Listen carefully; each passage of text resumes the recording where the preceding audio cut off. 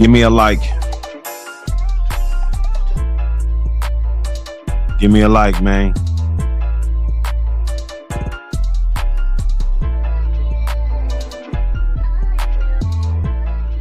Let me get a like. Let me get a like, man. Salute everybody.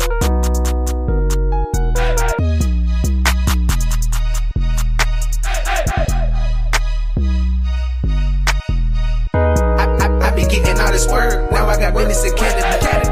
And I always been a vet, but back in the day did an amateur. Cause if you tired of getting money, you need to go work on your stamina. So Alicia with these keys, no better you call me a janitor. I be getting all this work. Now I got business in Canada. And I always been a vet, but back in the day did an amateur. Cause if you tired of getting money, you need to go work on your stamina. So Alicia with these keys, no better you call me a janitor. Started back when I was young, when I got addicted to guns. Older brothers had money, so I had to go get me some. Came up in the hood, all I know is Section 8 and free lunch. I never had money, now my pockets is bigger than pun. And everywhere I go, I was eating like a cannibal, getting my shit straight up off a boat. Bitch, I'm doing the impossible, and I've been through hella obstacles, taking trips to places tropical, cause I couldn't do it a while ago. Now I'm going where I wanna go. Now I got keys, yeah, just like Alicia, but Rebel be popping this piece. Do it with ease, yeah. Feel like I'm Curry when that nigga shooting the three. I got the 30, aka call it Curry. You can get the Stephen Curry's, yeah. I can move it in a hurry, yeah. You don't get it cause you scurry, yeah. I be getting all this work. Now I got business in Canada. And I always been a vet, but back in the day did an amateur. Cause if you tired of getting money, you need to go work on your stamina. So Alicia with these keys, no better you call me a janitor. I be getting all this work. Now I got business in Canada. And I always been a vet, but back in the day did an amateur. Cause if you tired of getting money, you need to go work on your stamina. So Alicia with these keys, no better you call me a janitor. All I wanna do is work, cause I came up from the dirt. Never thought that it would work, didn't think it would get worse. But I need my money first, I don't care about a hearse. Seen death plenty times, that's why I be shooting first. I was moving, selling drugs, I ain't thinking about no plug. Never really gave a fuck, I ain't gonna wanna trust. My daughter is my only love, fucking with her you get snubbed.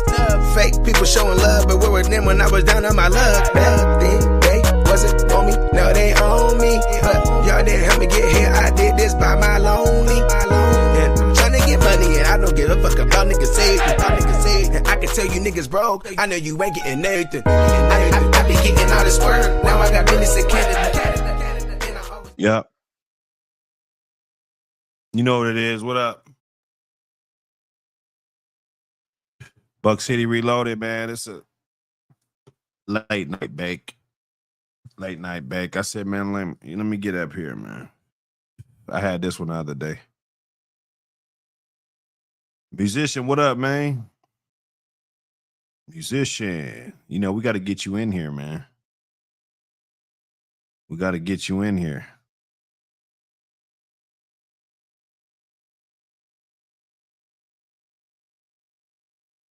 Mike Dan, what up, brother? What's going on, my brothers in the building? Bub Johnson in the building. Quick FC in the building. Melee, what up, man?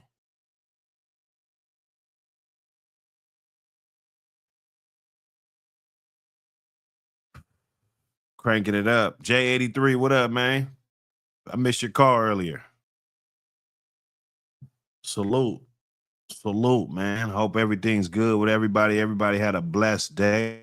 It's the end of it. It's about the end of it. Got that confirmation that Mag will be here Friday. Friday afternoon, Friday evening, one of those. Hey, I can't wait. I can't wait. I wish tomorrow was Friday.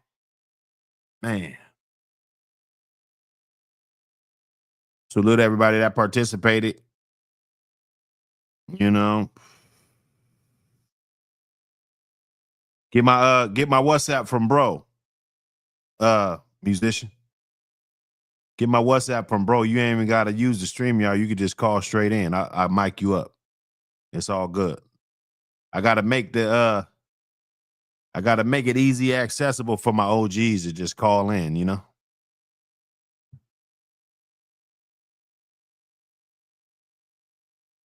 We got to get it. Joe West, what up, brother? Salute. RBG in the building. Salute. I was looking through my IG. I got a few questions. One of them was does Jeep go good with Bolio?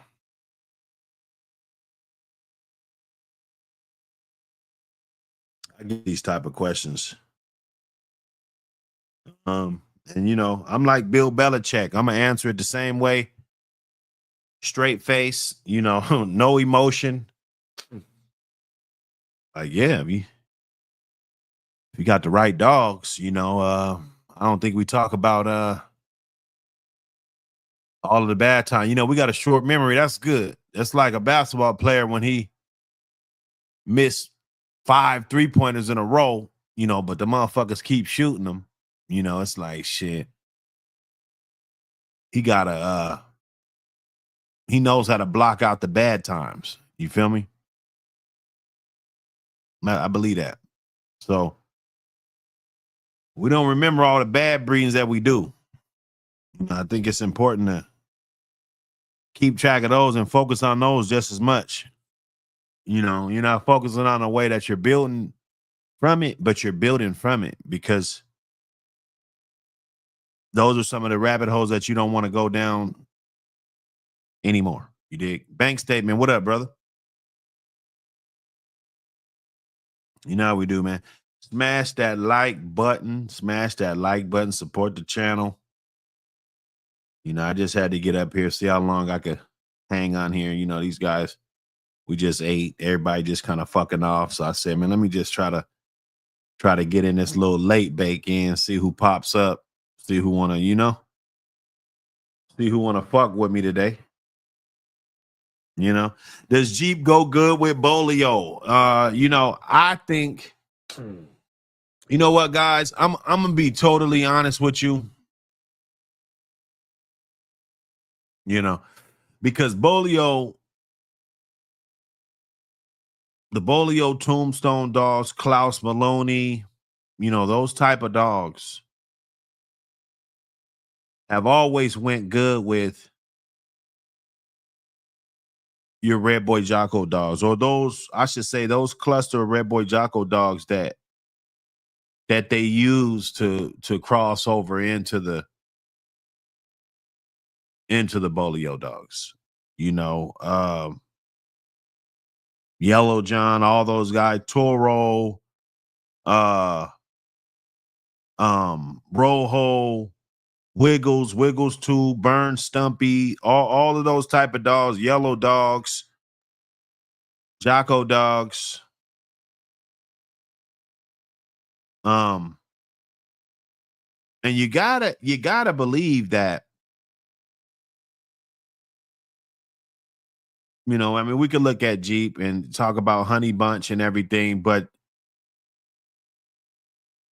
what Red Boy and Jeep has in common is the amount or the presence of Kobe in the bloodline. You gotta understand, it's because it's a different lid on it. You could open it up and you can obviously see some of the same characteristics. You're getting some of the same stuff. Back in the day, I hear people talk about the Red Boy dogs were game. Back in the day, I hear people talk about the Jeep dogs were game. Getting some deep game Jeep dogs coming down the pipeline.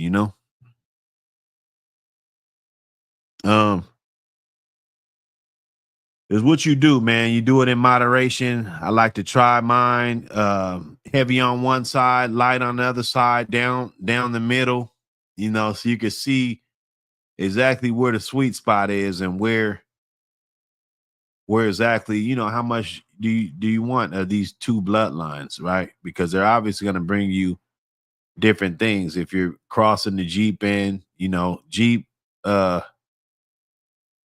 it's got a tendency to have Rascal in there. It's got tendencies to have, other type of dogs. Some of them are real heavy on the Red Boy already. right? Dogs that we would consider a Jeep dog. You know, I would consider a Bolio dog more than, 40%, 35, 40%. I mean, you can, if you're around there or higher, you can pass for that. Frisco has I believe he has a quarter, if I'm not mistaken. Don't quote me, but if I'm not mistaken, Frisco might have a small quarter of the Bolio sauce. Joe West, what up, brother? Live your life. Dogs in the building. Salute, my brother.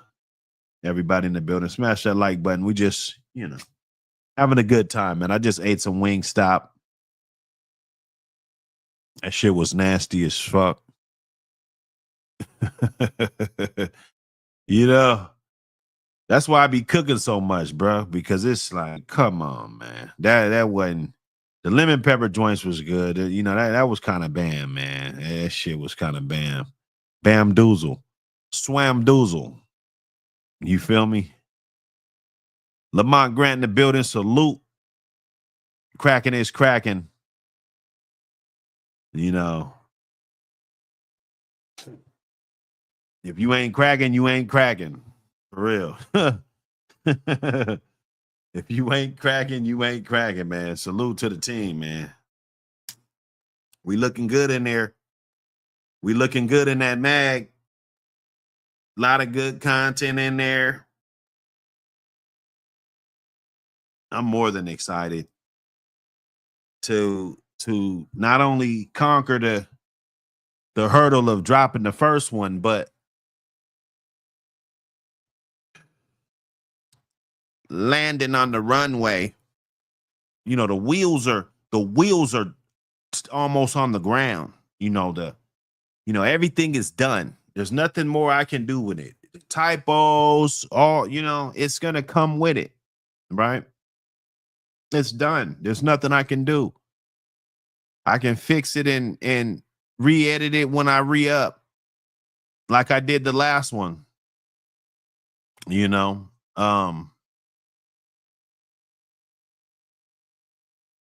can relax. You can start on another project. You can start on volume 3. That's what we can do. You guys make sure you get at me, man. Make sure you guys send me that content, even if it's your picture, your dog, your name of your dog, whatever. If I like the picture, 9 times out of 10, I'm going to put it in the magazine, bro.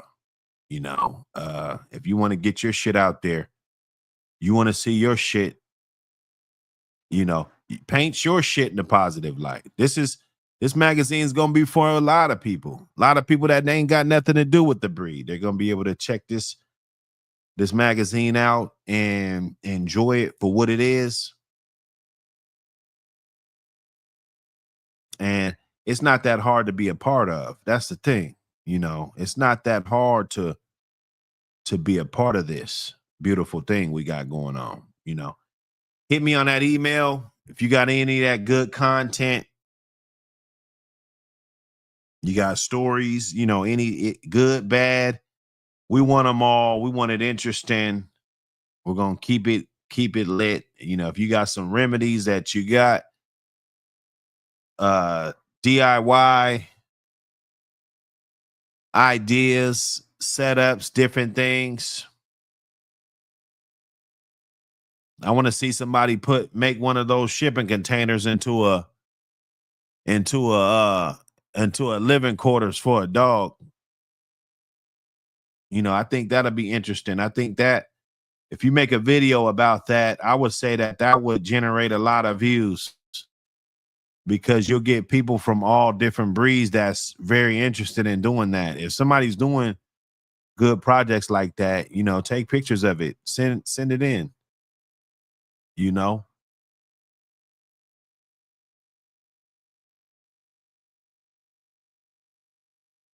That's how we grow together as a community. You don't have to do much. You don't even have to say you could send it in and just put anonymous by it. Like, yeah, this story right here. This shit's anonymous. Boom. Get that story out of there. It might be a dog thief or something. Hey, we might not put his name on there, but you know, depending on what it is, hey, you know, this is the outlet. Give the reader something to think about. I don't think I mentioned no dog in. Well, actually, there is a little mentions. You know, there's a couple little articles with, you know, maybe a little half a mention or something, but you know, there ain't really no designated story for that. So, you know, and it happens all the time, right?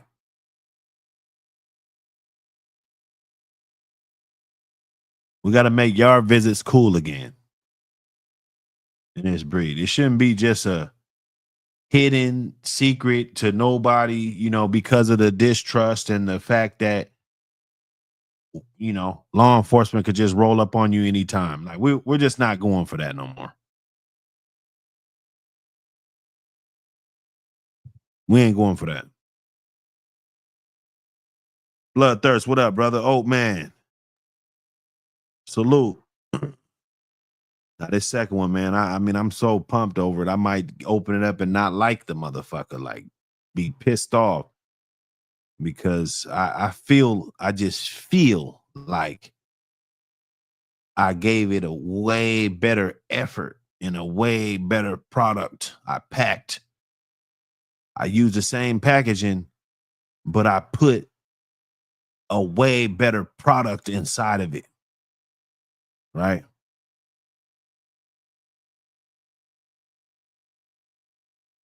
And now we got to stretch even farther.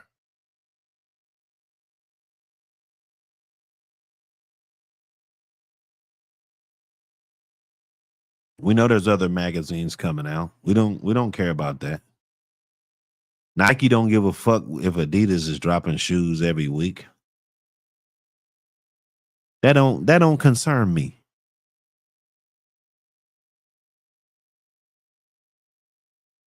You know, I go up in the store, I'm taking a road trip, I want some candy and shit. You know, I'm not just gonna get one thing, you know what I'm saying? Like I might get some Starburst and some motherfucking goddamn Snicker bar or some shit.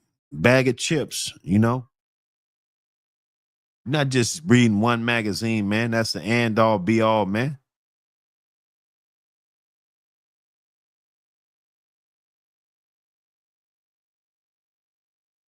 So let's get out of this scarcity mindset and thinking that the world's coming to an end tomorrow. Like, even if it is, ain't there nothing you could do. You're not ready.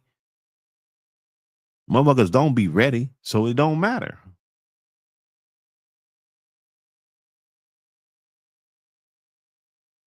Let's get off this attitude. You know, you don't want to support a motherfucker that, you know, put his life and freedom on the line and shit, you know, trying to, you know, I thought that's what this was about. Fucking, you know, painting the dogs in a positive light.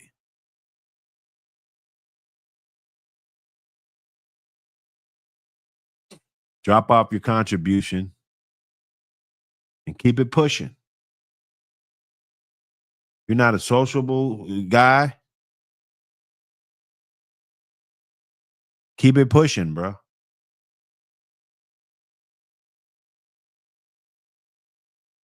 You know?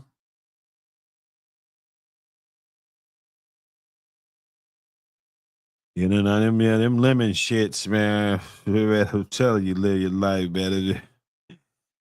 That shit. I usually like wings and shit like that, wing dome and shit like that. Man, I wasn't impressed today. That's for sure. I wasn't impressed. Hey man, salute everybody that meeting them deadlines.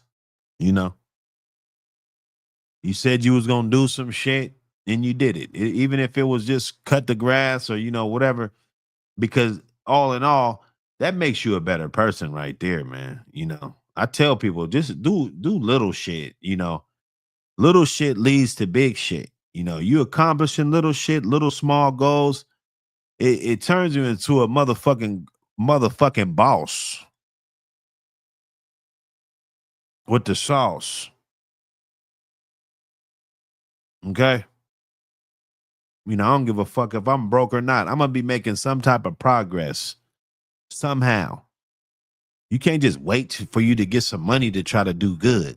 You know, I can't wait till people get in the building to try to do good live streams and shit. I got to do live streams if it's 5 people in here, and they got to be fire. Period.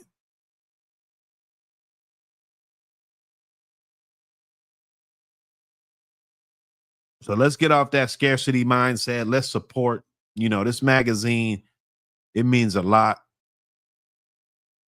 to the landscape of this shit. The Beat Show, hey man, what up? That's my bro right there, man. He'll knock most dudes out. He's I probably done peeled him off a lot of dudes. He peeled me off a lot of dudes.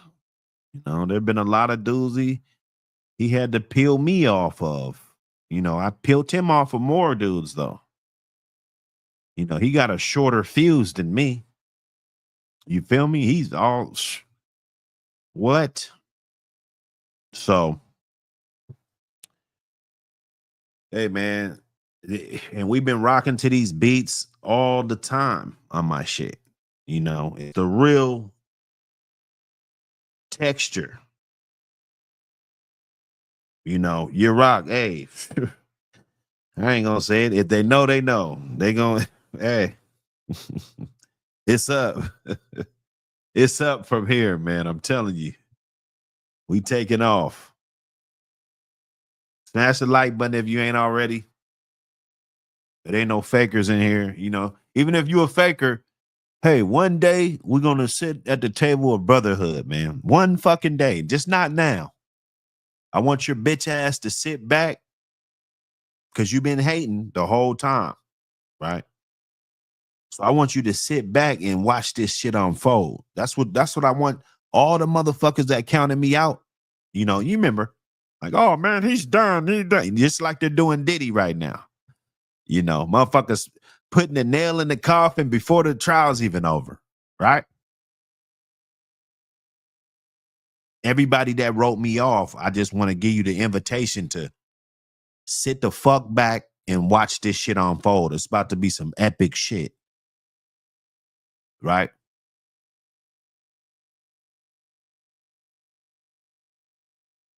I had a heated one last night. Oh man, if you guys could have heard that wake and bake, me and my partner went at it for like 2 hours. We was arguing like a motherfucker, man, about these animals, right? It was real passionate.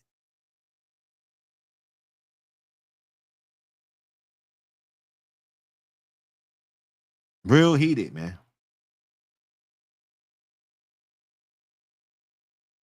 So I had to pull some sheets off of some shit and, just kind of, put shit back into perspective. Hey, wait a minute. You motherfuckers ain't no black belts. Motherfuckers ain't no black belts, dog. Just because you hang with a black belt, that don't mean that when he's gone, you could kick somebody's ass. You might kick somebody's ass while he's there, telling you what to do, putting all those good pieces around you,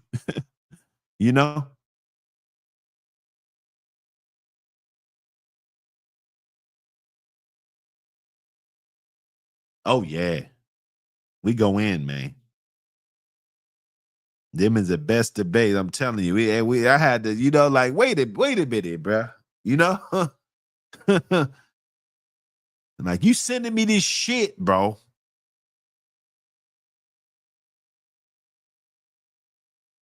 What's the significance of this shit?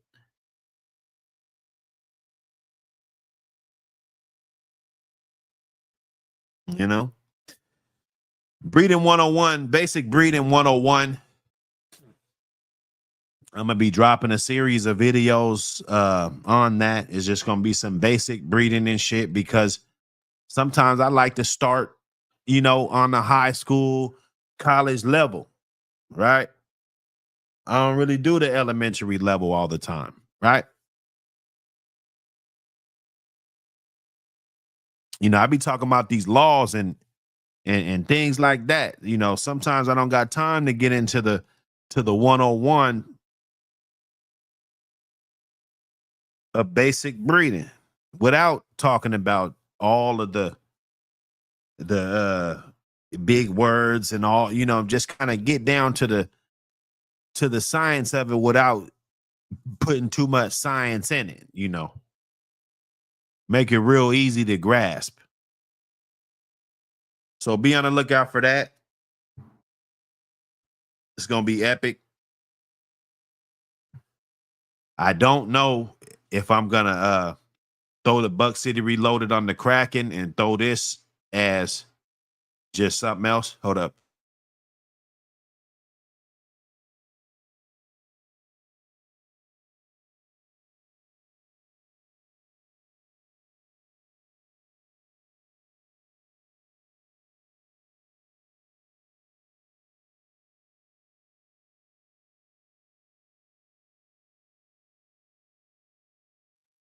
Boy, them allergies ain't no joke, boy. Hold up.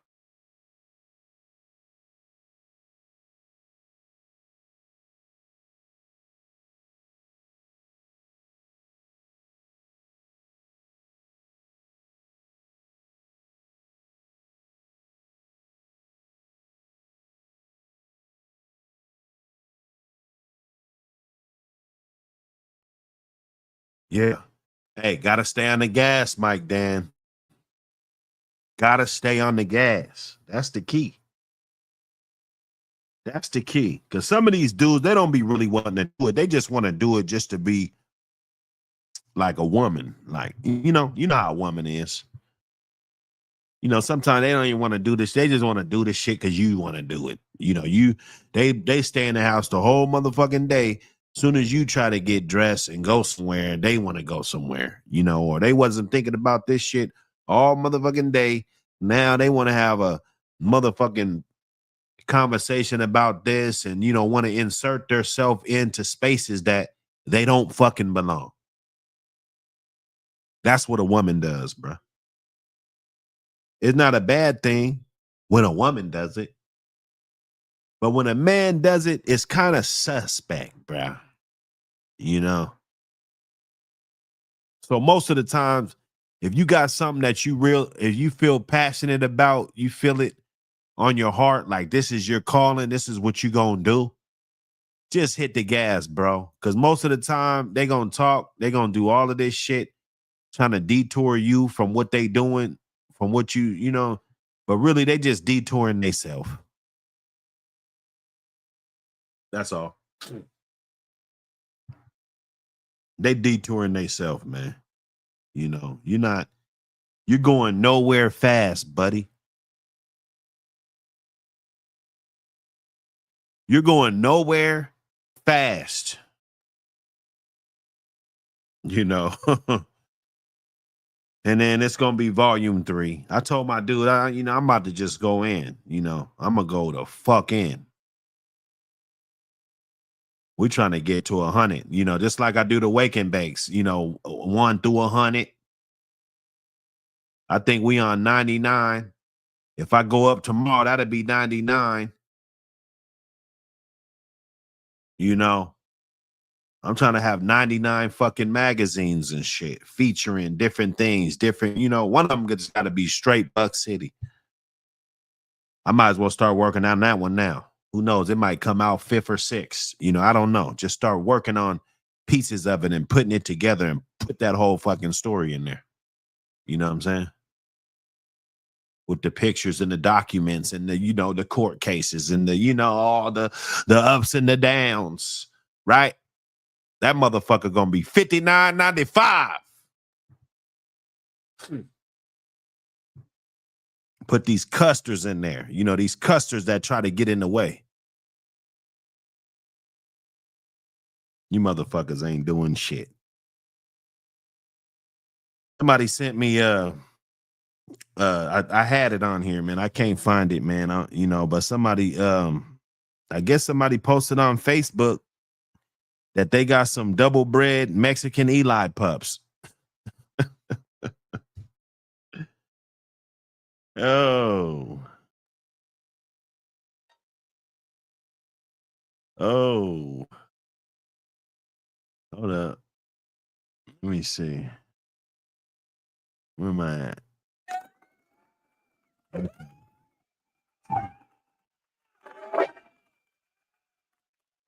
Fatality.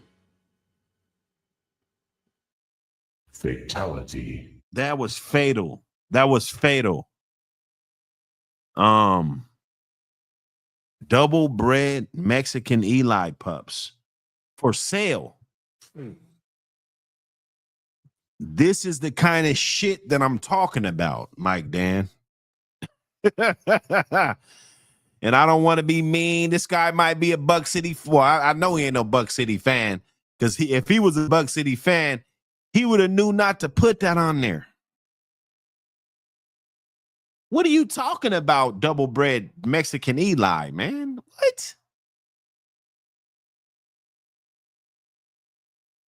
Novice breeding, ladies and gentlemen.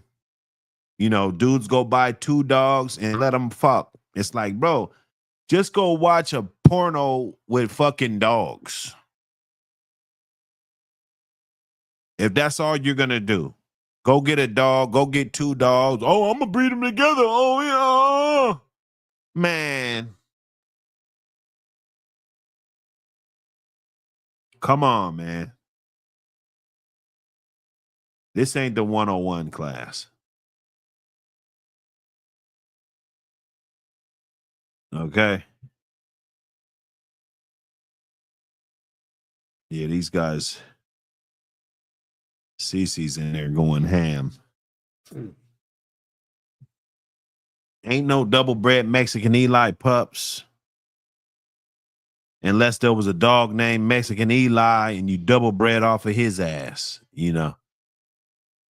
Now, if your dog's name is Mexican Eli, that's the only way it's going to be double bred Mexican Eli pups, man.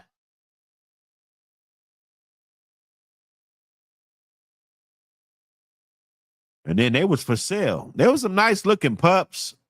They had Mexican Eli in the pedigree, but they weren't double bred Mexican Eli pups, man. That's letting me know that a guy's just getting some dogs and he's just trying to sell some pups.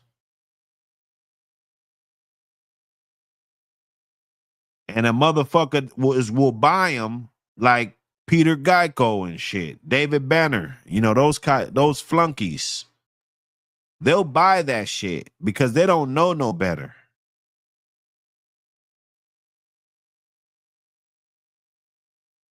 What's his name? What's the other little flunky that be over here? He called in. He sounded like he had a fucking dick in his mouth. Bitch ass motherfucker.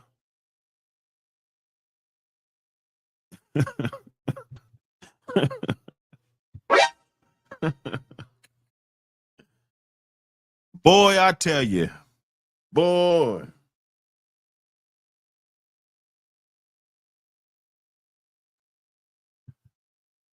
Ain't no Mexican Eli, ain't no double bred Mexican Eli puppies, man. I'm sorry. I've been in this shit long enough.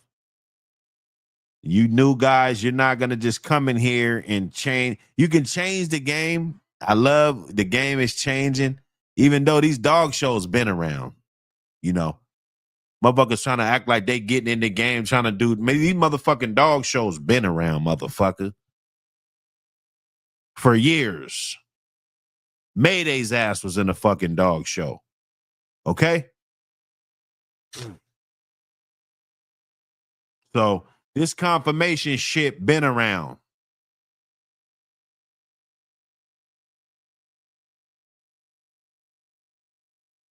Motherfucker think they getting in this shit doing some shit. Man, sit your motherfucking ass down, homie.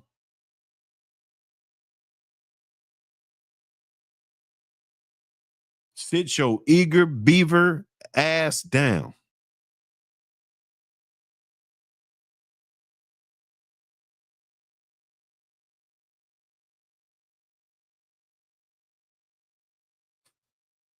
And go get a 50 flip.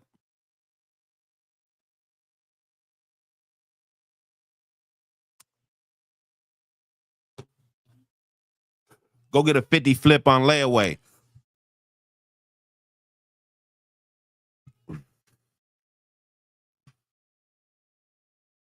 Salute the men. Salute the men, everybody.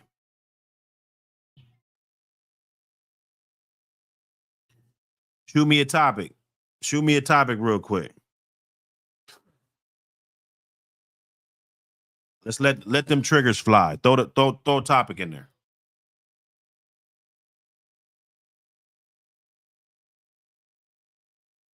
I'm trying to stretch it. I'm trying to stretch it, goddamn. Appreciate everybody that believe in what I'm trying to do. You know, they make their contribution. You know, we all make this shit happen together.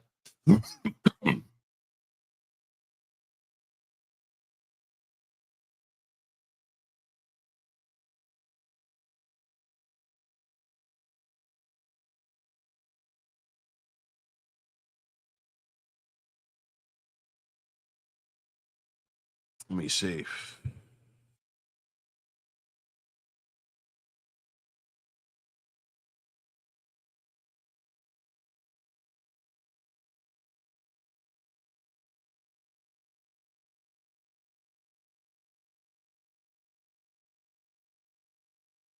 Damn.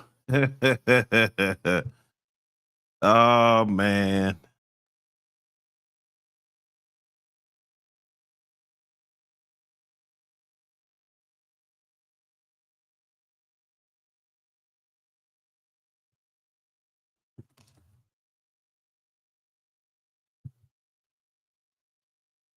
Yeah, man. 8:15. 8:15. You know, we had to pop up, though. We had to pop up. Hey, get that magazine. Get that Apbt magazine. You know what it is. The first one's out. The first one's out. Hit me up if you need any. We getting it in. I'm gonna probably be at that post office Friday or Saturday morning, dropping off some mags. I mean, hopefully it won't not get here on the day they say. But I got the tracking, and it's gonna be here tomorrow. No, not tomorrow, but Friday.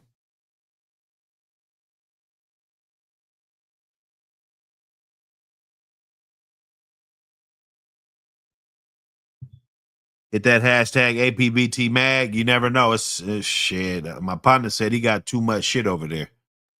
He's trying to move a couple pups.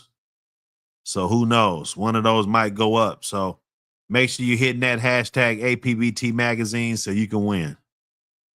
All social media platforms, YouTube, Facebook, Instagram, TikTok, all social media platforms.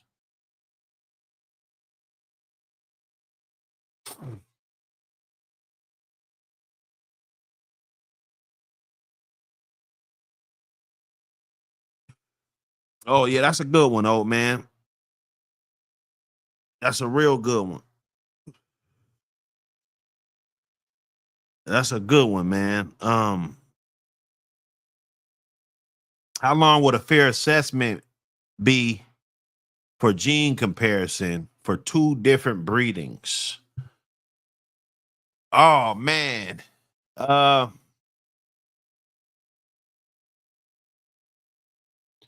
You know, let's say I do one breeding, she come back in 6 months later. I do the next breeding.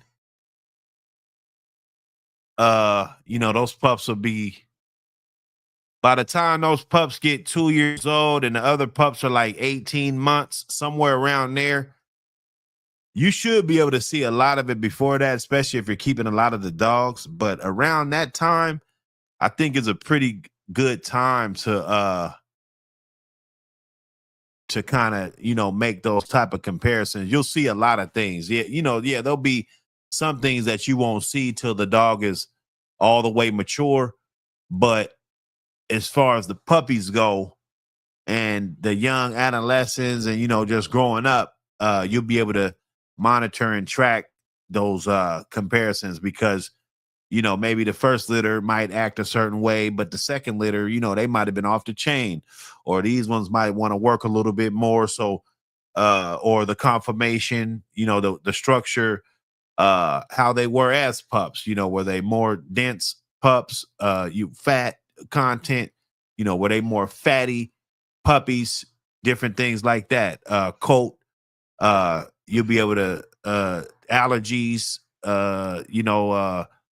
how loud they are, if they're destructive, there'll be a lot of things that you'll be able to compare over that little bit of time. 2 years, 2.5 years, I think you can probably make that assessment. But I just think you'll be seeing that shit early. Like if you remember 6 months ago when you had that litter, and then you remember these, that's when the comparisons start right there. Genetics, how big they are, what do they look like, the color, all of that stuff. They might be pulling from a certain dog or, one way or another. So, yeah. All around supplement for all life stages would be a good one for those that not up on it. Yeah, I like that Tractor Supply wheat germ oil blend. It's only like $20 for like a gallon. And it's got a whole lot of other shit in it besides wheat germ oil. If I was just needing wheat germ oil, I probably wouldn't use that. But the basic daily maintenance that you can sprinkle it on the dog's food every single day, and it's a whole gallon of it. Yeah, for $20 too. You can't beat that. I would even take the gallon and then maybe toss 16 ounces of wheat germ oil inside of that. It won't hurt it. I'm not no doctor or nothing. I gotta say the disclaimer. I'm not a doctor. I'm not prescribing nothing. I'm not telling you to, I'm not doing none of that. But because I just think it's a very good supplement, but it just doesn't have the wheat germ oil content that I need to be successful. So I'm gonna use it up for a week or something, you know what I'm saying? And then once I got enough room to drop that wheat germ oil, maybe $10 bottle, for like a 16 ounce, it's much smaller than a gallon. But you toss that in there, and then you know what I'm saying, you're gonna be shitting in tall cotton. He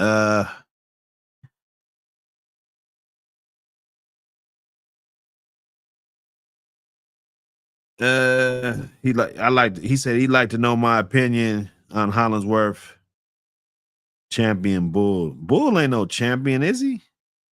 Hollingsworth bull, is he a champion? Break down his pedigree your way. Is Hollingsworth, is he a champion? He might be, huh? I'm tripping. Oh shit.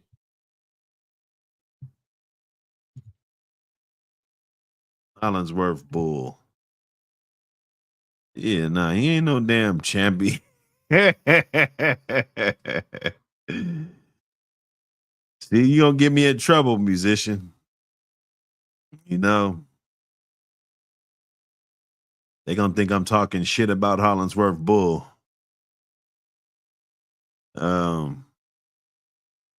me get him up here. He said he's not a champ.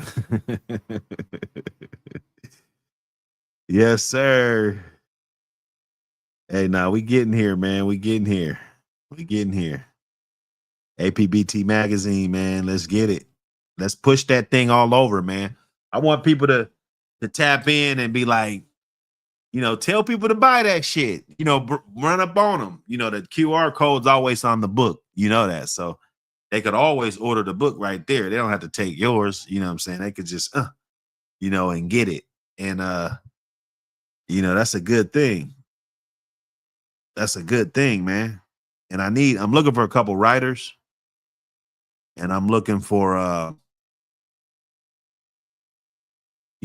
trying to get these magazines to these shows. We need to be at 50 different shows, with magazines available for the public. People that never heard about us can buy one. You feel me? I think that's going to change the game a little bit. I was thinking about getting one of those booths, the APBT magazine booth, with the, how they do at the bully joints. I don't give a fuck if we the only motherfucking booth there that's wrapped up like that. Shit, that we gonna be the only one for a lot of shit. You feel me? That part. Okay, so Hollingsworth Bull, he's a good example. I like this caribou. This caribou dog right here, his daddy, he's gonna do what I always tell people to do, and that's throw the sorrel blood in with the bolio blood. Throw that in there. I'm telling you, that's bolio's half fucking brother, right? So when you get the Sorrell's dogs, and he had a bunch of them, Bert Sorrell had just as many good dogs as anybody in the game. Guaranteed.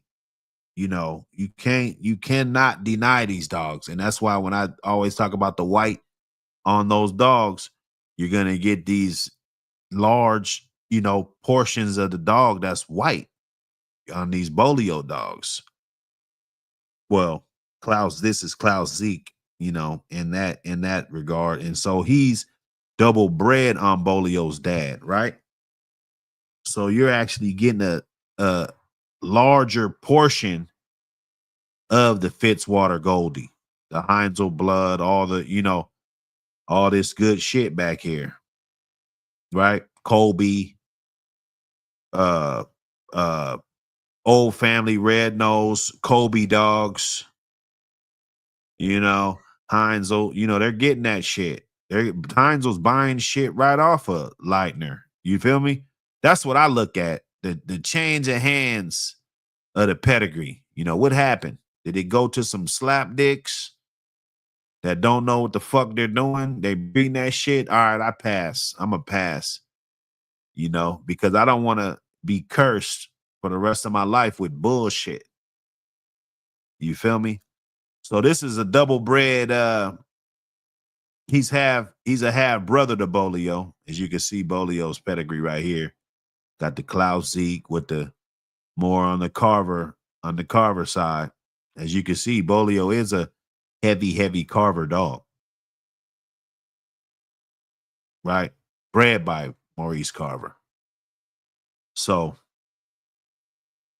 a little bit of history there. I like that dog. It just gives a little bit of twist to this Hollingsworth Bulldog that a lot of the other Bolios don't have, because most of the Bolio dogs around, they wasn't running it with Sorrel Bull with the Bolio dogs. They got a lot of them like that, and Hollingsworth Bulls made his stamp, but even him, they wasn't breeding him to fucking Sorrel dogs. When they brought that semen back, they wouldn't dare put that shit with no fucking Sorrel shit. And that's the history of it, right? And it ain't gonna change. Ain't nobody gonna just go get a Hollingsworth Bull straw and just slap it up in the fucking Sorrel, bitch. It ain't gonna happen. So obviously they was going toward the Bolio side for decades, right? This Joe Dog, off the Cremator dog. Cremator was a good dog back in the day. Tombstone. So this is gonna be heavy Tombstone with the red baby. Brother sister breeding. This one's real tight right here. To me, this would be my flavor right here. I'd rather have a dog right off a Tombstone and red baby doubled up. Yeah, he would be my out of these. And Lil Tater, we can talk about Lil Tater. Supposed to be Buck's daddy. Golden Boy, Little Tater, one of them is gonna be Buck's daddy. So, you're gonna get that type of. Let's just say it is. Let's just say it is. You're gonna get that same type of stuff right there. Anderson Rose, Lady in Red. This is I believe this is Dolly's mom also. If I'm not mistaken. Yeah, Hollingsworth Dolly.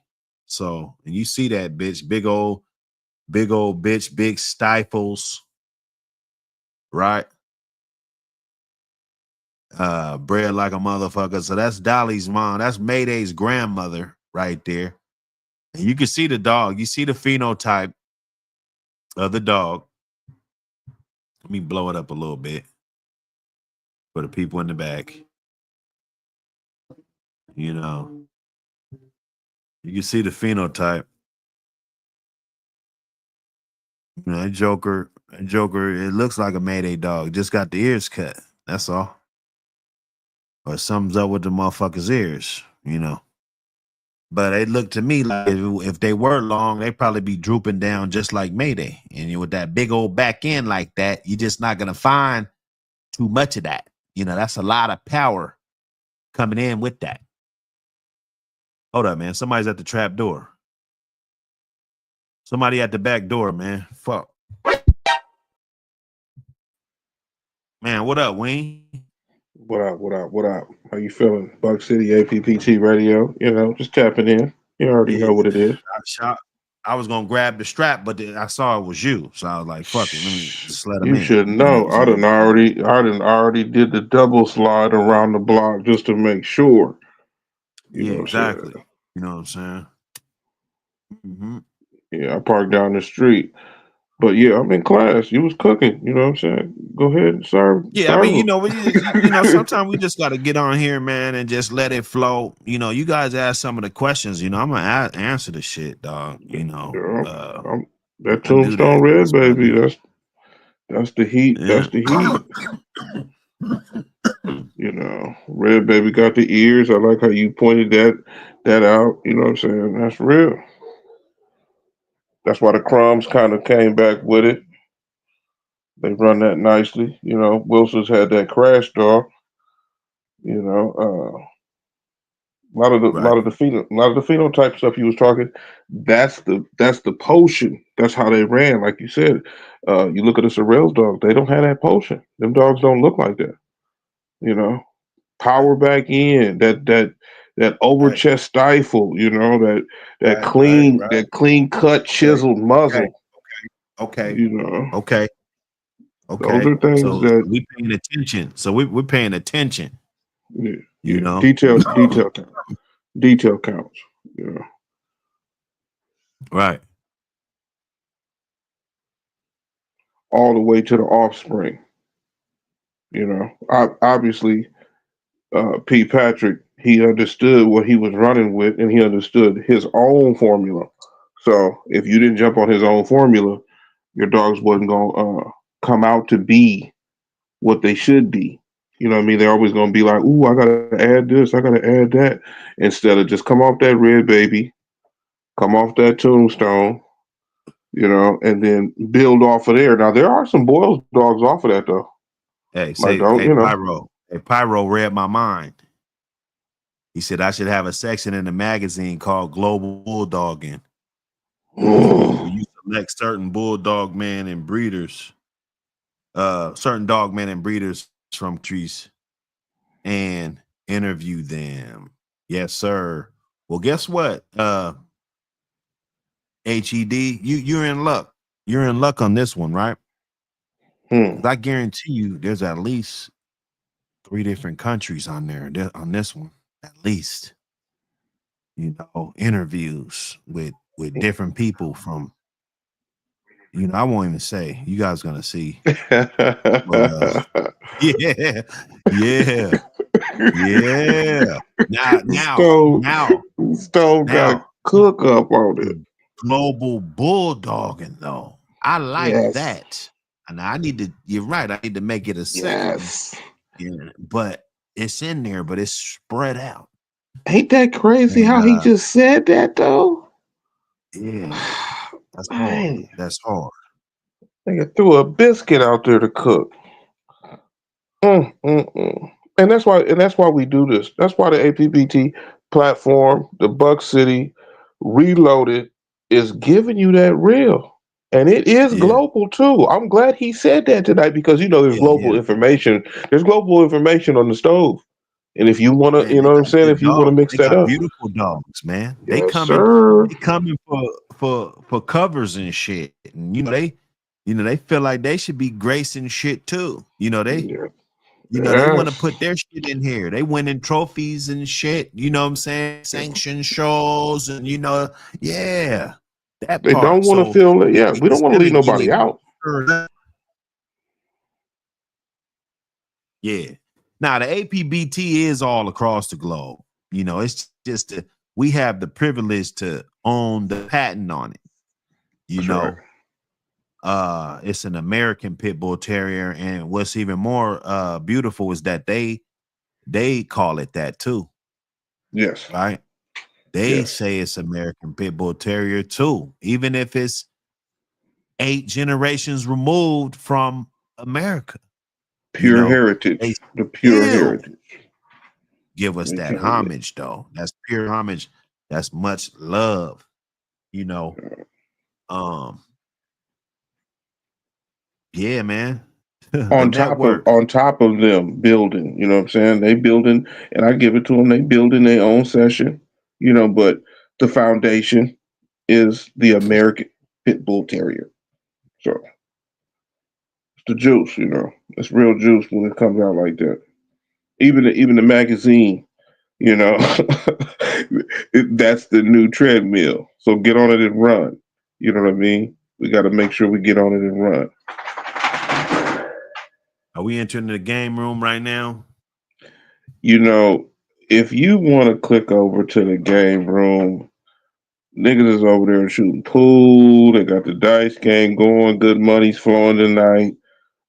Everybody's ready to sit back and listen to something. They can't never have enough game. Man, Can't never there have you enough go. game. There Oh you go. yeah. Yes, sir. Yeah. Uh, Class is about to be in session. We got some, and I'm glad, Pyro. I'm glad you talked about what you talked about because global is on the board, and what happens is when you get global, you get to say countries, you get to say states, you get to say cities. You know what I'm saying? Counties. We want to bring everything in. So, don't be afraid to jump down on it, chat. You know what I mean? Make sure that you guys get in that chat on this because we're going to stick to the global session. Uh, I know there's a couple episodes of the game room that haven't been uh, put out there yet because they're still getting chopped, edited, and perfected. So what we're going to do is we're just going to tap on one of the game room episodes that's going to be out soon. Now I don't know how far I should go into it.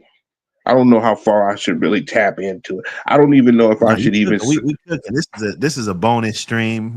This is just hey, whoever pulled up, they get the ism. Yes, Yeah, man. yes. Cook, You know what I'm saying? cook on Well, them. well, Buck City has allowed certain time frames to be open slots, and we got a global open slot with some of the Nigerian dog men and women, and it's one of the best ones in the vault. But we've had an accident, fellas. We've had an accident. Yes, we've had an accident. Now, before I tell you about the accident that happened, I want to tell you that prayers go out to this lady's family. Prayers go out to the dogs that were involved. But one thing we have to know is culture in other countries are different.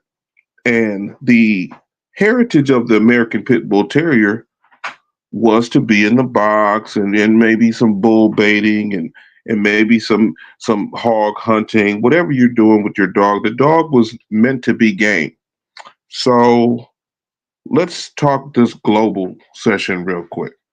Now, my man in Japan said he heard that the Nigerian situation has escalated, has come to a point where they are being showcased with American Pit Bull Terriers, with the Huskies, the Malamutes.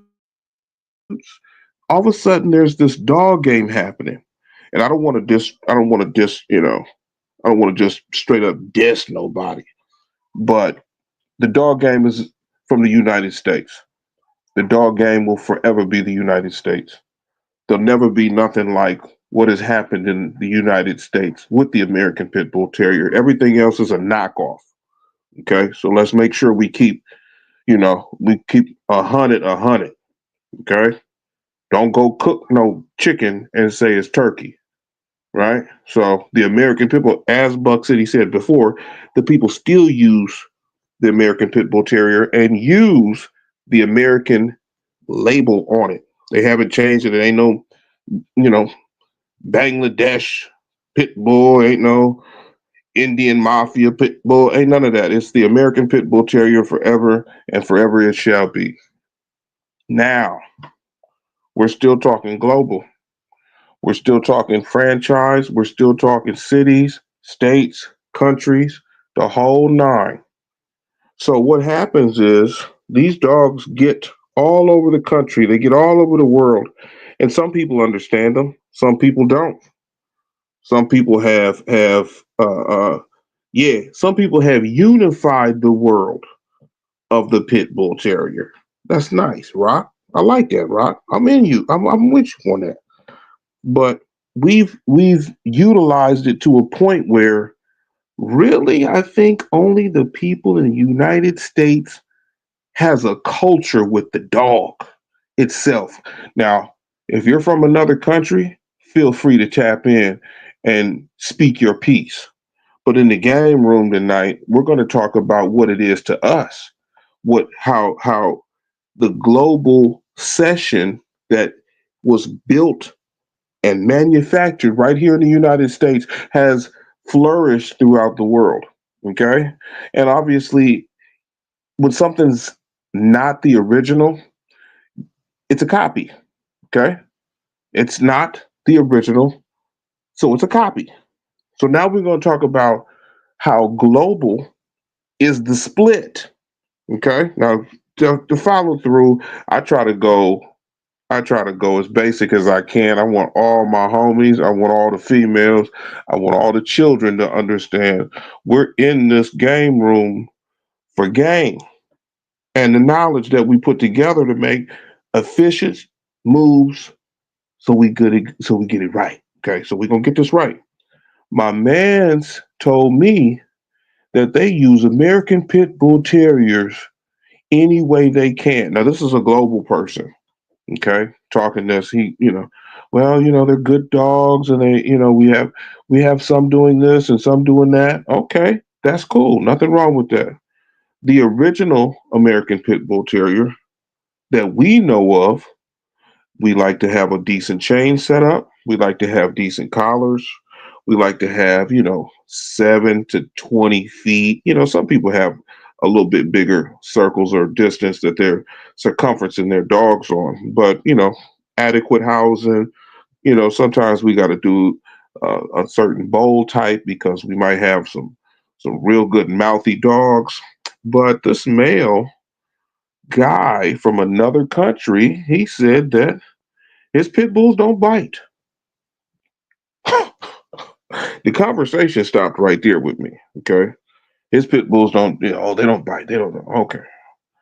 Well, we had an accident, fellas.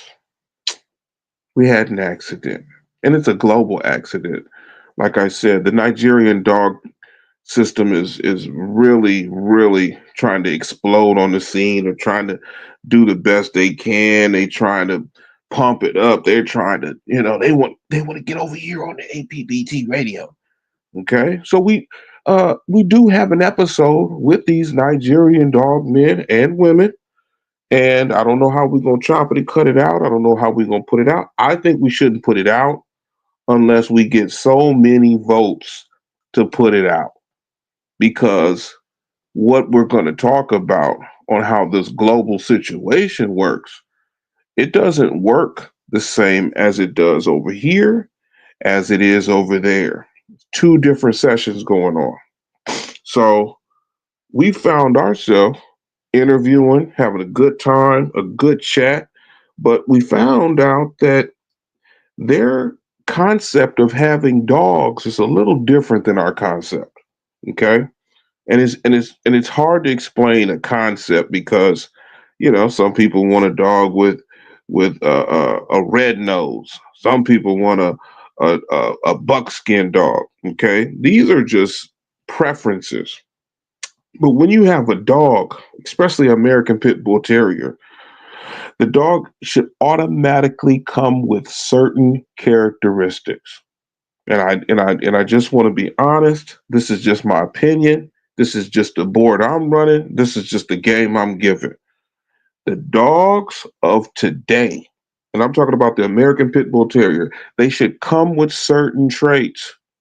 There shouldn't be no building and I'm going to add this and I'm going to add that. Okay, you can do all that, but the basic dog should come along with these certain qualifications. Okay, and we're gonna talk about that because globally we found out that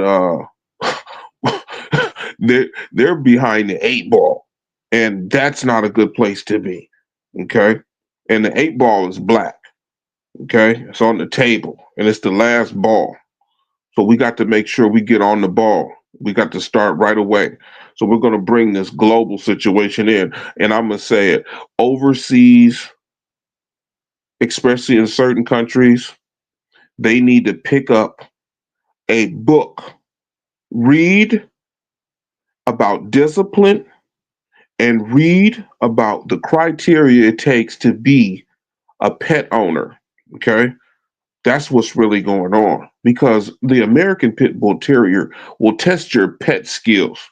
It'll test how good you know something about yourself because the dog is he's memorizing you. He's studying you. He's watching you. When you clean his space, when you switch his collar, when you walk him, when you work him, that dog is memorizing you. He's learning you. He knows you better than you because he knows his master.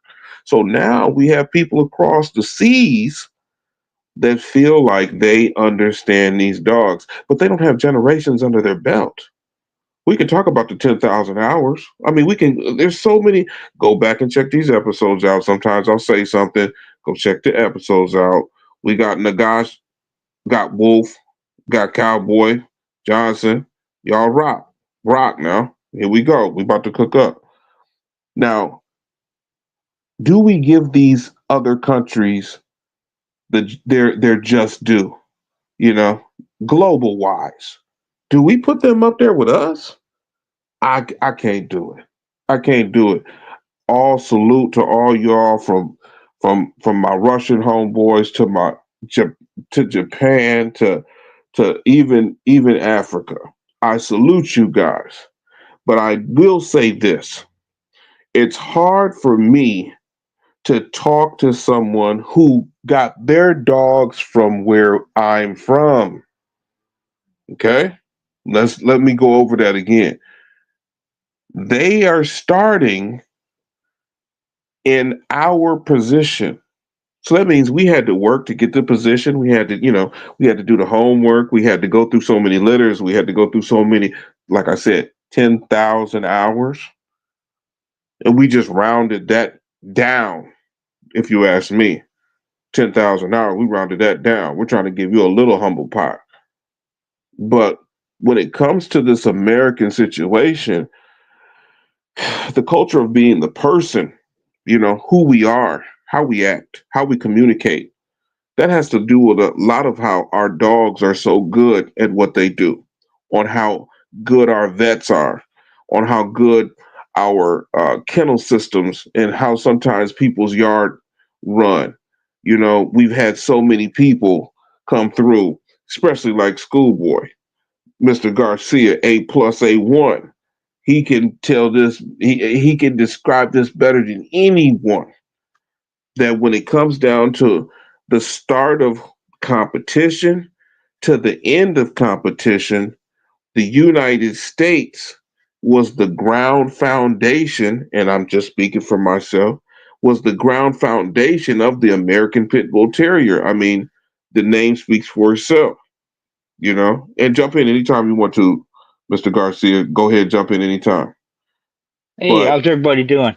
yeah, everybody's Good, rocking. We good. rocking. Yeah, we rocking. We're Yeah. talking about this global situation. We had an Okay. accident. We had an accident in another country, and now they want to point the finger and say, "Well, these American dogs. These Mm, American dogs did it. The American dog did it." So this guy started pointing the finger, and I said, "Well, where'd you get the dog from?" And he said he had it imported. okay. So if he had the dog imported from the United States, and he was doing what he was doing with it, to not have background, not to have lineage, not to have years under your belt. Sometimes we say 10,000 hours or whatnot. Is he Yeah. qualified as a someone from outside the United States to judge our dogs? Is he qualified? I mean, this Yeah. is the conversation, you know. Right, right. Well, there's two things about that. First, something I stress all the time, learn about the breed, right? Learn the history, learn the breeder, bloodlines, temperament, behavior, structure, all everything. Learn all that you can so that you're familiar with the dog. And you should do this before you get any dog, any animal, domestic animal that you're going to acquire, right? You should know everything about it. That's anything, whether it's guns, cars, whatever it is. That's just common sense to do that. The second thing is this is something that seems to be becoming more common is people not taking responsibility for their actions. He got the dog, it's his dog. Why is he blaming the Americans because it came from America, that this incident or whatever happened? If he don't know the breed or he doesn't know dogs in general, an accident is going to happen because they're animals. And because the accident happened, well, whose fault is it? That's how I look at it. So he Yeah, can he can throw shade over here. He can say America this or that, but this is where the breed comes from. It has almost 200 years history here. There's all kinds of information, that can be acquired, and you know he maybe exactly. he shouldn't have got the dog in the first place. If that's the way he's gonna react to a situation. Well, that's where we got to talk about this global situation where are people that aren't from the United States able to understand the work we've put in all these years, all these generations, you know, uh, Yeah, all all the dogs, you know what I mean? Like I'm not going to throw a number out there. Say yeah, somebody in 5 months 100 shows. You know what I mean? Like let's say that yeah, in the 80s, in the 70s, like I don't think these people understand how much was being done. The average yeah, person doesn't know that one weekend could have 10 shows, yep, uh, yeah, and maybe only 8 of those dogs, make it to the back to the house. Other than that, maybe those 8 got buried. You know what I mean? So right, I never want somebody to feel like that how this game was built was easy. It was hard. There was hardships. right, There was feelings destroyed. So when I hear people from other places, and we'll just say globally, and they put the stipulation or they put that taint or they try to say, well, this American dog did this and this American, but it's like, dude, that's not the point. It's how much work are you putting in with these dogs?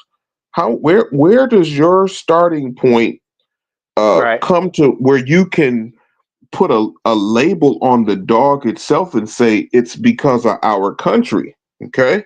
Now, Yeah. if a dog competes in Japan and it's from the United States, and whatever happens to that dog, if the dog does good or whatnot, the first thing they're going to say, they're going to want to take the credit. They're not going to say, well, the Americans win.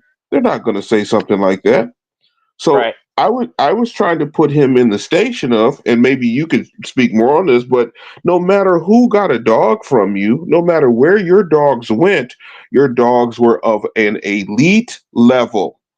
Okay. So now we're talking about what kind of level is the dog on. Now, if you just come over to the United States and you just go to anybody and you get a dog and then you go and you say, oh, I got a pit bull. Now we're going down a road that is not it's not fair. Okay. And it's not Yeah. fair when people overseas they say, "Well, I got a honey bunch dog, and I got a big John dog, and I got." That's not what they have, okay? And I challenged the guy because I said, "Okay, you said you got it," and I'm not going to talk about what dog he has, but he has a certain dog off of a dog that I know of, and I'm like, "Dude, my grandfather was there. I saw him, and I know where a lot of those dogs are buried down home." So Yeah. when people talk about stuff, it's like, are we ready to put this all in alignment? Are we ready to start saying, look, you guys, if you think you got a Mayday dog, let's go all the way back to the beginning and we'll show you why you don't have one right now. It's Yeah. 2025. Nobody has a Mayday dog. I don't care what somebody says, oh, it look just like it's not a Mayday dog. They say I got a Jeep dog. Oh, it looks just like you don't have a Jeep dog. We have to bring people to the light. So how would you describe, like, and I'm just gonna say it. Say Guadalupe or somebody down in the barrio, they say, I got a schoolboy dog. I think they're allowed to say that Hmm. because they're working like that. Okay. Yeah. Yeah. Someone in Russia that wants to say they have a macho buck dog or they have you know what I mean? Like, when do we start telling people from across seas, stop classifying that you got this kind of dog? Yeah. Update your system, update your data. Let's talk about the here and now because I think Right. that's what's happening globally where we just can't get out of the past. So when are we Yeah. going to put down the past and say what is current? You did a great job of talking about El Tetra. Really good Right. job because Thank you. he's facial. We can see Right. his accomplishments. Now, Right. if somebody wants to claim his children or whatnot, okay, well, then we have something to go off of. But when do we Right. look at across seas and tell them, dude, we're not talking about Jeep dogs anymore. We're talking about the history of Jeep himself, Tab himself. I can talk about those dogs. You know what I mean? Yeah. 1976 is a long time ago. So I don't like to bring people to the era where there's no way you have a dog like that right now because for one, you're not that dude, you're not that man, you're not in that area, you don't know how these dogs were bred, you're not even in the same weather climate. So Yeah. just kind of explain a little bit how globally maybe the global atmosphere of the American Pit Bull Terrier is almost full of liars. Yeah. Well, first, the which happens because the dogs were developed here. They're from here. They became popular. Different areas. Now they're popular worldwide. But because they got them, let's say late, they're behind already. So they don't know the bloodlines. They don't know the people. They don't know a lot, right? They just know what they're told. or whoever they got the dogs from told them. But what they need to start doing is rather than calling them Jeep dogs or Mayday dogs or Zevo dogs or whatever, like you're saying, they need to start talking about who they got them from and what dogs are prominent in the pedigrees of the dog they have in front of them. Like, is it a line bred this dog, a inbred that? Is it heavy bred this dog? Or is it this breeder's family of dogs? Like that. Otherwise, they're just going to be stuck in the past, and they're going to, it's going to be like, World War II starts out, and certain countries have up to date equipment, Weapons, and exactly. other companies have subpar. They're still riding horses, while the other guys riding tanks and shit. You're just going to Yeah, be stuck behind, right? And then you're going to be on the backside of it and not improve your dog, not know anything about them, and you just get stuck in that revolving whatever. But to blame a country or even the breeder for the actions of the dog itself, when it's ridiculous. maybe the Exactly. guy didn't. Yeah, it's ridiculous because you got to take precaution. You got to know the breed first, what it's capable of. If you try to change it, like a lot of people do, that's where accidents happen. Oh, I can let him run loose off lead. Oh, I can have him around other dogs. Oh, he was raised with my cat, so I can have him around other cats, not knowing that, yeah, he might be good with your cat, but he might kill every other cat he feeds. They don't understand animals because they're not raised with animals. That's the first thing. Okay, not everybody raised with animals. So before you get a dog, you should at least know, at least that part, know everything you can about it. Know the breed and the history, but because the people that I know outside of the country, there's two types. The one you're talking about where they don't know shit really, and then the ones they know specifically what they got and where it came from. They might not know the whole breed in general or all the bloodlines, but they know what they got and where it came from and what the history of that particular family of dogs is, at least. Which That's that's right. okay. That's good. That's good enough.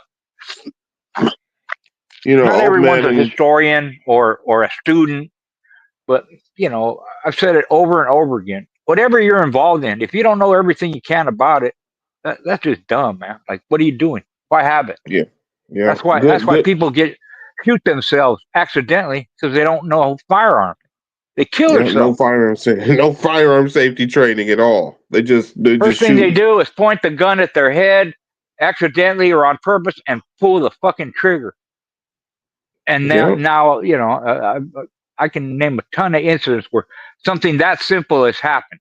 Cleaning a gun with the barrel aimed at their face and their finger on the trigger, and it goes off because the bullet's chambered and they didn't realize it was or didn't check it or whatever. Happens all the time, dude. yeah. So it's the Old same man, thing with a pit bull. If you have it and you don't know everything about it, you're gonna have accidents. And then to turn old around and man. blame it on the United States or even the breeder that he got it from, that's bullshit. That's right. It's your Old fault. man. It's his fault. Old man in the chat. Okay, he says, if a tree bears fruit, do we ignore the roots?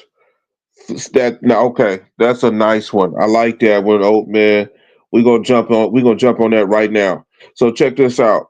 First of all, who planted the tree? Okay, that's the first thing. Who planted the tree, and what kind of fruit are we talking about? Because the fruit that comes off of a tree might be good, might be bad. It might only come in one season. It might not come. When you're there, the fruit.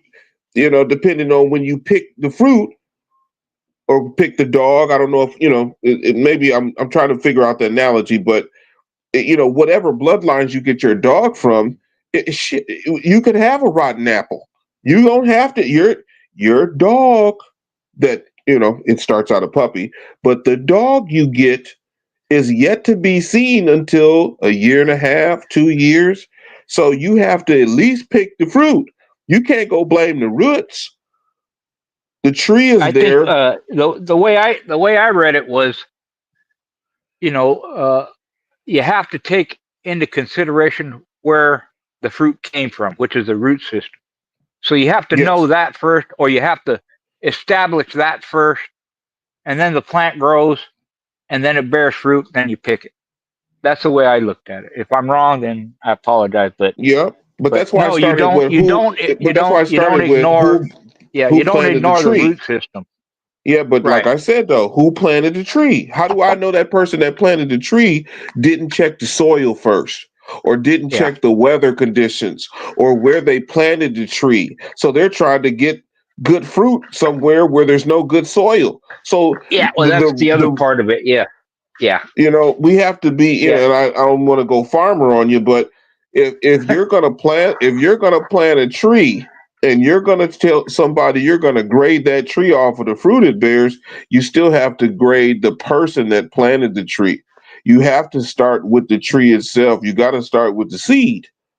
So there might be some bad fruit on a good tree. There might be some bad roots on a good tree. So the tree, after it grows, just like a dog, a puppy, you're not going to know until it gets older. So even if the fruit is good, the roots could have been bad. I know some termite dogs that, man, this dude, he didn't know what he was doing. But then there was somebody else that got the dogs in their hands and they crossed it with the correct lineage. So now you can look at that bottom and be like, oh, those dogs were trash. Yeah, they were trash until my man got them and he crossed them with his stuff. So now those roots have been utilized with another tree. Things are 50-50 in the dog game. People can say that, well, the female's more important, the male's more important. I hate to say it. I think the cross is the most important thing. Once you inbreed your stuff and you get your dog to a certain point, you have to find the cross that's going to keep you going. So when this dude told me the dogs that he got the dog, how he got to acquire the dogs, and how he blamed, and he was talking about how Americans have ruined the American Pit Bull Terrier, and uh, uh, it almost seemed like it's almost like he went to this person to get this dog so he could talk trash about the American Yeah. Pit Bull Terrier. Because it's almost Yeah. like, why would you go to that person that doesn't have good roots? You know what I'm saying? Or doesn't bear good fruit? Yeah. Like when Yeah. when do we classify these people as you're not qualified to come get a So dog? all this was based on because he had an accident or what? Yes. Okay. Let's put it like this. Say if a show was going to happen in 1975 and you're washing and somebody comes up and the dog doesn't see the person and the dog bites the person, right? Yeah. Nobody should be walking up while you're washing, for one. Why is this person just some random person at a show that should have no business close to the competition, you know? Right. So there's certain things that, and I've seen in my future life to my past life, where people didn't win because they had the better dog. Sometimes people won because they followed the rules and they were good boxmen and they were good with the dog and they had a bond with the dog. So in the old days, there was a way that you competed. Now I can't say that for people across the seas, because I think it's a little bit over marketed and underappreciated. And I think that people across seas, they almost use the American Pit Bull Terrier in a way that not and maybe I could be totally wrong, but I don't think they appreciate how much time has gone by that this dog has lasted and consistently lasted the test of time. Okay. Now I don't care Yeah. what bloodline it is. I don't care what it is, but nobody's looking for Datsuns. Nobody's looking for certain sheepdogs. You know, people are still looking for the American Pit Bull Terrier, and they always will be. So I Yeah. didn't. I Well, don't want to say it could be something as simple as they're trying to change the breed, or they expect the breed to behave a certain way that goes against its nature. if you're not And okay. So let me that's just the ask a part straight question. where they don't understand the breed itself. Is the American Pit Bull Terrier able to be globally? Now, just listen to what I'm saying. Is the American Pit Bull Terrier able to be globally judged by non-American affiliates? Yeah, it already has been, because it's been out of the United States since 1930.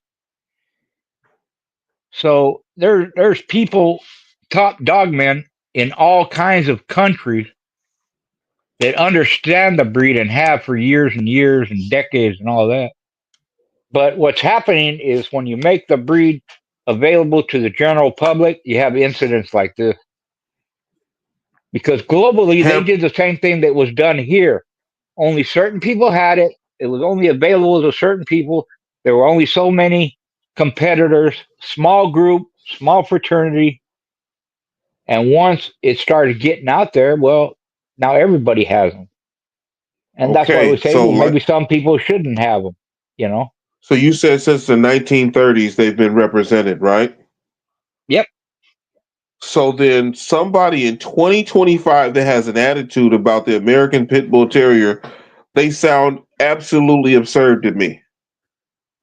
Yeah. And wherever this guy's from is not just from that country, it's here too, in the United States. They have that same attitude, same behavior, Yes. same accident, Yes. right? The Yes. point with this guy is he's throwing shade on the whole United States for what? Because he had an accident with his dog? Yes. It's Because he ridiculous. It's feels that ridiculous. Okay. and I'm gonna bring it even closer. He feels that the United States has a hold on every situation in all these other countries, and everyone's just a copycat. And I told him, I said, well, then if everybody's a copycat, you're never gonna understand the real product. The real product hasn't been around since what, 87, 88? To me, Right. that's in my lifetime. I haven't seen the Yeah. real product since, a long time Yeah. ago. So Yeah. if you're in 2025 saying that you're supposed to be seeing the real product, I have a problem with that.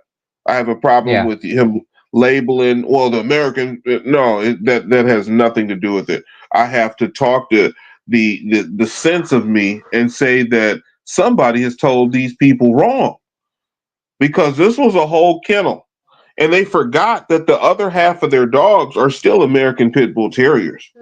So Hmm. I'm still trying to figure out. You said since 1930 the dog has been introduced to the world. So Yeah. if it was introduced as the American Pit Bull Terrier, that means the heritage has always been there. Nothing's changed. You know, Right. you Yep. win some, you It's lose just some. who has them and what do they do with them. And the basis for the best dogs is the competition that happened with the breed. That's what makes the American Pit Bull Terrier what it is. But That's what makes it. do they have That's what makes the credibility? dog. Look. That's what makes the dog stable.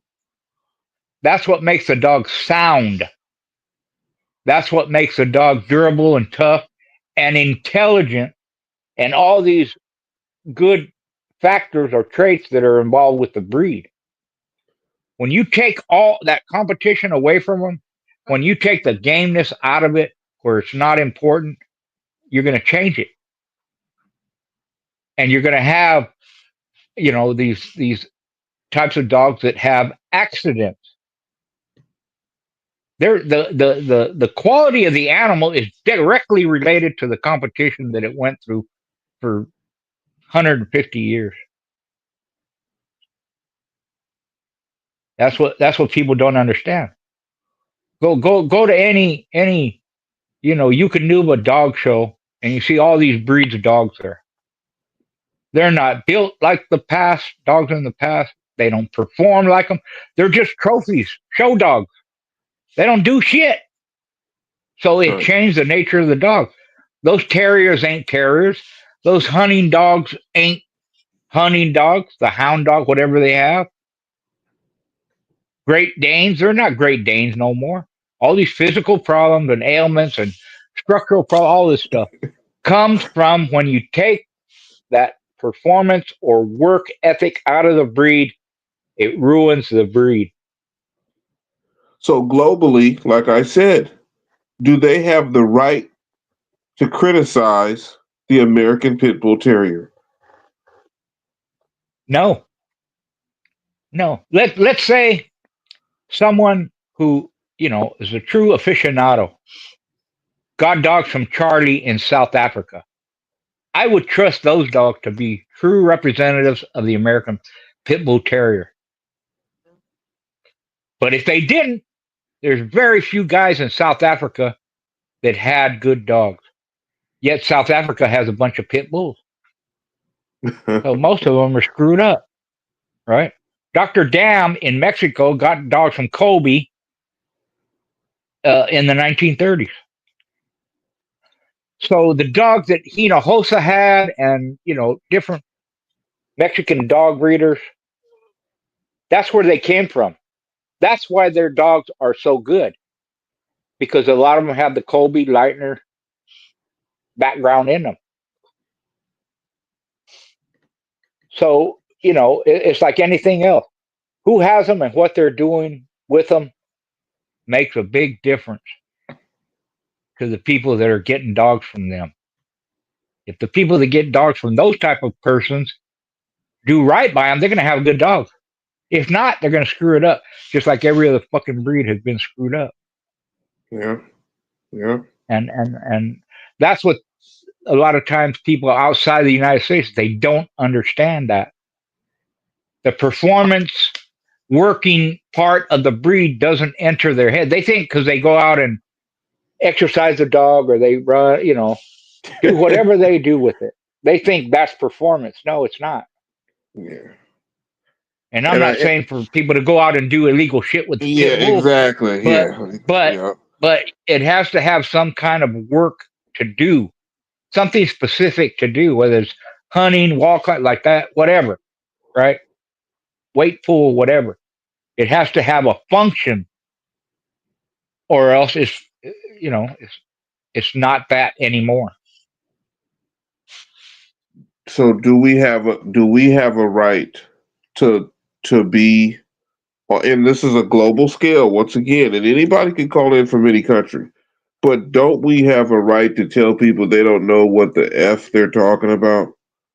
Yeah, of course. But Okay, because it helps. It helps. What helps is what makes you valid, or me, or anybody else on this side, is the experience that you have, the knowledge you have, the historical facts that you have. You got to have that. It can't just be an uneducated opinion. It has to be an opinion based on fact. Once you yeah, have that, nobody can. I mean, how can they argue with you? They can't.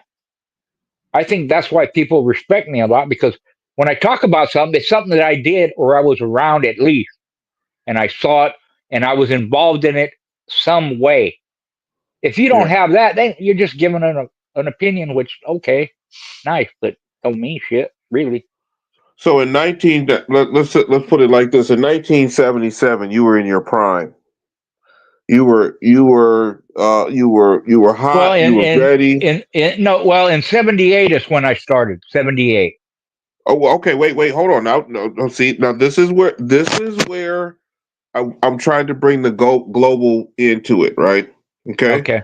So let's just say in 1977, right? You were hot and ready to go. You didn't know where you were going to go. You didn't know how you were going to Okay. get there, but Right. there was something burning in you that said,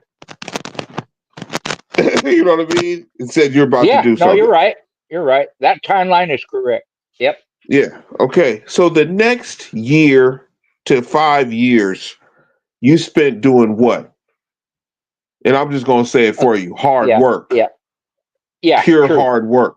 And it's important that you say 1977 because from basically 76 to 78, that was my study. That was learning the history. That was Oh, learning about the breed, all that stuff. Acquiring you were, magazines, making yup, connections, right? So in you were 78, I one of started the getting most. dogs. Yeah. Yup. In 78, I started getting dogs and started to compete, conditioning Yeah. dogs and actually, competing. Yeah. Oh yeah. And you're Now, right. For yeah. the next several years, I'm putting in work. My grandfather said you were one of the most studious, and this is why we have to understand that there was an older generation on top of you that saw you come into the game and they saw you were serious. So I don't like to put these global people where we were back in the day because you had to be serious. We didn't Right. have the extra money to put in. We didn't have the extra. You had to make your connections. You had to prove your connections after you made them. There you go. So, so most of these places, and I can say Russia, I can say Bulgaria, I can say Eastern Europe. They didn't have to go through what we would call hazing. You know what I mean? They didn't have to go Yep. through that. But Right.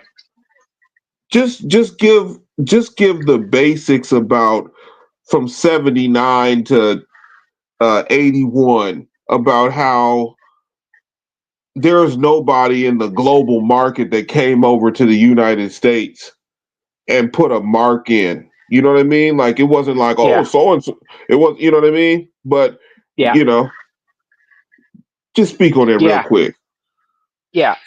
Yeah. So that period of time, in fact, right around that time is when people from Europe started acquiring dogs from the U.S., right?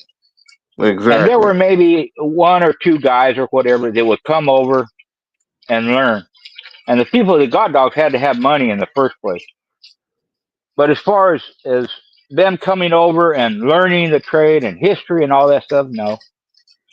Nope. It was just something that they were infatuated with or they liked, learned to love.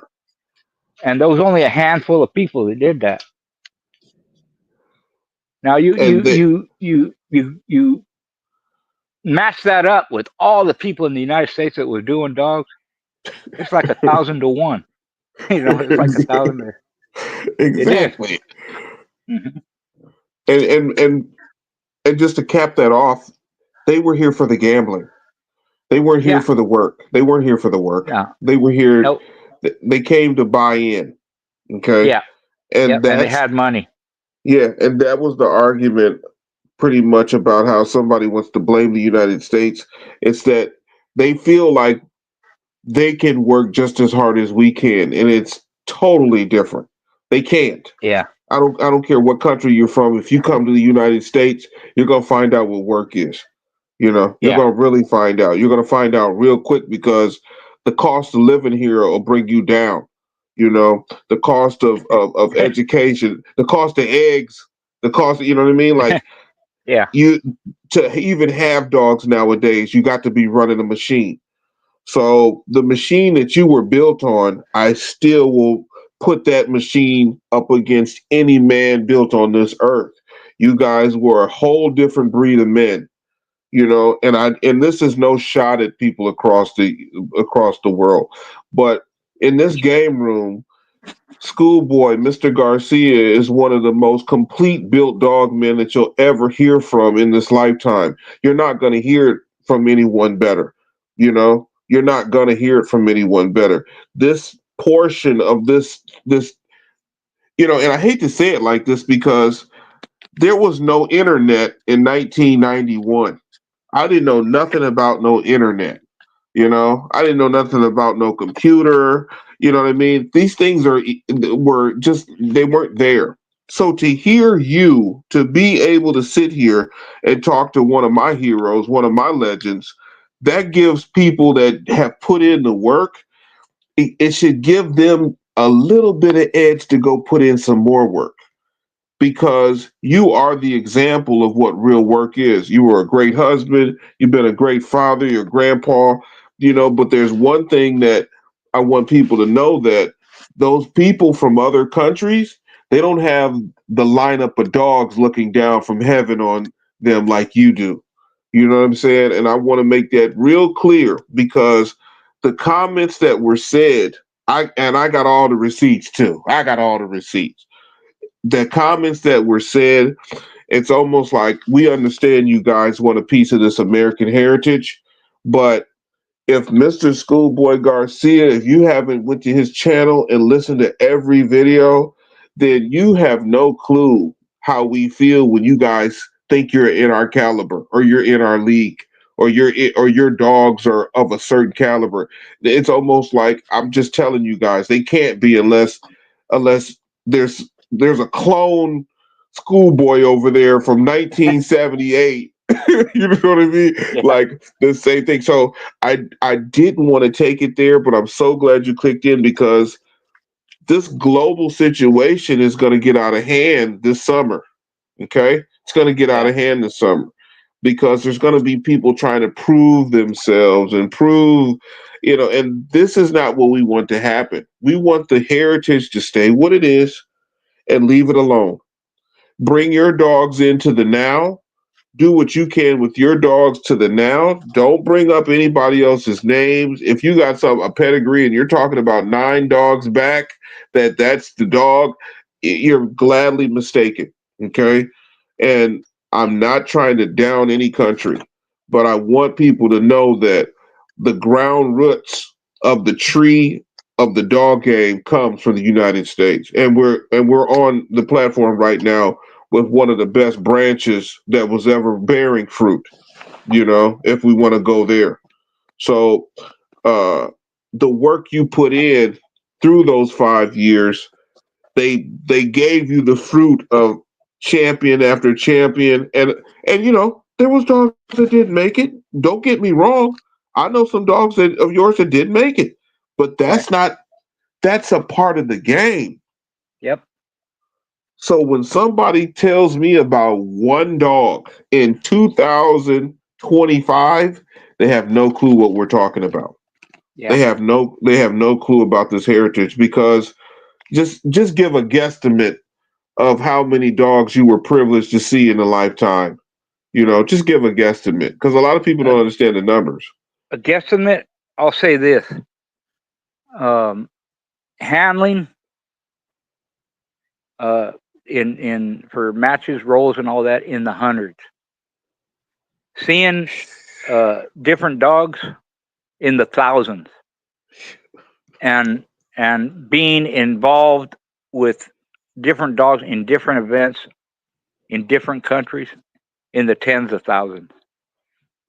Over 40, what is it, 44 years, something like that. Yeah. It's a lot. Yeah.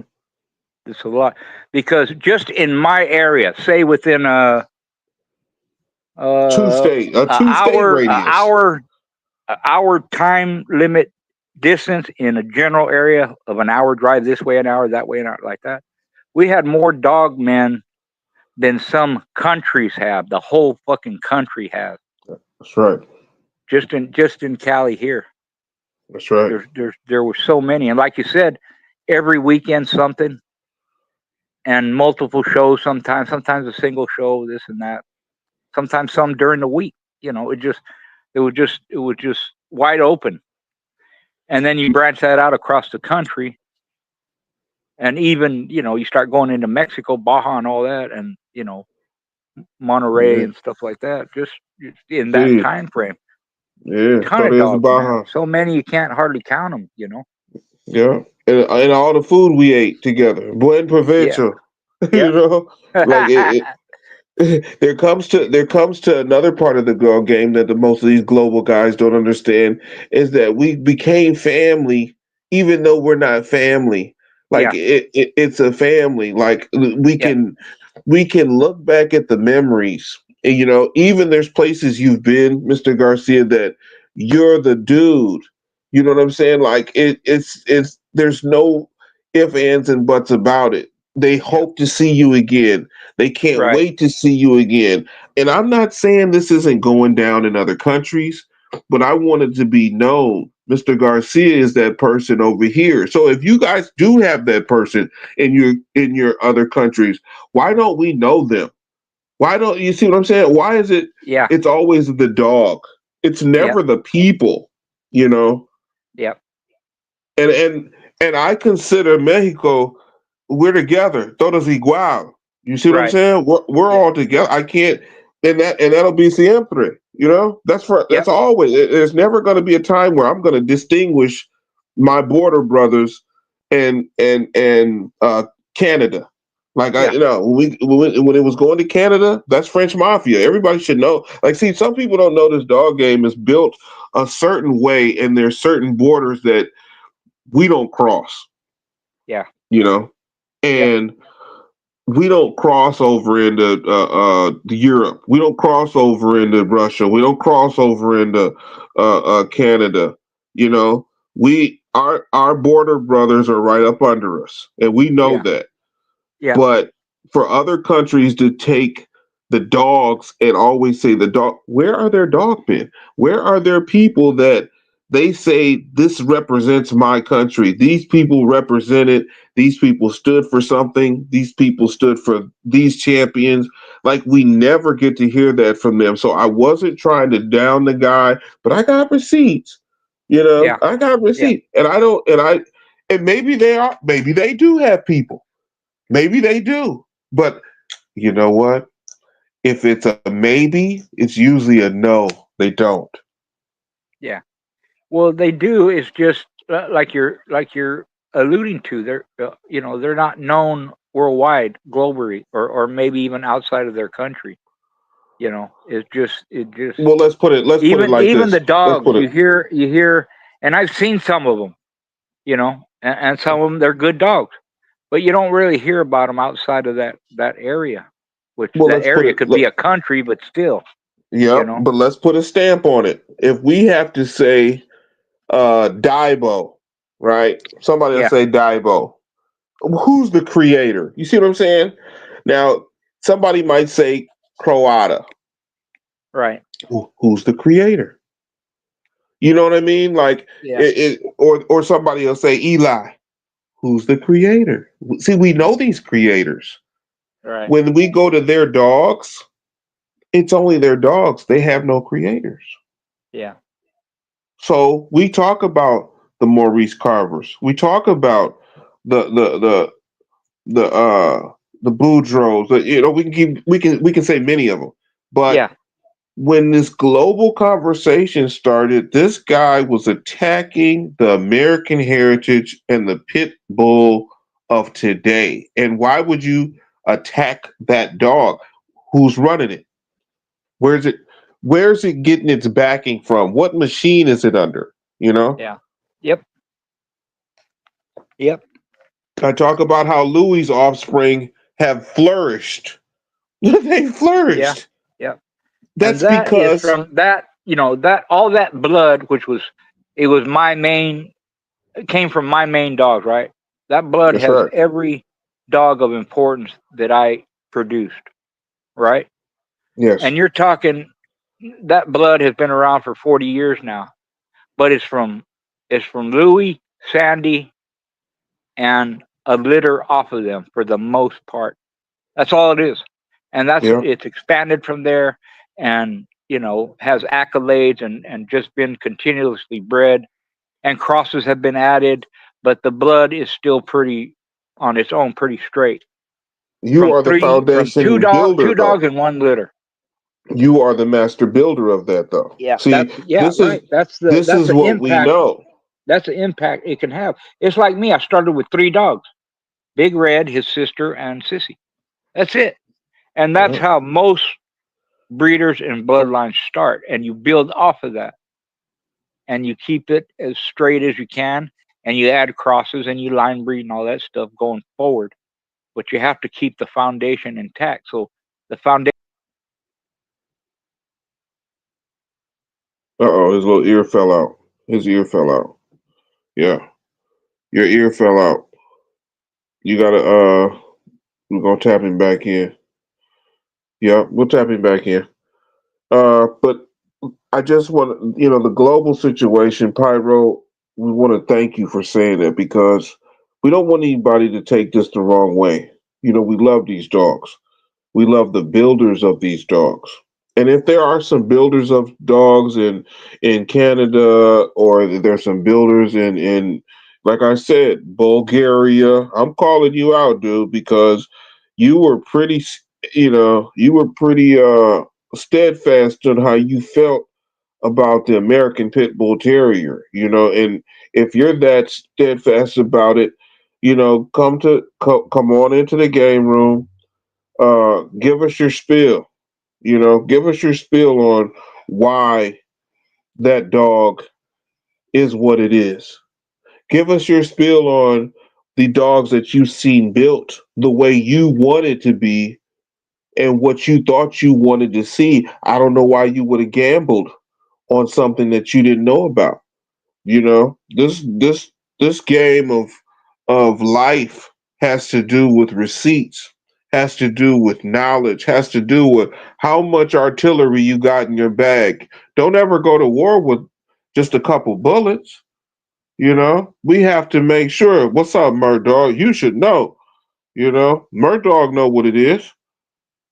His family know what it is. We all know. See, what happens is the platform, ABPT Radio, Buck City, Reloaded, this is almost like a gathering of people who put in the 10,000 hours, the work. We can talk about what we can talk about, but what we want to do is we want to talk about the future and how we're moving forward, on how we're having better litters, on how we're treating our bitches better and they're looking more healthy and they're giving more healthy puppies. And we're treating the studs like kings now, like they're really putting out some good offspring.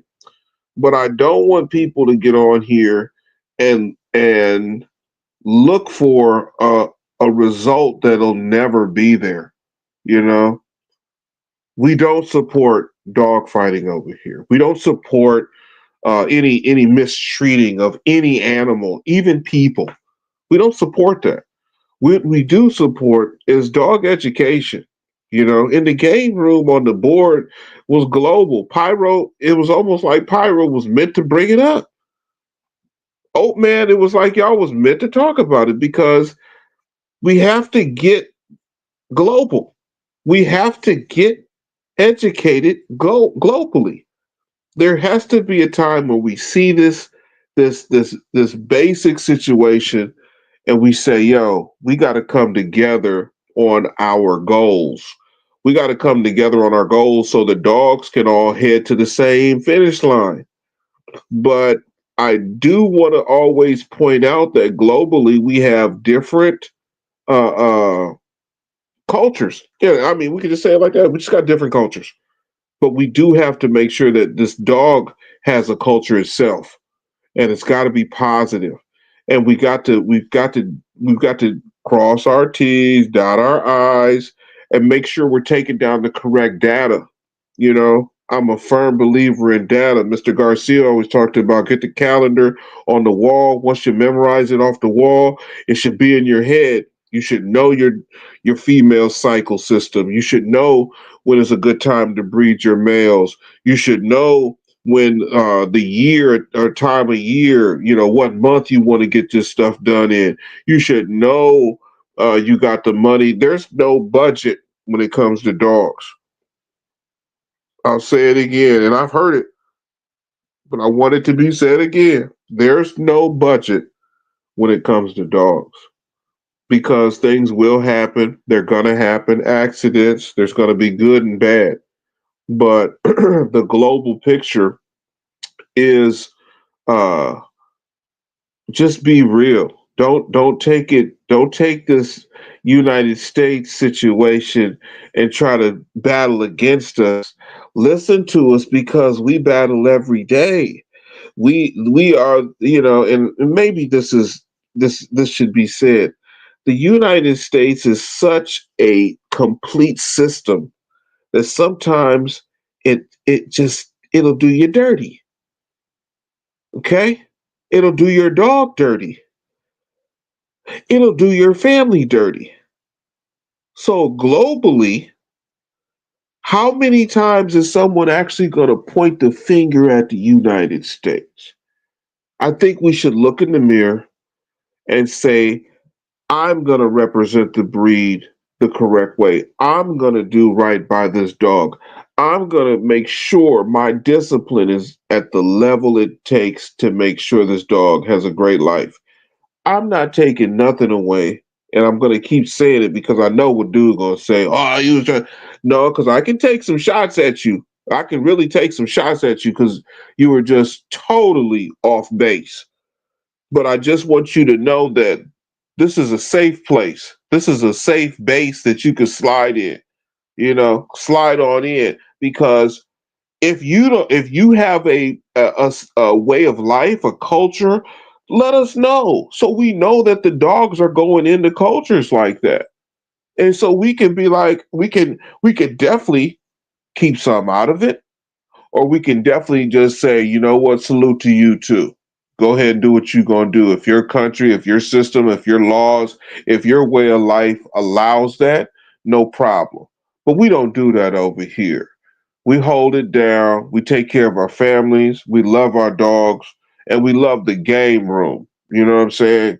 Shot to you by Buckcity, Reloaded, Apbt live stream. This is just real.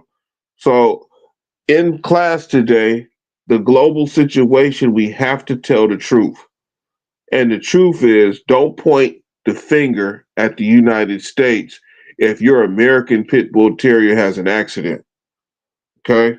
You make sure that and I hate to say it, when you start to point the finger, how many are looking back at you? Count them fingers that point back. So let's just be real. Now, Mr. Garcia tapped on something I gotta go back over. And we highlighted it, but we kind of passed it over. The process of, like I said, in 1977, I want that number to stick in you guys' head. 1977. 1977. Okay? In 1977, work was about to be done. Okay? History was about to be made.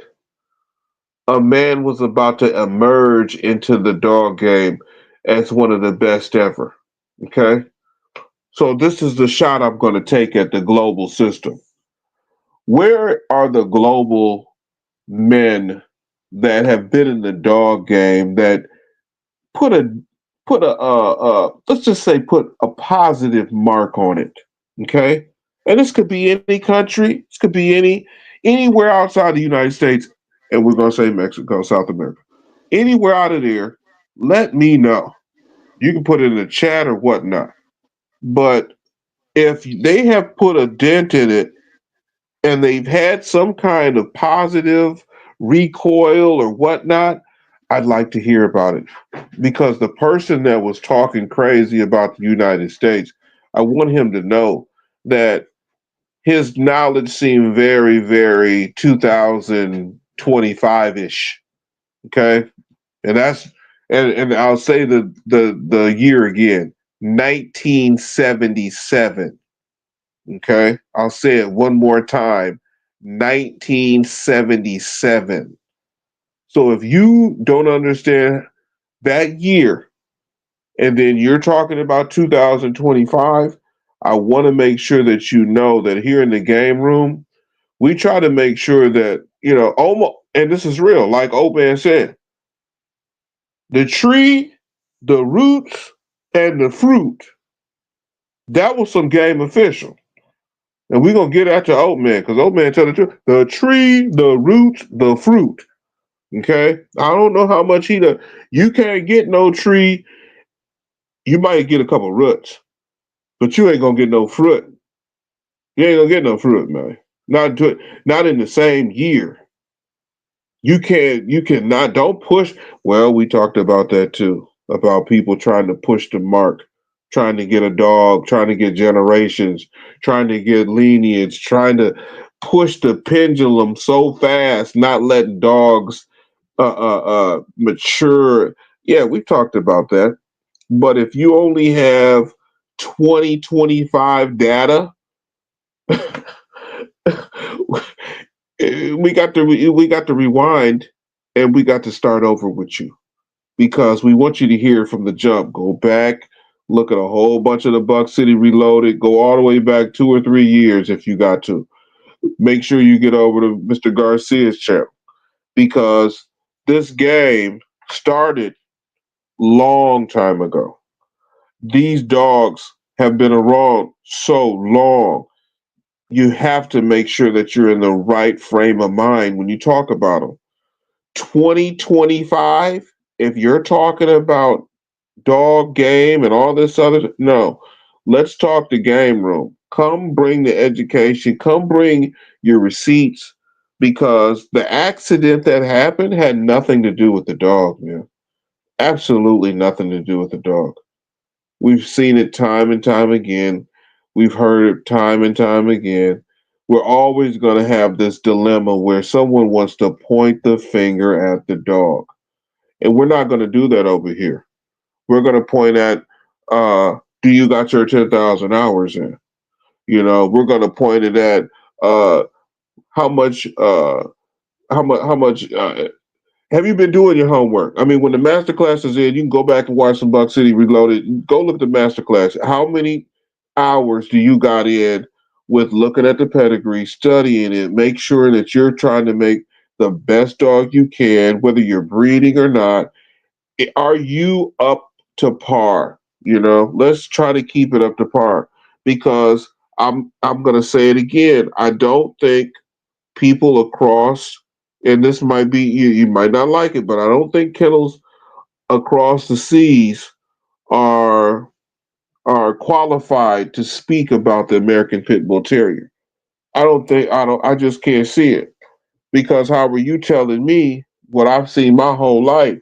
If you had it your whole life, I think you would understand what I'm talking about.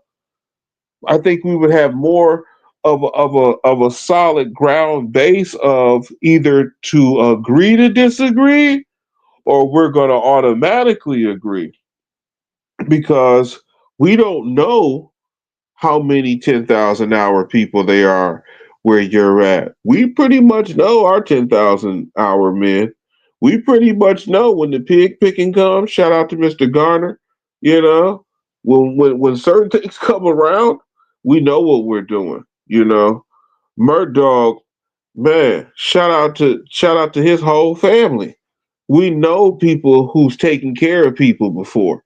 Whether they had a flat tire, whether they needed a good meal, whether they needed a ride somewhere, they need some gas money. This dog game, this game room, this education, we're trying to make sure you get over here on Buck City Reloaded. We're trying to make sure you see that it's not the dog. It's the person. It's the actions. And then it's the results. Everything else, if you want to talk about the dog and how it bit and did this and did that, dude, let's go ahead and put that down. Let's talk about the men that we are and how we're furthering the betterment of the American Pit Bull Terrier.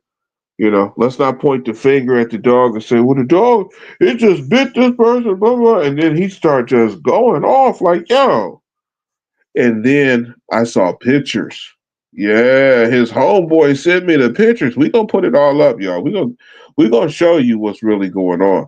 But I wanted to introduce this side of the global situation because I don't feel globally people understand what this American Pit Bull Terrier is and how much it means to us and how much we're going to try to make sure that we push it to the future like somebody did in 1978. Okay? So you thought I was going to say that year again, but no. 1978 is pivot. So it's the pivot on 78. Okay? And we're going to say that forever because he tried to let you understand that worked from 78 to the 80s, unbelievable things happened throughout those years. Greatness was achieved, you know, pure family, pure love, pure work made more pureness, and stay blessed. I am tripping. But I'm gonna show it. But see, what's crazy is when I show people how people think about us, and when we show it, I don't even think we should show it. Because stay blessed. You're right. I am tripping. I really am because the way the what I got to show you now, they might have showed your house. They might have showed you something, and we don't know. And it's not about the people who've had them a long time. I'm talking about this incident. I'm not put Hey peep, I do my homework. I'm talking about this one person. And me and him have been talking for the last year, and it's 2025, and we talking about current information. This is stuff that's happening up to date. And this ain't nothing. And I told you, this ain't no scratch on other people. I just said this person, if he's talking from his spot, from where he is, and he's a global person, he's not from the United States, but this person has some choice words about the American situation with the American Pit Bull Terrier. So it has nothing to do with how many other people and how many other real ones. Stay blessed. Put a real one in the chat that rocked, that rocked the game in Eastern Europe. Put one of them down. Put a Russian down that rocked the game in the Soviet Union. If that's the real, I don't know. I don't know. But like I said, when we were on here, we can talk about. Okay, now he put in STP. Now are you? You must not have been listening there. You must not have been listening. I see what you are. But like I said, I'm only talking about this person across seas because he brought up the game room and he brought up the American Pit Bull Terrier and he brought up the magazine and he brought up all these situations and said the dog wasn't worthy. And I'm like, what? The dog ain't worthy. You tripping. The dog is more than worthy. Stay blessed. A lot of people that have had this dog put the dog behind the 8 ball and then blame the dog. That's all. And this is what a lot of uh, and maybe I should say it like this. If I buy a car and then I speed in it and get a ticket, I can't blame the car. People in this country do it because we can. I can slap my brother can slap me, you can punch me in the gut, we can punch each other in the gut, we're gonna roll that blunt, we're gonna sit back and smoke and giggle.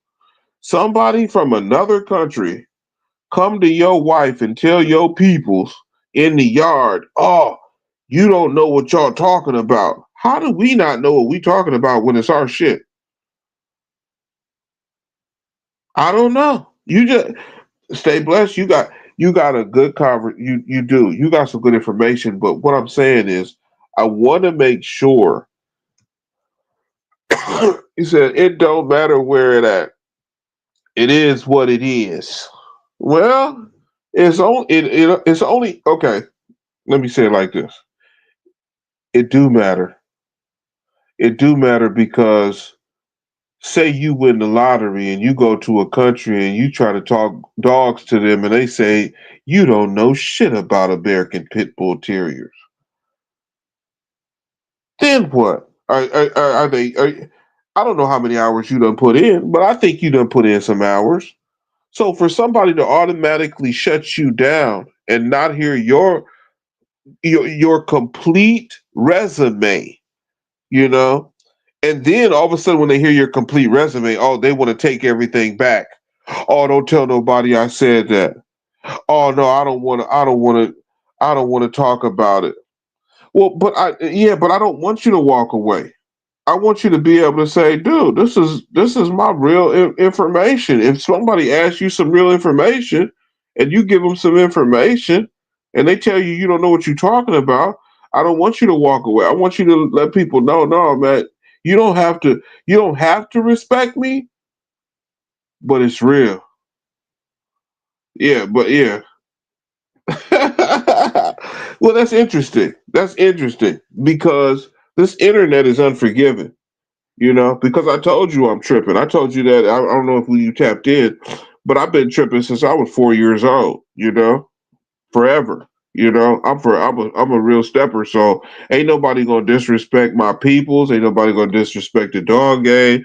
Ain't nobody gonna disrespect the United States. The United States been whooping ass long time before I was even born, and it's always gonna continue to whoop ass. So when somebody wants to so-called prove a point, or they want to talk about these dogs, they should have some kind of history in them. That's all I'm saying. Don't come to me with some old felonious. Oh, well, I'm this and I did that. Well, dude, you only had a dog for a year. So what did you do in 2025 that lets you talk about a dog that, like Mr. Garcia said, been running around the world since the 1930s, and you got your first dog in 2025? I wasn't trying to cut dude down. I wasn't trying to be on him. But one thing we gonna do is we're gonna make sure we keep the game the right way. We're gonna make sure we keep the education proper. We're not gonna leave nobody hanging, and then they be like, well, I can't tell when y'all gonna tell us how to do this and how to do. We try to do our best to talk to you in the master class about how to read pedigrees. We try our best to talk about breeding. We try our best to talk about, you know, all educational points that can help you. Okay, that's all, just to help. You know, but when we add up the stats of how much knowledge we gave, how many of these episodes you can go back and get some knowledge, that's a part of the game for us. That's a part of the platform, you know. So if and I told him, I sent him the link.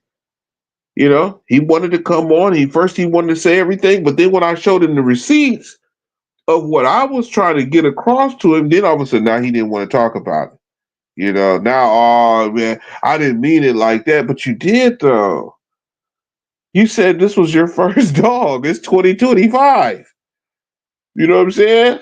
So I'm just saying, if you're gonna talk about the global situation and you're not from the United States, I want you to make sure that you have your information correct. I want to make sure you have some kind of experience. I want you to experience these dogs. These dogs they're just phenomenal in so many things, just so many things. Because it's not about mouth. It's not about wind. It's not about conditioning anymore. It's about these dogs give us something that gives us spare time, gives us almost like a hobby. Some people like cars. Some people like uh, uh, getting on trains. I love working out my dogs. I like how my dogs let off when I pull up to the house. They all in the yard working. They hitting their chains. They knocking. They letting off at the other one. Little brother done made it to the yard. He's only 40 pounds. His daddy's 44. If they get off, it might be a bad yard accident, but the love of the game is still there. You can smell it. I don't mind cleaning up every day twice. I don't mind feeding. I don't mind spending $600 of my hard-earned money every month on dog food, shots, whatever else. I don't mind my homeboys coming by. Yo, I just want to take a dog over, see if it'll mate. Okay, sure, good. I don't mind that. But what we have is we got a problem around this world that they forget. Over here in the United States, we do what the fuck we doing. Period. Stay in your business. You don't like what I'm doing? You don't have to. This is the United States. You know what I'm saying? But one thing we can agree on is a good looking dog. We could rely on his Tractor Supply, uh, charging too much. You know what I'm saying? We can agree on some of that. You know? Okay, Oban said he got a question. No disrespect. Why were you dealing with this guy for 2 years? Did he hide his thought process that long? Well, check this out. See, the first year, check this. I'm glad you said it like that too, Oban. Check this out. The first year, he said, "Man, I don't deal with them kind of dogs. They're dangerous." See, this is why receipts are crazy nowadays. It's too much phones and too much, Plus, he wanted to deal with the kennel that I dealt with over in Bulgaria. Yes, I've gotten to travel the world. I've gotten to see things. I've gotten to be involved with things. And this guy was like, "Hey, my family knows you. You on Buckcity stuff." So I was like, "Yeah, you know what I'm saying? That's all good." But the whole point was this dude didn't understand that this is my life over here in the United States, dude. This is my real life, you know. This is what has been since I was 2 years old, going out to the barn and being like, "Oh, they burying another one." You know what I'm saying? So this person doesn't have the heritage that we have over here. You know, the heritage counts. Sometimes people be like, "Man, I don't need no paperwork." Dude, if you don't want no paperwork, that's fine. But we see how far you in the game. You know, if somebody said, "We're going to run 116s today," right? And this is for the football boys. They said we're going to run 116s today. So we run 116s, right?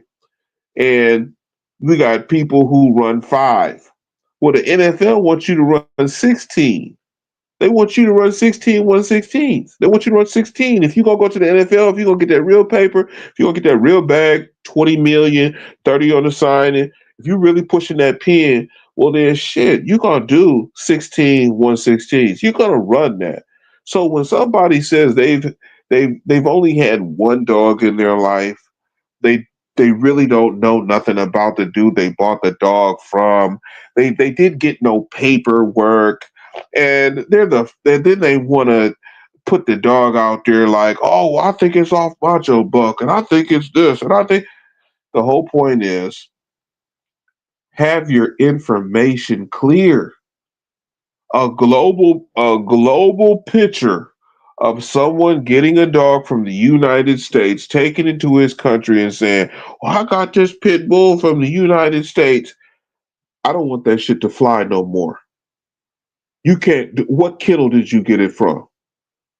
What you bought it where? You paid money? How much money did you what like let's just be honest. If somebody's gonna tell you that you ain't got something and you don't know what you're talking about, but it's their first time getting on the bus, they ain't got nowhere to sit. They ain't got nowhere to sit. So I wasn't trying to break nobody down, but I don't want any future problems with people who get a dog in 2025. Let's say next year somebody gets their first dog and they say, "Man, I got me a pit bull." What you gonna say to that person? Hopefully you give them the education. Hopefully you say, check out the master classes on Buckcity, Reloaded, Apbt Radio. I hope you tell them there's GHK, there's Mr. Garcia, there's Bo, there's all kinds of outlets, Shogun. There's all kinds of outlets for somebody if you do get a dog that somebody can say, "Hey, I can go here and check this out. I can go here and check this out." But let me go with Gino. I'm from SAND. I got these dogs 18 years now in D, still learning. So I get what you said. Exactly. This man just said he done put in 18. He done put in 18 years. You know what I'm saying? That's 17 summers of giving them hell. That's what I like to hear. I like to hear somebody that, some people's 18, hey, that's what's working. That's working. Gino working. I'm not trying to say, oh, dude ain't working because I can't. I'm going to say that now because, dude, you've only had a dog for 1 year, and really the year ain't even up. So we're not even going to count the year. You know, I didn't even want to bring him to. I wasn't. And I'm just being real.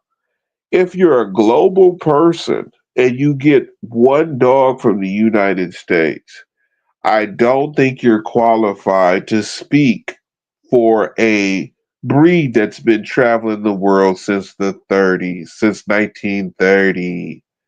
Mr. Garcia said it plain and simple. The dog has been circulating the world since 1930. So if you just got a dog in 2025, you're late to the party. Everybody's at home, sleep. You know what I'm saying? And you know, we got to get up and go to work. Yeah, we're done with you, dude. We're done with you. And I wasn't trying to cancel you, but we just might put that situation on one of the. You know, he might have it on the. See, what happens on these channels, you guys, is if you're not subscribed, right? Try to get the membership so you can see some of this clowning we doing. And we're not trying to clown people as in make them feel bad, or we're not trying to break nobody's spirit. We're trying to push the pendulum for a better era, the new era. You know, people want to argue about, you know, who's the best boxer and oh, who would have won this and basketball.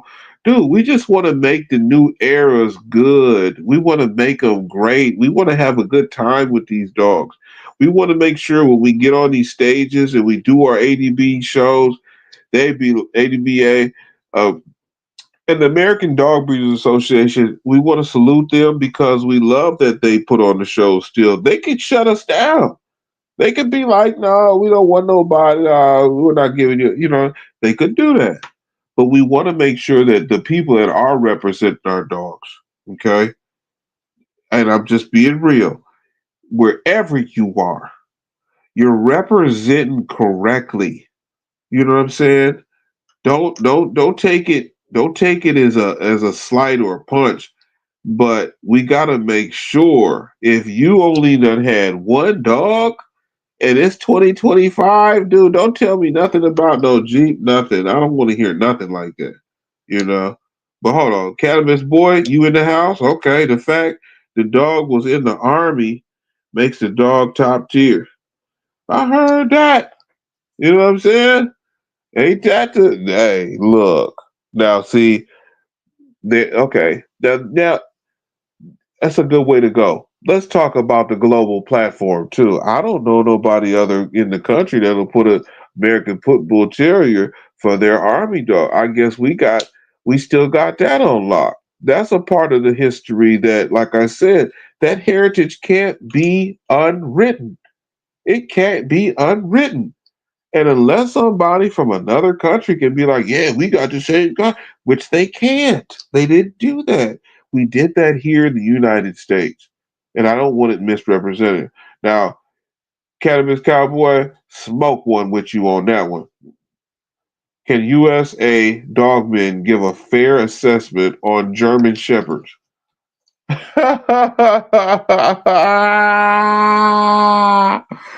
Look, this is Wade Mule. So I'm not talking about no goddamn German Shepherd. I don't fuck with them dogs. Them motherfuckers will bite people, kids. You know what I'm saying? Plus, them dogs is po-po.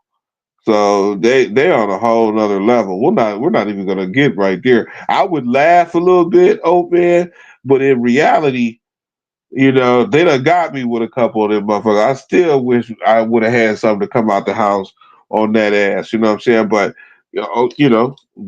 good luck with that. I don't know what them are. I don't speak on shit I don't know. So that German Shepherd world, I don't want no parts of that. You know what I'm saying? Stay blessed. You hear anybody in the first dog, anybody on their first dog ain't got the credentials outside of they dog, period. Long time between popping the cherry and turning into King Ding a ling. See, Stay blessed. I know you probably swinging, nigga. No diddy. But when it come down to it, what you said in the first is real. You know, we're talking about a dude from a whole nother country that got, and he paid big money. This is what's so crazy, y'all. He paid big money for a dog that he didn't get no papers for.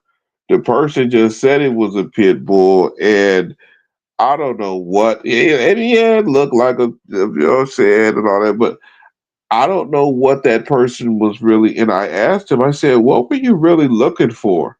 Were you just looking to bash the dogs? You were just, it was almost like he was trying to be King Dingaling. You know what I'm saying? It was almost like he thought he was just gonna come over here to the United States, like every dog is bang, every dog is no. Dude, there's a criteria, there are traits.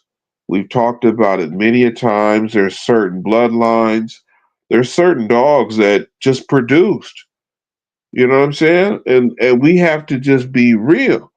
But we can't allow a global perspective that, oh, when you come over to the United States and get a dog nowadays in 2025, them dogs are going to be trash. Dude, that's not how it works. It doesn't work like that. That doesn't work like that anywhere. Never will, never has. Be real.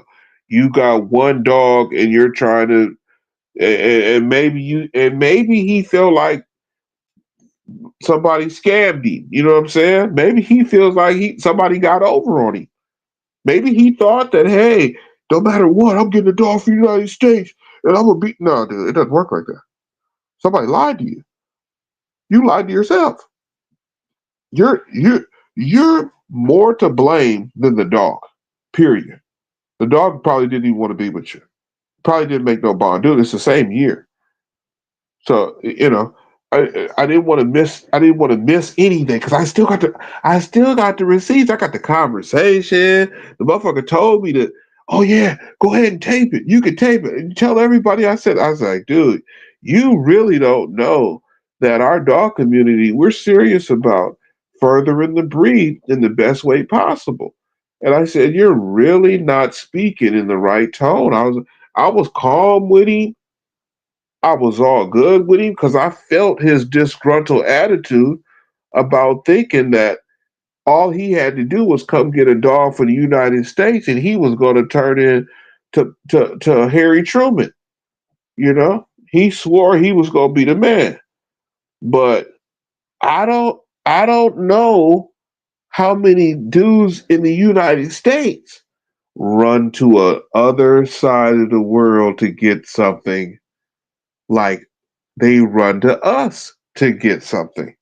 Okay, so okay, yeah, but let's just make sure that we see on the board the global perspective is come to the United States, point the finger at the United States, the United States, the United States, the United States.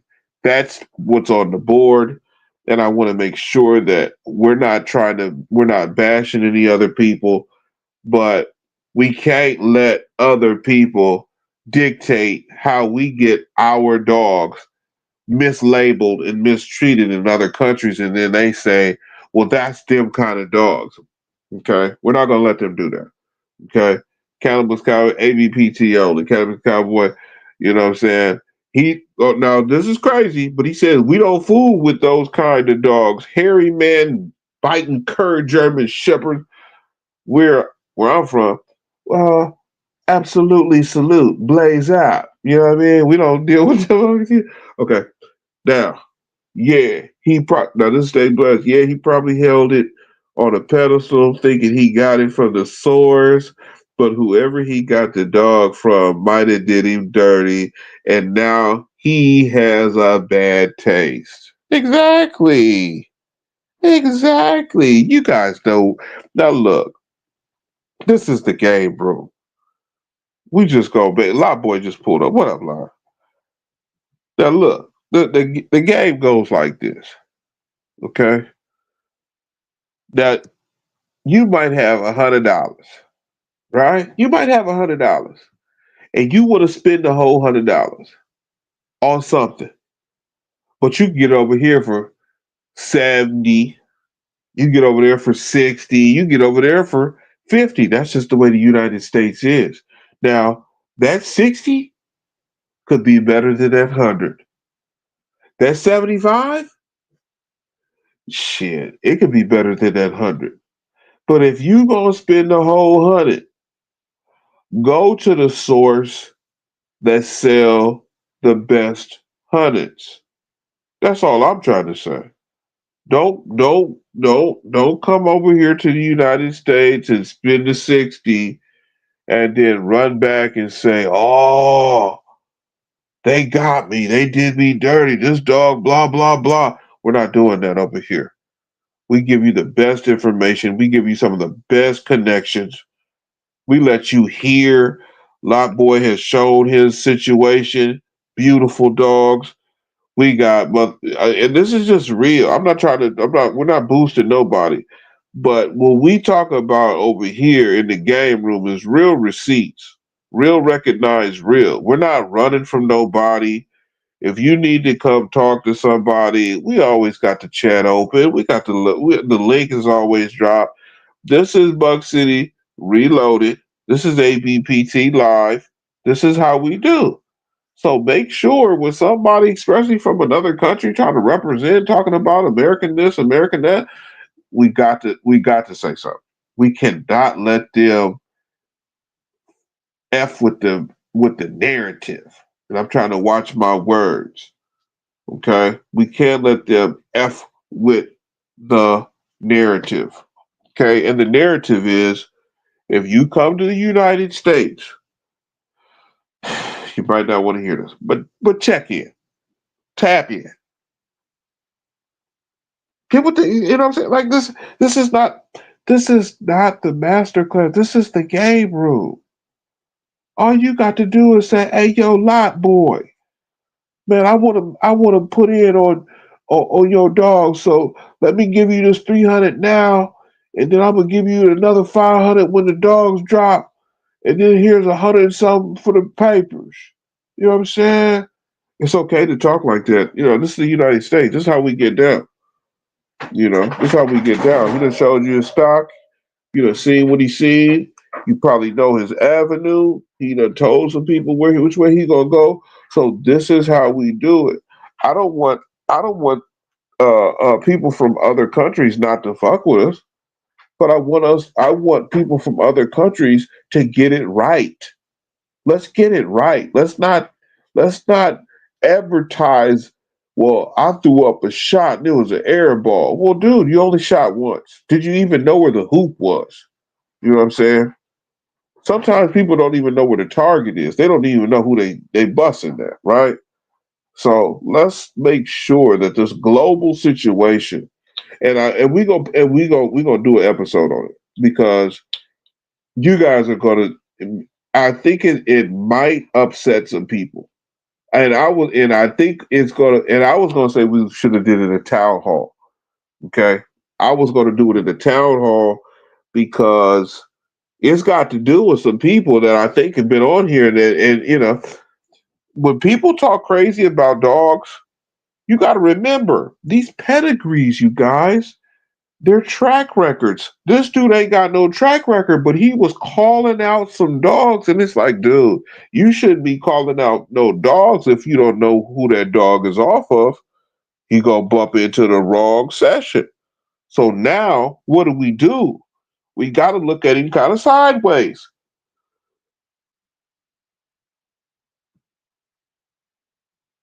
What do you say? The big A in the APBT means a lot, not JPBT. Remember, it's the APBT.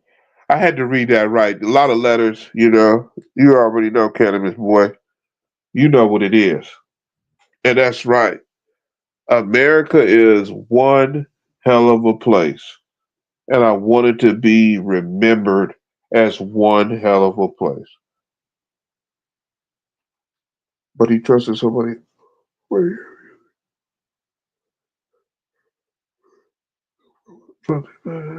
okay, now stay blessed. Hold on. but he trusted somebody already, and they got him. It happens. People learn from the good and bad. He will be okay. Send him a good one and show him what's up. Make him into a believer. You know what's crazy? Shit, stay blessed, man. Yo, cracking is cracking. And I'm going to say it two more times. Cracking is cracking. Okay? Cracking is cracking. So if he had a did what his homeboy did, then we wouldn't even be talking about it. We wouldn't even be, this global situation probably still would have been under the rug. But it kind of came out on top of the rug because this dude was blowing dust. He was blowing dust.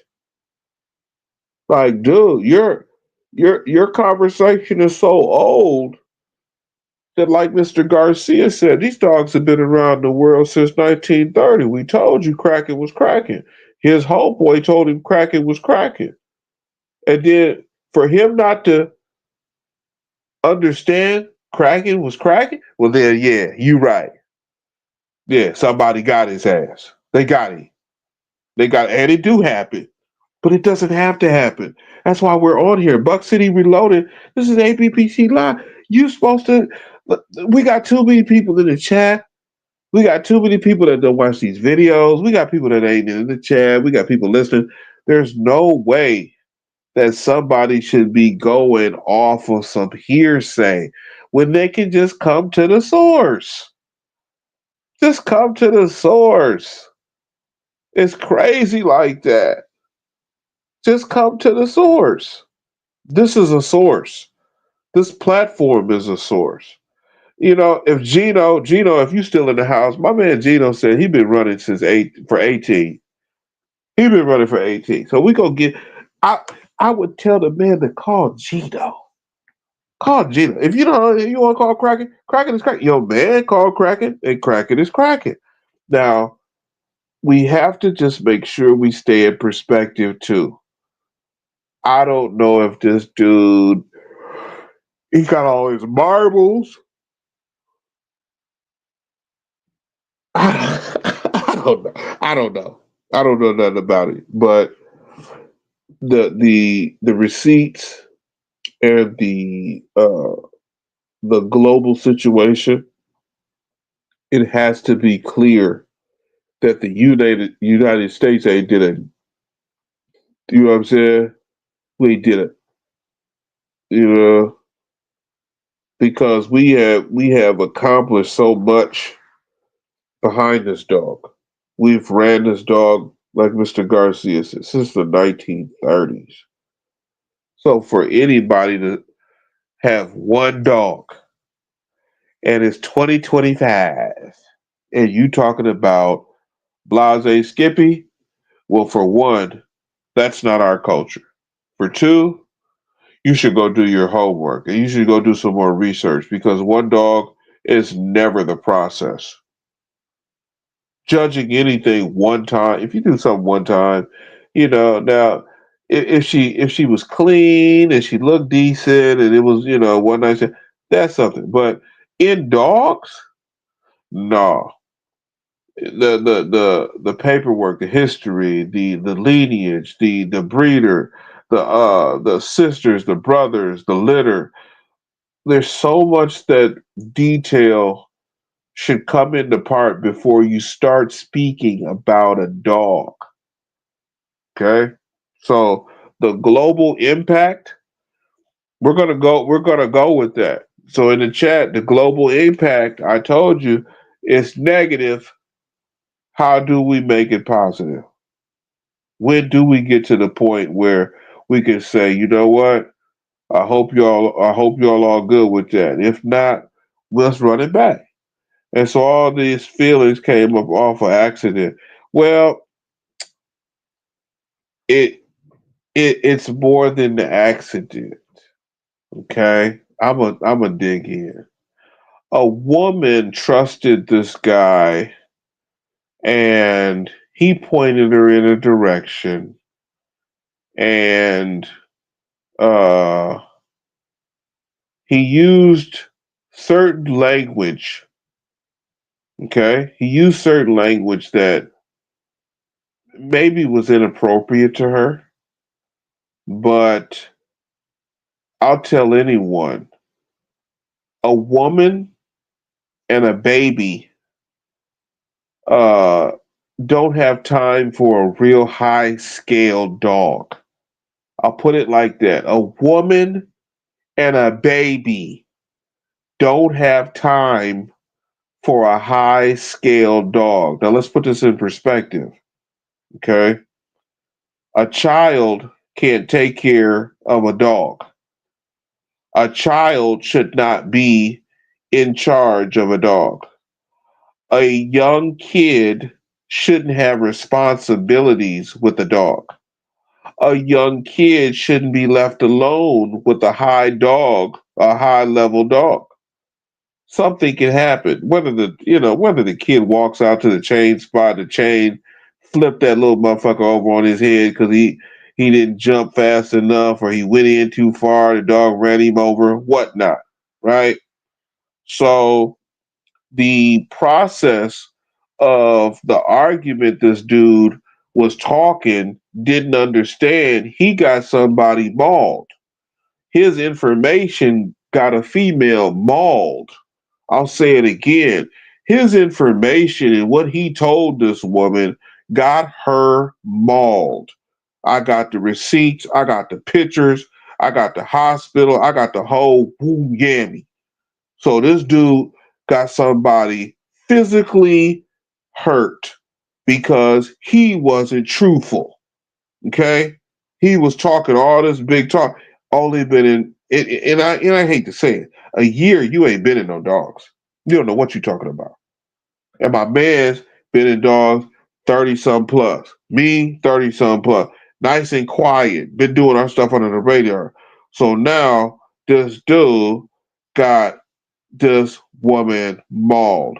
Okay, he said, I have had the UKC APP that says 2006, and I have had 25 dogs. LOL. And I'm a woman. Well, Reagan, that is good to hear. And let me tell you something, Reagan. I know for a fact that your education level isn't what the dog education level is in another country. And this is why I'm trying to tell you globally, other dog men and dog women in other countries, their education is trash. It's trash. Reagan, I know you know probably more than 75% of this country that I'm talking about on dogs, and these people don't know squat. They're getting each other hurt. They're having these weird dogs being created, and they think it's funny. They're having accidents out the woo wang, and it's because of this dude who said, "Well, I got this dog from the United States," and blah. Yeah, but our dog ain't the one that mauled the people, that mauled this woman. And I'm going to say it again, a woman and a baby have no position with high tier animals. And let me give you the perspective. A woman with a baby should be worried about her baby. That's all I'm saying. Now, if you got a problem with that, if you want to spend, you know, 15, 20 extra hours a week with a dog, when you could be spending with your baby. That's all I'm saying. And not get mauled. And now you have medical bills, and maybe you might be in the hospital and blah, blah, skippy. But all you can say is, yeah, you've had APBT since 2006. You've had $25. That's cool. But I'm talking about this woman who didn't have proper education, that got her education from a dude who only been having a dog for 1 year and told her blah, blah, blah. I couldn't understand how upsetting it was to know that this woman got mauled. Now, The children and the baby and whoever else was there didn't get it. But she was on here. We did a game room interview that hasn't been posted yet. And Reagan, let me tell you, I'm sure that she knows the information we gave her. Now she knows why we gave her that. And hopefully they've been able to sew her up real good. She has numerous injuries. These dogs, they put it on her, y'all. They put it on her. But it's because of this dude who is, like I said, globally speaking on the United States when he doesn't know what he's talking about. He got this woman in a situation, I feel, that the dogs almost pretty much destroyed her life and her children's life. You know what I'm saying? Absolutely absurd. So I didn't want to, we were going to do it a certain way tonight. We were going to play some of the clips from the interview just because, yes, we love our women, we love our children, and we don't want anything to happen to y'all. And these dogs can get out of control. If you got a yard accident and you're a woman, and I'm not saying don't go out there and break it up, but I'm a old fashioned man. I don't want my woman breaking up no accidents. I don't want my woman having no accidents around high tier dogs because I've seen it go bad. Okay, so Reagan, I appreciate your input. We are totally with you 100%. But one thing we have to do is make sure the education of people that don't know about these dogs that get them in 2025 and think they're going to do something. We have to tell them we're going to give them a reality check. Okay. And the woman who got mauled, we're going to say a prayer for her. We were going to do a whole visual. We were going to do a whole thing. And then I thought about it. We're not going to put her business out there until we talk to her again. I've only got to speak to her once. She's still in the hospital, but we had a great interview. Not over maybe about 2.5 months ago. The same gentleman that explained to her that she shouldn't have listened to that dude. He's on there. I got receipts with him, and we explained to her the characteristics she was seeing and the things that she had saw from those dogs she got from that man. That wasn't cool. And unfortunately, she has paid the price. So we're going to keep it under wraps still, but we are going to talk to the global community and we're going to say we want you to educate yourself. We don't condone any dog fighting. We don't condone any dog abuse. Don't kick your dogs. Don't hit your dogs. These are techniques that have been instilled in the bonds we've made over all these years, 50 to 60 years of pure work. Okay. And I'm not saying that there's not pure work going on in other countries. I'm not saying that. I'm saying for this episode, we have a case study point blank that this man was going around giving false information about a particular dog and its lineage and I don't know, I didn't have the paper. But then all of a sudden I talked to him, now he didn't have the paper, he can't prove what it is. And I just felt like this man set up. Now how do we know that there are other people that didn't get attacked by some of the stuff this dude's breeding? Okay. How do we know? See, this is what's crazy about the game. It hasn't been a whole 2 years, but this dude got all these dogs and he's doing all these breeds. And it's like, dude, you never had no dogs all the way up to 2023. All of a sudden now in 2025, you done had 3 litters and all and God bless, exactly. God bless this woman's family. Because the worst thing in this world is to be put in a situation that could have been prevented because it turned out bad. Now, if Reagan had spoke to this woman and said, "Girl, I'm over here, blah blah blah blah," I bet Reagan would have told her, "Girl, don't buy that motherfucking dog from that dude. Don't buy them dogs." Reagan would have told her, y'all. Because Reagan would have. I'm telling you, I seen. Look, we got the receipts. Buckcity, Apbt radio, it's real. It's real.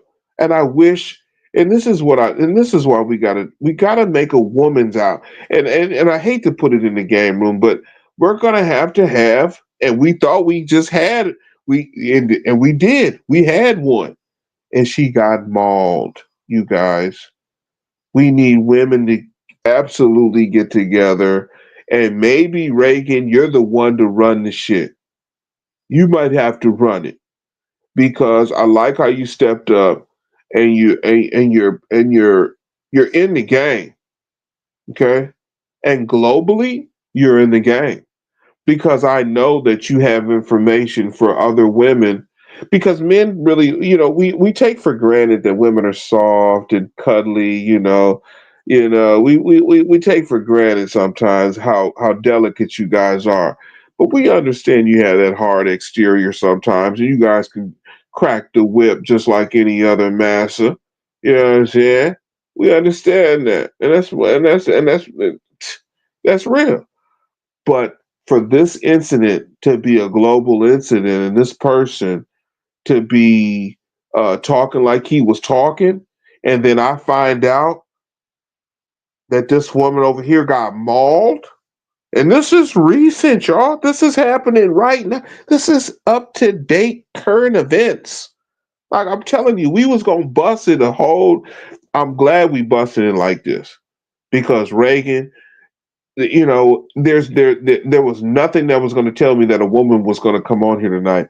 But Reagan, what I want you to do is, uh, I'm going to put I'm going to put my email when this is all done, and I'm going to email you this woman's stuff, and I want you to reach out to her.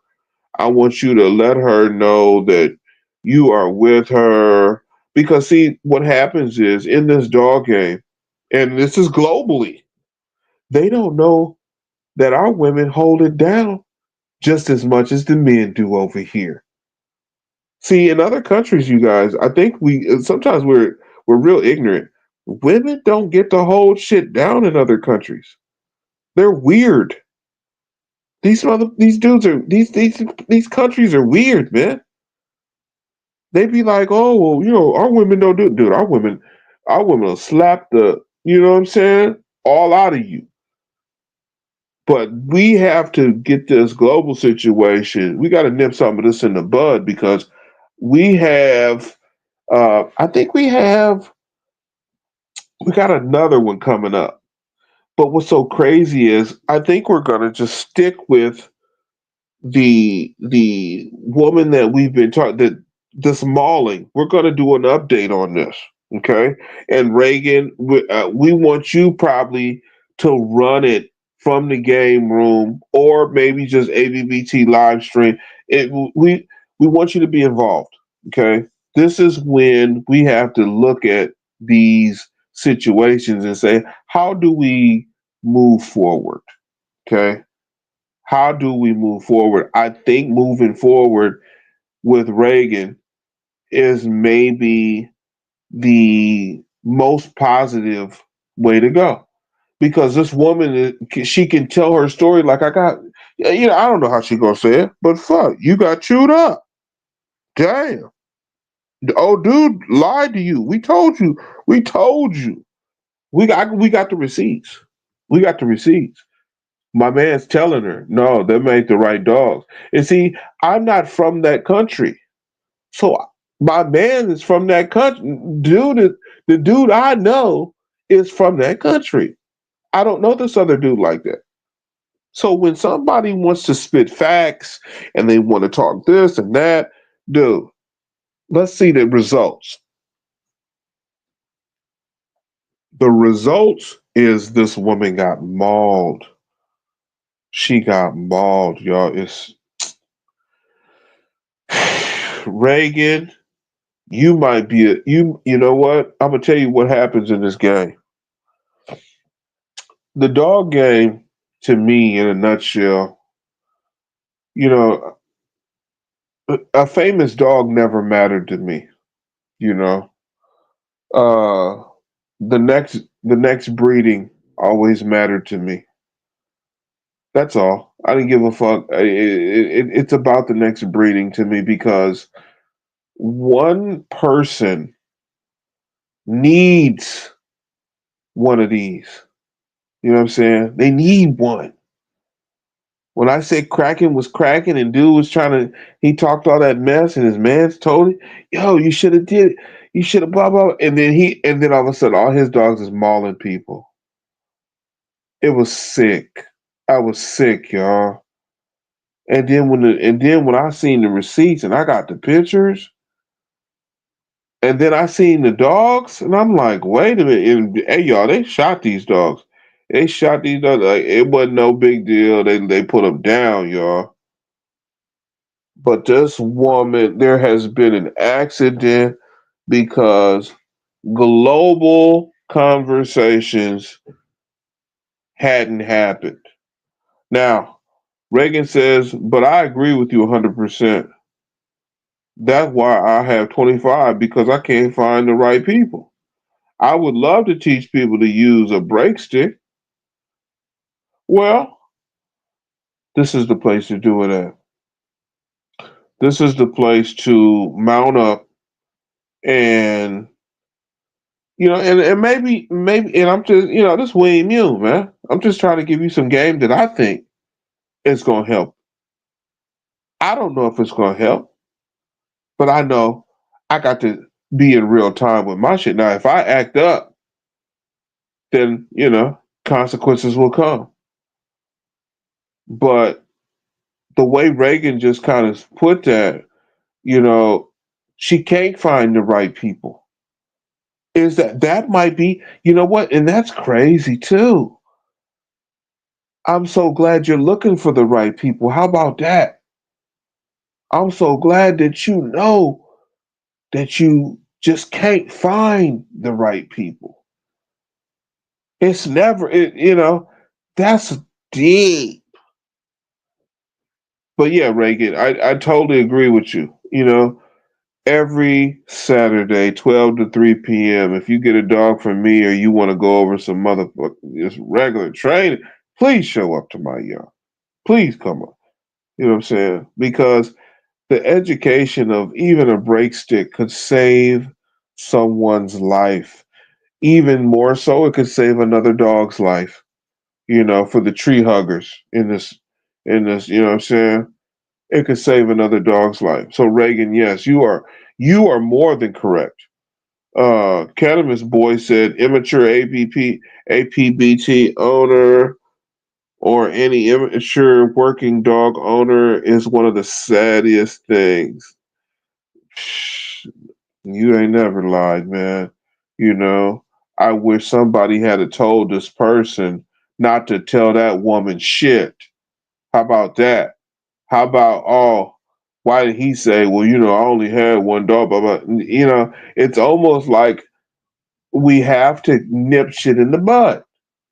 We have to get our dog education more prevalent, and it's got to start getting wings. It's got to stretch.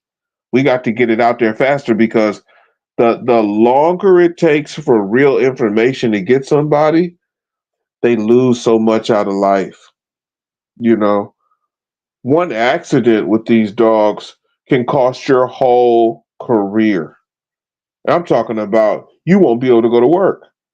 You won't be able to feed your family because this dog has put you in a position where the government, law enforcement, or the average tree hugger is barking down your door trying to put you behind bars. So for some dude and I'm not, dude, I got the law. I looked up where he live at and what goes and what don't go. And for this dude to run his mouth about a dog, oh my gosh. There's no way he'll ever pull up. If he pulls up, I'm gonna be nice to it. Cause I'll be like, dude, you got some motherfucking cojones, man, to even want to talk about this because I have never heard of this and there's so much to the situation. I don't even want to talk about the whole thing, but I want it to be known that the global situation, this is on the board right now. Global, the global information has got to be corrected. I don't care if it's the culture where in Eastern Europe they're doing whatever they're doing, in Japan they're doing what they're doing, in Africa they're doing what they're doing, in Russia they're doing what they're doing. Yo, let's get this education to you guys because we've got to go to the future. We want to take you guys with us. We don't want to leave you behind. We can leave you behind. If you guys want to stay in the motherfucking grass huts and call Mr. Fred Flintstone and he gonna pull up with Barney, then that's cool. You guys stay in that era. But George Jetson is picking us up, the magazine, Apbt merch, Team Mike, Mr. Jetson and Elroy, they rocking out. They stopped by Kraken the other day and they looked back they both looked over at each other and said, Kraken's cracking. So I don't want to tell the whole story, but when Reagan said what she said, Reagan, I just want you to talk to the woman because she acted like I had to see. This is why the information is so important. The information this woman has is that the American Pit Bull Terrier is no good now. The American anything is no good now because she was duped. She was misinformed. She was scallywagged. She was not given a chance with the correct information to make a decent, mindful decision. And now this woman is in a hospital. She needs surgery. We was gonna take the whole look. We was gonna do it, but see, the greatest thing about the United States is that we show respect. We show respect where respect is due. We're not stepping on nobody's toes, but I guarantee if you step on somebody's toes over here, we cutting your foot off. The whole leg probably. We'll cut the whole leg off. But I don't want nobody misinforming somebody so this mess happens. And I'm so sad. I was just so sad to hear that you guys don't understand because we had one of the best game room episodes ever. We still ain't even chopped it all up. The girl, the other people that was on the panel, we was cooking, y'all. We was cooking. And to know this woman got mauled and to know that this woman took advice from some weirdo that was, and then he had the nerve to say, "Oh man, I didn't mean none of that." Well, you know what? This woman is in the hospital, chewed up, and I don't know what really happened, and I don't know how the dogs were bred, and I don't know all this. But you know what I do got? I got her account, and I want her account to speak for itself. Buck City was like, "We're gonna just let her rock," and I said, "Hold on, let's just put it out there because there's other situations that are going on that people need to talk about." Reagan just said tonight she got 25. She can't find the right people. That's craziness. In a nutshell, that's being responsible, though. That's being a leader. That's being a complete package because if you breed it, you might need to keep it. That's what, Grandpa used to say all the time. You breed it, you might need to keep it. But I don't want this to go over people's head and be like, oh, what you mean globally? I'm talking about the situation that happened. It's bull. It's bull, man. I can't even look at the picture, man. I just looked at the picture, man. The shit just fuck with me, man. It's crazy. So Cannabis says we respect our women more in the USA compared to a lot of these places. Not saying we perfect though. I hear that. I hear that. But and this is what it's come to. The global dog situation with women and men, oh, from what I've known and from what I've done, from what I've talked to, from the people I've talked to, they don't, and they consistently don't want their women to have any kind of power, any kind of input, any kind of say so, you know, and that's a sad situation, you know, globally, that's a sad situation because some dogs are missing out on some great owners. Some kids are probably missing out on some fun times, you know, but in the big picture, like I said, we're going to bust this case wide open. Nobody's going to bring it to you but Buckcity.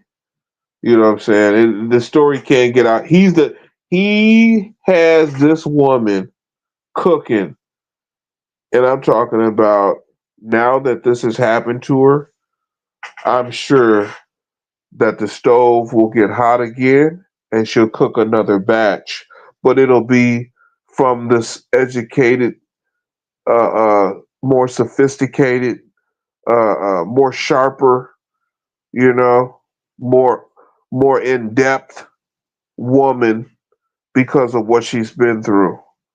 You know, sometimes we forget that if you do get some war wounds on you, it's only going to build your character.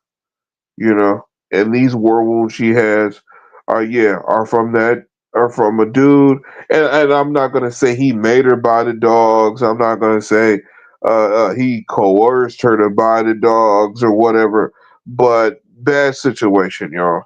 And then he pointed at the United States like it's our fault. I'm not having it.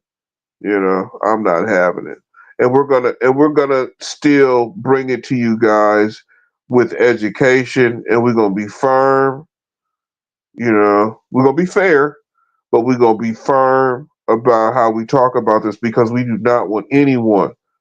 I don't care what country you from. I don't want anyone to go through what this woman's going through right now.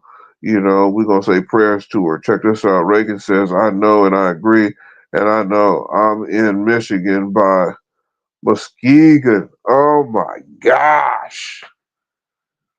You in big blue country. Hey yo, you hold it down, Reagan.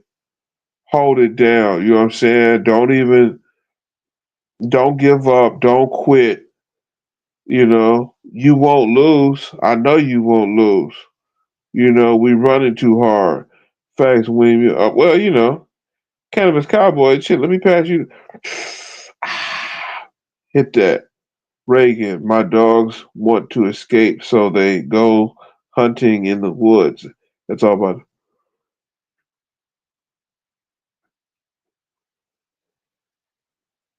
Damn. That's all they want to do.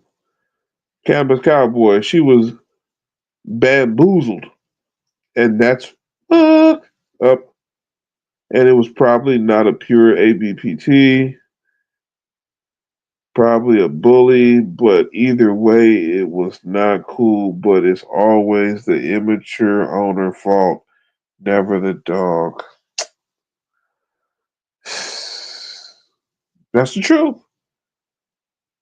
This chat only speaks the truth. This chat, Buck City Reloaded chat, especially when they dropped the link, the chat ain't never lied. Ain't never lied. I did look. This chat ain't never lies. Never. Big time. Okay? This is big time. And the reason I say it's big time because you're not gonna find somebody from another country to come over here and talk that shit. You're not gonna find them. Because they don't exist.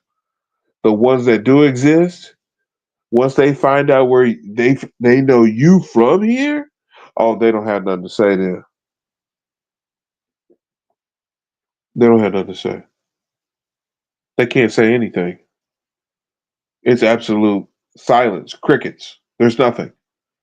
There's nothing. Their education is very. See, it's like this. Say that the global position was 35 to 39 pounds.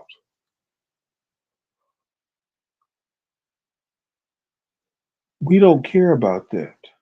How about that? See, see, if we're gonna educate people, we have to have every line of communication open. Whether it's this dog isn't good with other dogs, this dog isn't good around cats, this dog isn't good around little children, its prey drive is too high, don't trust it. See, if we don't open up all the lanes, well, we're being mischievous. We're being we're in a small circumference of denial. Let's get out of that denial. I think Reagan is a huge part of Buck City Reloaded tonight. We want to thank Reagan for stopping through because there's no way we want anything happen bad to happen to our women. No, not at all. We want our women to be just as independent as Beyonce. Okay? We want you to be just as independent as Beyonce, or however you want to be. But for the global situation, we want to nip that education in the bud so they don't misrepresent us or misrepresent themselves too. Like even if I didn't know about something, I'm done. I'm not. I don't want to talk about it. No, man. Come on. So if we look back on how the global elite treats people, especially in the flying situation, flying the red eye. When they drop you, you better get off that plane ASAP. Otherwise, they're back in the air trying to do their job. Okay, so we don't want people not to get the information where it's got to be, but we want to make sure people are hearing it. Don't buy man eaters. Don't buy dogs that have bit people and say, "Oh, I'm going to try to rehome it. I'm going to try to." No, don't do that. These are safety precautions, that we talked to this woman about, and she's got. I can't even talk about it, but we want everybody to listen because making a mistake is one thing. Okay, like anybody can make a mistake. Like you did, oh, made a mistake. Okay, but the repetition of a mistake is fake power. Okay. So it's fake power. And dude tried to act like he had some kind of power until I showed him, like, yo, did your dogs do this to some woman? Why you don't know where they were bred from, and you don't know this, and you don't know that, and now we know that your dog's done mauled somebody, and you ain't getting put on blast? Oh, we don't do that over here. We need the education to get out. See, people are so quick to try to throw somebody under the bus because they think they dog fighting or something, or they think that they're abusing the animals. But what happens when somebody is not playing by the rules? This dude wasn't playing by the rules. Got somebody mauled. Got somebody hurt because of his poor education. And I told him about that. I said, dude, you really don't know what you're talking about. And he laughed and giggled. You know what that meant? Oh, it doesn't matter. It does matter. This education does matter. And globally, it matters even more because is this just another reason to want to try to hate the United States? Like, it's getting weird. It's getting weird. If I tell you, hey, there's a bomb over there, if you walk over there, you're going to blow up. You tell somebody else to walk over there, they blow up, and then you come get mad at me. Like, come on, man. We gotta stop this madness. Okay? We're gonna stop this madness. Now, this is crazy too. It says Cannabis Cowboy said, Reagan, keep your head up, stay responsible, and keep going strong with your stop. Sure, yo. That's word. That's word. That's word. Reagan said, very true. I have always been here in the chat. I was one of Buck City's first 10 subscribers when he started in his channel. All right, well, this girl, stop it. We know you've been here, but not for this session. Like we didn't, we were gonna do it different, but you tapped in at the right time. Uh, we have. What should I say? I should have said. I should have said. I ain't gonna say it. No, I ain't gonna say it. Okay, but yes, there has been a accident in the community, and we're gonna bring it to you. We're gonna situate the interview before because it is the woman who got in the accident. She did a great interview. She did a great shot. I mean, she really knocked it out the park. But to have this happen and the community not blast this dude for not only not understanding pedigree, but not understanding the dogs that he had. And it's not gonna be no, oh, we're gonna run up on this dude and do this and that. It ain't like that. You know what I'm saying? Ain't even like it could be, but for one, I don't know how much she probably even wants this out here. She told me to go ahead and talk about it. She was like, "No, I want to," but she don't understand. I want to talk about dude because I still got receipts from the first time I talked to him. So when I talked to him about the receipts, and then me seeing this happen to this woman, okay, you know what I mean, okay, that's horrible, you guys. So we gonna blast it out. Reagan, we gonna put you on. We might put you on the case. We might give you a three. One of the left coats, a nice little hat, a fedora. And shit. You go saw it. I'm just kidding. I'm just bullshit.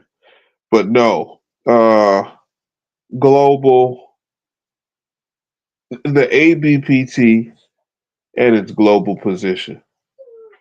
You know what I'm saying? The ABPT and its global position. Okay, Pyro, Reagan, Reagan, he throwing you, you know what I'm saying? He throwing it to you, Reagan. Yes, I will. Cannabis cow. Yeah, okay. So you better hurry up and air the interview before it ends up on the news. Oh no, it can't get to the news. It can't get stay but we airtight over here. Straight up. We airtight. You know what I'm saying? Now this is where the merch come in. Get that thou shalt not snitch. Get that. That's one of the hardest ones he got in the merch. Don't be afraid to get that thou shalt not snitch. Now you got to remember, we're in the community, so somebody's gonna bring it forth. But you heard it tonight here. It doesn't matter how it gets out because I'm the one that had the conversation with the dude. I'm the one that had the interview with the girl. You know what I'm saying? Like, it can get out where it want to, but the pureness of it, the realness of it, the originality of it relies in ABBT Radio, Buck City Live. You know what I'm saying? So it can't float too far from the boat we in right here. You know what I mean? Like, if it get outside the boat here, it's going all the way down to the bottom. Nobody will know. But we got to we got to respect her, and again we got to respect him too, because he might have these. He was saying all kinds of shit. But even if he do got another litter coming, I don't want to badmouth this dude. I just want people to hear the truth and the facts and the knowledge, and then add it up. Okay. So, like I said, a dog is not for a top tier dog is not for a woman and a baby. I'll say it over and over. So if I hurt somebody's feelings, if somebody, oh man, my woman can take her. I didn't say all that other shit. I said a top tier dog is not for a woman and a baby. Okay, so I'm not gonna argue that with nobody because that's neither here nor there.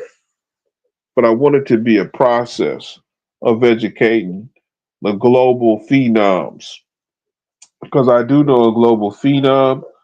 I don't know if it's his dogs. I don't know if it's him, but they checked on him the other day. That dog is above top tier. So we're not gonna check up on this dude. We're just gonna make sure we check back in and he's all good. And hey, look, that's all we can deal with you right now. Because this woman we're gonna have to check. We're gonna have to check and see if we can send her something on the Instagram, or we gotta check to see her cash app. The homie. I still gotta go back and down and read the whole message. It got so long. I was just like, oh my gosh. And then I looked at the pictures, and I was just so disappointed. Because stuff like this should not happen. We got to educate better.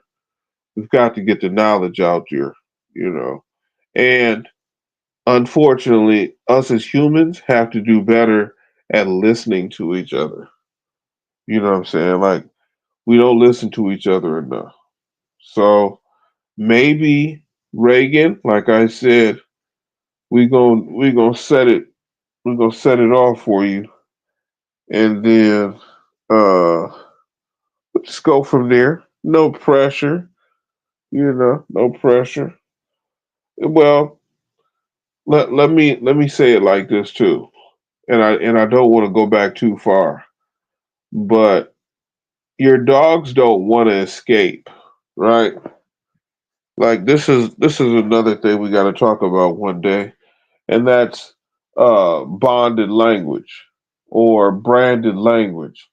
How did you either learn or how did you come about uh, figuring out steps or whatnot? And one day we're going to have to come to that basic knowledge and say, look, if you can't do A, B, and C, you got to get the fuck out of here.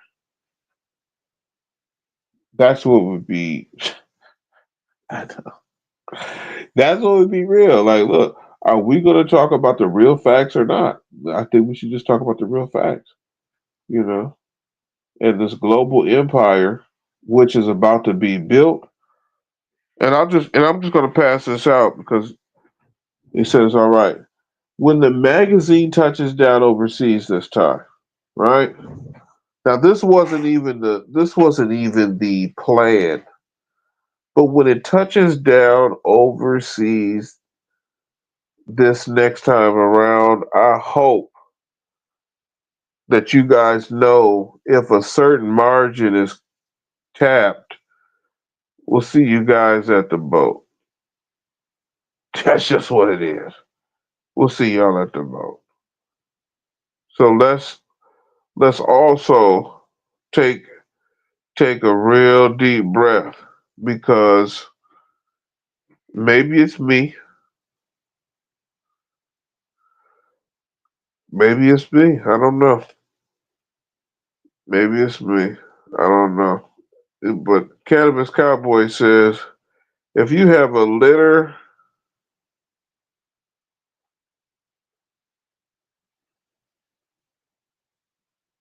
nope. Cannabis, Cannabis Cowboy took that shit down.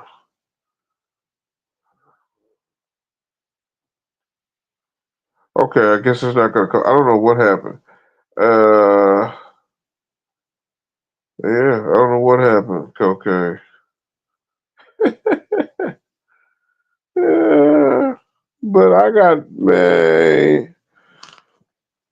Before you go to war, Buy every book, every fucking book.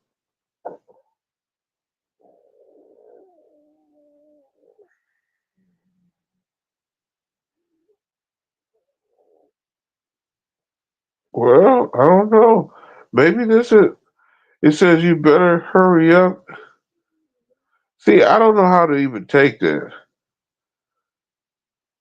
because I already did. Look,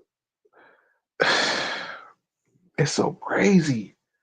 This woman, this cool lady, man, did a game. Let me just explain it. She's done a game room episode. It's in the archive. Buck City got this in the archive now. But she's been attacked. She's mauled. And the information she was talking was so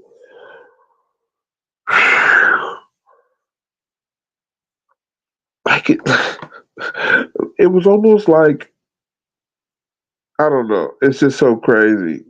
It's so crazy. Stay blessed. I can't even understand how this is all working out. We're trying to just be cool about it. Okay. So hopefully this doesn't end up on the news because it could entrap someone and they get charged also. It could be fucked up. But we wish her the best. We wish her only the best. And uh yeah, that's all we can do. Cannabis Cowboy says if you have a litter of five, one or two, one or two may be good for babysitting on the other stairs. Okay, wait a minute. Other if you have a litter of five, one or two may be good for babysitting, but the other should be outside, away, or sold to owner on that type of time and energy. Okay, I hear what you said. I hear what you said. But you got to remember, people are not in tune. People are bullshitters. People act like they know how to do something and be scared. I know somebody that tried to get on a roller coaster. I'm a roller coaster rider. Me and my kids, we ride roller coasters. I don't care how big it is. We rock it. You can tell the people who don't want to ride no roller coaster. They have no business getting out there. This American Pit Bull Terrier can take you for a roller coaster ride. It can be ups, it can be downs, it could be good one day, it could be super bad the next.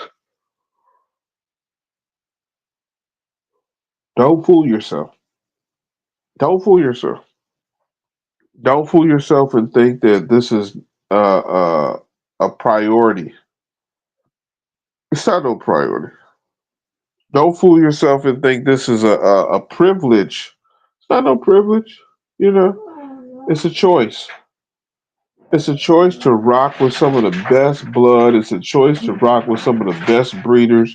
It's a choice to rock with some of the best dogs, how they bred, how they look, how they act. All these things that come together to build the American Pit Bull Terrier for what it is. You know what I'm saying? So be careful on what you ask for. Straight up. Be careful on what you ask for because, Cannabis Cowboy, if you look up, episode, not the episode, but if you look up lines before, you'll see. Be quiet. I got Wicked's acting up. But no, you have to be careful with who you listen to and where you get your information from. Okay? This has been the game room. We talked about this global situation on how people in other countries are misrepresenting the American Pit Bull Terrier and dogs as a whole. And we're going to say dogs as a whole. And the ones that have high drives should not be around kids or women our woman that's not experienced with this breed. Absolutely. Like I said, this chat be 100% correct all the time. This chat be 100% right all the time. So, and I don't want to speak too much on that because you said it in a nutshell. That's just what it is. You know, where's your experience? Where did you get it from? Who did you get your experience from? What? You know, sometimes people be doing that bull.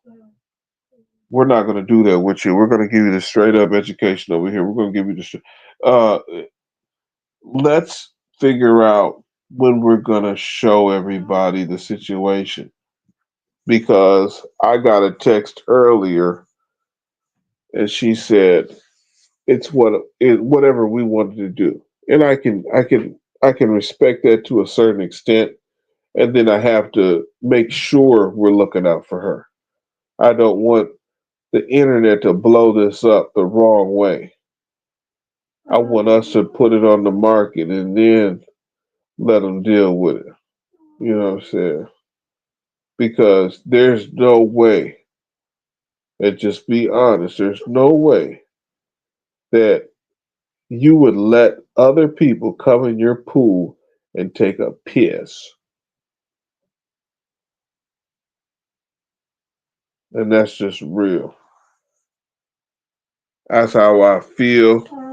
I feel that dude had disrespected us. And then when the incident happened, it was like karma slapping him in the face. Now, I heard they went to go pick him up, and then I ain't heard. That's where I'm at with it. I got to figure out what's happened. But let's not let anything get in the way with us making better dogs. Let's make sure that we make the best dogs we can, and that's just what it is. You know, Buckcity. I gotta shut these dogs down for the night. We pushing at 115. Now this is what's crazy. I didn't see the link dropped, but we still pushing. You know what I'm saying? Now we can push all the way through. We can definitely push all the way through if we want to. Maybe that's what we need to do. Maybe we need to go ahead and push on through and drop as much game as possible. Okay. And we can do that by hitting the light. We're gonna hit the light. We're gonna open this up for real. We're gonna open up this knowledge. Now, if you guys don't know anything, get your dogs registered. We're gonna do some shots right now. Get your dogs registered with the International Coalition Dog Registration. Okay? That's Mr. Garcia, that's Mr. Chavez, and that's Mr. Riveros.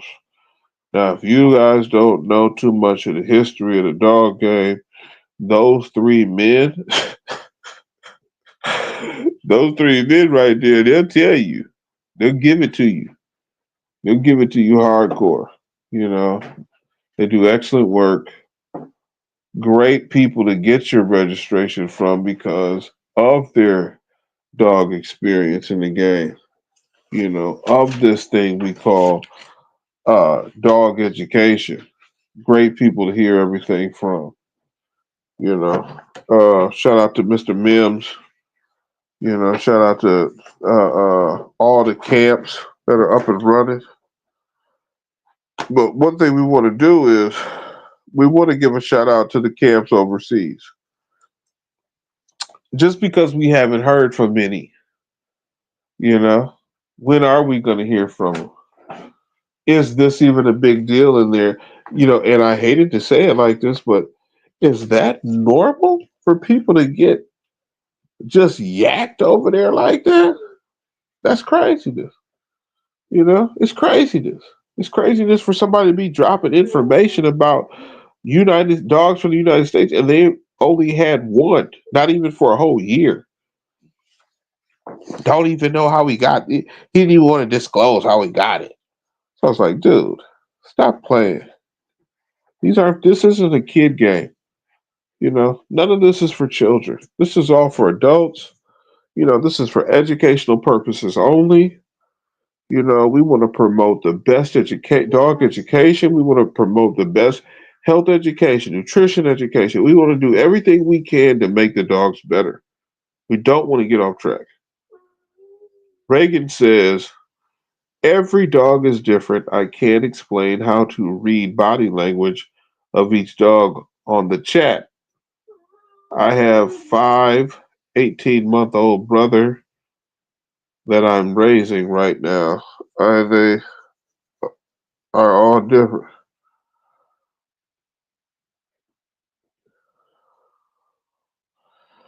Okay, I see what I can dig it. I can dig it. I can dig it. That's taking the hey, look, Reagan, that's taking the bull by the horns. You know, that's taking the bull by the horns. That's stepping up to responsibility. You know, really that's what we call real love. You know, no one left behind. You know, mi casa, su casa, familia. You know, las águilas. You know what I'm saying? It's that, you know, it's all together. So Cannabis Boy says, these are facts, not thoughts. I say this to help someone that don't know and to maybe save someone's life.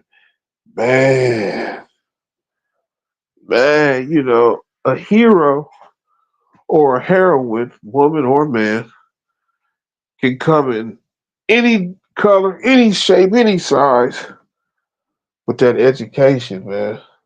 You know, the facts is what we need to further the situation. You know.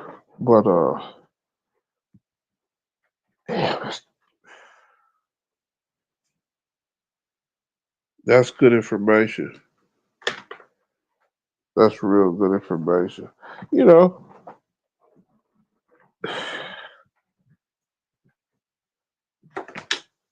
let's say it like this. Okay, let's say it like this. Cannabis cowboy.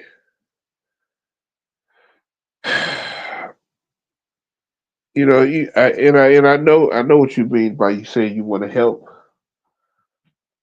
Maybe it's not even to help though. Okay, maybe it's not even to help because you know somebody you tell somebody the truth, they'll get mad. They'll get mad at you if you tell them the truth. They'll be like, "Oh, but you done told them the truth." They'll get mad. Watch it, watch it, because you know what I'm saying. You, you might spark something and be like, "Yo, I was just trying to tell him." No, you shouldn't have told him nothing. Just give them the education. Just give them the formula. Give them what it is. You know, because once we start trying to help people, sometimes the help they need is what they need to do. The help they need is what they need to do. Okay, so you might save somebody's life by letting them go fuck up.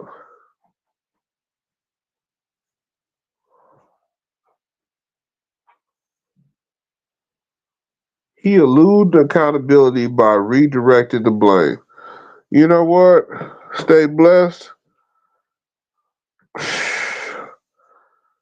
This chat, Buckcity Reloaded chat, ain't never lied. Damn, he's eluded accountability.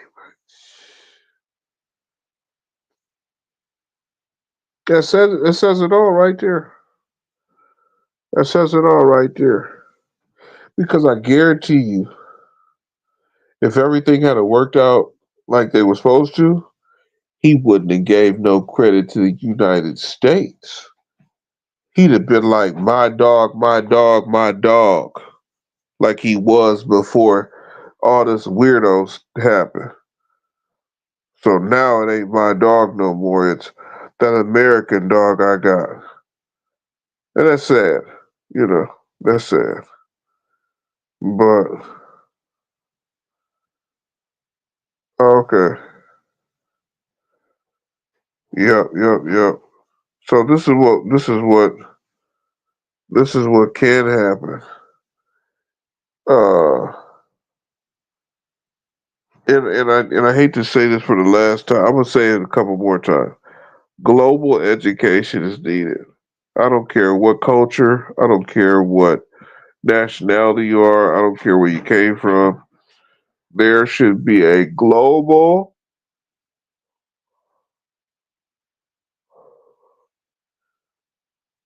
I'm gonna say it one more time.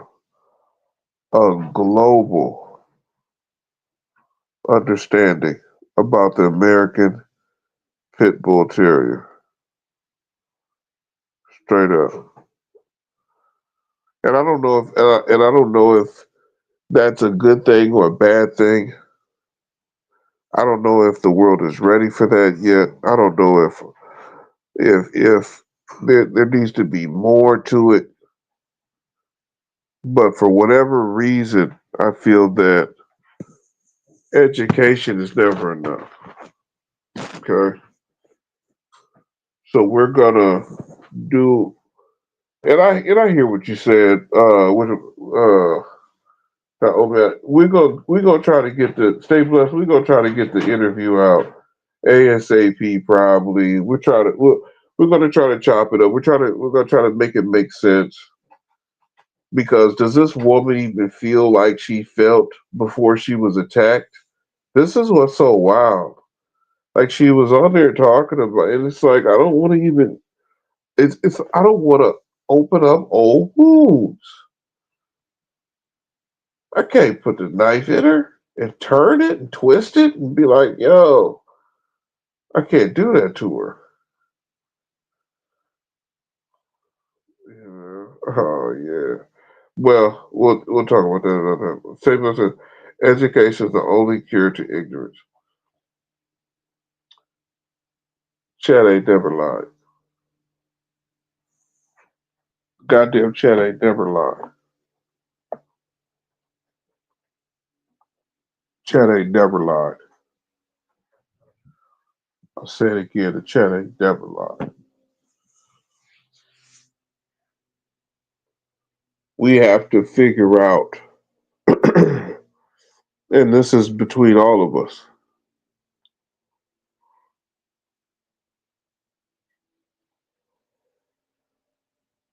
We have to figure out. That's the ghetto bird. There you go.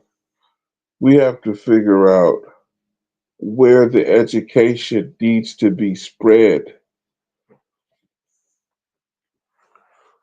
Sit down. Sit down. We have to spread the information the correct way. We have to spread the information to the right people. And I always talk about being firm. I always talk about being, you can be fair, but we got to be firm. You know,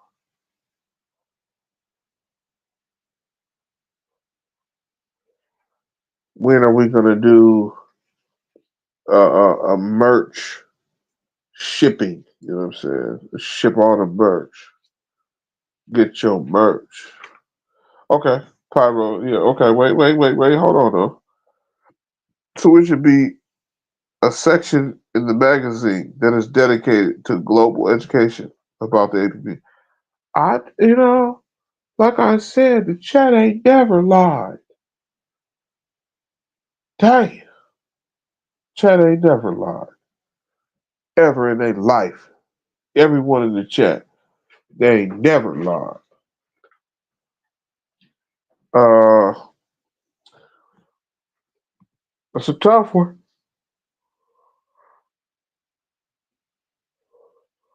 That's a tough one.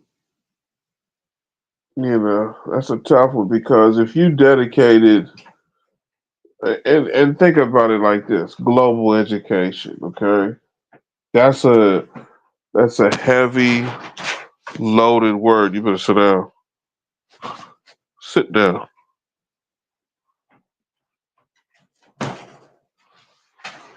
That's a heavy loaded word. You know, you might have to reload that one 5 or 6 times up in the joint before you let that off. But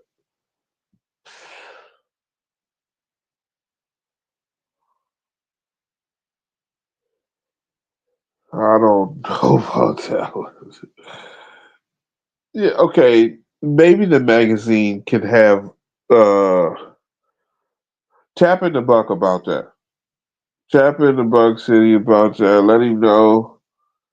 I'll try to let him know. He probably gonna hear it, but the Pyro said that in the magazine, the next one coming up should be a motherfucker talk on. You know, it's crazy.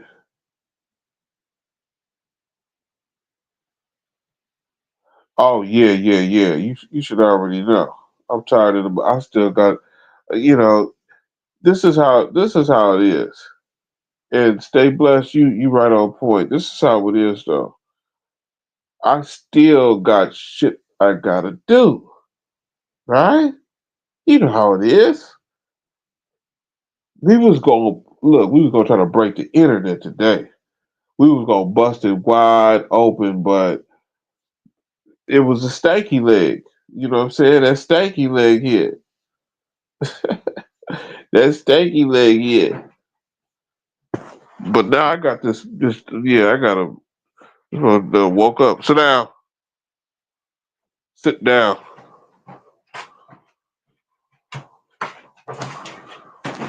Yeah. Most of this real time, you sleep here, you sleep there, you get a little nap, you wake up, you do it again. You know. Uh,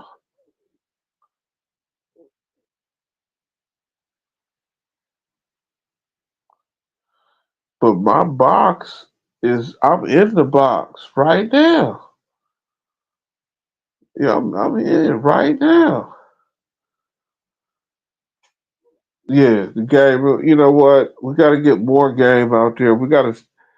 The chat was off the hook. I'm talking about stay blessed, cannabis boy, Reagan. Oh my gosh, Reagan. Damn it, Reagan. You might be in trouble though. So y'all don't tell her. Hopefully she ain't in here no more. But she might be in trouble when she find out how we told her about. And this is real, man. Some people don't want to listen to you. Some people got their own mind about this and this and that, and you got to just be real with them. Like, why would I care? You know, that's when people really figure you like to be alone. Like, I'll call up my boss. Uh oh. Uh oh. Okay. So we just got the Yami call, and he said, "Go to the."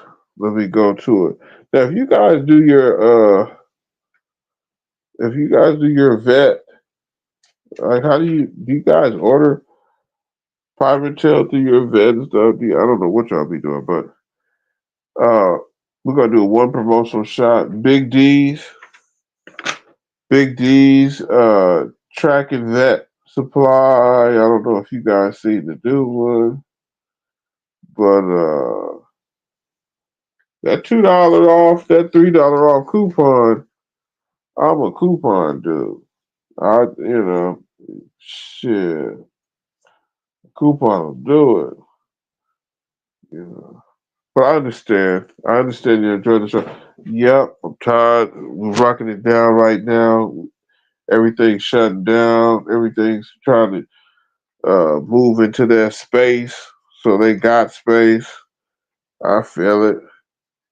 But one more thing.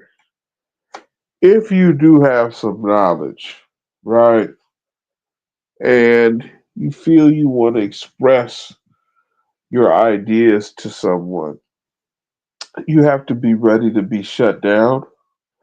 You have to be ready to probably fight about it. You have to be ready to, wow, yeah, okay. But you got to be a certain type of person to pass along the information. I'm not the best person to pass along. I'm not the best person to do. Let's do it. How about that? I'm not do. Like, no, you come over and try that with me, because now you're doing something different.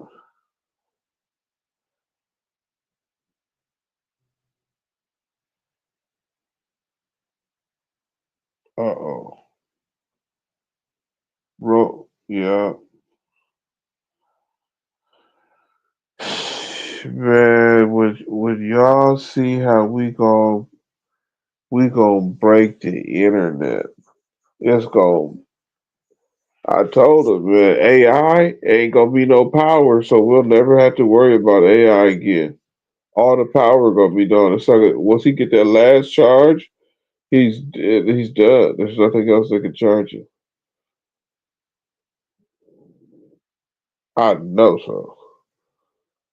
Ain't nobody look. There's some people you could tell don't buy that dog. You go to their house a month later, the dog sitting in their living room. You know. But we're not gonna ramble. We're not gonna ramble on Buck City. I don't know if you're still in the house, if you just put it on Yammy, and then let me through. But shoot, it's that time again for me. It depends on what you're feeling like.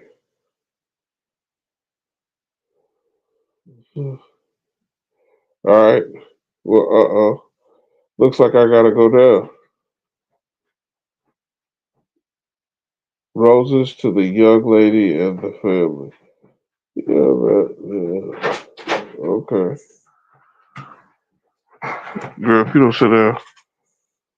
Yeah, I gotta take this dog out. Hold on. I can do this all together. Real time is something else too. I hope you guys are getting your dogs done in real time, not like wait. Uh, ooh wee. We'll find out. Okay, now I'm getting all these messages coming through. We'll find out. Reagan, yeah, we gonna shoot you the message, Reagan. We gonna shoot it to you. To be continued. Buck City Reloaded. Word. Uh, just remember, on this global scale, we just want to be represented correctly. And in my eyes, Eastern European female, Eastern or European or black or whatever you want to call it. The point is, don't misrepresent our dog. We might have to. No, no, no. See, the interview we did with her has her defending one of the. I think it's one of the. I think it's that other one. See, it can't be that one. Yeah, it can't be that one. It's got to be something different. But we rocked. I gotta get back to the man. Hold on. Let me see something real quick. Okay. Okay.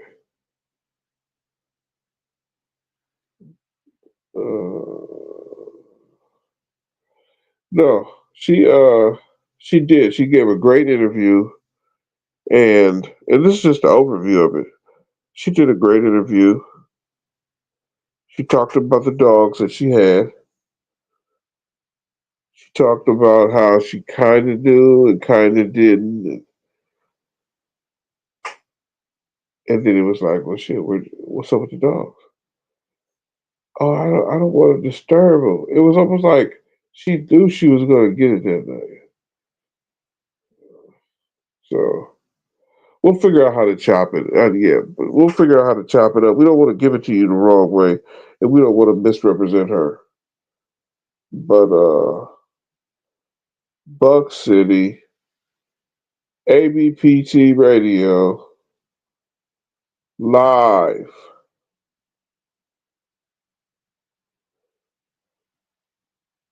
Live. And then the chopper is above. God dang it. Yeah, chopper above. The game, bro. Bring your game. We also want to thank Mr. Garcia for stopping by. We want to thank his whole family. We want to thank everything around us. We want to do the whole big yabby. But Buck City, ABBT Radio, you know how he used to say, got to be more careful. Take care of each other. What?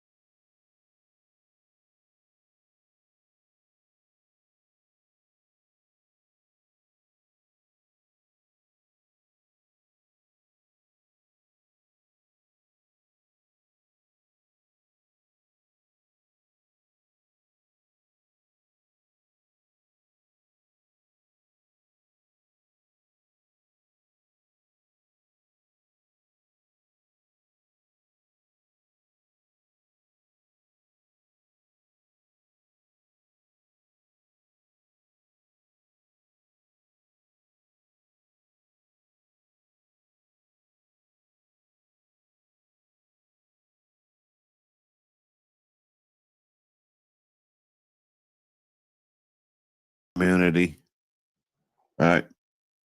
Nobody should be out here getting scammed, you know, because there's enough resources and enough people that know people that know people that we can all stay connected. It should be an easy transition, you know? Word.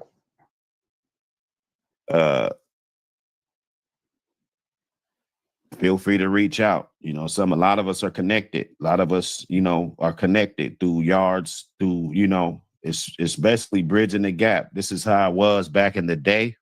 You know, you didn't just go out there and buy a dog from anybody. It was always people that, you know, had long track records of talking to these guys. And, you know, they talk to these guys all the time. They know they got pups. And when you ask one of the OGs, you know, if you needed a pup, you wanted to get some blood, they knew where to point you in that direction through experience. That's right. You know, like I said, trial and error, talking to people. If I talk to you every day and you got breedings, you making breedings, you're doing breedings, this bitch coming in the heat, you drop those puppies are 5-6 months, those you just had to separate those. You know, it wouldn't be hard for me to say, hey, you know, go hit up them guys, go hit up them. They got motion, they got good blood. You know where they got it from. They've been talking to you before they got it. You knew when they got it, you know. It's those long-lasting relationships that, you know, engrave what we can do and how we can move today. Bank statement, RBG, what up, brothers? What's going on? Yeah.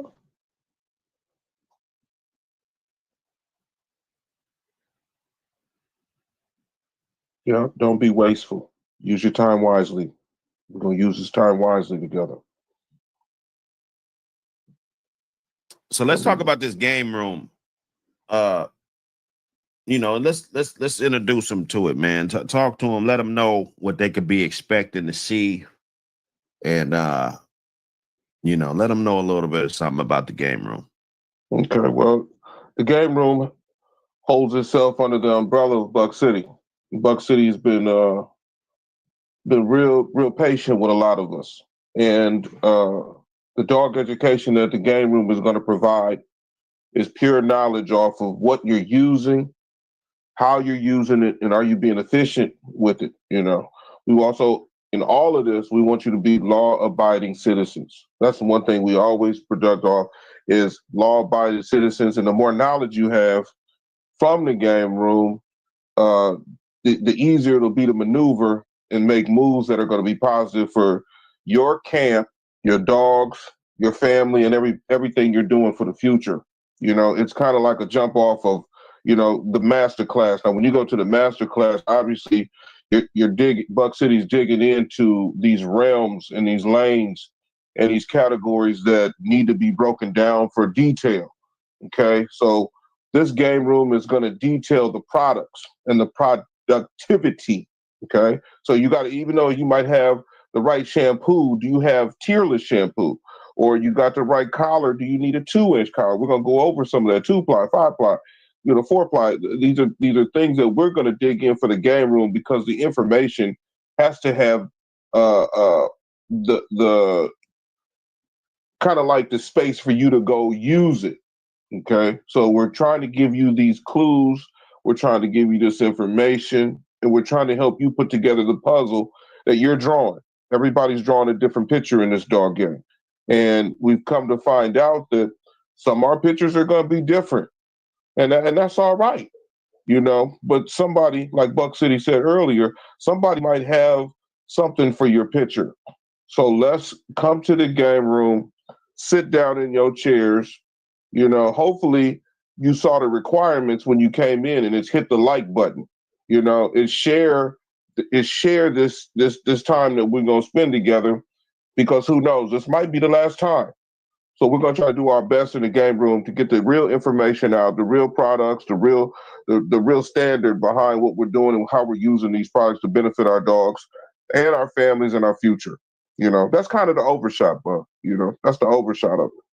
You know, there's more to the game room. That's class participation. Okay, That's the goddamn chat. So I want the chat to be putting out what they do. I want you guys to be interacting with y'all do, because just like Buckcity said earlier, these connections and this time that we get to connect is important, because we're all trying to put together this puzzle, and we just need as many pieces as we can so it look the best. Okay, so sit back, kind of don't be afraid to ask questions in the chat. You know, it's the regular session too. Make sure this is still part of the Buckcity. So roll up, relax, and enjoy. Yes, sir. Yes, sir. You know, we Hey, talked earlier. man. We talked earlier about, you know, and that's cool that you said that about these connections. You know, these connections are important. So uh, that's real. That's real to me. Connections are important. Yeah, no, definitely.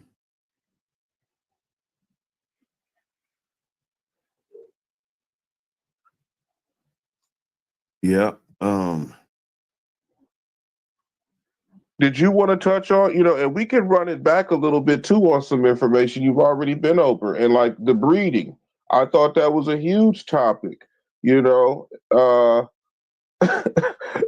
young, old, you know, genetics, you know, what are you doing in your breeding programs? I thought that was a huge, and sometimes, like I said, in the master classes, it might go over somebody's head and they might think you're yelling at them, even though you're talking to them. You know what I'm saying?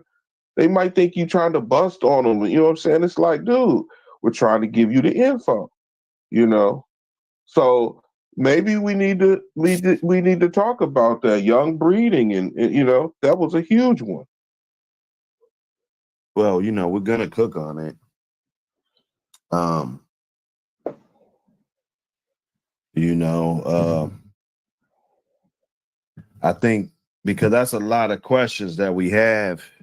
We had these discussions, and a lot of the times when these discussions come up, or anytime I open up the chat for questioning, or you know, we get on these panels, and you know, we get Schoolboy, and you know, we get all these cats on the panel. A lot of times, this question comes up, and that's how long does it take to create my own bloodline, or how many breeds does it take for me to call this breed in mine, or these dogs is my dogs, you know? And then we got dudes that say, hey, whenever you breed it, it's yours. And you know, you get all of this shit, you know. Salute everybody that put their input in, because at the end of the day, the input is what's gonna help shape the actual, you know, conclusion that we're gonna come to, right? You know, some people say 5 or 6 generations. Some people say as soon as you breed it, it's your shit. So fuck it. We're not gonna shit on nobody. We're just gonna go somewhere in the middle. You know what I'm saying? So, you know, three generations, you know, 3-4 generations, you know what I'm saying, before you could do it. And what have you added to that? What notable dogs, you know, can you say? Because it's a pyramid, a pedigree is a pyramid, right? If you look at it, you turn it to you turn it 90 degrees clockwise, That's you right. know, and it's looking like a pyramid, right? So what notable stones, what notable, you know, what is in there? What is in there? Don't I don't want to hear about, oh, now you relying on the guy that you got the dogs from. Okay, so you spent all this time talking about how you want to make it your own pedigree, and how you want to make these dogs your dogs, and your dogs and shit. But then when a motherfucker asks you how your dog is bred, you running back to the guy that. So listen, there's obviously something that's not being done right, you know, and that's the paying attention to close and fine detail, right? That's right. We got dudes, and you know, I don't want to start up this whole fiasco. You know, I got guys, you know, they hitting my Facebook up. You know, I got dudes joining panels and shit. You know, because you know you gotta come and say something. It's like when you're in court and they scorching your ass. You gotta bring your fraudulent ass to the stand in the shit. And they don't want to get on Buckcity and explain. You know what I'm saying? They don't want to get on here because they know that they will get annihilated because none of it makes sense. Right? So there's going to be a lot of friction, you know, behind your own. What he say? You fucked up. What he tell Uncle Ice? No, you fucked up. You know, that goes against your legacy. And I want to take some of the blame because we get up on my channel and it always comes up. How many generations, you know, I saw it on Samurai shit. How many generations? You know, motherfuckers ask that shit. Motherfuckers be asking that, and then we all come to a conclusion. We come and shit, you know what I'm saying? Just how we do. But we really got guys that are sitting back here like, oh, fuck, well, if I could breed this dog at 9 months, shit, that's one generation. And then if I breed them in another 9 months, you know, on the first heat, somebody said they, on the first heat, they said that they break, you know, so what parts, because I can't hear everything. Even when I watch the news, I didn't hear everything. Sometimes I'm sitting there with my lady and I'd be like, what the fuck they say? Snohomish County, what was, you know, and I'm listening to it, but you know, you don't hear everything. Yeah. You can't hear every fucking thing, bro. You know, and then a lot of times you hear what you want to hear. You know, you hear what you want to hear. Oh, that got something to do with my neighborhood, or that got something to do, right? So this is where I'm at. I'm apologizing because I think, you know, dudes are trying to do shit, you know, and you know, a lot of this is anointed. A lot of this, you know, you're anointed. You're chosen for this shit. You, and some of you will know after you there, I might be long gone, you know, and you make it to that level and you be like, damn, Buckcity told me about this shit. You know, told me about this right here, what I'm experiencing. You know, it's different. I can't talk about it. I can't, you know, make shows about that feeling. But it's when you put in work and you didn't ask for, you know, for a report card every semester. You didn't do none of this. You were just putting in work, being a good guy, standing up, being down for your boys when they're hurting, hooking a motherfucker up with pieces that they can use for generations to come. I saw a cat the other day. He bought a dog 7 years ago. This dog's like the cornerstone of his yard. You know, I take pride in that. You know, he's breeding a son off of him and shit. You know, he's got a son that he probably really like off of this dog. I don't know if he still got the dog left, you know, for the one. But, you know, a few years ago, I saw him breeding off the dad. And then now he's breeding off of shit, you know. So you're putting in work like that. Work. You're blessing people. Work. And then one day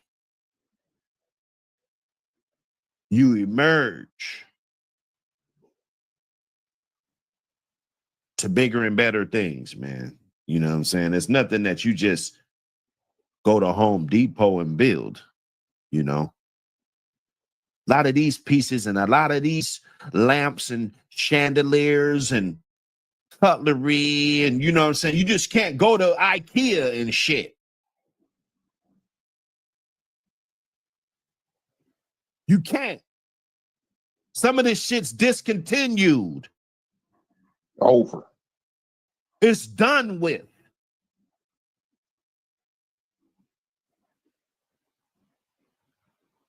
You know, don't breed young fucking puppies, y'all. Don't breed young puppies. Don't try to be a granddad before you're fucking 3 years old. A great granddad at 2 years old and shit.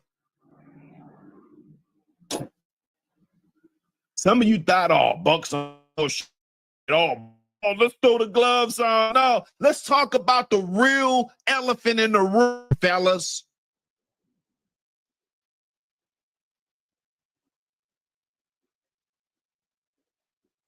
That tarnishes your reputation. It lets me know. We used to have a guy in the hood, man. Bless, man, this guy. I love this guy. I'm going to say it's fucking, but he will go get dogs from everybody that they didn't want the motherfucker no more. Basically, let's say the dog chewed out all this dumb shit. Maybe skittish, shy ass dog, you know, whatever. You got the papers? Yeah, sure. Bring them over. Give you that much for him. He'll give you like 400. He ain't gonna give you what you paid for the motherfucker. You probably paid 1,500. You feel me? And he was a good guy. I dealt with him with other things. He was a trustworthy guy. We traded money back and forth. He owed me 100. I owe him a few hundred.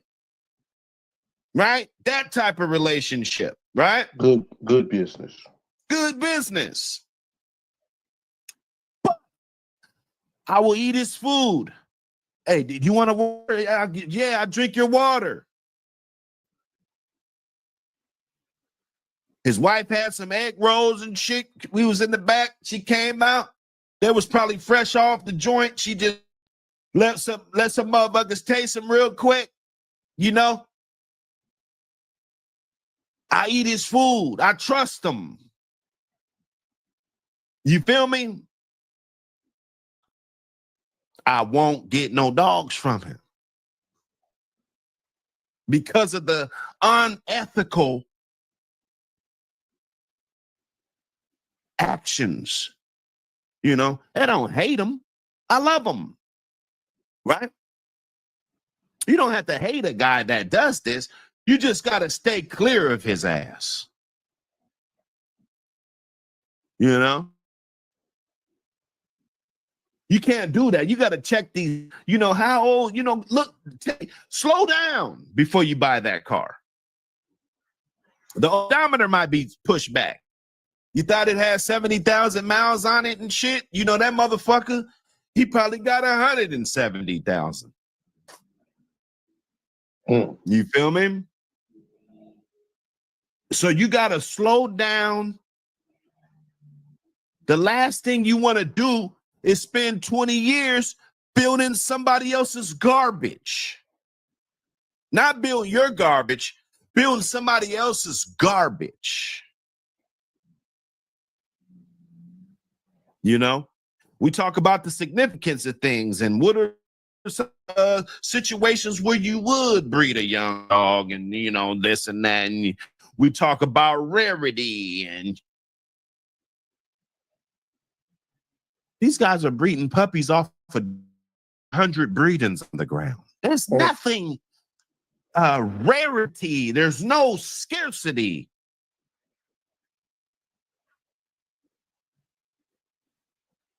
Why? There's no reason. Stop it. Don't breed them young ass dogs. So a young ass dog right now, don't breed it.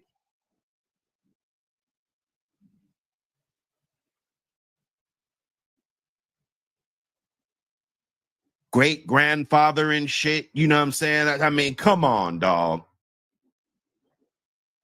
Oh man. I don't even think Hannibal Lecter's even a great. I don't even think Hannibal Lecter's a grandpa. And I do not think one of his kids have bred yet. And they 3 years old, 4.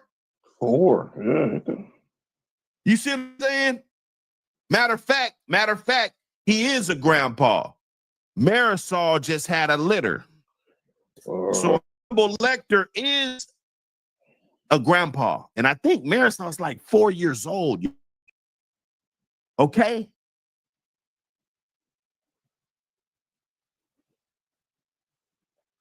So practice what you preach, walk it how you however you got to do it, man. Whatever sinks in.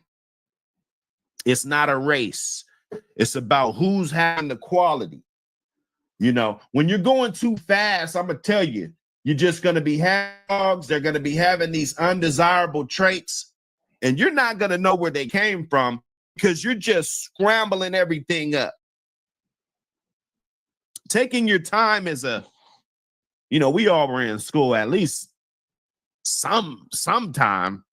They force you to go sometime, but you'll get a notebook and you'll put those little dividers in there. That way you can put the math shit here, this there.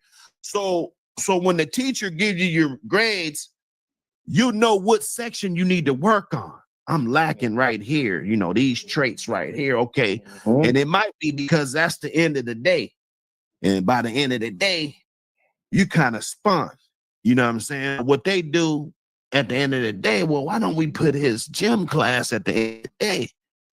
Physical education, we'll put that one at the end of the day. And since you just kind of suck at math, let's put math at the beginning of the day. That way you're more, you got the good jump start, focus. Yeah. You know what I'm saying? But when it's all over the place, when I put it in there and this pages is all over the fucking place, dog, hit the like button. We cooking in here, man. This is a rare moment. Okay? We cooking in here. The game room's coming to you. We got more characters. We got more personalities coming your way. So tune in. Whenever we drop it, we haven't figured that out yet. I talked to you, Wayne, on the back street, but we'll figure all that out. Yeah. Well, this is a good time for me to tell them what's on the board. Now, if you guys look at the board, the message that had written, okay, now it's concerning your standards, your behaviors, your beliefs. I'm gonna say it one more time: your standards, your behavior, and beliefs. You have to have these things in order, because otherwise you will produce things, like Buckcity said, that are unacceptable. They're not acceptable. Okay, so this is why the game room is kind of coming alive, because we want you to be real prudent. We want you to be real right on, spot on. Don't deliver something that's rotten that's supposed to be fresh. Okay, so we're trying to make sure that you look at the board. Don't worry about the messenger. Don't worry about how the lesson is being brought to you. Find the meaning, find the significance, and figure out what's acceptable. Okay?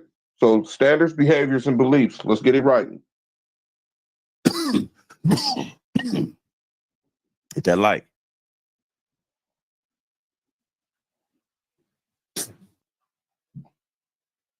Because once they add up, and let me just go back on the board again. Once we add up standards, behaviors, and beliefs, say something does go wrong with your program, at least your personal content, your personal standards were up to where, hey, we all make mistakes.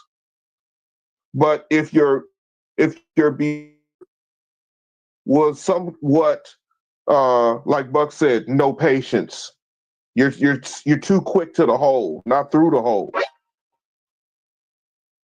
know what I'm saying? I'll say it again. Don't be quick to the hole, be quick through the hole. So right when you get there, everything that you believed in, everything that you built, it'll be acceptable.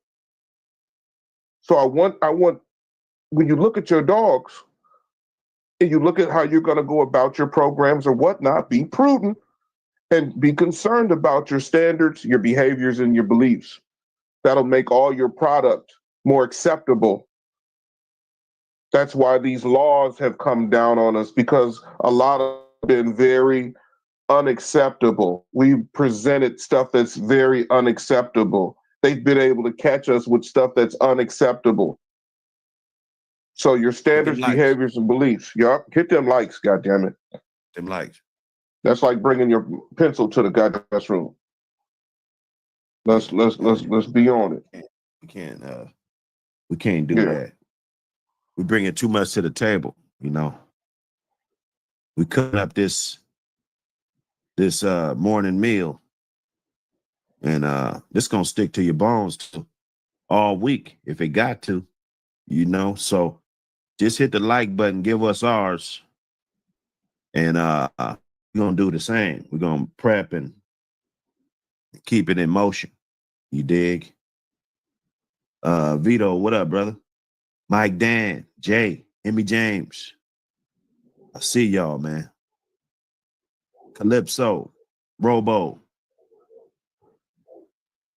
Everybody in the building, salute. You know, what else? What else we want to talk about today? Well, we also want the chat to be able to break it down too, because we all go through this adolescent stage where you're in adolescent stage when you buy a dog. And that baby's a puppy. You and that dog are going to adolescent stage. The bond you're building is going to be the maturity. So if you think you've bonded with a 5-month-old puppy, you're gladly mistaken. If you think you've bonded with a 11-week-old puppy, you're gladly mistaken. You guys haven't had any memories to look back on. Training. Where have you been with the dog? How much socializing? That's mental.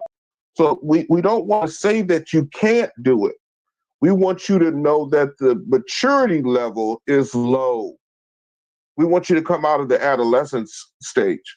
We want you to come a little bit above the situation. Just like he said, Marisol is like 4 years old. That's absolutely spectacular for someone, because I don't believe a dog should be bred until he's almost 3. And I'm talking about a male.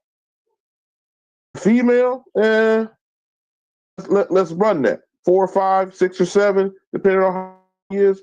But the dog man, dog woman, let's get out of the adolescent stage and say, look, let me make some character with this dog. Let me build with this dog. Let me see how far me and this dog can travel. You know, because we can go to the board and we can say, let's pull up the skeletal system of a dog. Well, how big is the lumbar at 7 weeks and 11 weeks? That lumbar is not built yet.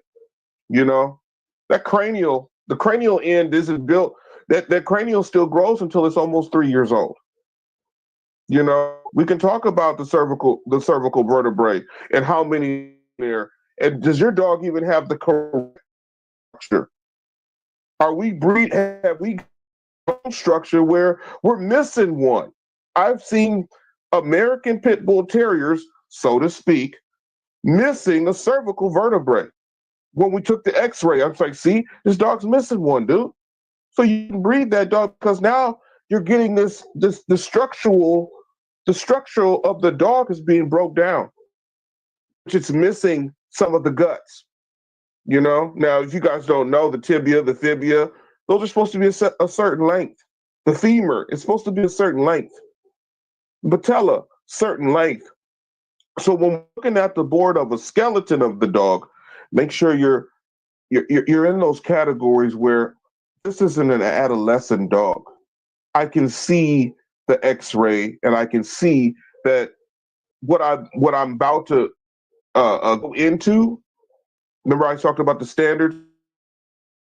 I'm going to be accepted in the community because I've chosen the right path.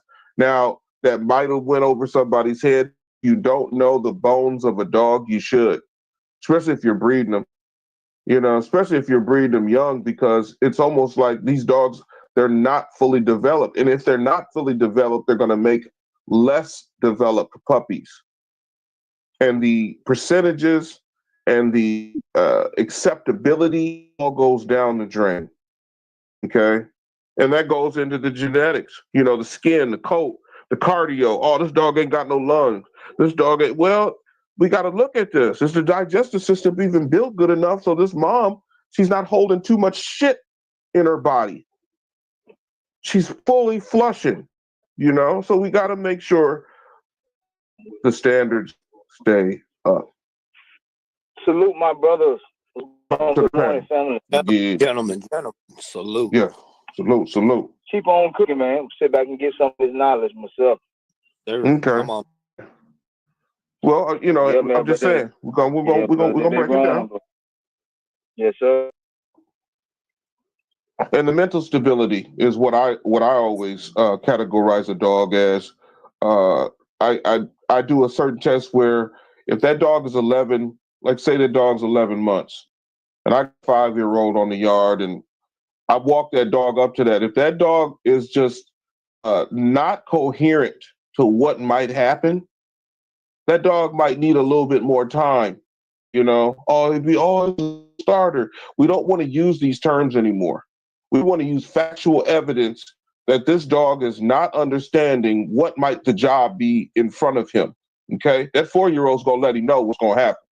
You see what I'm saying? That 4-year-old is mature enough to say, I got me some war wounds under this belt. So if you step to this chain, don't come on. So I don't want nobody to, old school. Well, sometimes we gotta keep some of their morals and standards intact, because that's why we produce so many curs and we produce so many dogs that aren't ready for their job. We have to make sure these dogs are so at 11, 12 yearling. I gotta walk him up to my head honcho. And if I don't see that tail go up, if I don't hair stand, if I don't see him stay focused on the top front of him, he might just not be mature enough yet. And that's why Buckcity was saying the essence of this game has to come to maturity. So let's make sure that when we're doing these breedings, and we're looking at genetics, and we're looking at the dogs on our yard, we see a stability going on. Whether it's the muzzle, whether it's the head, whether it's the eye set. If this dog don't look right, you guys, and maybe it looks right to you. Let me go back to kindergarten for you. Maybe you don't know what a good dog looks like. Maybe you have no clue. Maybe you only know what the breeder told you. Okay, well then this is where we talk about the connections we make in this game. This is where we talk about the branches we come to. We find each other. We talk to each other. We compare notes. We compare data. We don't let the other person go off on some weird belief and make something unacceptable. So yeah, we cooked this morning. We just want to make sure we cook the right recipe. Everybody get a bowl. And this classroom, the game room is, we're trying to make sure the facts get out here. The facts get out here. And I didn't want to bring the skeleton system up because there's a lot of dogs out there that got bad skeletal systems. And we expect them to perform when their bodies aren't digited right. They're not digited right. They're not of the standard of the skeleton that's supposed to be in the body that we think is going to perform. So don't be afraid to go to the vet and get an x-ray of your dog and find out if something's not there. A small tibula, the small femur. We're looking at the skeletal system, and I don't like to say it, but some of the lumbar on these dogs, and the lumbar is the back, kind of like the middle of the back. You guys, when you see, and they got that high, we say it's a high rear end. That femur could be too big. So you got to look at your skeletons and say, wait a minute, I can't breed no more of these to this high femured bitch or this high femured male. I need to bring that back end down. It's getting too high. It's messing with the lumbar. The dog's not looking, it's going to be a look. And we're not saying that you guys are at this stuff, but we want to make sure you're looking at this stuff. Because the future of your yard, the future of your dogs, all come down to what does the dog look and act like. And if we're off track with the looks and the act right, we're going down the wrong road. So if anybody want to jump in and start cooking, get to the stove. Let's get Get this to the- guest in here. Hold up. Game breaker. What up, brother? What up, though? Yo, Talk to us, man. What up, though? yeah. I ain't doing that, man. I'm just sitting back and getting my little bowl of gumbo. These boys cooking, man. This man cooking. I want to salute Buck, man. Salute, man. Many years ago, you was one of the first guys I started following, man. You know what I'm saying? I was going through a tough time like you was, man, and shit. It just done blossom, man. I enjoy all the info, man. So salute, man. I'm just sitting back rocking. Nah, man. Appreciate it, brother. Appreciate it. Yeah. I try to give back, man. You know, try to give back.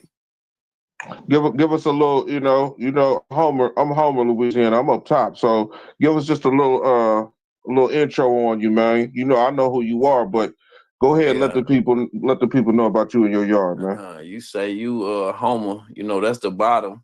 I'm right on top of the bottom. If you know location, I don't gotta say no more. You feel me? Yeah. I'm right on top of the bottom, man. I've been in dogs. I was an adolescent, like y'all speaking of, man. I've been in dogs for 20, 30 years, man. I was a little boy in school who used to read the little pit bull terrier dog books, coming from that to first laying eyes on a dog. I think it was just an American bulldog. From that to having scatterbreds, to really getting into dogs, to having dog yards for years and years, and then getting on the real professional level where you really care the dogs the way they supposed to be and do everything that you need to do to be successful. So, there's just a little background. Yeah. That part. Yeah. Lot boy. Swamper. What up, y'all? What up, though? What's going on, family? Oh man. One of the things that cause when you breeding puppies, one of the things that's gonna pop up is bad habits that these dogs have, and that you won't know if they pups, right? But they very well could have that and be able to pass that on, and so on and so on. Let's talk about just bad that these dogs got, like rather if it's hog hunting or just keeping the dog around, whatever, you know what I'm saying? Just let's talk about bad habits that could pop up in a dog. Let's say you breed them under a year old, which is to me the dumbest shit anybody could do. But because see, for one, under a year old, he ain't himself yet. I'm saying, right. you don't know what he gonna be. You don't know what kind of traits he gonna be good. So he could pop up. He could be a damn bad kid. You know what I'm saying? He could be a damn chain biter, hole digger. Biter. Might eat his own Biter, shit. Human biter. Human biter. Walk Damn you, right. you don't walk him. Damn Yeah. right. Unbrookable. You don't know what, you know what I'm saying? You don't know what the hell you what you got yet, then you gonna be ready because you think something and he's under your own. He still got a child mind. Certain traits don't pop out until them dogs get a Female or male. Yeah. Let's put on the board socialization. Okay, let's just put that up real quick. The reason I say that is because of a dog is, can I keep this dog for me? At a year, you're still kind of, babying the dog. You're still trying to, you're still feeling the dog out. You still haven't got his behaviors down. So what happens, socialization, and I'm talking about dog man, dog woman to the dog, period. Talking about the relationship, the bond between you and dog. That has to be established. And I'm talking about established for at least a good, and see, just because a dog is a year old, don't mean you spend enough time with that dog to know that dog. You see what I'm saying? So you might have had the dog for a year, but shit, you go to work, you got this other dog over here, you got your female, your kids is bitching and crying and bitching, you know what I'm saying? So you got stuff going on. So we need to make sure we calculate the socialization of time that you've had with this dog. that's gonna decide how you further this situation in your program, because seeing the whole picture, you're almost, you're delusional. That kennel blindness sets in just because you don't know the behavior. It manifested in front of you. You're missing out on the process of even knowing if this dog is something that you want to create and continue. But make sure we go back. And they go back to putting that time in with your dog. We talking about them 10,000 hours, them hours you put in with your dog, learning your dog, and your dog learning you. Like that, it's back to that. And you breed them as damn babies, like you always losing because you still don't know what you got. And you just breeding off blood and saying, this is going to be this is going to be that. No, you don't work with. You still got to breed off a dog, even if the blood is good. Yeah. People forget that when a dog is one, he's 7-year-old child-minded too. So certain things you ain't gonna see until they get older. Stubbornness, all that stuff. So you got to be careful. Like you said, bring at like 2.5, 3 if it's a male. Well, that's a good situation, right? Who thinks a dog? What are we gonna call a full? What is adulthood? We talk about adolescence. It's definitely a year and under. Yeah. When do we call a dog mature? Let's go. Let's standard. I would 3 say for a 2.5, male, 3. 2 for a female. Yeah. I agree, Buck. I agree. Male, you shouldn't be breeding your male. I mean, I know shit happens, and we talk about scarcity, and there's we got exempt. It's like with the A word when they delete the babies. There's always exceptions to the rule, but in a good world, you shouldn't be breeding your male before he's 3 years old, bro. Fact. You know what I'm saying? Even if we talking about old times, where it's strict, you read books and shit. Most of those dogs, they wasn't getting no pussy until they went in. Like let's stop all the bullshit. So okay, so we can't roll dogs now. So now we just could breed them fucking 9 months. It doesn't make sense. It doesn't. Like there still has to be something in there that this dog has to prove, rather if he's smart or could be potty trained, anything. Like 9 months ain't gonna tell you nothing about this motherfucker. There I hold him in high regard. I put him on the Mount Rushmore. But unfortunately, at 9 months, at 12 months, that motherfucker could have bought that motherfucker from me. Right. You know what I'm saying? At that age. I'm being honest. I mean, sometimes you got to be dead honest with people, man. You'll get better results. Would you let your kids have kids at 12, 13 years old? No. It's the same thing applying to people. Listen, man, you want your dog to be mature, man. Like you want to know what you got. You want to know all the way. You don't want to guess a game with these dogs, but you set yourself back. You set yourself back, man, and ruin your program. Motherfucker might have a skin problem. Might have goddamn other dysfunctions that ain't come out yet. They ain't show themselves yet. Them allergies. And you thinking you got a perfect conformation dog, and come to find out that he ain't all the way right. I remember you said them buck dogs got allergies, Buck, and a lot of them show it.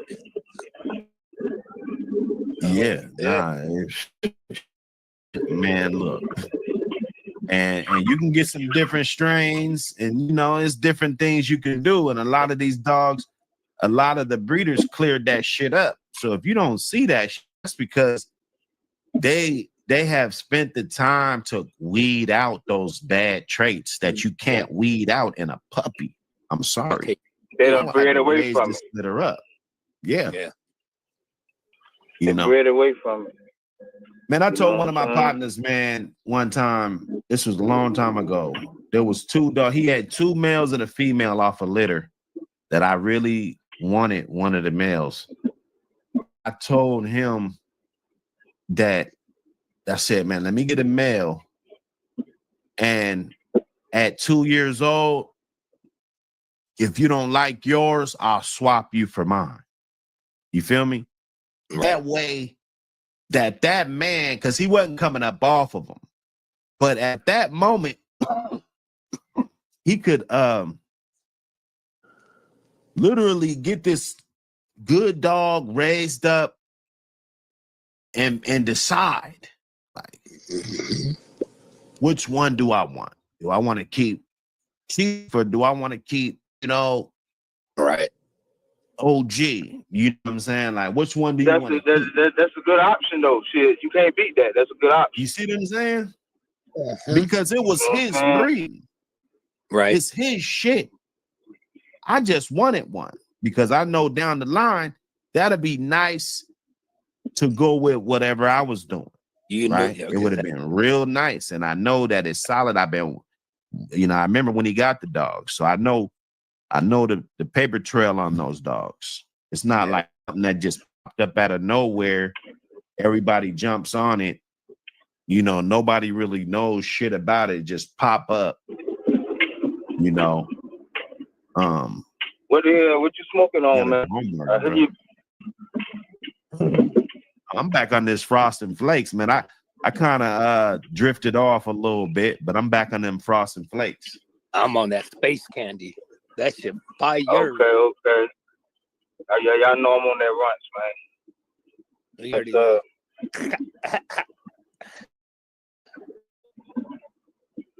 But yeah, man. But see, that's the beauty of the game, man. That's the beauty of the game, dog. Finding the right people, doing the right shit, preserving the breed, keeping shit the right way, man. It's still some people out there doing it the right way.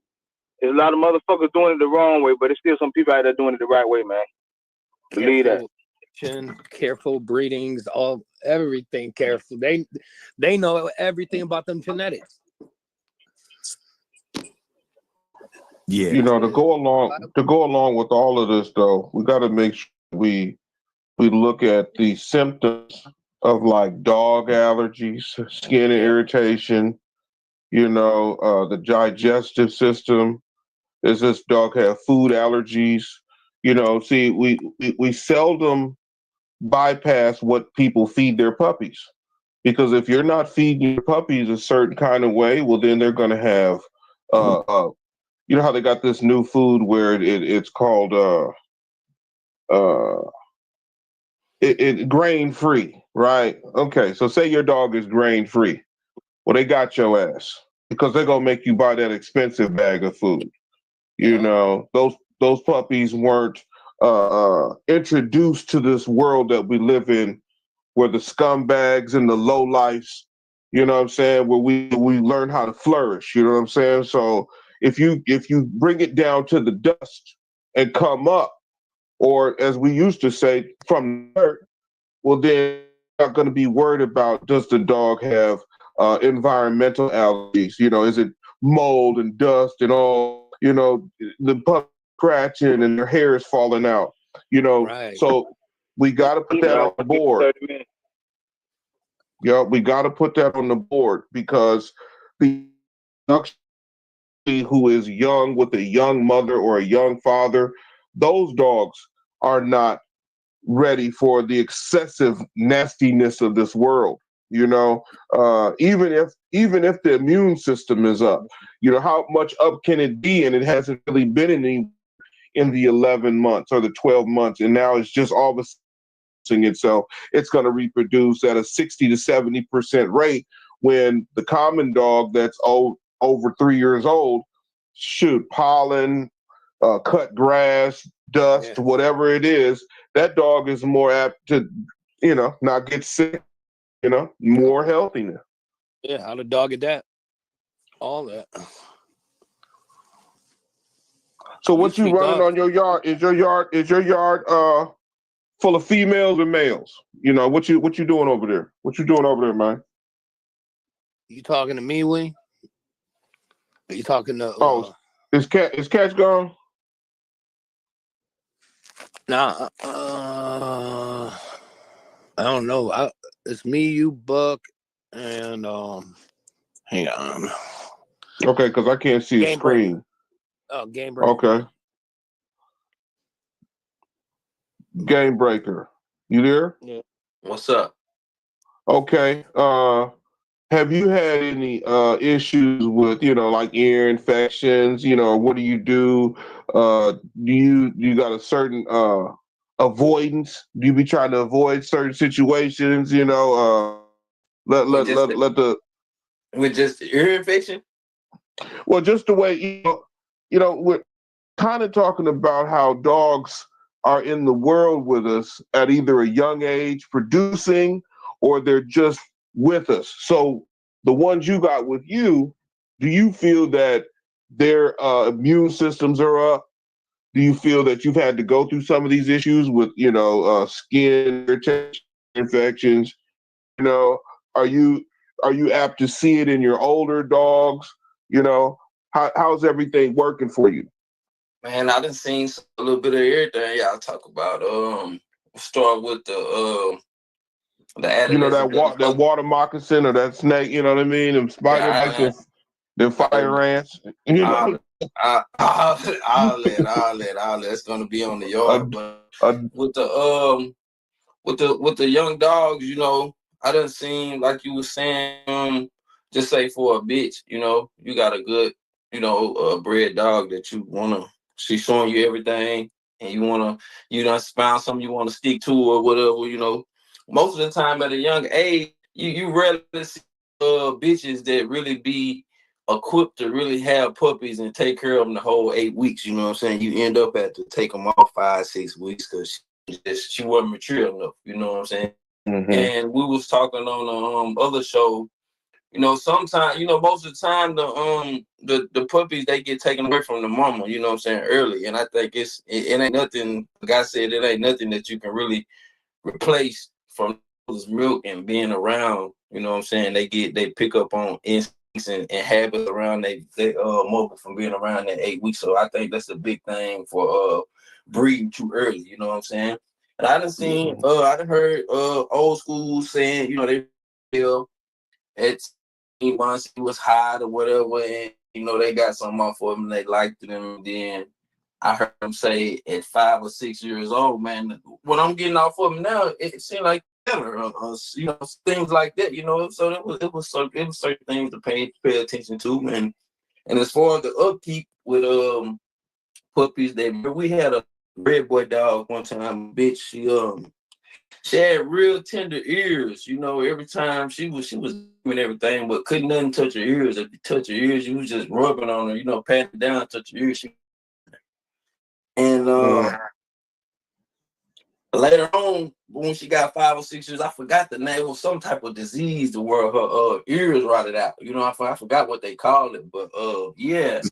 But from that, dealing with that over the times, I learned to I forgot this certain type of ear cleaning medicine. When you in the country and you dealing with pollen and dust, and depending on how your yard is, that's something that you pay attention to, because if they don't have that certain type of disease, the way their ear deteriorates, having dirt and stuff in the ears. I forgot estrogen or something like that. When you working the dog, putting them in it could be something negative, and just it could develop a tender spot on you. And not keeping the ears clean. So that's something that I always Throw they balance off too. Yeah, throw they balance off, all type of different stuff. So yeah, with washing the dog, you wash the dog ears too, man. Make sure you get all the earwax out of the ears, and that's another step of the game. That just when you got yard and you hands on all the time, that's gonna be something, another detail that you're gonna pick up on and you're gonna want to attend to. That's right. That's right. I know you know about the dirt daubers, right? Yeah. Okay. They produce something in dirt. Now, this is what we got to remember. Environments are different, right? So when I moved away from Louisiana in the 80s, I came up to Minnesota, right? And people were like, your dogs is really rough, and I told her, well, it's rough down there, a moccasin, anything come up on that dog, he better be ready to get down, So I that the environments have given us different genetics, and the environments have changed, the muzzles, and the environments have changed the pads underneath their paws, you know what I'm saying, and nails and their teeth.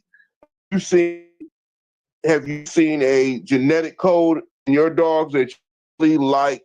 Can you just speak on some of your, and you ain't got to give out names if you don't want to, but it's on you, family up in here. So what you mean by genetic code? Well,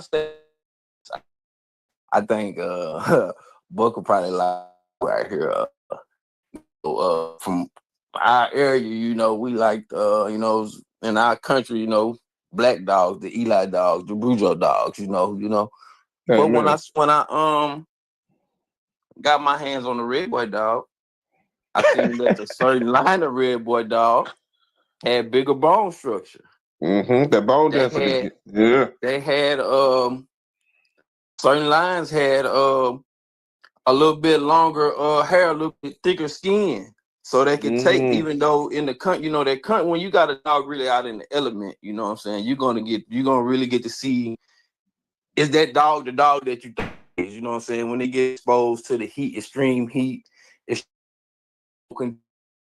wet, swampy conditions, you're gonna get to see this dog is really what it is, you know what I'm saying? And a lot of times when people say they got a good dog, it ain't just about drive of the dog or the games that he show. It could be the genetics on this motherfucker right, all the bone structure on this motherfucker right, everything is correct about this dog, you know what I'm saying? They could be the makers of a good dog. But man, like I was saying with the red boy shit, as far as a genetic makeup, I started seeing that just mine, you know what I'm saying, with my experience with it, that they had a certain level of toughness when it comes to environment. You know what I'm saying? Their skin was a little tougher. They can, when I was young and didn't know everything I needed to know of the other people of the dog, if I didn't have enough hair, enough straw, or if the house would sit the right way so it could cut off the air. I mean, the wind when it's blowing a certain way. You know what I'm saying? The red boy line. And them just being a bigger dog, you know what I'm saying? Most red boy dogs going to be 50, 60-pound dogs, depending if they're inbred or not, you know what I'm saying? They gave me a little leeway to be able to keep this dog for a long period of time without knowing everything that I should have known and needed to know to keep it. Game official. You said you dropped another gem on how your dogs are kept and where they're kept. You can't put that facing that west side of that sun on. You know what I mean? They got to be able to hide, because if they had a heat, you can burn in the shade. So come on, man. I done lost, especially when they was paying attention about the black dogs. I done lost a couple black dogs by not having them in the, everybody want a yard. It look good to 10 or 20 out there. You know what I'm saying? But if you ain't got them 10 or 20 in the right situation, in the right spots, you're going to lose a couple of them, man, especially in the summertime. Position is critical. That's one of the when I'm going to set up a yard, man. It might take me a whole week before it might take me a month just to survey the yard. Where I'm gonna put everything at. You feel what I'm saying? Just because of that reason. Yep. And the land survey, is he down too low? You know what I'm saying? You gotta watch the sun for a couple of days at least. Yeah, you're gonna have to go out there early in the morning and stay out there all day to see where the sun's gonna work. Hey, Book, you know where something, that man. bitch and where them trees and what time and what, what I'm saying? You gotta know. But then also, this for the ones who been in a country situation. You don't want to be too close to. You got too many trees around. You got to spend the money on flea infestation. Your dog gonna stay full of fleas. So there's certain shit that you just gotta know. Yeah, spiders too. Them spiders will get his ass too. Come on, man. Yeah. Yeah, but get on that ass. Man, listen, I had a water moccasin that had been around the yard so long, man. When we went to kill him, this motherfucker was standing up like a cobra striking back. He already had bit a dog, we had the dog took it, we had to cut it came to a bubble, we just cut it open and let it drain a couple of days. But yeah, when you fucking with these dogs, especially in rural areas, Having a yard is one thing. Taking care of and defending your dogs from all the shit that can happen to them is totally different. Yeah. Hell yeah. Hell Hey, yeah. man, that's the part they don't know. Well, and then, but Buck, check this out. That goes to how you said, see, a young dog had access to a young dog. You might as well go get the bag for him because he's not gonna make it out there. If you do have a yard accident, that younger is not going to be able to defend himself. He is he's not capable of surviving. You know what I mean? Like, so there is a survival rate that happens at a certain age. You know, where you see the dog can you put him out there and you know he'll stand out there and all of a sudden you'll see him sit down and then stand back up and sit down. That's an adolescent dog that has to work that chain. Like, put your mind to something, you know. And when you see that, that's another clue to where that dog is at genetically and mentally and age-wise. He's not prepared to be out there on the day. Because, you know, you can set up a yard or something out there and see it ain't going to work. It ain't ready to be out there, you know. And you're going to have to make provisions for the younger ones because otherwise they're in harm's way, you know, whether it's like you said, whether it's the atmosphere, whether or if something does come up on it, it ain't gonna be ready. I know there's some coons out there. You know, there's some coons out there that'll whoop a regular puppy. It'll little whoop ones on the side. You put the badasses on the perimeter. Yeah. You got to have a strategy. You got to have a strategy because you put the puppy on the perimeter and be gone in the morning. They're gonna snatch his ass, and you know what I'm saying? Because it's a free kill. That's like putting a weak wood on a foundation, bro. It don't work. Yeah. Puppy, I'm telling you, man. I know that's happened to somebody in the chat, dog. No. But I done seen, now check this out. This is a country situation. I done seen a young pup think it was going to run up on a tree and walker, right? A walker dog will whoop that ass. Period, point blank. If you got a real one, if you got a real one, go ahead and let that puppy act like he gonna do something to him. Even though the walker in that blue tick, they probably good pack dogs, they will defend themselves. You know what I'm saying? At all costs. So there's things that go ahead. Yeah. I got a story on that to fuck you up, right? So I had this male dog. I was probably about 16, 17 years old. His name was Kilo. He was off an old dog. My cousin had named Zigzag. I think he had some Amstaff in him, but I would game dogs up in this. But this dog right here, he really was a cur.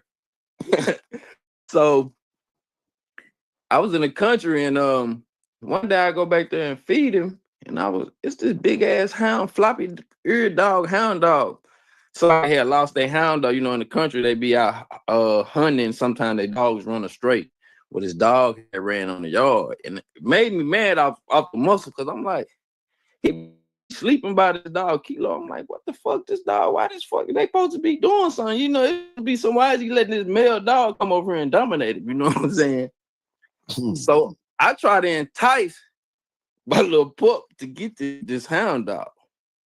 Man, this hound dog put my dog whole motherfucking mouth in his head and shook him and had him pissing and hollering. I'm talking about and stayed on him for about 10, 15 minutes, scared the fuck out of me. I'm still a little nigga. I ain't said, man, that shit fucked me up, man. I'm like, damn, I didn't expect it. But you know, when you're in the element and you get to see things like that for what they is, if for what you was just saying about the hound dog, it fucked me up, man. And this just a regular, probably a blood sock. It was, that was coon hunting with this old coon dog. Yeah, he probably thought the dog was a coon and got on his ass. Hold on, Buck. Hey. People about these blue dogs. You know, place they call Skin County. So, you know, hog hunting is the norm. It's the lifestyle, you know. I done seen guys with blue dogs that might kill your grand champion. You see what I'm saying? That'll fuck you. You be like, you have your scratching your head, like, what the fuck? What just happened here? Now they got some size on them though. Yeah, they got Guys, I'm talking about a dog. You could take a 40-pound dog that's been real trained for hog hunting. You know what I'm saying? That hog is a different beast than a dog. You feel what I'm saying? So this dog that's been trained for this hog, all he gonna do is go in there and catch him behind the ear. So you know what style that warrant. Now you get this same dog and put him on a bulldog that ain't never been had to push 400 pounds before. You feel what I'm saying? And you'll start to see. Yeah, we call that stability. Yeah, you'll see a difference. I'm not saying I'm never choosing the blue dog, but I just done saying from it being where I'm from, you get to see things like that that'll make you scratch your head. You feel what I'm saying? And then let the people know there's different hogs. That Duroc will destroy dog. That Duroc he'll just destroy the dog. And then, you got the Poland Chinese. He'll move around with you, but the way people talk about their hog, I almost look at that as, okay, you're kind of watering the dog down by doing that. You're not giving that dog the proper chance, because if it really go down in his world, there's going to be something coming at him. There's going to be something on his ass just as much. You ain't going to be able to just grab no ear. That ain't going to cut it. So the go ahead. This the thing. I ain't side with that. I'm just saying, when you dealing with hogs, real hogs, 400 or 500 pound hogs, 200 or 300 pound hogs, you can have the best bulldog you know what I'm saying, that's available. But if it ain't properly trained to go in there, not only trained, this motherfucker gotta have some protection on. If you ain't got no vest on, that dog have all the mouth and all everything. He go in there and he gonna miss over with for him. Well, that's why I said a hog will destroy your dog. I don't care how good your dog is. He'll destroy you. That dog, I'll get you between that. If he gets you up on that sidewall, that dog is in trouble, period. Yeah. He ain't got no weight to get out of there. And then if he go under, if he hit the head hard enough, that dog gonna be on his side shaking. Yeah, it's over with. If he headbutt his ass hard enough with no puncture at all, that dog is out. Yeah. And that's why I don't like for people to participate in hog hunting with dogs unless your dog is properly trained and you went through the proper steps. And I'm talking about a 3 or 4 generation catch dog situation. Not I'm going to take my dog out there and try something. Get with the proper camps, get with the proper farm that'll let you know this hog will let your dog do this. This hog over here will destroy your dog. Period, point blank. And that's just how we got to be, in the game room, we tell the truth. Hit the likes, buy the merch, tap in with Catch, get with us, okay? Because we're trying to give you this real information. Now he can have the gear. Now I'll go back and say it again. He can have the gear. He can be pretty good, but there's certain hogs that'll destroy your dog, period. And I've seen people make a less and this is so unmorally wrong, but I've seen people go down to the farm, come off of Louisiana too with their dog, they to the spot, and they go, "Oh, my dog can work anything." Okay, and then they put him in there with a killer, and their dog is done. Because you have to know that there's levels to everything. I don't know if we're beating a dead horse about the puppies, but a puppy can't even get in there with a 50-pound hog. He'll die. He'll get destroyed. Yeah, he'll get destroyed. So all love to the hog hunters, all that good, but let's make sure we tell the facts. Put the facts on the board. A 250-pound Duroc done had 5 or 6 hours with a bad boy on him. He's gonna put that next dog down. He's not gonna turn. He's not gonna turn, and he probably won't run either. He probably will stand his ground. So if the dog want to come in there, I think people don't know too much about hog hunting yet. We got to still get that on the map. We got to get that on the map. We got to get more information about that, because there is levels to that. There's some huge levels to that. I wouldn't even let a small bone dog in there with no hog. If your dog got small bones, that's why I like how you said the red boy dogs, they got some more bone density on them. Very good point. Very good point. And not only that, fam, you don't want to take a dog that is gonna go up with other dogs and then turn on them while he hog hunting too. Like you said, it's levels. Yep. Yeah. Yep. I'm damn near willing to say as much training that we have to do with the sporting dog on the other side, whether you climbing or treadmill racing, that's the same amount of training that has to go into a pup from the pup all the way to it's time to go hunting with the hog dog. Mm-hmm. Have you just a good catch dog that can stay with the pack without looking around? You know what I mean? Without jumping off focus and wanting to grab somebody. You catch that? Man, I'm from Hawskin County. Listen, my high school mascot is a bulldog. You feel what I'm saying? You got this eat, sleep, shit bulldog. You feel what I'm saying? But yeah, I done seen a dog that's like that, a killer. You see what I'm saying? Follow me, a killer. Nothing in his chain perimeter, nothing. He don't want to see no female or nothing. You feel what I'm saying? It gets to the point to where, we're in a country where, okay, we done seen everything. Well, go get him, put him in the hog pen, see what goes, see if he can stand that. And once he get in the hog pen, once he come out the hog pen, the dog don't even want to look at the dog no more. You see what I'm saying? Yeah. That goes to show that the characteristics can be built. Yeah. The characteristics we can pull these characteristics out and say, okay, you can do math, like Buckcity said earlier. You can do math, you can do science, but let's get you focused on this algebra real quick.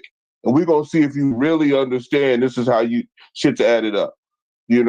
Because a real bulldog, it's almost like after he get that good whooping or he get that real energy out, that's when you see what he gonna come back and look like. It's like Rocky.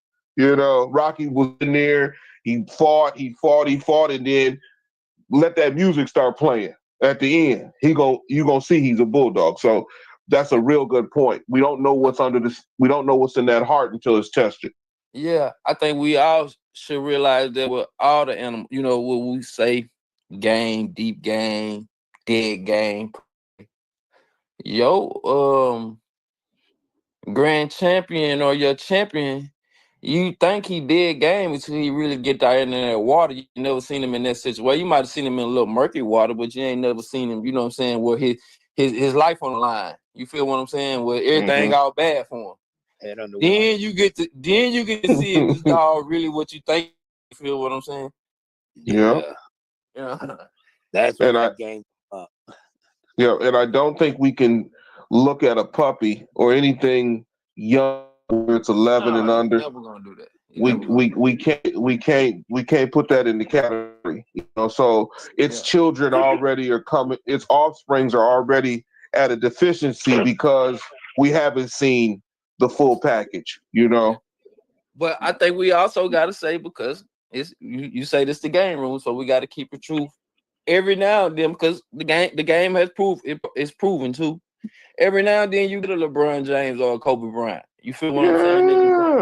That can come out of high school and go straight to the pros. But that's one in every 1,000, though. We're not saying that it's not gonna happen. No, I wouldn't negate that book. I was just throwing that out there. You feel me? Yeah, no, like I said, I don't want people to and the dogs and shit, you know what I'm saying? Breeding that, you know what I'm saying? Look it. I'm not saying don't breed a 15-month-old bitch or a fucking 18-month-old male, or you might see some shit that you like, but when you make it a generational thing, like this is like a generational thing, like you breed 4 generations trying to make it to the back of the pedigree. I'm just saying, you guys that's in here, if you take your time, it'll be over a good thing, because you're able to pay attention to the dogs a little bit more. You better your chances, and you better chances of healthy pups your better chances of having good acting dogs if you already know how they acting, man.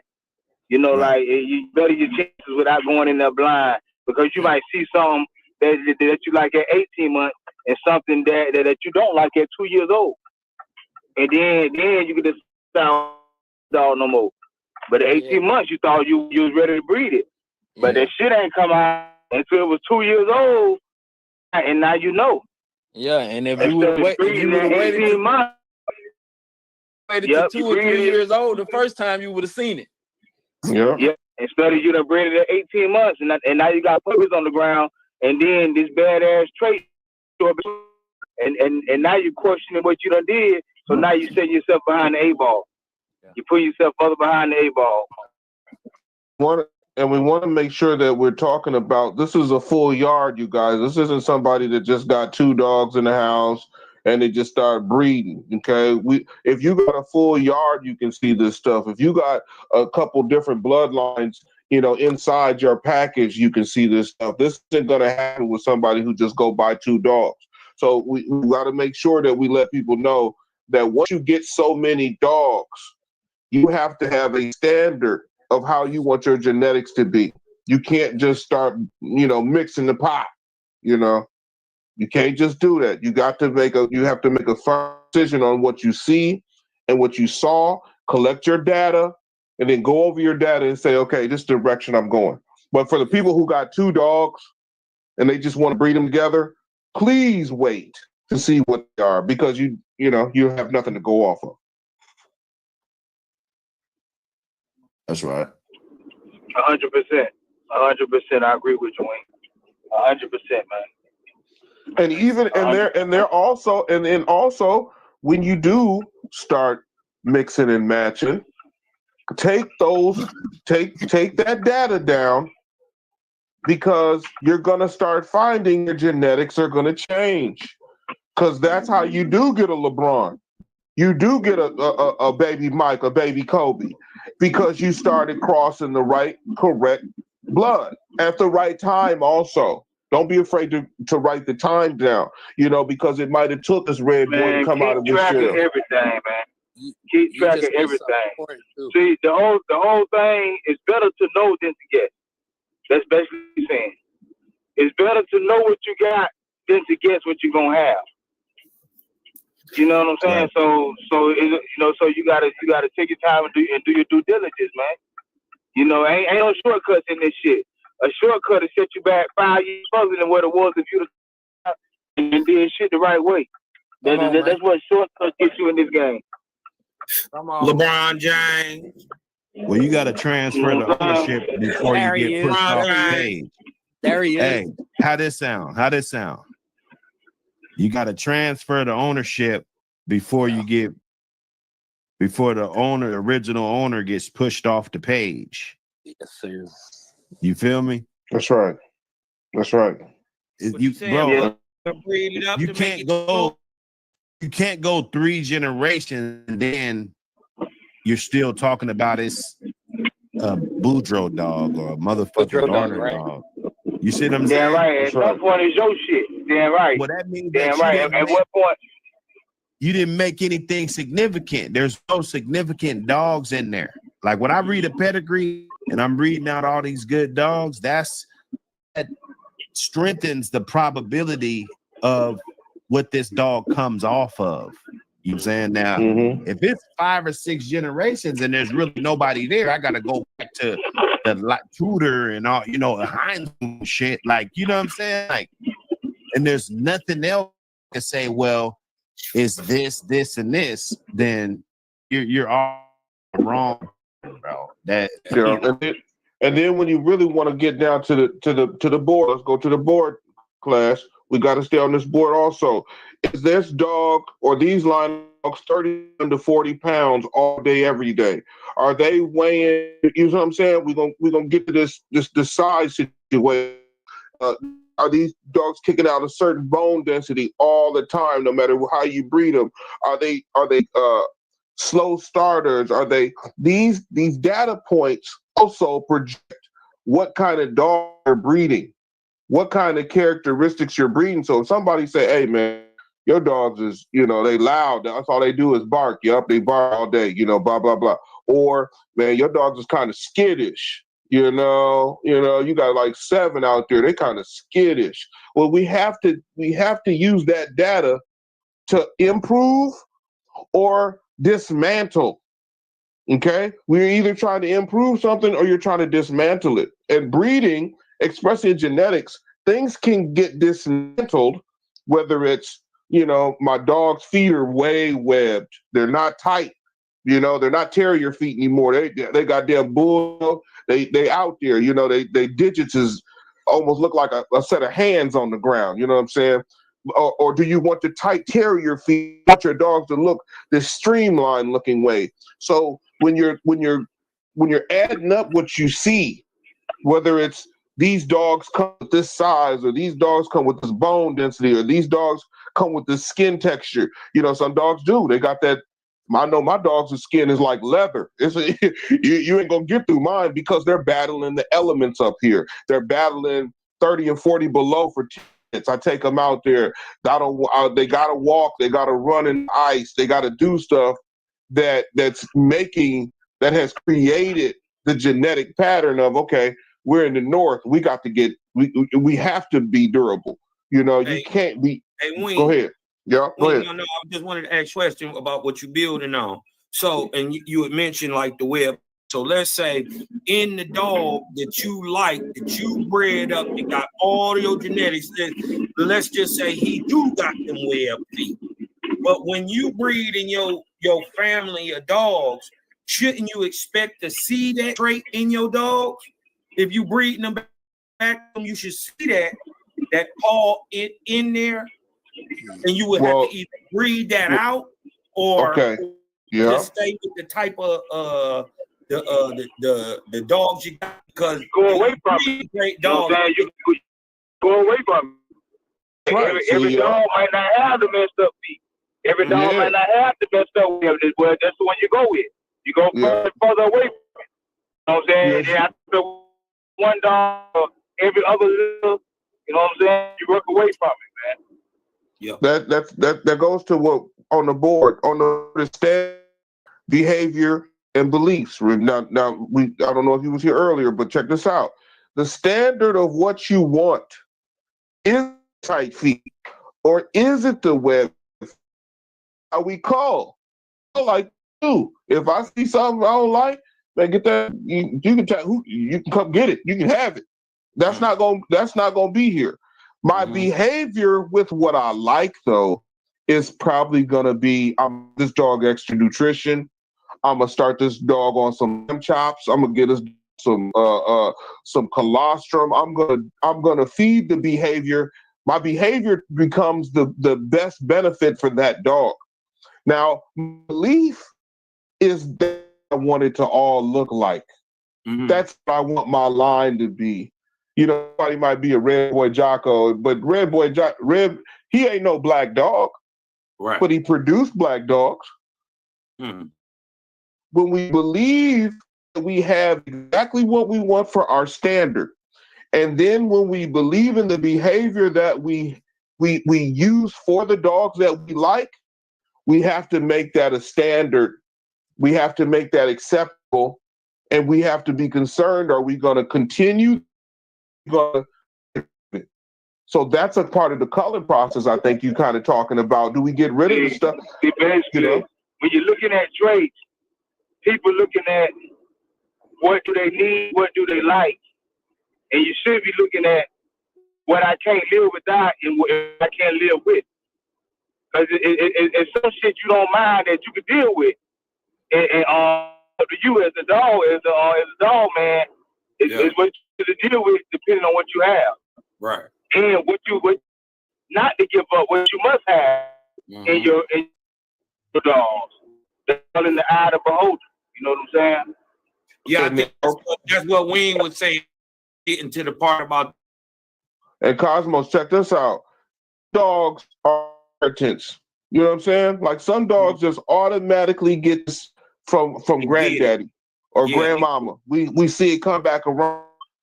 Cats, can you talk on that? Do you got something going on that you be like, here it go again? You know, you can see it as soon as you're in the yard at about like there it go again. Are you in the game of inheritance, stuff that you inherently look for that needs to be passed down for your dog to keep? That's where we're at. Because specific shit, ain't no way we could say, oh, I got a G. Most of these people weren't even born, you know? I was born to G. You know what I'm saying? I was born next to that litter. So when you hear people say stuff, yes, you want that dog to have these traits. Yes, you want the phenotype and the genotype of these dogs. But carrying is a gene pool. You're carrying a gene pool. You're not carrying the traits of that dog that's 9 generations back. You're just not. It just doesn't like that. Maybe if a scientist can come on here and say that's is, well then that's what it is. But I think things that can break it all down, man. It's things that can break it all down all the way through the gene pool. It's carrying this much of the grandparent. It's carrying this much of the mom and dad. Maybe this little bit piece of the great grand, but it ain't carrying nothing of the great grand. You know what I'm saying? Right. Even when it comes to humans. So you might see some shit. Oh yeah, you remind me of my granddaddy. You know what I'm saying? But anyway, you remind me of my great. She wouldn't know. So you know what I'm saying? The blood done evolved way past that. Like now, it's something you might go back to your great grandparents. That's about the furthest you're gonna go. And it's the same thing with the dogs. When they say 3rd generation, it's about the furthest back you're gonna see. Come on, you know, you're the dog you have on the ground right now. Okay. Yeah. You should be able to look at his brother and sister or some other dog that was in his litter, right? And say, oh, he don't do that. You know what I'm saying? There's certain things that because there's he's in the gene doesn't mean he'll have that complex. Exactly. And that works with body style. Hey, hold on. I don't let you off. But go ahead and click on your mail. You know his gene pool. Like, what does he have that his gene pool has? You know what I'm saying? Click on that for a second. Look, it's just like us. Okay, you might got a brother. He big, fat, and slow. Same mama, same daddy. And the other brother, he run track. He built like an ox. But they got the same gene pool, but they look, you know. That's the same thing with because they got the same exact. I mean, they don't have the same exact traits. They act the same way.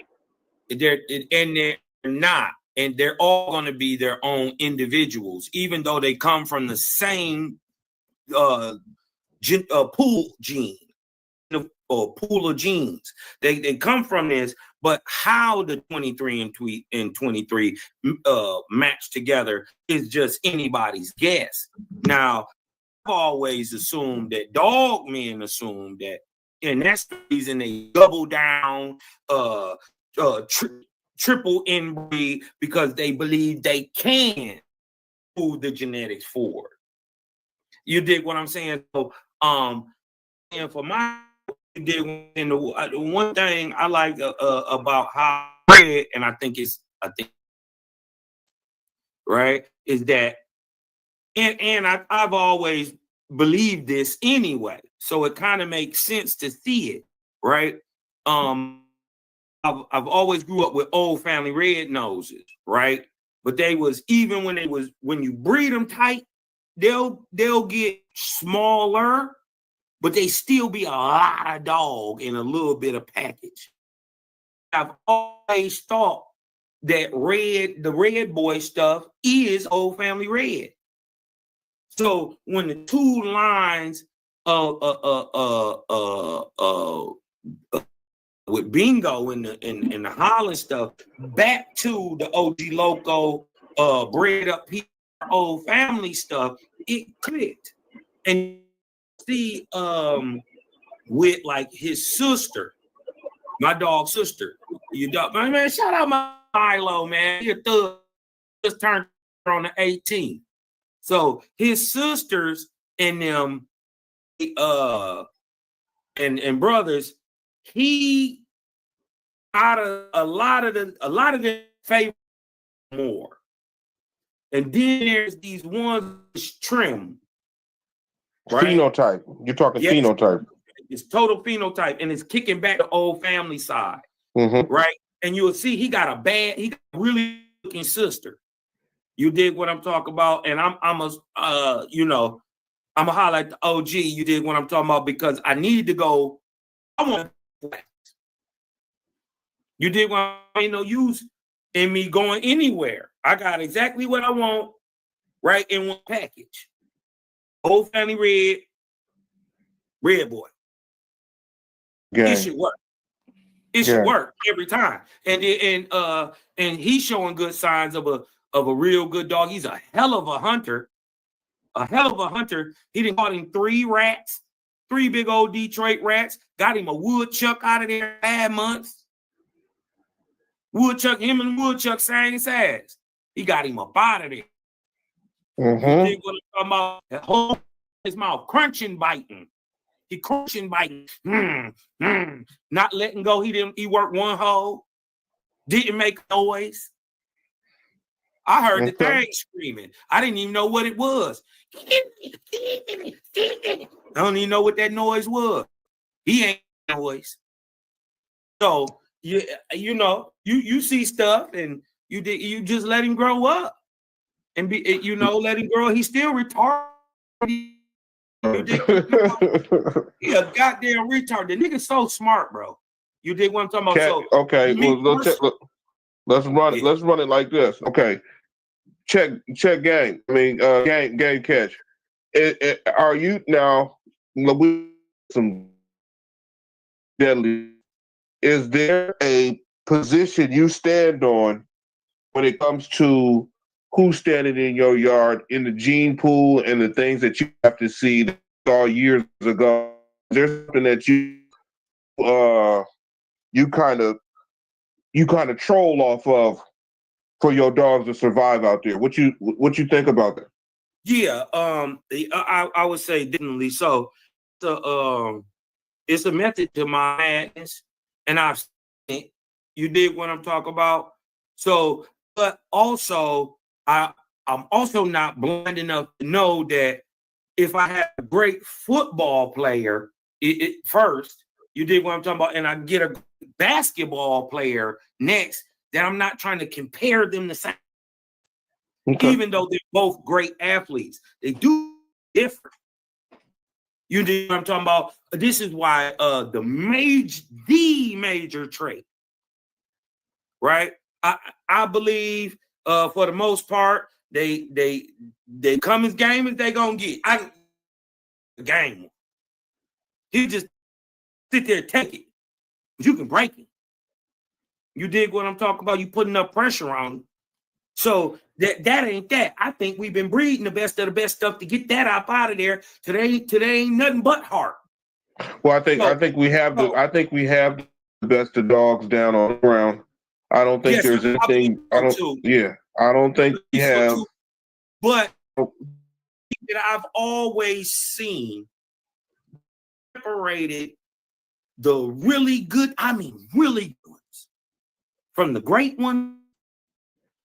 Intelligence, right? It's just the ability to get it. Some do, some don't. I've seen some barnstorm. Biting crunchers. You dig what I'm talking about? But they just one gear. And I've seen them smart, slick head dogs that start in the head, but finish you in the gut. Walk them right into the corner, let them smash themselves into. I've seen it. A general, let this thing push all the way around. He walks the whole time.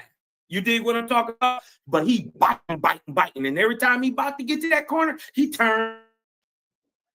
It's like great boxing. That's what I say. It all go down the speak crazy. And the answer most of the time is, yeah. You get as far as you is, you know what I'm saying? But some crazy motherfuckers, they just don't give a damn.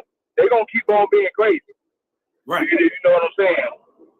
But the thing is, that's like a man in the street, like windmill style. He crazy too, right? But guess what happens when you start the timing with long jab and then the 1-2? He out of there. Okay.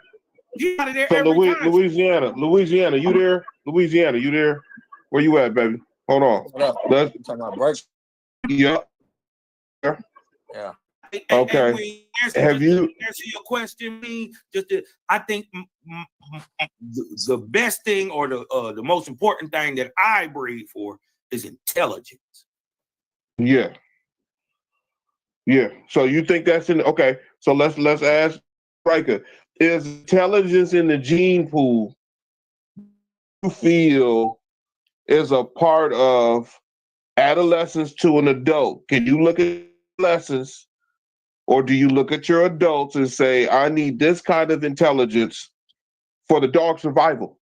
Yeah. Is that something that you got in your program? That's a little give and take because the overall dog survival is dependent on me. I get what you're saying as far as moving forward with that dog or the gene pool, but yeah, intelligence. I would, but you know. Well, okay, wait, hold on. Let me put this on the board for you. Let's say it like this: your program has a certain 1, 2, 3, right? Right. Does the dog have to come in and learn the 1, 2, 3, or at some point do you say, well, I guess I can do that, or I guess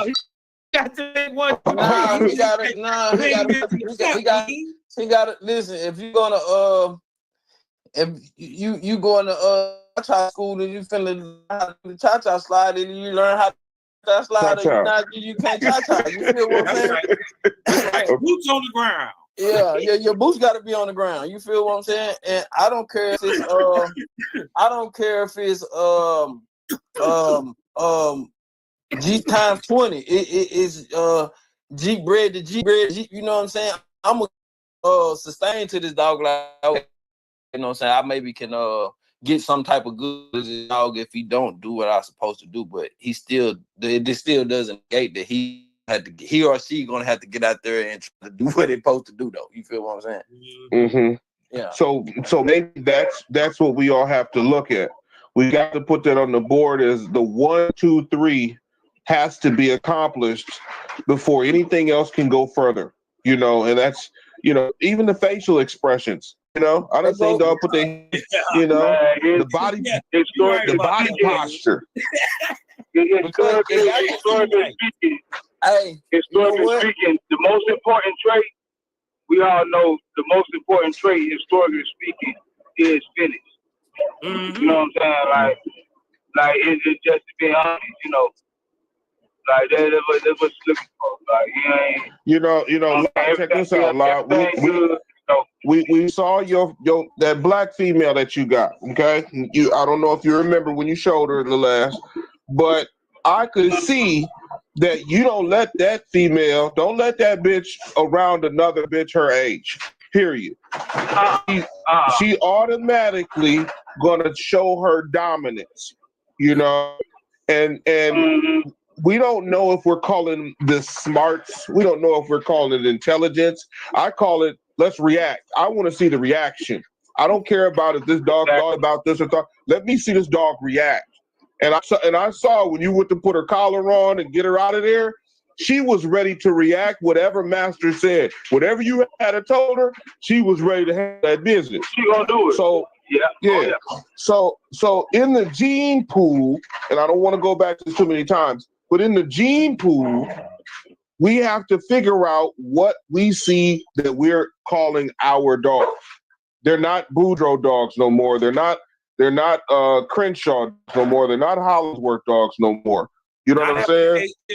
7 generations. You did about 16 generations. They're not Rascal either. They're not Stompanato. They're not Chinamen. They're what we've built for today.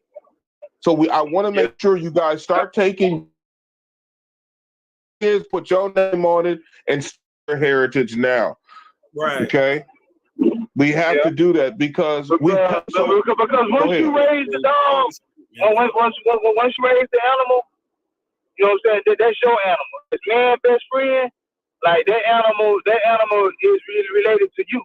Like even though it came from Ghana or it came from Congo, but at what point are you gonna say like these are our dogs now? Like these dogs right here, you know what I'm saying, way back in the 4th and 5th generation. At what point are you gonna start like William Moon speak calling it yours? You know what I'm saying? Like you building this right now. You putting in the work. You putting in the hours. You know what I'm saying? You doing the work. You know?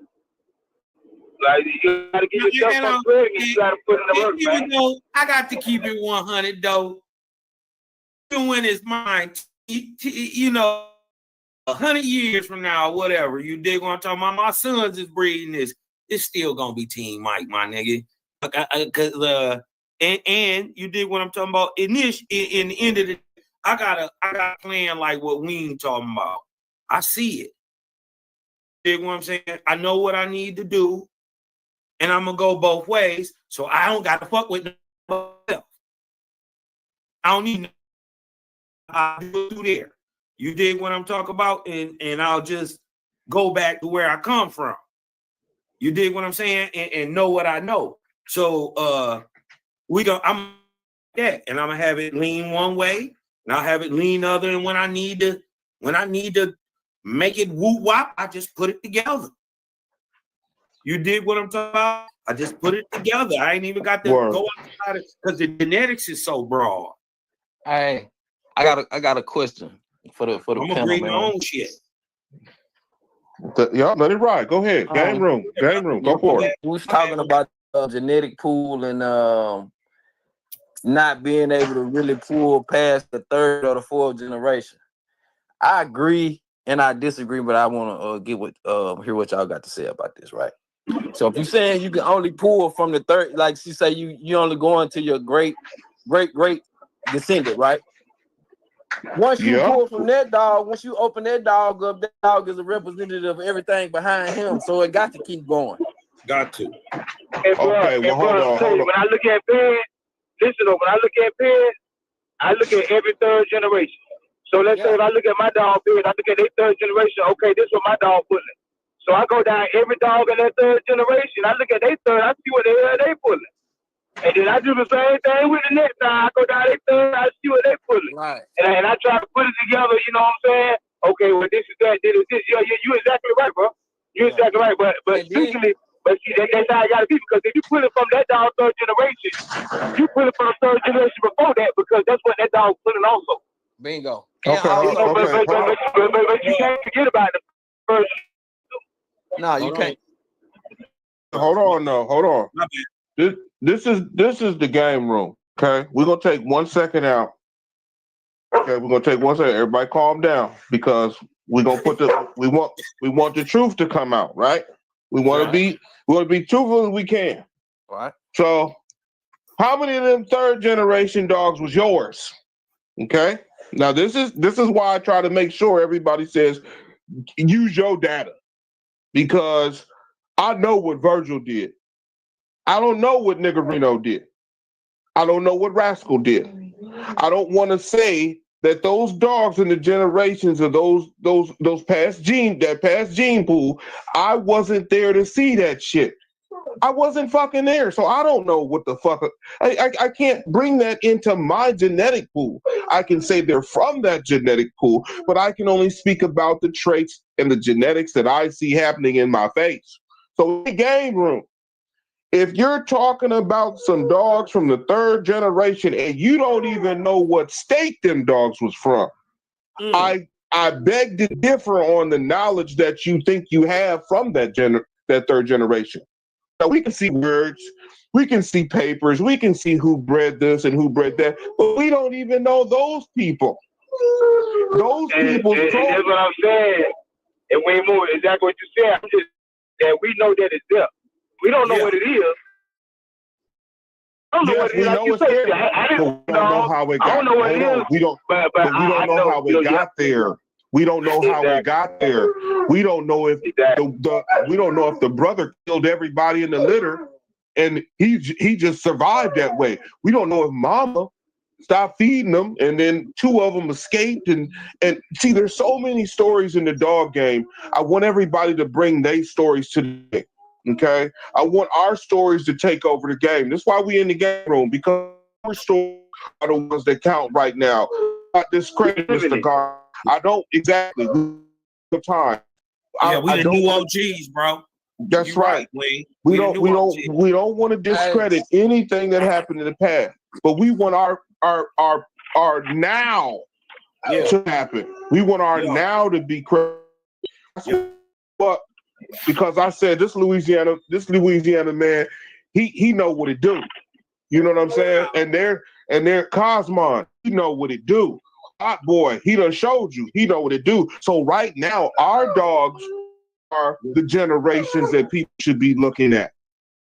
Cracking is cracking. Cracking is cracking.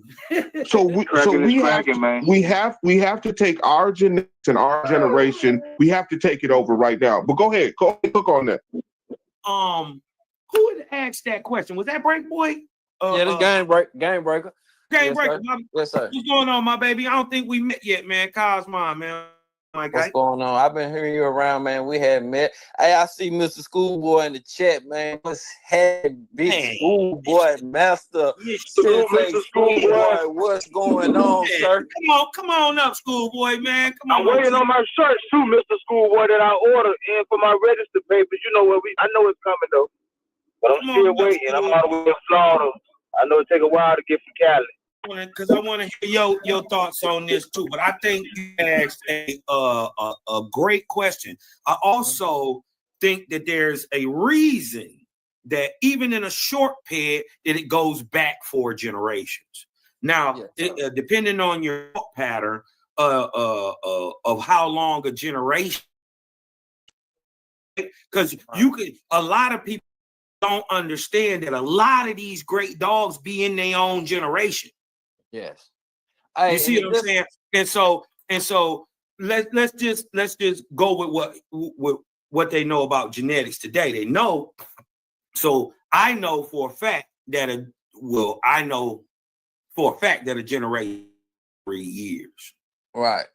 So a mama and her son can be born in the same generation. You feel what I'm saying? Right. All right. So but modern genetics show that it read back humans all the way back to 150 to 200 years. So like 6 to 7 generations. So I think it's a reason to go back to assume as the bottom of the pool that they'll be able to pull from. Right. And this is why they stack good dogs that are bred similar on, good dogs to good dog, but bred similar. Right. So when you breed it back, you keep a sort of thing intact. Right. And us later in the future, we got a little that's the Great River. We got a little stream that shoot off of it. Right. We got a stream that shoot off there. So I think the genetics can pull back just as far as the humans. 150 years, 100 years. You did what I'm talking about? Listen, though, let's speak on humans. Okay. I'm born in 1987. Mm-hmm. My grandfather is born in 1909. Mm-hmm. You know what I'm saying? My dad is born in 45. Now that's almost 100 years up. I'm born in 87. My grandfather in 1909. So I know I pulled from some and shit, and probably even so that's that four-ped. That's that four-ped right there. But dogs go faster than us. So like you say, by like a 15 years to 20 years, 25 year period, you have dogs in the same generation, and they could be grandfather and grandson. In the same generation. So imagine, let's say, or older in dog years. Hey, Yeah. you know how many have to be you know how many humans have to be born for us to exist? Come on now. It's 32, 64, 128, 256. So that dog, 12. so that dog we got on the chain right now in the pen, you know how many dogs had to exist for that dog to exist? Come on, man. So when you even though like Buddy said, we focus on the now. That dog that you got now, that's circled around. That's okay.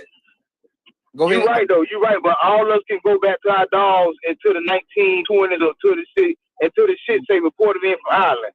But what we ain't saying is that we can only go off what our dogs show now.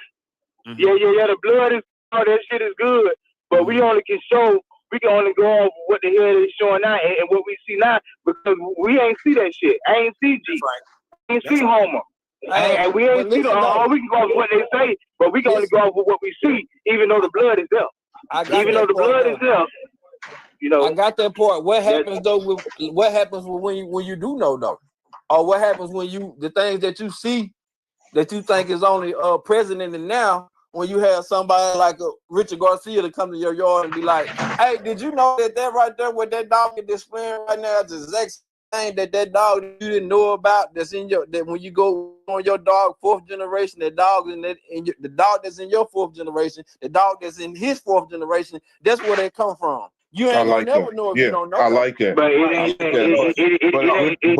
many of Richards left. It ain't that many of Garcias around that can tell us what happened back in their day. That's right, you know Breaker. You the one that's got to explain now. You know, it's almost like passing the torch. That's the only thing I'm saying. You can't leave. This the game room. It gotta be it can't be the piece of the pie game room. It gotta be the whole game room. You gotta give them the whole pie. You feel what I'm saying? Yeah. You got to. Yeah. But basically, we ain't say. But we ain't say like at some point you gotta take credit for what you're doing. You know what I'm saying? It's good to go. We can't have the future without the past. But it's okay to speak on the present and the good things that you are contributing to the game. With Mr. Schoolboy, he said, "Thank you for what you've done for the breed, and thank you for contributing to our breed that we all love." You know, you say something like that. Okay. Check this out. Now in the game room. Okay, let's shut it down for a second. Well, we got Mr. Schoolboy. Mr. Are you in here? How you doing? Welcome, sir. Welcome, how's sir. everybody doing? Thanks for having me on. Oh, gee, Schoolboy. Hey, we've created. It's been a while, but I'm back. It's been a little bit. Yeah, I have that's all right. Some family things going on. Yeah, and I just I tuned in and I liked what I was hearing. And the beauty of all this, the beauty of all this is everybody has opinions, right? And so far in this chat is based on experience. And I think that's where you have diversity. You have different opinions on different subjects, different opinions on the same subject. Mm-hmm. Just like not all are the same, not all experiences are the same. No, I was just listening in. I liked it. Well, Schoolboy, in the game room, we want people to bring their game, right? Now that you stepped in, someone who's been in the world for a long time with this platform or this genre or this era, whatever we want to call it, do you believe that a gene pool dogs, and I'm not trying to discredit anybody's dog or say they didn't mate, but do you believe if you didn't see the dogs or you weren't there like in the Irish time when they brought over here, can you specifically say when do you feel a dog man up and say, you know what? I know that these dogs are, but when do you start kind of looking at your yard or your dogs and saying, okay, I'm not going to compare these dogs anymore to the old school. I know they came from there. I know they're from that gene pool. When do you kind of have to break standard. Let me just talk about my dogs, because this is what and I'm not, and you should know, my Papa Garrett was hard on the dog. And I don't want anybody to think this is for any illegal purposes or not. But when is it that you had a line of dogs? Yeah, as a general rule, not just for me, but for everyone, 4 generations. That's why You're set. That makes sense. Mr. Garcia, is that why they show the 4 generations in a pet? Yeah. Yeah, that's why 4 generations is the most important. So the because dog within four generations, you can establish a foundation, and you can then after 4 generations, you've established your own family dog or your own bloodline, whichever you use.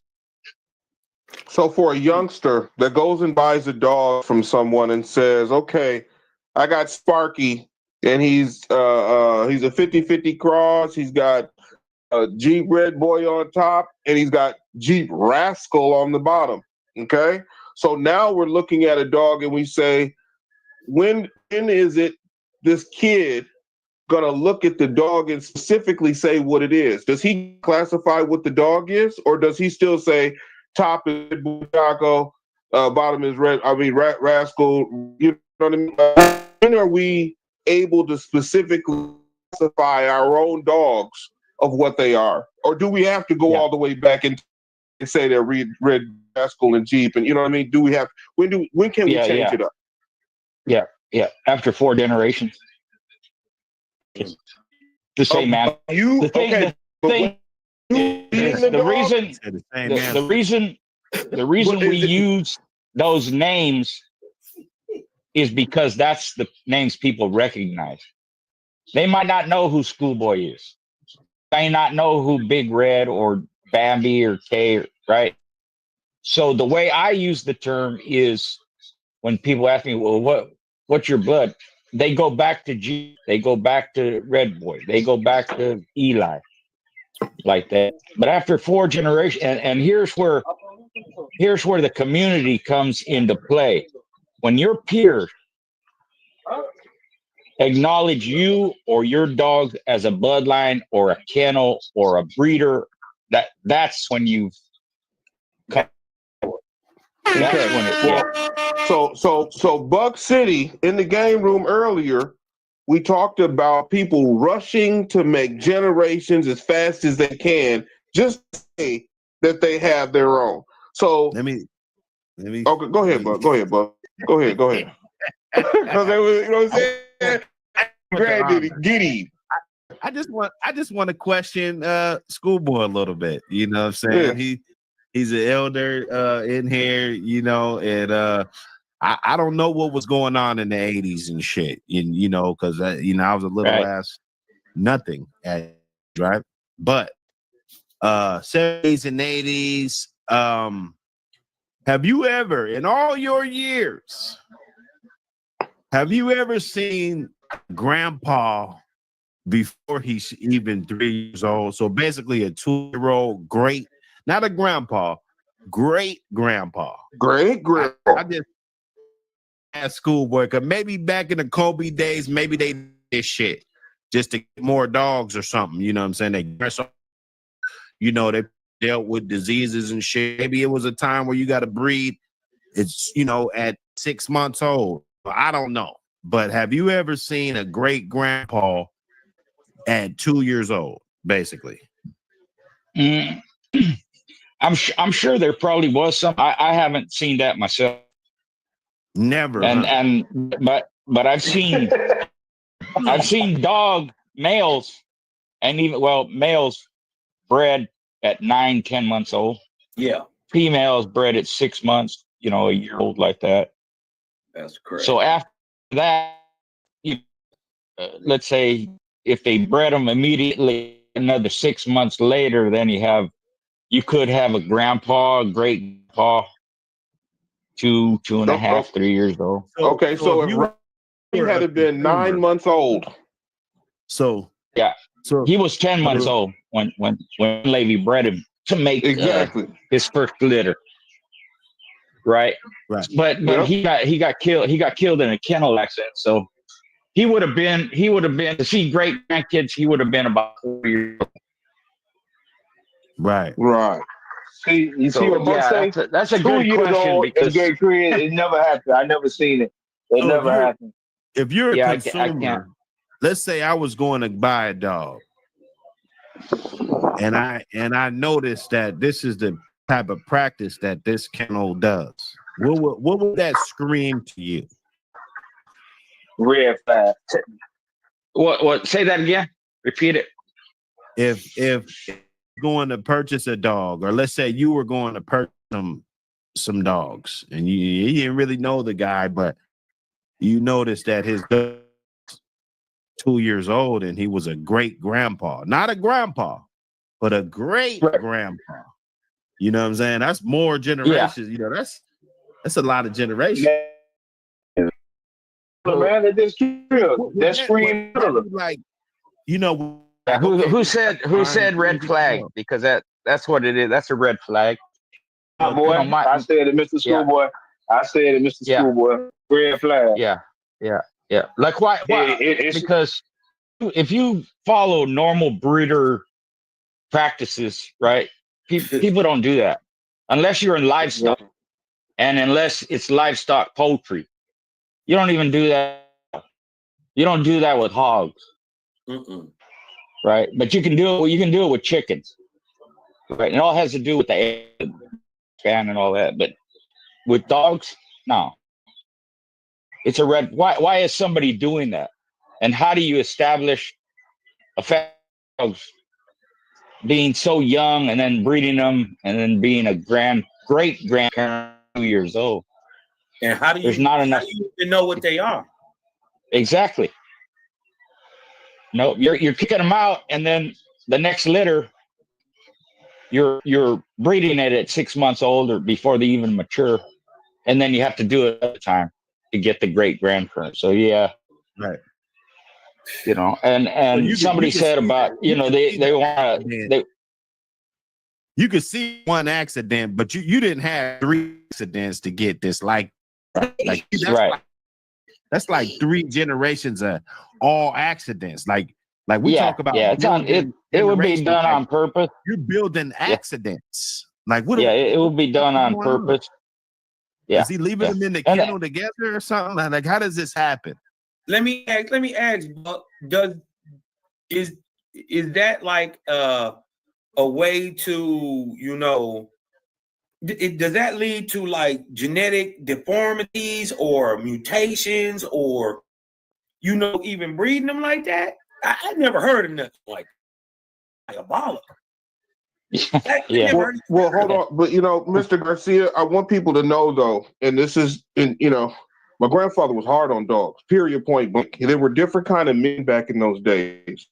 I want you to know I appreciate your system, okay? Because a lot of people don't have the yard to build these dogs.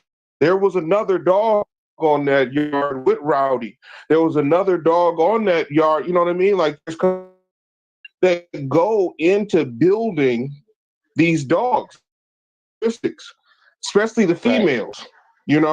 Right. Can you give that outlook on this is how these dogs get built? It's not because the dog is young.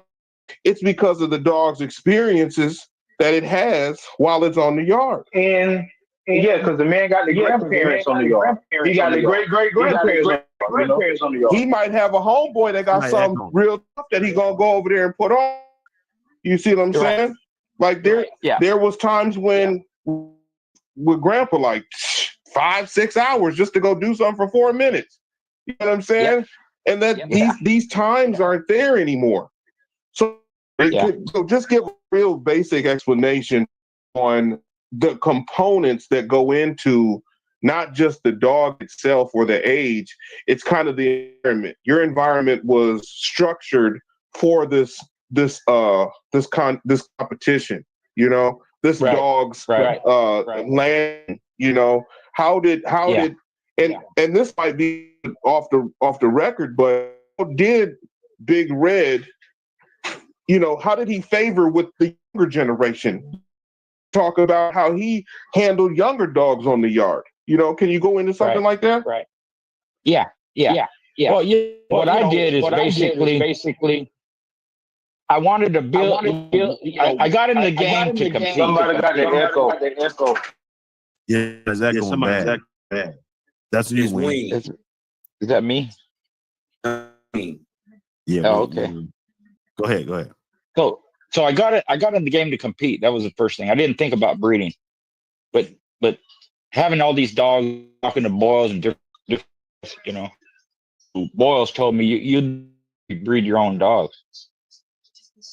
So along comes Dunleavy. He had all these dogs, and he had to get out of the game because his father passed away under certain, you know, these dogs. So he gave most of them away. I got some of them. Other people got them.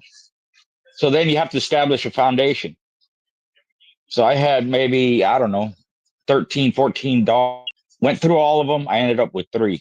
Big Red, his sister, and an inbred Jeep female. So that was a foundation. And then you have to have the foresight. Okay, which direction you're going? How are you going to breed? Line breed, inbreed, outcross, whatever. That's what takes so long, because you have to wait for the dogs to. You breed the dogs. You have to wait for them to grow up. You have to check them. The ones that make it, that fit your standard, those are the ones you're going to breed. So it's nothing done quickly. It took me 10 years to establish 5 generations of dogs, of my family of dogs. That's how long it took. And it's continued from there, but nothing is fast. And a dog like Big Red, who, you know, he had all kinds of uses, not just as a competitor or as a, but young dogs, also as a protector, companion to my family, and all this stuff. So there's a lot of it involved. All these traits, these behaviors, whatever they are, in the box, outside the box, family and all that, that's what you're basing your standards on for the type of dogs that you want. If you think about it, a dog's career is hours out of their life. That's all it is. But people, you know, sensationalize it and say, oh, the dogs go through a lot and this and that. They act like they have years and years of abuse. They don't. It's several hours out of their life. It doesn't matter if you're a grand champion. And so my point is, you're establishing all these other stuff and looking at all these other things about this dog, one individual who you're going to base a family on, or 2 or 3 individuals you're going to base a family on. That's the type of dog that I want. You got to figure out how to keep it going. So somebody mentioned that past generations, 8 generations or 10 generations, that animal has no influence on the current dogs that you have now. That's true. But the traits can be carried over, which is true also. That's why, you know, my dogs today, who I don't have them, they're my protege has them, but they still have the traits. A lot of them, not all of them, have the traits of the dogs that, you know, 20 generations ago. Let me ask you a question, Mr. Garcia. Yeah. Do you think the fact that certain puppy mothers don't know how to raise puppies, or they kill them, or they, you know, react bad with the puppies, is because they could have come from a mother who was bred so young and didn't know, and you know, that gene wasn't allowed to express, and then pass that on to her children? She got it. Could that be a reason? Yeah, it could be. It could be, and that would be a rare case, because dogs are mammals, just like human mammals. So they produce live young, and the young feed off of the mother. So having a bad mother is a rare case, but it can happen. And being bred young, all factors could attribute to them being a bad mother that killed their offspring. But generally, it's not a bad mother, it's a circumstance they're under. There's something that gets them worked up. Where you keep them, how you house them, how you maintain has a lot to do with them being a good mother or not a good mother. Pups killed by bitches, and there's not a mark on the pups. So how did they die? The bitch got excited and stomped them, running around the kennel, jumping around, leaping. Something got her worked up. Like this mother, and she may have a litter, and she was a good mother the first litter. That's where she's kept, and because of the area, whatever, she gets worked up, and now she killed her pups and eats them. So a lot of times, not genetic that they're a bad mother, it's the circumstances in which the people keep them. So if the nutrition ain't right, the area that they're in isn't clean, the circumstances, if they're around a bunch of dogs that are jumping and hollering and hooping and or you have wild animals around, or you have cats or other mutts running around, it's going to get them worked up, and they're going to eventually take it out on their pup. Where you have a mother that kills her children, you know. And then the mother feel like the baby's not going to make it anyway because they that's different. Like that. Yeah. Too, you know. Yeah. Well, that's different. If you see, like, you know, she has 8 pups, one of them died, and sometimes you'll see the mother push it away. She wants it to die. There's something wrong with that pup. She's telling you this is a cult, and that's nature too. So she knows whether it's a disease, whether it's a weak pup, whether it has internal problems or it's a future cancer, whatever it is, I don't know. But they'll do that. And that's just their way of nature's way of culling the individuals out that are undesirable. Hey man, excuse me, y'all. I just gotta say this, man. Man, when schoolboy talk, Mr. Schoolboy, it's like if you don't had a lot of experience with the dogs, it's like it's happening in your mind, it's flashing. You can recall on certain events when you be like, damn, that's what happened. He explaining what happened. That's what happened here. That's what happened there. When he first came in, the way he was talking, he's basically expressing both of y'all was right, but I'm gonna tell you why y'all. This is the why this is right, and this is why this right. And I just got to say, I'm gonna start off with Buck and Mr. Garcia, man. Buck, man, I appreciate it for opening up the chat, man. You know, like I said, you might have heard me say this on a couple others, man. This shit is legendary. What's going on right now, man? Even from the fact that we get to talk about knowing the traits. Now we do, because we get to talk to Garcia, we get to talk to all the legendary, we get to talk to Book. You know what I'm saying? Mm-hmm. A guy like me, you don't get to. We only, like you say, we only know the dogs because of the names attached to them. But we just know we got a Jeep dog. We don't know what the fuck Jeep dog really stand for. We don't know what it do. We don't know what it really cared. We don't know what's built off of it. You know what I'm saying? But now we do. But like I said, man, 4-5 years ago when this shit first started, man, it was Buck. I think it was him or 7-8 Sports. I think 7-8 Sports was around, but Buck was the first one that had I seen with the dog show. And this probably was trip Mr. Garcia out. My first introduction to Mr. Garcia was roughly around the first internet age. Mr. Garcia had a video of talking about feeding raw. I was at that stage of feeding raw. He was on a rooftop smoking a cigarette. I was like, man, who is this man, and why does he know so much about this damn dog? You know, I done seen this schoolboy name around on these pets, but this who we talking about?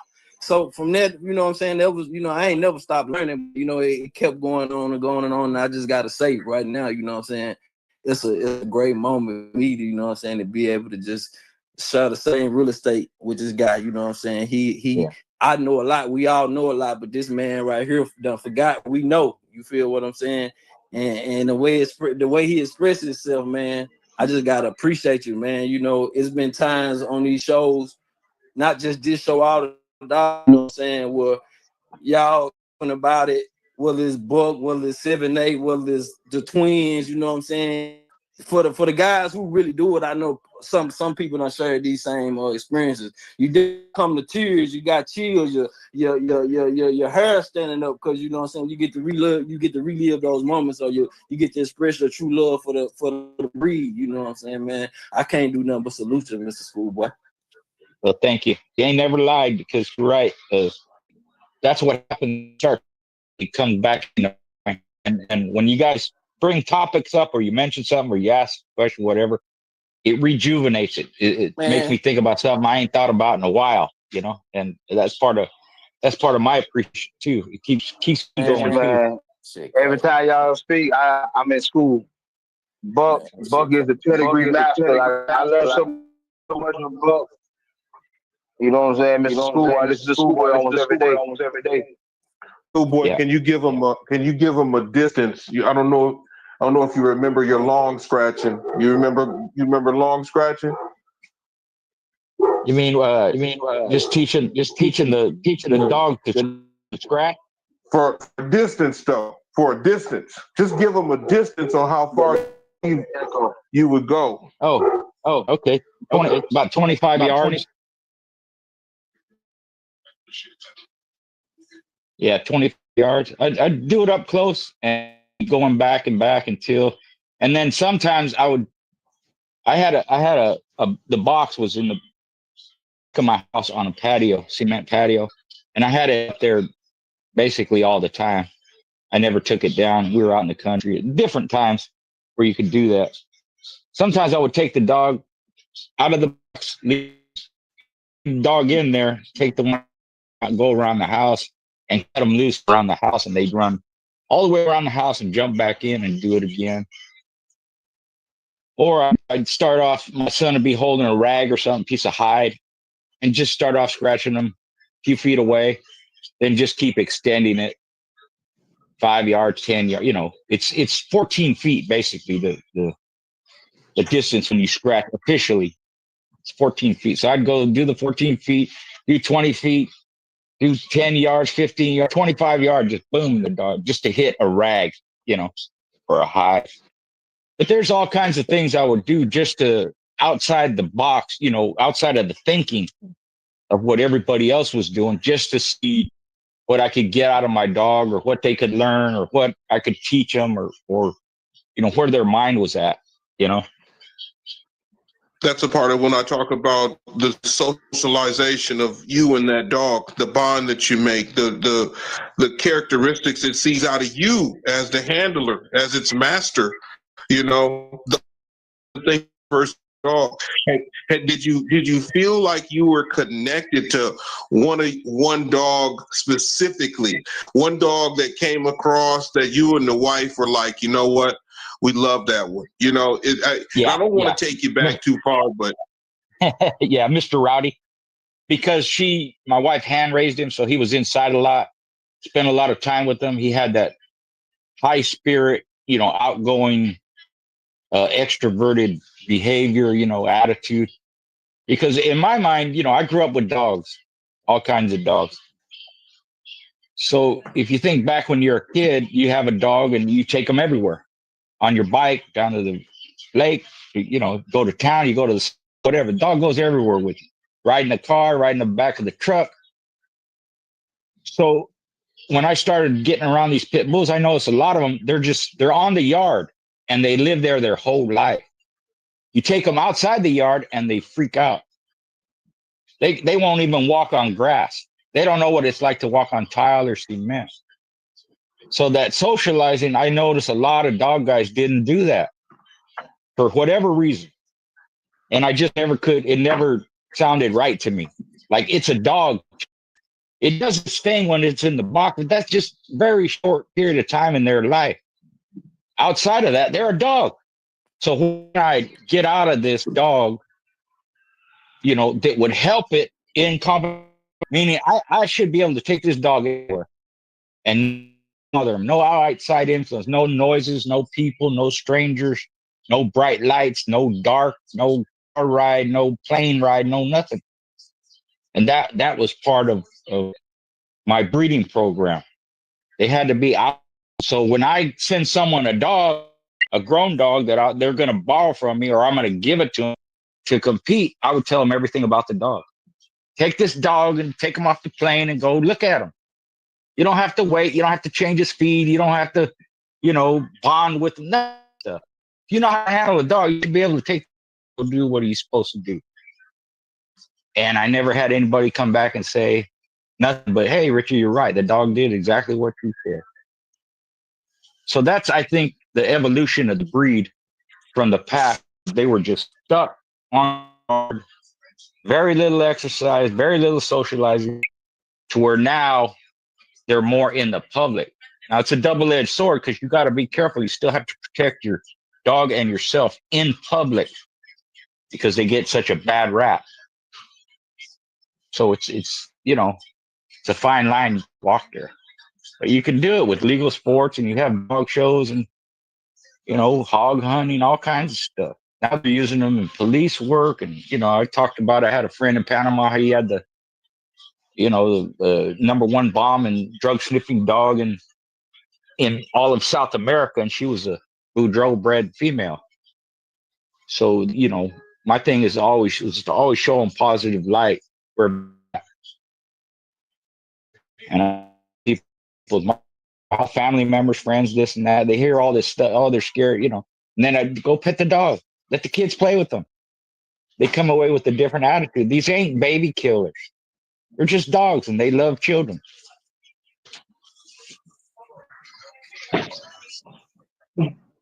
The game room, y'all. Hit the like. These are the times when we get to listen to Mr. Garcia, listen to Buck, listen to Game Breaker. If you got questions for people, chat, go crazy. But the game room is about telling your story and your experience in this game. These dogs are still flourishing. These dogs are still here. But we got to make it so that the game we give, we get to utilize it and create better dogs and create better circumstances. This is the socialization right now for the game dog man. If you're a game man, you should be here in the chat because we're trying to learn how to keep the history with heritage. I hate to always go back to Rowdy, but if anybody understands the dog world, Rowdy is almost populated the whole half of Mexico. And the dogs are all phenomenal. Yeah, if you think about it, it's true. It's kind of like, I started just a handful of dogs, and then it spread out. And I sent dogs everywhere, even to the South Pacific, Philippines, Korea, Singapore. So Japan, the blood is out there, but from that, as far as Mexico goes, same thing. It's a handful of dogs. It was a male or pup. That's what started the whole thing in Mexico. And had all my good dog pedigrees, and OTK took it and did the same thing I did with it, improved on them, made them better, got more accolades than I do because I've been doing it longer, but that blood has been around for 40 years. And some of them still, like I say, come out, they look, act, and perform just like mine did in the past. And you have to, like I said, the dog man and the dog itself, the family of dogs itself. So have the dogs improve? Yeah, individually, hell yeah. There's people who have made them better. On the whole, I don't know because, it's a different time. But as far as conditional and all that, there's improvements and all that. So use that to your advantage. Speaking of that, Game Breaker, you started off. Just tell us about one dog that you've seen on your yard that you've been with for a year or so, that you're pleased with that dog and you like its structure. Just give every go around the room real quick. Let's just go around the classroom, a little show and tell. Go ahead, start it off. Okay, Game Breaker's gone. Live. Yeah, man. Man, my dog, he'll be 10 months next month. My dog got from cracking, man. My dog Turbo, he got a great structure, good. He's a big boy. But he's still a puppy, so like it's still a lot more to be seen. But so far, so good. Y'all done seen him show. He got good scores. So I'm just getting acclimated to the Greek weather. This is first real summer in Florida. But he doing just fine, man. He doing good. Everything is wonderful. That's one I'm gonna register with you too, Mr. Schoolboy, when you send the papers when they get here. Yeah, anytime. Is it was it you that mentioned you're waiting on the what is it? Shirts on the register papers. Is this Lot Boy? Yeah, lot boy. Okay, I'll look for I'll get the receipt and I'll send you the You sent tracking it to number. me already. Yeah, I got Okay. it. I got it. All You right. sent it, but yeah, All I'm right. just still waiting All right. for All it. right. Yeah, hit me up when it arrives. I'll let you know. ICDR. All right. Thank you. ICDR. Okay. Yes, sir. Got something to say. Say something.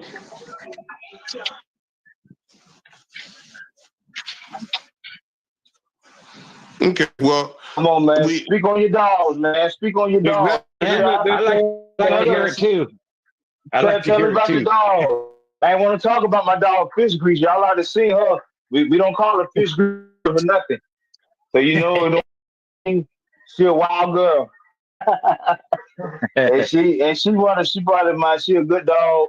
She haystack chemo, full cotton.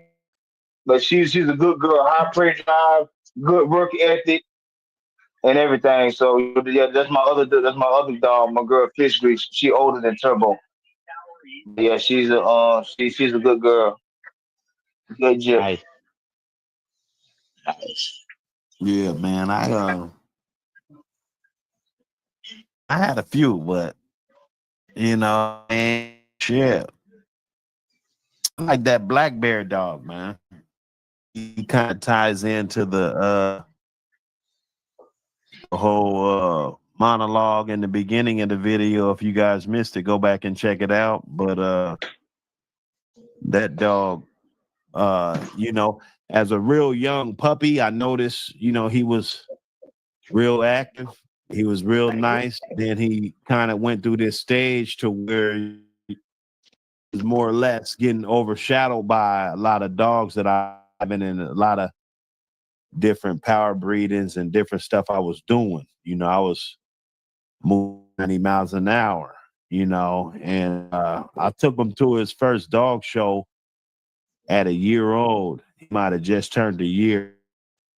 So he was in the year to 18-month-old bracket. And I didn't get no ribbon or nothing. He didn't place.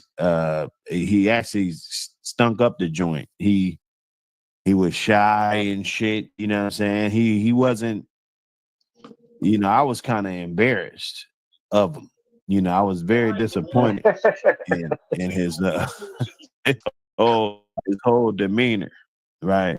It threw me off. And so after that, took him home and stuff, just kind of nurtured him up, raised him up. I wasn't really too thrilled at what I had. Although there was one that I got from this same breeder that was nice. So, you're not really tripping about it. It's 50%, one of them good, one of them not. You're not tripping. You still gonna let them grow up and stuff. But I noticed, his attitude started to change around the 18-month mark, and later on, about time he was 2 years old, he was a lethal weapon, you knew that you had to keep this damn dog in top security because not only if he gets loose, he's gonna unalive something on the yard, straight up, in short fashion. So real easy to work, just started being more outgoing, just more girthy, just trying shit, challenging himself. Just he wanted to be, and he had the drive and the ability and everything to be one of the best dogs ever. Like he had kind of aura about him, you know. But you don't see that as a puppy. You don't see all of that, you know. And it wasn't like a litter to where all of them was like that, because they wasn't all like that. It wasn't a litter where it's just a slam dunk. You know, that breeding one of the best breedings from this, and this, and you know, I wouldn't say that was the case, but he was the Kobe though. Yeah, he was a good dog. He's a good dog. But see, I know one of the things but see, you know what? go back. Go ahead, schoolboy. I would say one of the things we suffer from, I did, was being impatient, you know, Right. and just waiting on the pups to develop, and they'll develop at different times. Sometimes, you know, a family have certain traits that are common, you know, like early starters, or they're extroverted, or some are a little shy or something like that. But not all of them are like that. So even though a pup may not behave like its litter mates, as it matures, it might, and they all might have a lot of the similar traits after they mature. They're children, you know, they're babies basically. And so I learned to wait, you know. And they all different. You might have a little mate be an early starter, and then you might have one start until he's 2.5, 3 years old, and then they turn out to be almost the same. Yeah, you know, but and sometimes, you know, sometimes one's better than the other. I had a late starter, and I had two of them from the same litter. They were sons of Big Red, and one of them started early. He was a good dog, man. His brother didn't start till he was 3, and he was better than the one who started earlier. They were both good dogs, but I don't know if it had to do with that late starting maturity, whatever it was. But the point is to be patient with them and wait. You can learn a lot of good dogs. I don't want to push your favorite dog on you, but I just want to throw this out there. You had a dog named Louise that had one of the best sons ever. You know. Yeah. Is there one who would be your, besides Robbie, besides Big Red? Is there any grandchildren that you look at and say, you know what, that one right there? Is there? Yeah, I think you know who I'm talking about when I talk about Louis the son. Yeah. There's Louis. You know, Louis was a son, but just a bunch of them. You know, there was a Bulldozer and Big Head. There's several of them. You know, and then on down the line, you got, you know, that family of dog has produced probably 10 champion, 1 7-time winner. You're looking at 25 in show winners, half a dozen or more Gameston show, you know, world travel here and there, you know, also in champion Negron, international champion Khaleesi, and champion Yoko, and you know, there's so many over a period of time, and once you get to that level where you're producing from almost every litter, then you get to the point where you're just picking and choosing which ones you like best, or which ones have the traits that you like, and those are the ones you're going to focus on breeding. And within that, you're going to lose some for whatever reason. Could be a kennel accident, could be disease or whatever. But you have litter mates as backups. Or you still have the mom or the dad. You still have the grandparent. You have uncle, niece, cousin, like that. So if you do it right, you're going to lose dogs along the way, but you're not going to lose your family. And if you have friends or farmers that can hold one in there, you know, as backup, and then you can always Yeah. Can I be heard? My bad. Go ahead. Go ahead. I'm not sure if my mic can be heard. Hello. Yeah, we hear you. All right. I wanted to ask. I wanted to answer the question that that's a dog that you've been around for a while that you think is good. Hold on, you break it up a little bit. I got it.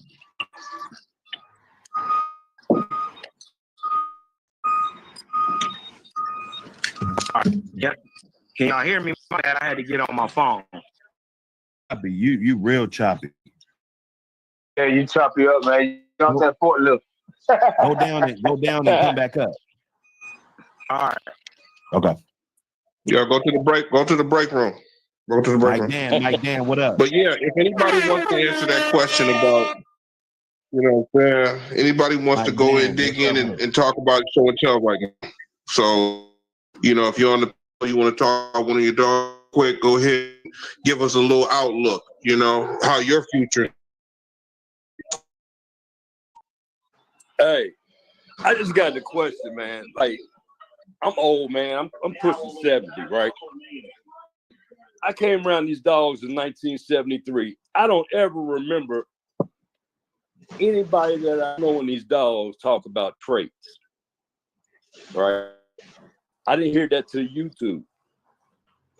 I want to know the significance of it. I want to know the significance of sitting around talking about, I'm going to trait this, I'm going to trait this dog's trait this, trait that. Good call. I like that. That's exactly. I love that. I really want to answer to that question because that doesn't have people bred dogs that I can recall. That's right. I remember Bobby Love the dog talking about traits. I don't remember Bill ever breeding a dog talking about traits. I'm just being honest. I mean, actually, Bill called me one day and said, man, what about when they talking about traits? I said, all I can think is they're talking about attributes. We talking about historical. We talking about historical. Let's say a dog had a certain style in the box. They would definitely be that trait.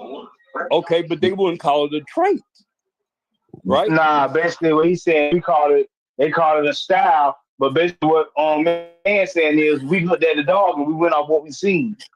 We don't know what I'm saying, but that's the same thing we saying. Do this dog show the thing. Bottom line. But he got a certain and that goes back to like you didn't want one that just go in there, take hold, and lay on his back. That would be a style and a trait that's undesirable. Yeah. You see what I'm saying? Yeah. So this is what I said earlier. The dog comes from a gene pool, right? And that's how I was raised on it. You want a dog from a gene pool, right? So if that dog was from the gene pool that was winning, that's all you cared about. If the dog had a back end so-called trait nowadays, muzzle trait, you know, now we got scientists and everybody wants to break it down. But in the beginning, quote me if I'm wrong, Mr. Garcia, it was about, can your dog survive the contest and get the W? I mean, now let's go there because we've had. Yeah. Go ahead. Yeah. He's right. That word wasn't used. Other words were used, or other understandings of the breeds were used. You know, and you're right. Also, people want this or that. You know, it would be. Yeah, nobody's phenotype and genotype, right? But they're words used to explain what we're talking about. Now, a lot of the genetic stuff, I don't understand it. It's not important to me to understand it, but when it's explained to me, I need to be able to understand what they're talking about, right? So that word was not used, and in the past, people didn't even look at the pedigrees. You didn't care about the pedigree. Exactly. You cared about the dog. So if the dog was, then that's what mattered to them. And if they liked the style or how it was, then they're going to breed to check this out. This is where we should go from there. There's only 2 titles in the game dog world. There's only 2 titles. And the reason I say that, and maybe you can, we talked about this, Mr. Garcia, there's only 2 titles, okay? There's only Grand Champion and Champion. All these other umbrella terms are because of the scientific, nature of mankind to try to add this to it and add that to it. But in the dog game itself, I mean, go ahead, Mr. Garcia, go ahead. Yeah, that's true, and those are even later were given. They weren't given in the past. At least Grand Champion wasn't. The UKC had sanctioned matches, awarded a champion title to dogs that won 3 matches, like Tudor champion fighting Peter. He was the first UKC recognized champion, right? But that ended at some point, and it wasn't revitalized until a couple of decades later. And then Grand Champion was given a couple of decades after that. So they didn't even have those titles in the past, generally. It's just a way of giving recognition to a dog, right? Just like our own. That's all it is. Give it some kind of recognition for some accomplishment, right? But the dogs themselves, if people talk about pedigrees, they talk about this dog scatterbred, this dog don't know how to read pedigrees anyway. If you go back to the old pedigrees and you really looked at them, you're going to see fucking dogs are scatterbred. Because there's no pattern to their breeding except they're good dogs and good dog men, and they could produce and they could win, and that's how they were bred. If you look at Divo and you look at his pedigree, you're going to say that's a scatterbred dog. Because only one dog appears in his pedigree more than once, and that's Hubbard's Gimp. And he only 3 times, twice on his top side, and then 1 time way down at the bottom on his bottom side. So he's not line bred, he's not inbred. And everything behind him is Armitage and Clark and Tudor and OFRN, all this stuff. So they're not scattered dogs. It's just people don't know the history of that pedigree. They don't know the people or the dogs in that pedigree. So they say, oh, it's scatterbred. That's why I think they overthinking shit, man. Yeah, they are. It's more. It's more simple. It's more simpler than that. It's more simpler because, like I said, they're breeding on dogs that performed and won and could produce. And the pedigree, as far as that goes, didn't matter that much. It only mattered until the dog itself. It's important. And that's why you see, if you go back, you see the same names of the same breeders over and over and over and over again. Because there's only so many of them. And they weeded theirself out. So you're going to see Clark, Henry, Williams, Tudor, Colby, Heinzel, Donovan, it's the same dude over and over in every dog's pedigree, just about. So in more modern times, what is it? Dibo, Holy Son, Jeep, Zebo, Art. They all bred different. Their pedigree didn't matter until they prove themselves.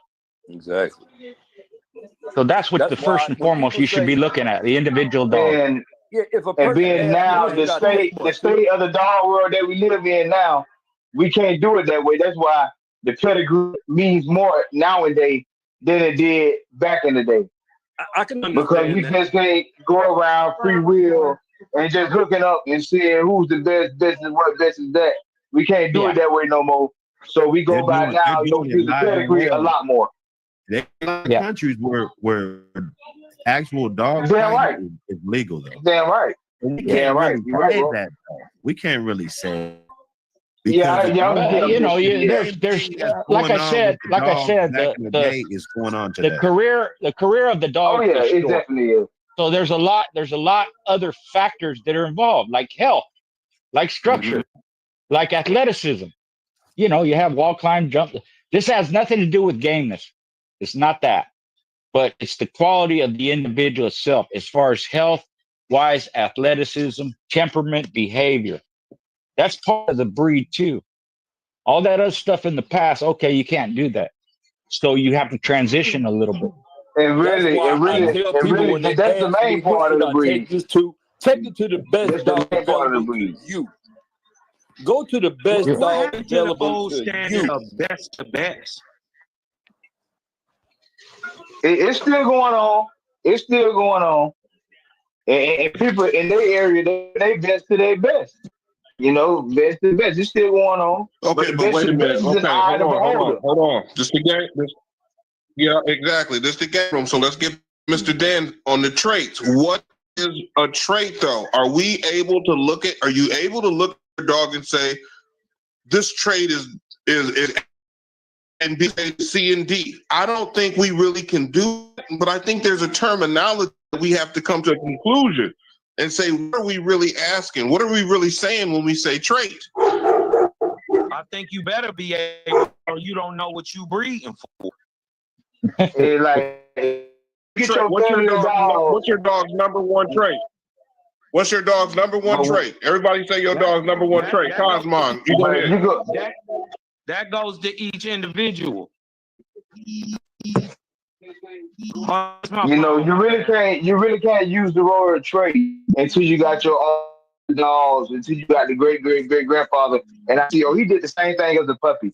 Oh, well, the mama did the same thing as a puppy. Oh, they acting the same way. Oh, I see the trait in that dog. I'll give a trait of my dog.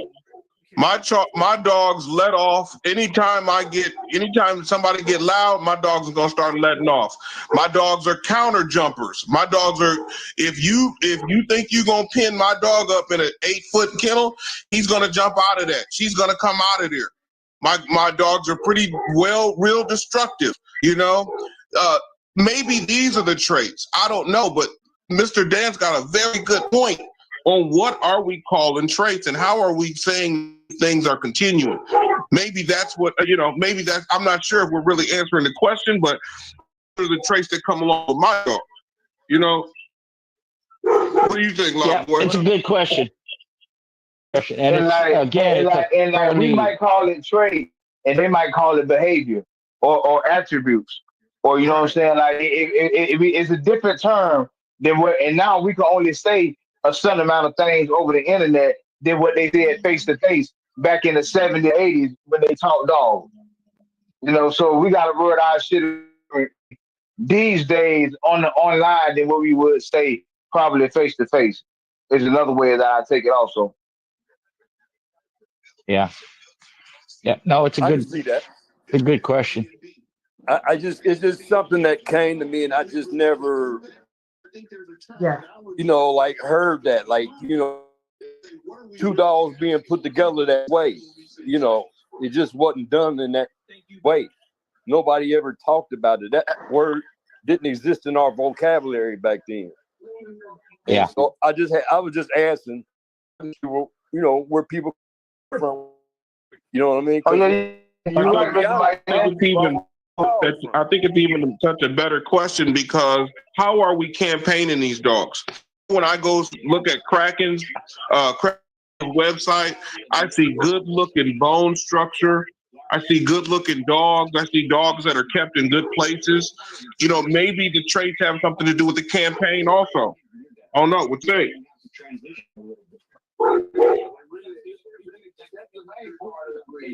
See, now we done broke everything down to traits from good bones, good skin, thick teeth, good attitude, bad attitude, being destructive, being smart, being a finisher. Like, you know what I'm saying? Like, we done broke everything down into as a trait, and does that carry over from one dog to the next? Well, back in the day, they might use it another way. I say it a different way, but probably mean the same thing. Because if you're going off, I'm going off what this dog can do, and I'm going off what that other dog can do. And basically, we saying what they do is they traits. Okay, well, this dog here, he can jump high. This dog here, they got good wind. And this one here, a little bit leaner and stronger. This one here, a little bulkier and bigger teeth. To us, we all say, but in another way, in another time, it was the same way. But we still trying to do the same thing as put best to best in whatever we got. Yeah, I would agree. It's probably easier now to put a dog together like Buck in Seattle. Let's say if I was sitting, let's say back in the day or something like that. Now I could send my dog to Buck and he could breed her, send her back or whatever is mail to me, and we still could do best to best from over what we doing over and what we talking about. Instead of, you know what I'm saying, driving 10, 12 hours just to meet up and say, well, yeah, let's see if this do this and see if that do that. You know, we could in different ways of the game than it was back then. That's how I see it. Yeah. You have to have that. It's almost like, you know, you used to have payphones on the street. Now you got cell phones. You don't need payphones. I got a So question. that's part of the evolution, advancement. Mm-hmm. Go ahead with your question. I'm not saying it's wrong. I'm just trying to understand it. You know, because it's Yeah, like, no. I'm gonna breed this to this. You're right. You're right to ask that question. We need to ask that question. You're right, Mr. Mike. Well, the thing is, if you say I want to breed this because that's what I need this, well, you're gonna get the other shit to come with it too. What about that part of it? You better believe it. You better believe it. Everybody can't put a bulldog on the ground, man. Trust and believe. You have all these great names, and you don't have names at the names. You know, you got people that established lines of dogs, man, because they were successful. Yeah. See, a lot of people. I didn't say I wanted to get a dog with a certain trait. I went to to a yard where people were using what they were breeding, man. You see, that was the difference. So I get that today's times is different. I totally get that. I'm not trying to advocate for anybody to do anything wrong. Trust and believe. I was just trying to get a clear understanding. Oh yeah, but historically speaking, we still doing the same thing. We still doing the same thing, Mr. Mike Dan. We still getting dogs off working stock and stuff like that. It's just different working stock. It might be a hog hunting yard. It might be a treadmill dog yard. They all they do is work the treadmill. It might be a wall climbing yard. It might be a racing yard. So they're using the dogs for people doing it that way. It's for different reasons now. And I leave it at that. I see it that way. Well, Mr. Mike, Mr. Mike, and I think I got an echo. Somebody got an echo.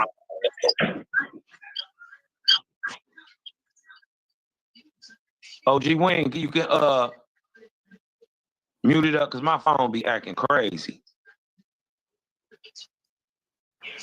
I know Buff dressed that up there on that screen. Now, my thing, about the traits is the thing about traits is that they're objective. You can see them.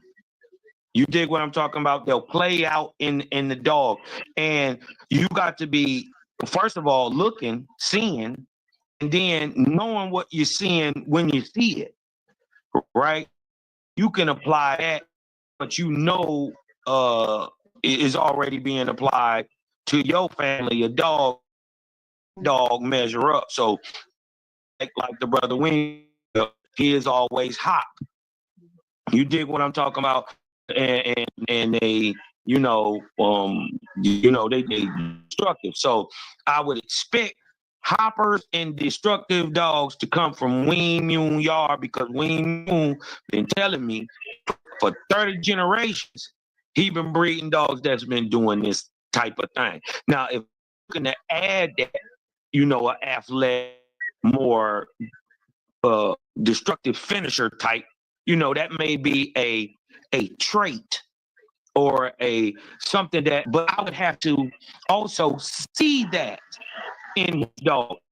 If he tell me, well, they hopping and they real destructive and out there and moving and everything around it look pristine, well, you be like, well, I don't see that. You know what I'm saying? So you got kind of know what you're looking at, and then be able to go ahead and then apply it into whatever you got. I think the whole thing about it is you got to see it. It's all about trial and error, man. It's all about trial and error. As a dog, man, the biggest thing is we want to see. I want to know. I want to see if it's going to do it. I want to see if it can take this. I want to see if it can make it through this. I want to know. Mr. Garcia, if you want to talk real quick about how the old man Divine, right? Remember how if you don't put a dog in, if you want to see somebody put a dog in shape, this old man would put a dog in shape. So is there some kind of a track record that we can? You got a dog from the Divines. That dog had to have wind. That dog had to be ready to work. You know what I mean? Can you talk like that? Yeah. Yeah. Yep. I'll say this about the Divine dogs. They're known for being late starters. And they inbred their dogs, and about inbreeding a lot. When they inbred their dog, they didn't get small and thin and fragile. They got thick and tough and durable. I think that comes because only crossed dogs. You have the Cassius Clay stuff, which is whatever it is, Corvino, if you want to call it. They really didn't know how the dog was bred. They just knew he was a good dog. But that's the pedigree he has. So he's Corvino. And you match that with the Patty, which is here in Java, and you throw some Boomerang in there. So because he was a horseman and a chicken guy and a dog guy, he has a vast knowledge of structure, behavior, temperament, all this stuff, competition with different animals, different bears all over the world. And I think that's what made him good. And David, his son, was raised all top-notch dog man. But their main thing that made them good was their conditioning. That's what they were expert at. They retired cars. They beat dogs that they couldn't, they talk about Hudson's Texas Carver match. David Divine beat him. And that was, that's what he tells me. They retired Carver. That was the last match he had before it passed away. Mr. Garcia, can I ask you a question? Yeah. Being from the old school all the way today, what would you say has been the overall impact of the old family red nose onto our dogs today? Well, they're in almost every dog.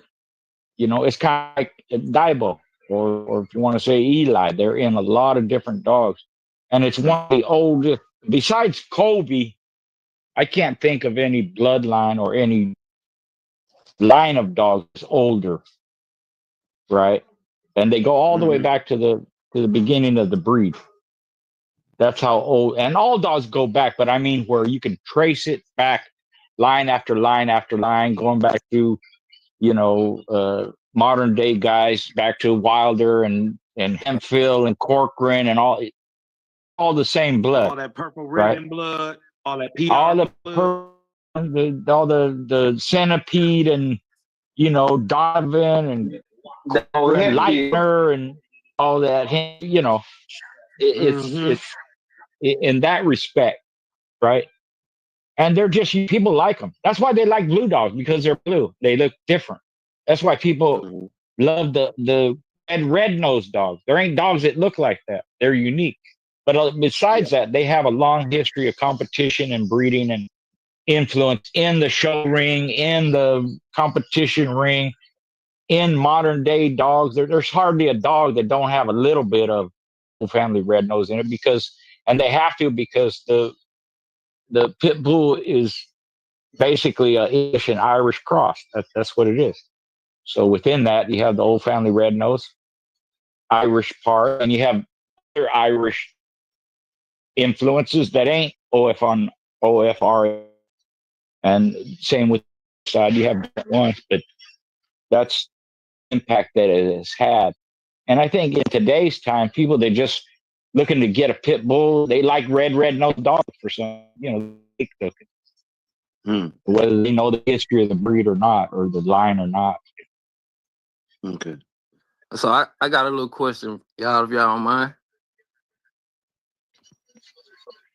Yeah, go ahead. When it comes, talk about balance. When you think of humans and you think of animals in the in nature, two humans, they breed together. Talking on the athletic standpoint, you might have two superior athletes that be bred together, and you expect the kids to be the same or better. And a lot of times it don't happen like that. You know, you don't. It's not. They're not picking best to best. It don't necessarily go to that. You know, it might be the most dominant or something like that. Do you think for balance, because life is all about balance, the lackluster dog, or you could maybe apply it to the cold dog, or just a dog that is not more so hot? Because I've seen a lot of times where, you know, we talking on breeding best to best, and you got the hot destructive dog, or you breeding best to best of that nature, and that's all dogs are. Do you think that's it's a for balance and maybe getting the it factor of a dog that the balance comes in effect where sometimes you have to take the extremely hot or the extremely dominant, and maybe off a good line bred a dog, a great family of dog that's not so hot or not so dominant, and to create the monster?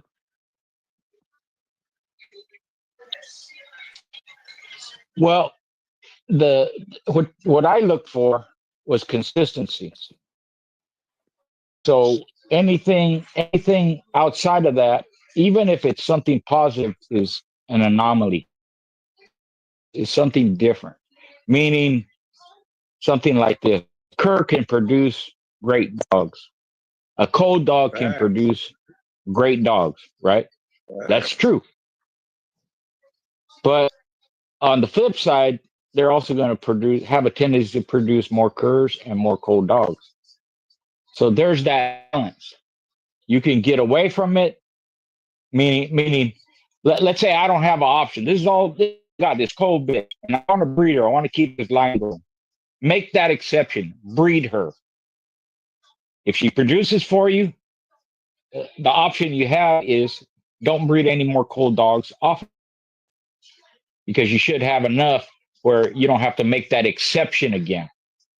So things that are exceptions, I'm reluctant to make those the rule, because there's too many negatives behind them to where they're going to dominate. You're never going to see somebody who has a yard of curs breed a yard and produce a whole ton of game. It's not going to happen.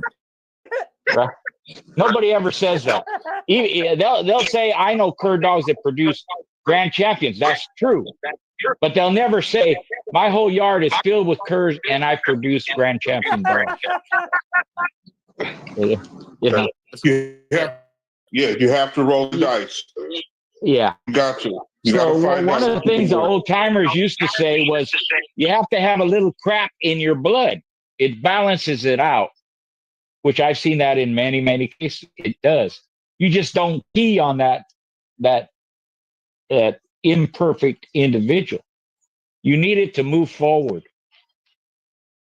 Take that, don't make fool of your bloodline, because every pedigree got a cur dog in it somewhere, got cold dog in it somewhere. They just didn't focus on them.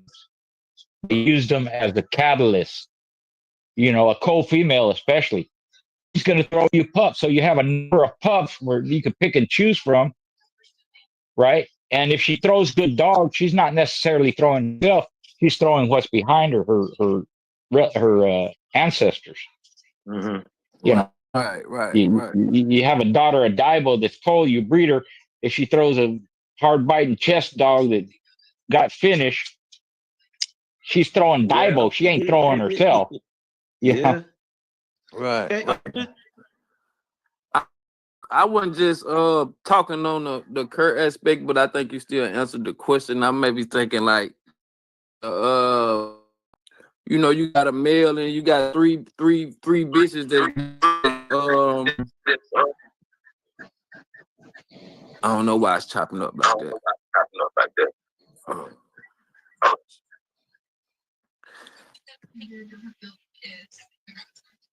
And the fact that we don't have to ask for help here makes things easier to go through. You have to go through. Take your turn. Nah, I think it was chopping up. I think it's the live stream was chopping up for a second. But I was saying, okay, you got a male and you got three bitches that bred the same, and the best of the best. You bred them, and that was good. But the maybe the 3 bitch, she the best one was the best one of The lesser of the 3, right? yeah, the lesser of the 3 produced the better dogs. All of them was like that, but the when breeding the best of the best, they yielded good ones too. But the best ones came out of the 3rd greatest bitch. Yeah. That can happen. Yeah. Especially, and the way to find that out is to breed all 3 of them to the same male. Yeah. And if you breed all 3 of them to the same male, at least you can judge each female individually because the sire is the same.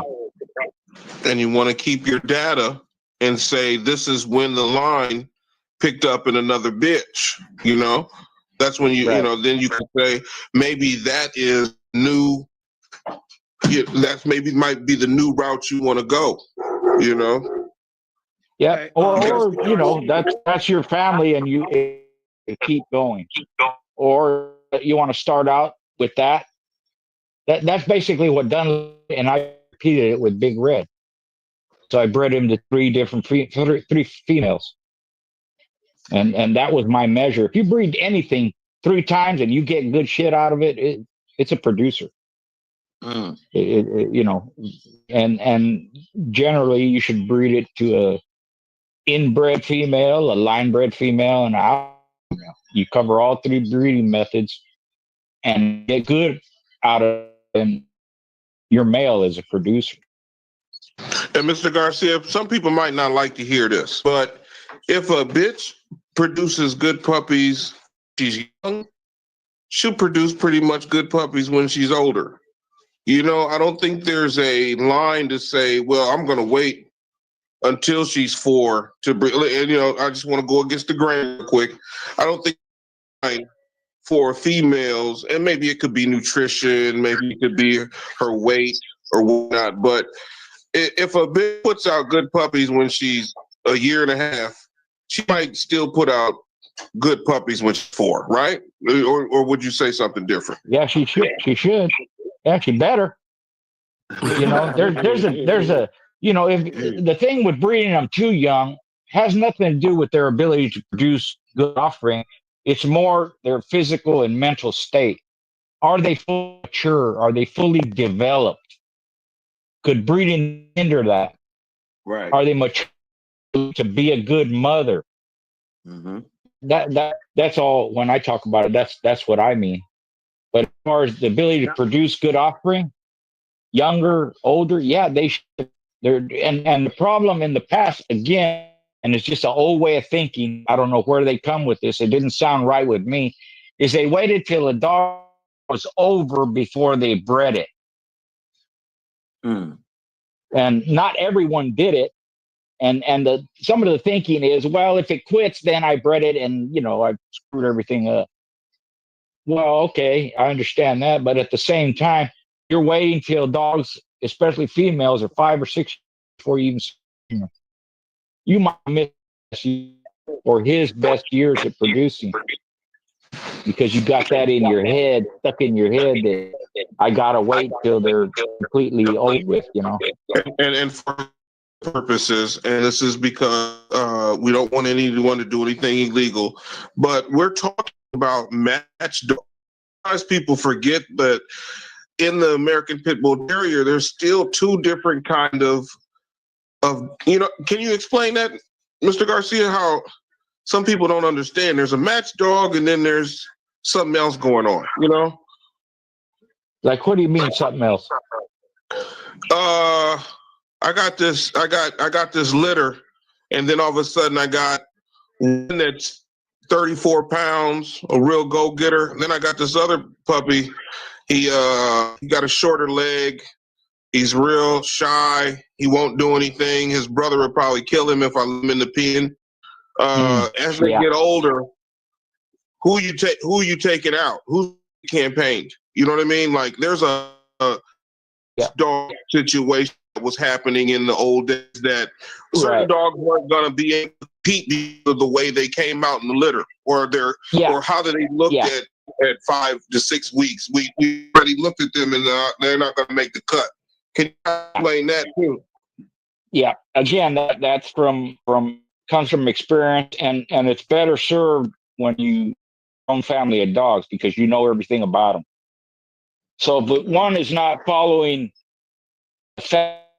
again traits, then I would be that skeptical, individual within the, because he's not acting like his litter mates, he's not acting like his mama, daddy, grandparents, great grandparents.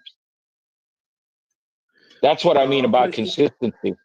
You want certain behaviors, temperaments, athleticism, all that to be your family dogs.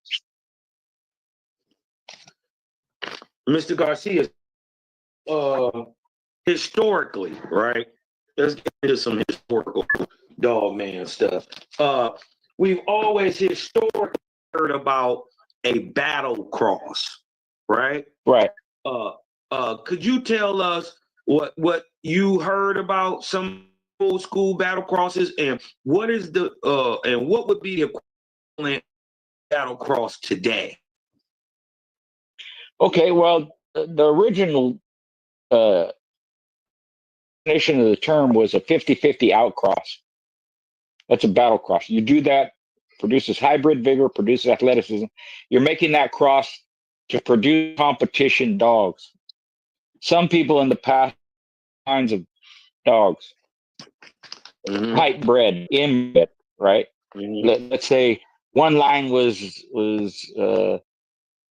Tudor, one line was Colby. Family red nose to the Colbys always works because you can inbreed them and they get better. And then they always told me Daibo dogs to Plumber's Gator dogs produce is the 50-50 battle cross that worked back in the day. That's what my old heads was saying. Yeah. Well, like I said, it's an outcross. The Plumber's Gator and Daibo, it's the same blood. So they would have to be like maybe Rufus or something, where it's more heavier on the Carver side, which is Kobe Lightner, to the Daibo. Maybe that's what they meant, right? But Alligator himself is a Daibo dog. So, and then like you said, the OFRN with Kobe. But basically, it's a 50. It's an outcross, and you do it to produce competition in individuals, hybrid vigor, athleticism. Right, and you can do it now. Again, the words change over time. We'll say, well, a 75-25, that's still a battle crossing. Okay, whatever. But that was the original definition of right, because that's what the American Pit Bull Terrier. Yeah, it's total outcross. Yeah, and then from there, now people are doing more outcrosses now than they used to in the past, right? And if you do it correctly, it can work over a period, but you have to have some commonality between the individuals. You have to be related somewhere along the way, or your gene pool gets too spread out, and you don't know where anything's coming from, and it's hit and miss more than hit. Right. If you focus on certain individuals that can produce certain individuals for you, that's where you're making a family of dogs and you're moving forward. Then every once in a while you throw some new blood in there. So basically, you start the family when it worked. They okay. Yeah, and I never looked at. Let's say I people ask me, well, when did you add an outcross? Whenever I saw a light, I didn't care. I wasn't one of those. Well, I'm going to do 3 tight breedings and then throw a cross in there. Nope. Because if you wait, you might wait on the opportunity passes itself. So if I saw a dog I like, I'm going to breed. If I saw a bitch I like, I'm going to buy her, or I'm going to borrow her, or I'm going to do something. Or I want that blood. I'm going to breed to her daddy. I'm not going to wait. Didn't matter if it was inbred, line bred, outcross, whatever. Because I'm making my family a dog. Right. And I'm going to use all three methods. You know, I really didn't inbreed. I did a little bit, but I didn't have to because they were already inbred when I got them. But I did some. I bred Big Red to his granddaughter, you know. I like the style of Garcia because you're not kennel blind. Right. You dig what I'm talking about? And this gets right back to what you were talking about. Breeding for actual traits. Yeah. That will pass And on. I've said this before, I'll say it again. When I outcross, you know, I look for dogs that perform the same that mine did. That Or way, better? that what I mean is they have the same traits. Oh, okay. Right. Okay. So let's say you're making an outcross and you have a stifle dog. Look for an outcross of a stifle dog. That way, when I breed them together, I get a better chance of getting stifle dogs out of it. Doesn't matter if they're related or not. They could be unrelated, but they carry that same trait. So there's a better chance of you capturing it and breed them, even though they're not related. If you do that, however you breed, the dogs, even if they're not related, are going to share those commonalities. If you want to change it up, then you take your stifle dog and breed it to a head dog. You specifically pointed out something that got to make sure we point on, and that's time frame. In the dog game, like, we haven't added up the time yet, and I think that's what kind of Buckcity was talking about when, you know, we have these young dogs. There should morality code to say, you know what, let's let this dog grow to a certain time frame. In the dog game, the time frame you were in, what would you say the time frame was for a match dog? Or what was the time frame you thought spent enough time with this dog to go say, hey, I'm going to campaign and I'm going to go try to make a tie up? About how much time would you say it equals between with you and your dog that you took before you kind of said, okay, he's representative or she's a representative of my family of dogs? Yeah, generally speaking, from 2 years to about 5 years. Years for competition, or 3 to 5 years. Maybe a little longer, depends, you know, the wear and tear. And I've done dogs younger than that and older than that, but that seems to be anything under 2 years, you're pushing it, because again, they're not fully mature. And at 3 years they are. And like I said, their career is not that long. So the movement inside of the dog's career, whether it's breeding, whether it's matching, whether you were doing with the dog's lifespan has a time frame. You know what I mean? That you have to get things. Yeah. So I'm glad that you said, if you guys see out there, and this is for everybody in the chat, everybody listening, if you're out there in this dog world and you see something you like, go ahead and take the shot. Roll the dice and do your best, you know, because you never know what you might, you might not be making something for you something for 2 other camps, or 3 other camps might prosper off the dog's.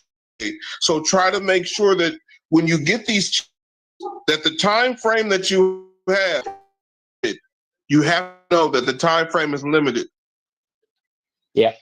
And you know, accidents happen, losses happen, so you want to take it. For instance, Champion Bill, I bred him right before he went into keep, which was 2 months before his match. He died after his 3rd match, after he made champion. Luckily, I bred him. If I'd have followed that old pattern that people do and wait, I wouldn't have those dogs. And that was one of my best, not the best litter that I had. Even the ones off of Big Red, because the whole litter worked out. All of them were competed with. All of them proved game. I bred the females. I didn't breed the males, but I bred the females, and they produced good dogs too. So you can't wait on opportunities. If you see it, take advantage of it. You know, and if you're not sure, well, what's the time frame, or what, how old is too old, or how young is too young? You can use nature as an example. Kind of follow what nature does. And canines, whether it's foxes or wolves or whatever, when are they bred and when does their career end? Can you give Strongest that and story? healthiest. Can you give the world that story real quick about Bill? About how, you know, man, that's wild. Yeah. He, you know, I won with him. He won an hour 31. Then I beat champion Jesse James with him in 48 minutes and I had him hooked up. But and the bitch came into heat. Lucy came into heat. Lucy was for Brock champion Roddy, which is Big Red's sister. So she came in to eat, and I bred her because in my mind, you know, anything can happen. And I learned that because I had dogs before that I didn't breed that I should have, and I never got nothing off of them. So the opportunity presented itself. I bred him. He died. Right after he died, the pups were born, and like I said, it was one of my best, if not my best, litter. So at some point, I didn't wait. And even from that litter, those two females, I looked at them one time, about a year and a half. They both came into heat. I bred them, Mr. Rowdy, both of them. I finished them out. Bambi became a 2-time winner. Kay was a champion. So once you start knowing your family of dog, you kind of get gist of which ones are the better ones, which ones are good, which are the ones you like, which ones do you think you're going to breed. You're always taking a chance, nothing 100%. But I just learned not to wait because it'll cost you in the long run. Mr. Garcia, so a lot of what I heard out of what you just, that this is just a crapshoot. You know what I mean? You can prepare as best as you try to do and as best as you can, but in the end of the day, it's still a crapshoot. So shoot your shot. It is, always is, right? It's just like gambling. Gambling is there's professional gamblers. How are they successful? They put the odds in their favor. That's right. So that's what you have to do. You have to put the odds in your favor. And that means breeding and raising and feeding and doing whatever it is you do with your own family of dogs. And you'll have better success that way because you know them, you raise them. They're however you want them to be. They'll do whatever you taught them or learned them or whatever. And they're gonna reflect your expertise as a breeder, and you know how well do you know dogs. Yeah. All that bonding, you know, it's all involved. And I'll say this, you know, because it's never 100%. And people give examples, you know, good ones, bad ones. Well, what about this? What about that? I didn't care about all that. I just cared about what I was doing. And I kept records of everything, every individual, every litter, and I followed the ones that were most successful. And by doing that, you up your percentages. You have more individuals in a litter that work out that don't. And you find out which dogs can produce. And if they can produce, a male can produce bred several different ways, you're set, right? And if you get a female that can produce from whatever male you stick to her, she's worth gold because she can only have so many pups. You can only so many times.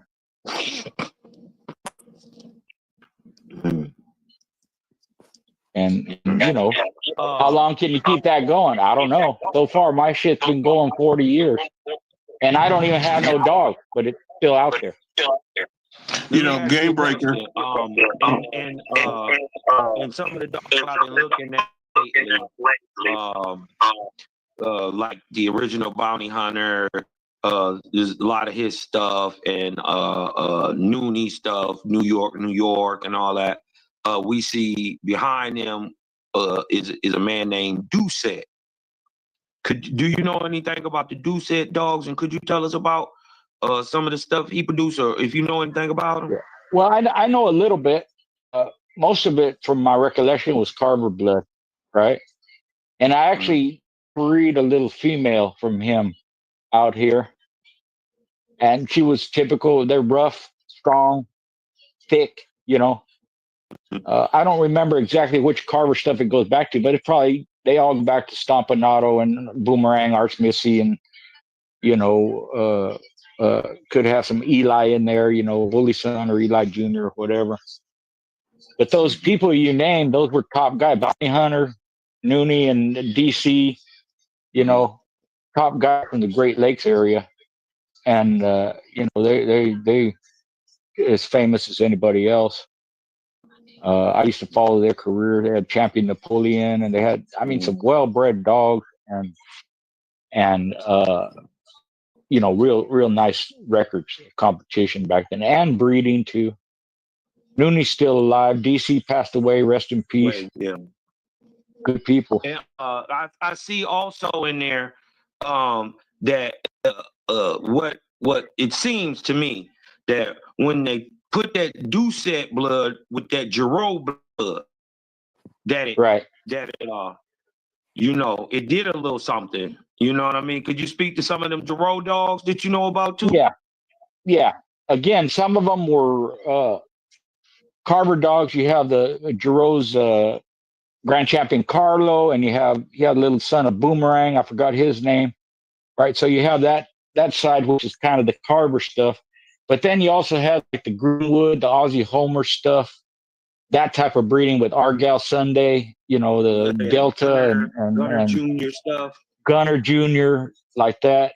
Giraud was an anomaly in the dog game because he started kind of late. He died real young. I think he died. He had several champions and some grand champions. He didn't have a big yard of dogs. In fact, he lived in an apartment building. He didn't even have a yard of dogs, but just about every dog he touched came out to be a good dog. And some of the baddest, Argyle Sunday is one of the baddest bitches in history. She never went over 20 minutes. She finished 3 opponents. She was a spike. And he just had that dog, He could see him in them. Yeah. And he could pull out a win. There was a famous match between him and Petronelli brothers. Petronelli brothers were to the handlers of Marvelous Marvin Hagler, the middleweight champion. So they were guys. And wrote about him when he won his first devastating match. Giraud comes in against with the dice. I don't know how far to go to the show. Sue Boy in 2 hours and 12 minutes. I was wiping the floor, but the dog held on back, and when he saw it, he said, Ronnie, his name was Ron Petronelli. He said, Ronnie, I got a dog that beats you, and he's not even the same size as small. And he put that knack for dogs. So when you see those crosses he made, it was looking at bloodline. He just put good dogs together, good, and they freaking work,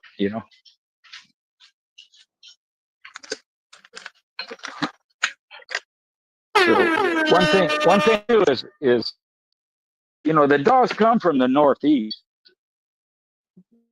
imported from Europe, so the breed started from there. So the history there is a lot older than any place else in the country. A schoolboy. I got a picture of an old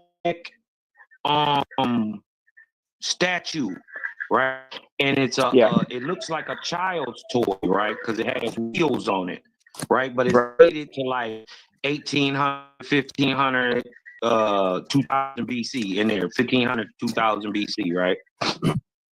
And it's a bat-eared terrier dog. Right.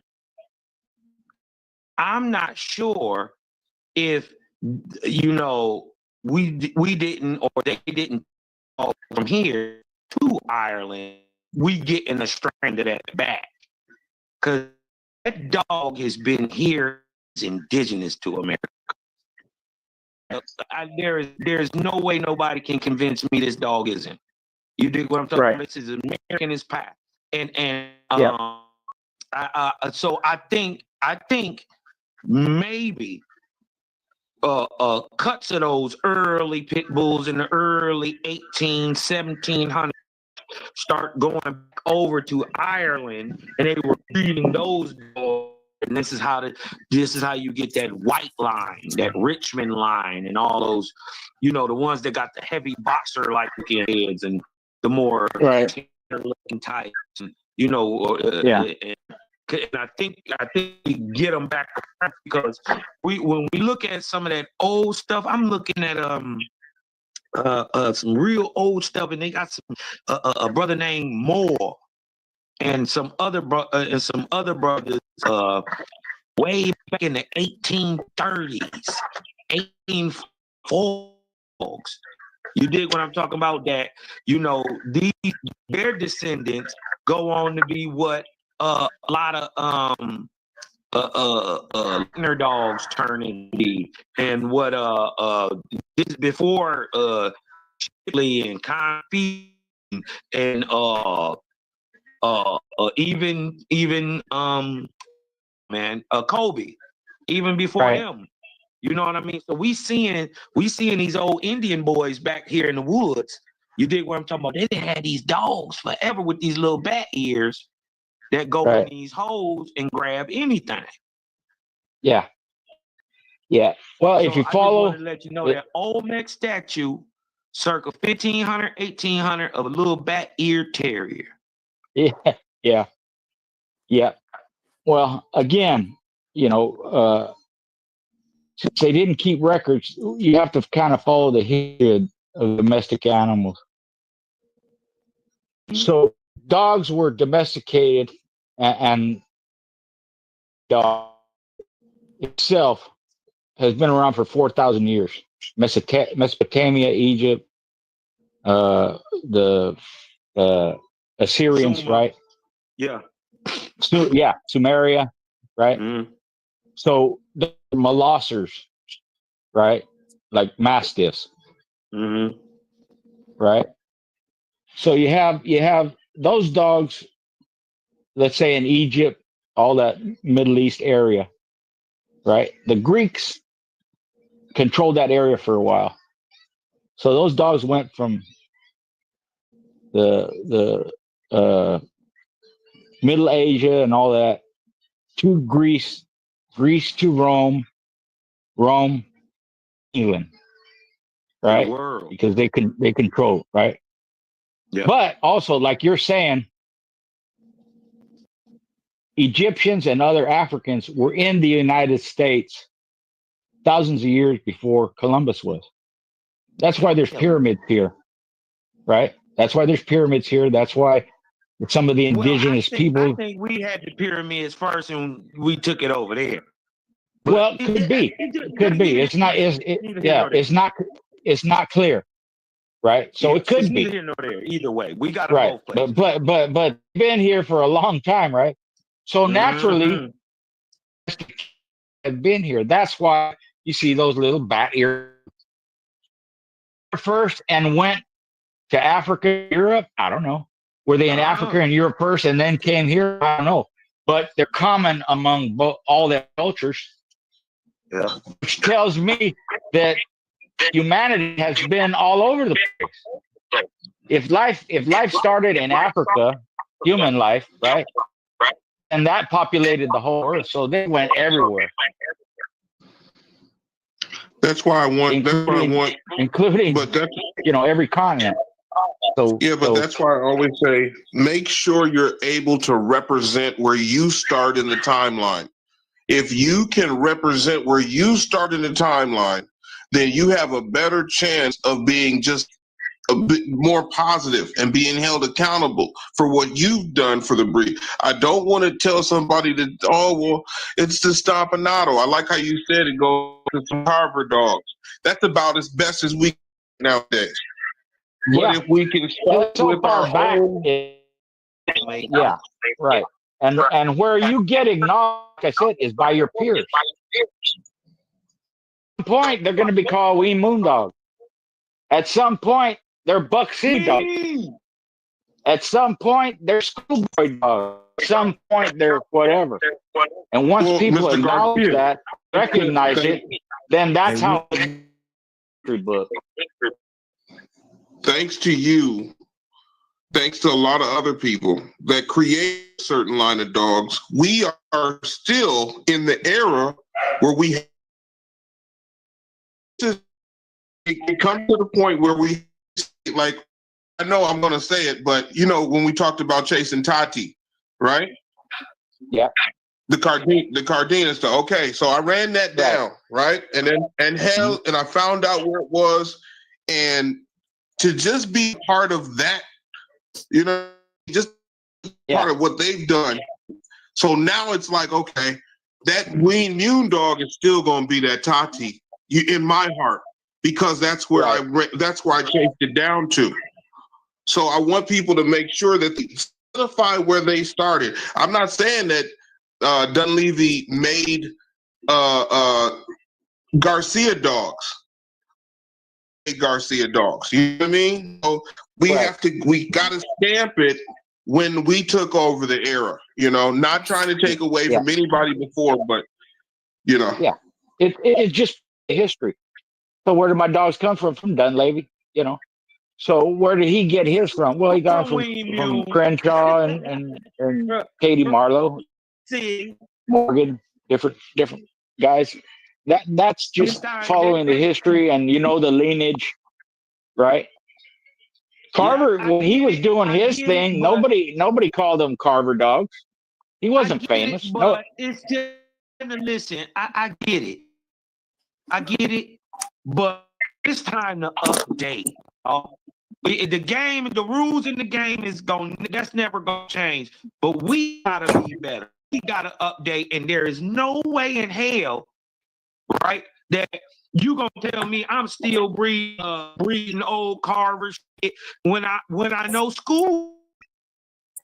No, we breed kids. You dig what I'm talking about? No, I actually know Welsh. No, we breed nothing but bang dogs. I know we ain't Mune. You dig what I'm talking about? We ain't breed nothing but that Mune. You dig what I'm talking about? So what gotta start evolving, y'all, because that old shit is old. I get it. But like Schoolboy told you, you ain't got a dog that ain't got no old family somewhere in it. You dig what I'm talking about? You ain't got one. So what I'm saying is we all pulling out of this same thing, but now it's time to advance the game. Because Schoolboy is my OG. I love Leitner. Leitner was cool for his time. You dig what I'm talking about? But and I'm looking at, see, this is why the game got to change. I'm looking at LT today. You know who happens to be in the back pedigree of LT today? So is LT today a big red dog? See, he can't be, it's too many good dogs between and Jeep to be a Jeep dog. He got to be what the man made him to be. And the man get the credit. This is how you have a Doucette dog. So now we got Garcia dog. Now we got Mune dogs. You see what I'm saying? It's got to start somewhere, and we got to change the game. Because first of all, the how they looking at dogs just got to change, and we got to do that ourselves. So it's time to do a whole new thing. You dig what I'm talking about? The game is the game is the game. We true. You dig what I'm talking about? But we ain't stuck in it neither. Yeah. I'm glad you brought that up, because this has been something that's been and talked about years, not just right. It's been talked about for years. Why are we still calling them bloodlines from the past? How come that's still being done? No matter what I've said, no matter what anybody else has said, how we talk about it, it's not catching. Hey, these are no These are OTK dogs. These are no longer red boy dogs. These are whatever. These are no longer Mayday, whatever. They're Buckcity. It's something. It's something that's been eating at me a little bit for, like I said, for years now. How come the transition hasn't been made like it was in the past? Is it because there's no magazines or no books written about it or whatever? Or there's no there's no communication between people. I have answer. Yeah, this is the game. Somebody got an echo. Somebody got an on echo. the board. Is it me?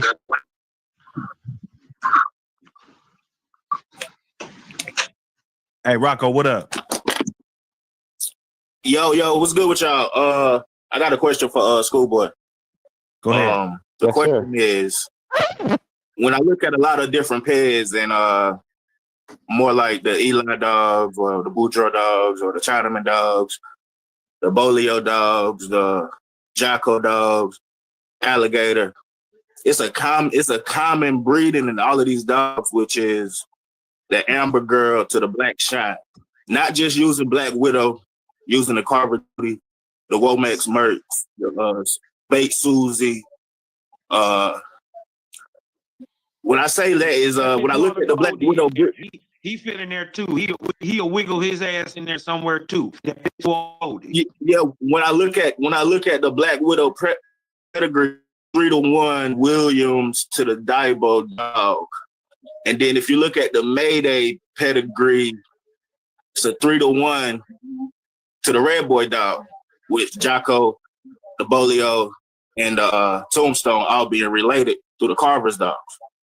So I'm saying, like, if the 3-1 breeding, like the most popular 75-25, going out and back in. Pretty much, yeah. Yeah, and the reason for that, in my opinion, the reason for that is when you have a 75% of your stuff and a quarter of something else, right? It's not inbred. It's not totally outcross. It's more line, and you can continue and have high percentage, performance dogs. So that 75-25 has become more and more popular as time went on. I think for that reason, because that's the way I did my breedings too, and that's the way they were continued after that. And at some point, a hybrid vigor on a line. Exactly. Yeah, or just vigor itself. When you have the cross, that's the hybrid vigor, but you can retain the vigor without it being totally outcross by having 3/4 of your shit and 1/4 of something else. It's not inbred to where you lose it, and it's not outcross to where the gene pool is so wide you don't know where it's coming from. I think that I even have that in my book, that example. Quarter, 75-25%. Because again, like you said, if you look through history, that's the way they did it. Even with Black Widow, you have Black Widow. Well, she was bred to Daibo. She was bred to Spike, which is their father and son. Orange Lucky, even bred to I forgot. It was they made the breeding in Mexico. Same family. And even Polio, it's Black Widow, yeah, and her sister. So you have the heavy Black Widow, and then up on top you have Heinzel, which is basically Colby, not really Heinzel, but it's Heinzel, but they were Colby dogs that he got from Colby. So you have the 3/4 Black Widow, Daibo, whatever you want to call it, and 1/4 Colby. Okay, and I got one more question for you. It's kind of like on the same thing. Speaking about Daibo, Daibo, they say that's the modern day like foundation of what we got today. But if you look back into the pedigree, you see a lot of the Feely dogs, and I think the most important dog. I'm gonna speak on the Eli. I'm gonna say Blind Billy. Is that Blind Billy is heavy Daibo, but the outs was the Bambi dog. So what's the importance of the female when it comes to breeding the pit bull terrier? Yeah, well, Because for we all me, the speak about the females will. champion males, but I feel like the Yeah. females, like the Carver Judies, Beauty Tees, the Black Widows, the Heisel Bambis, I feel like back in the days they was using either sisters of those dogs back to the Daibo dog. Yeah. That's something they didn't talk. I think they kept it to themselves. They didn't want anybody catching on. I feel that way because they talk about the males all day long, and the males you can see their performance, and the males were matched a lot more than the females were, and the males produce a lot more offspring. So for me, the female is more important than the male because she can only so many.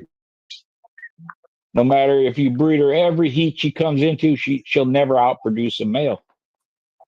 So if you have a female that can produce, she's worth more than 2 or 3 males because every time you breed her, she's going to produce a successful litter if she's that type of producer. So you need both male and female. The importance has always been and the focus has always been on males, but any breeder would tell you that his females, and it don't matter if you're talking about racehorses, game fowl, chickens, livestock, dairy cattle, they'll tell you that the females are the more important of the two sexes. If they got any sense about them, you know. Would you agree because of the time frame? You only have so much time to compete with the female and only so much time to breed with her. She takes out a lot of time throughout the year. Yep. Yeah. Yep. That's part of it. Because if you're going to compete with her, you're going to miss heats. If you're going to breed her, you're going to miss competitions. So someone like Tornado, who was a 10-time winner, a great record, she wasn't bred that much. There's very, very few offspring off her, maybe 2 times. Where someone like Black Widow or even Honey Bunch, who was competed with, they were bred every heat, just about, which ain't that many times, you know. It's not. Honey Bunch only came a heat once a year. I don't know if they waited till her career was done or not, but she was bred to let's see, Finley's Bow, also Negro, Rascal, Otis, 4 or 5 times maybe in her whole life. Zebo, so maybe 5 times in her whole life. That's it. And she's a legacy, you know. So, like I said, And females are Mr. Garcia, when I look back at the pedigrees and I see the names Williams, see, I'm only 32. What blood, like, would that go back to, like old family red nose or? Man, really, there's 2 Williams. Well, I'm speaking like the that's in the Black Widow pedigree. Yeah, that's where my memory's gone. I can't. You'd have to go back a couple of generations and let me know what it says. Okay, because I feel like back in that time it was the same dogs, and people just went their own ways with it. Excluding the Kobe dogs, they was using Kobe too. The Feely dogs, the Fly Panama dog, Bruce. You see a lot of those names in a lot of pedigrees. Exactly. But you wouldn't see them like in a Red Boy, like a Highlands Haymaker pedigree. You wouldn't see that in there. You wouldn't like not the Heinzels. Yeah, the Heinzels. You wouldn't see it. So I wonder, like, what's the difference in those old school bloodlines? Is that like the English, Irish thing that they speak on? Yeah. A lot of it, that's what it is. And I talked about this. I forget if it was here or a different chat that the names, you know, there's only so many names, right? But all the dogs go back to them because those people all knew each other. So they were trading dogs back and forth, breeding dogs back and forth. So even if it's not the same dog, it's going to be a relative, a littermate or something to that dog. Like Arizona Pete, they're brothers. So you in the same pedigree. And you see that back then, some of them kept them more on the Irish side, some of them kept more on the English side, some of them mixed them up equally. Let me ask you a question, Mr. Garcia. Now, we know famously what goes on from. Well, it's said that Leitner had two type of dogs. Right. Right. He had two type of dogs: a red dog and a black dog. And right. he said he had the black dogs later in his life. He gave Mr. Williams and all them Hill and all them. They get them red dogs. Right. They go on to be famous. What happened to that black line of them dogs? What do they become? Well, all of them are old family dogs. The Irish dogs, that's what they call them because they're from the old country. So they call them old family dogs. So you Corcoran's Biddy, or you have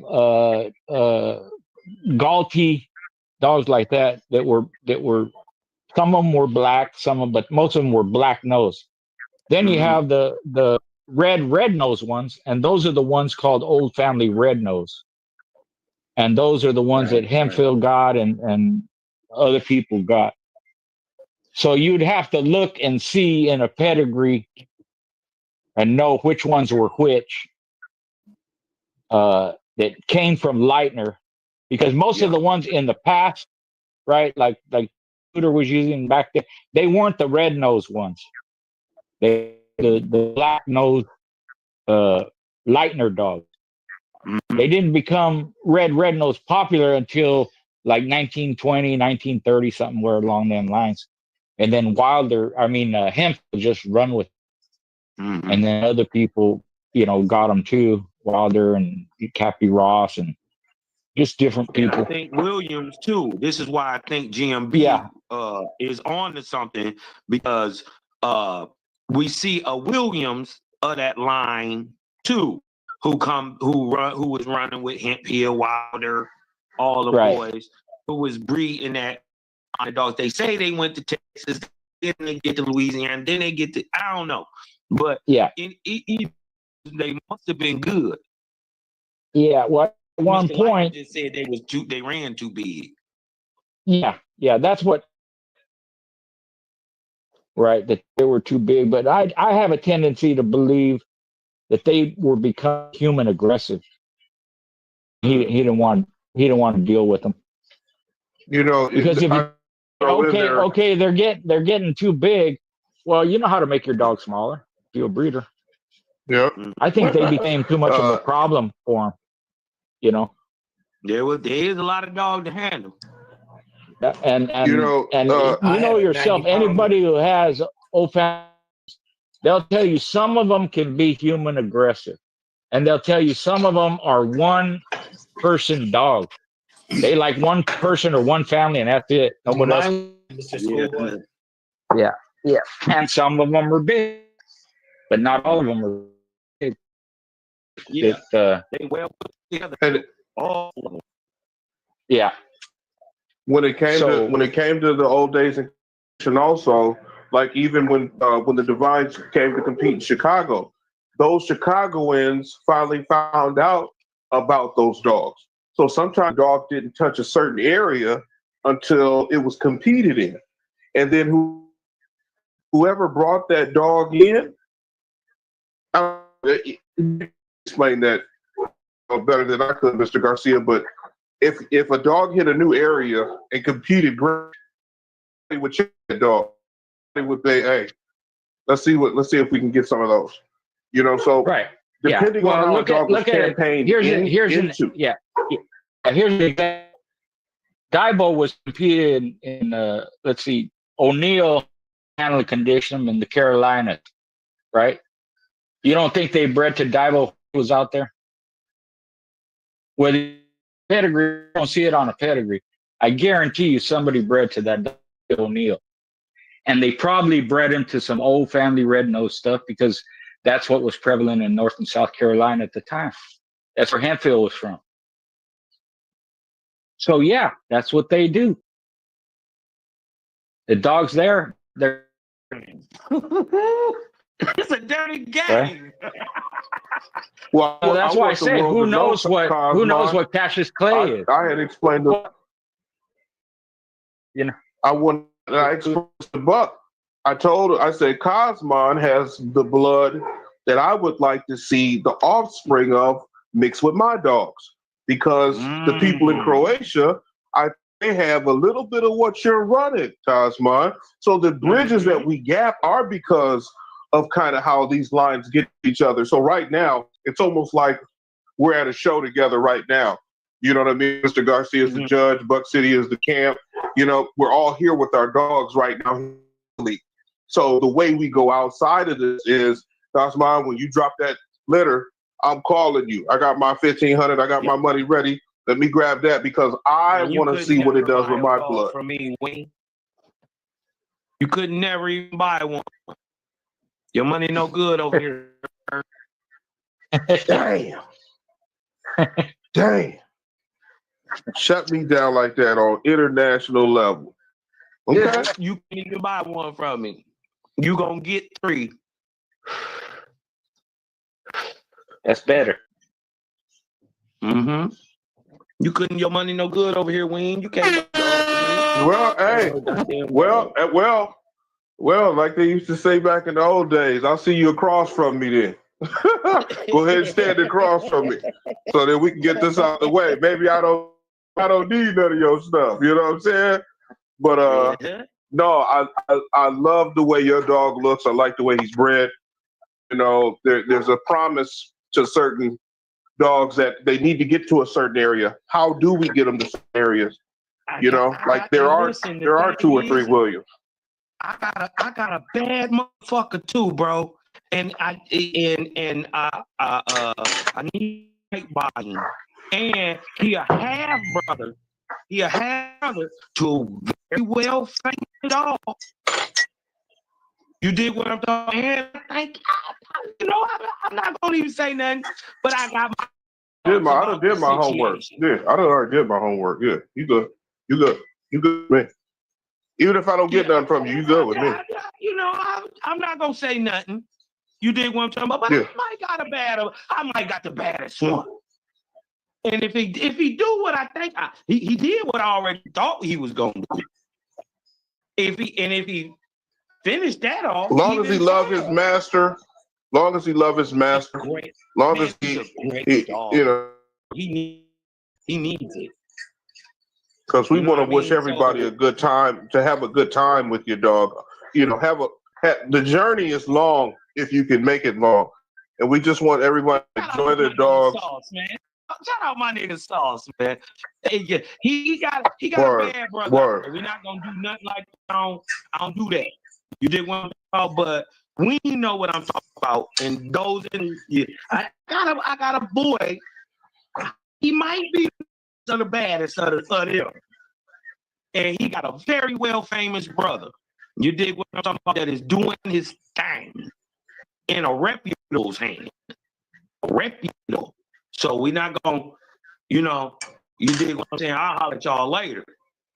But you dig what I'm saying? I gotta, hey, look, I'm gonna tell you, I love him so much because he got me through a Christmas, Wayne. Word. What I'm gonna say? Nigga paid for Christmas, everything, rent, everything. Yeah. And these are the experiences and the memories we want to chalk up in the game room. Everything is real time. Everything is people's experience. I mean, that was one of the good questions. This is history, though. This 70, this way back long time ago. This ain't got 75 quarter. Yeah, the 75 quarter question. You can mark that as one of the best questions ever. You know, Garcia, you talk about that in your book. What they call the out. Is that the origin of the out? That 75-25? The origin of the outcrossing is 50-50. Yeah. And then from there it went, you know, because once you, let's say you do that 50-50, well, where do you go from there? Back in. You either inbreed it or you go to one side or the other. Yeah. Once you go, and if you're smart, let's say you have a family of dogs, you make a 50-50 outcross. Mm-hmm. You take that outcross, the breeding from that outcross, and you go back to your both ways, yeah, or three way. Or you can go back. You can go back 3 ways. Yeah, you can go one side, the other side. You can, or you can inbreed a brother sister, right? Or you can father daughter, mother son, however you want to do it. But that's how you know you go along. That's how you keep your family intact. That's how I can say, well, my stuff's been around 40 years because you throw something in there, go back to my stuff, and then you line breed it for a period of time, make an inbreed maybe 1 or twice, and then you throw something else, and then you take that and go back again to the schoolboy stuff. You keep doing that repeatedly over and over and over again.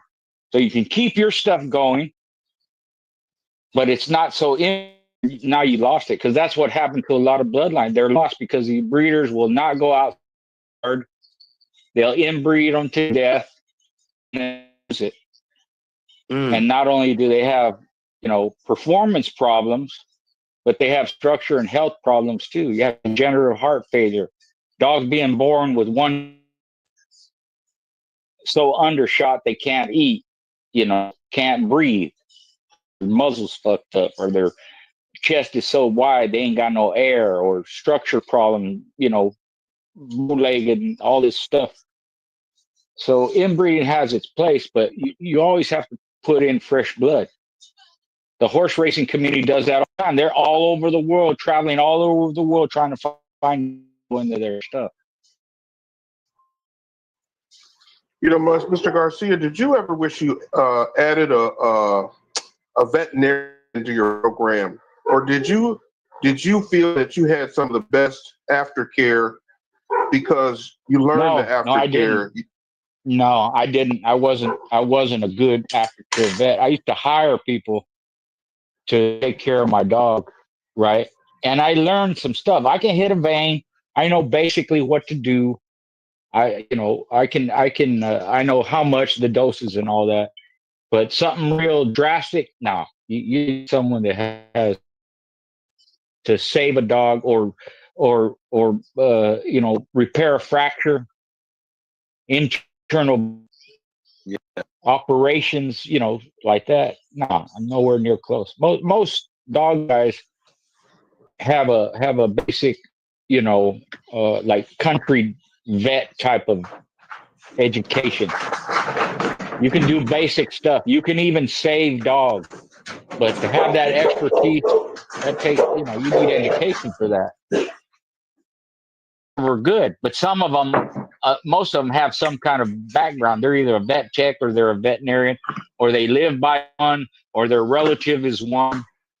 So they have, first, secondhand experiences with veterinarians. Yeah, we want to promote the veterinarians. We want to take things in their own hands. Want you to have the best chance for the dog to survive, to be healthy. I always encourage people to go get a dog. If you've had a stairway accident, pups playing on the stair. You see it limping. Don't wait. Get in there, figure it out. Don't be afraid, because a lot of us, I was one of those that I would wait, or I would try to just do what I could do, and that wasn't always the best option. Right. What I did become real good at was preventative maintenance. Was preventing disease, or preventing accidents, to where I didn't lose too many dogs as time went on. I'm healthy, proper living conditions. Staying on top of it, vaccinated. You learn some home remedies, things that can help. I never had any real bad problems. I never had like a bitch mastitis, giardia, or what's that one you get from bird shit? Coccidia and all that. Coccidia, like that. Yeah, I got hit with parvo like everybody did. I got hit with COVID. What's it called? What's COVID?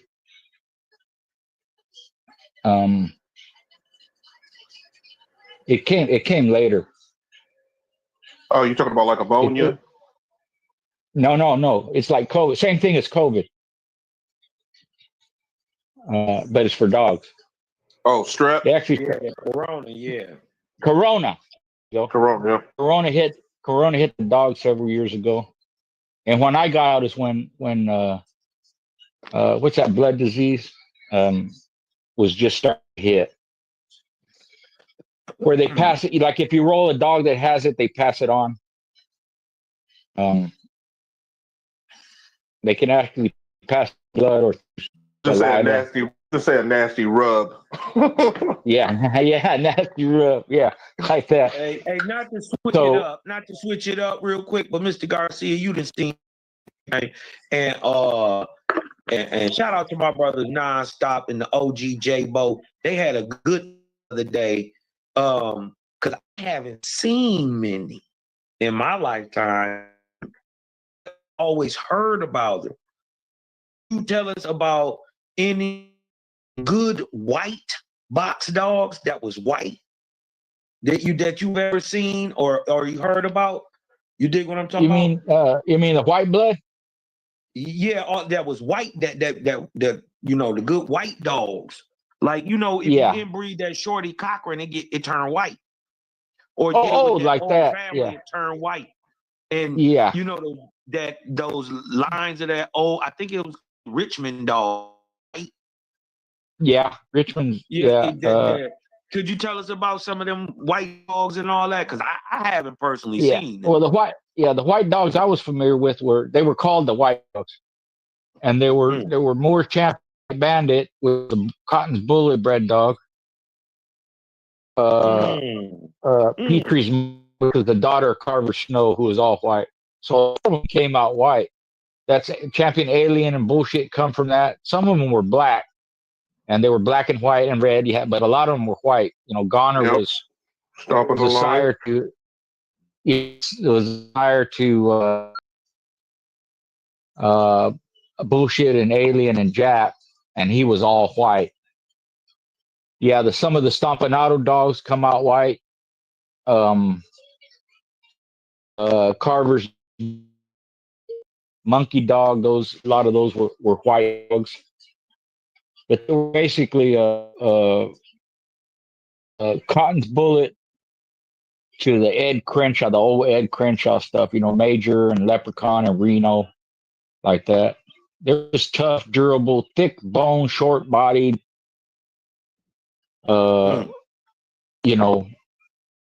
for gameness, long distance, big, nasty teeth, big old teeth in their head, and just real durable, like that. You ever seen any? Yeah, I were our rivals back in the day. I think we ended up about 50 wins and losses. Yeah, I saw a ton of them. I saw Bullshit. I saw Elrod and Red Danger and Hawkeye, a bunch of them.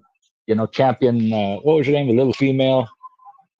Mighty Dog. I saw. Yeah, Shorty. Fun. Yeah. We even talked covering good topic. Yeah, we even talk about your competition bumping into each other, coming through on the circuit.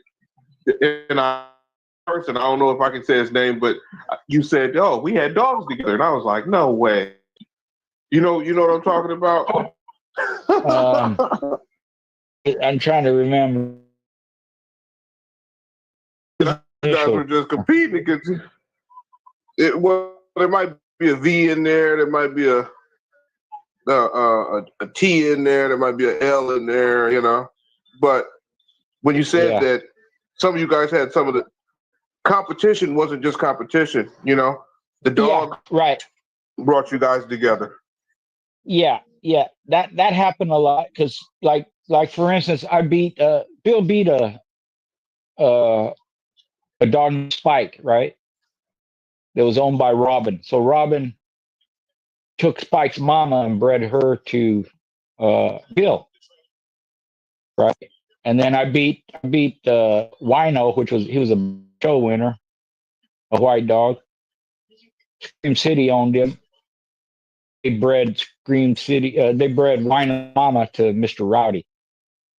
So yeah, we would do that every once in a while. You know, it was usually them coming to me, and the breedings they were pretty good. They worked. You know, but yeah. Yeah, that's what I was going to ask. Because it takes a hell of a lot for a man to humble himself and go to the guy. He said, "Yeah, that's what I want in my dog." You know what I mean?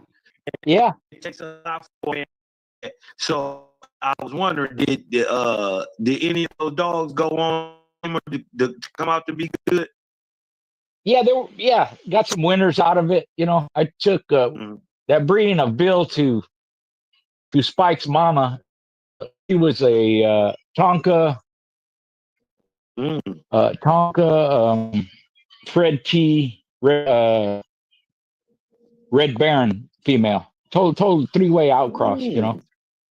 And I lost in cars with the son and won with the sister in 40 minutes. And then the little I only got one pup out of Mr. Rowdy bred to the Wino's mama. She lost champion bitch from some very famous people that I cannot say their name. And she lost game. Let's see what else. Who else? Me and Vince almost bred female he had. I think it was Jenny or something like that. We just never got together to do it. But I think it's right there. So if you can see him right now and you guys are standing across from each other, who wins? Me.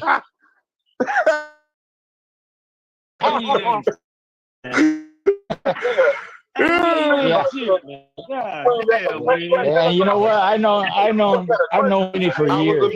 I was a baby. You know what I'm saying? But you know. Look, I've known Vinny for years. I've known him so long. He knew my kids when they were in diapers, and I know his kids. Yes, sir. And I know his second wife. I know we've known each other that long. He'll tell you himself I won. and he said that in front of a bunch of people. If you stand across from me, who wins? If you stand across from me, who wins, Wayne? Hopefully, we can one day in the afterlife. That's all I can say about that. How y'all doing, man? Yeah. How everybody doing? Good to hear from you. Glad you tapped in. Big Saw part of that. That's my dog, Soft, Mr. Salt Pot. I know that voice. Yes, sir. What's going on? I know Saul gonna make weight though. I know Mr. Garcia never miss weight. I want to hear everybody in flowers, man. I'm honored to be on here with legends. Yes, I'm on here with some legends, man. Glad you're here. Right now. How you been doing, Mr. Garcia? And I want that to I'm doing good. be known too, Mr. Garcia. I don't think there was time that you missed weight. There was never a time that anybody can say there was cheating or anything going on. Nope. You know, you put clean through the game. Yeah. Always made weight. I never paid a forfeit. Just never. Mr. Garcia, what do you think about what is your feelings on steroids? If you know what you're doing, they're exactly what they're called, an enhancer. I never wanted to use them. Almost everybody I know used them. Some people didn't. Some people didn't. I'll give you an example. Gene Matson. He has contracts for over 300 matches. That's how many he has. He handled and conditioned dogs like Champion Red P, Champion Tonka, Duchess, 5-time winner. All these great dogs. He never used steroids. And he's got the contract to back up his 300 matches. But most people use them. A lot of people misuse them. They don't know how to use them. Exactly. I never did. I never was interested. And But like I said, yeah, they're in the long run, you're doing more harm to the dog than you're doing good. I always feel like it was too much to deal with. You already deal with enough. Yeah, you already deal with enough raising your dog and doing shit the right way. I feel like it was always too much to even bring steroids in the picture to even try to look at it in. But so many dogs before you learn how to. It don't do it do you more harm than good, in my opinion. Yeah, it do. Yeah, and a lot of the people that use them were not breeders. You know, they were competitors, so they weren't concerned with the dog producing or not. You know? I use that shit on my son. That shit is not good for you. Yeah. Almost took me out. I mean, they ask me that all. What I say is most of the people I knew used them. I never did, and I won most of my matches. So I don't know what else to tell you. But I'm tell you, man, like when that shit come to people, I'm so natural. I don't even like to drink Red Bull. I was drinking that shit one time. Your body feel like you need that shit. So it's best to stay away from shit like that, you know, and build yourself up your way naturally, man. Bro, first thing you do is attack the heart. Yeah. That Red Bull, that shit on the news the other day. That shit ain't good for you, man. That shit good for you. Then you feel like you need it. Everything. It almost killed me. Yeah. They say that shit it ain't no much sugar and shit.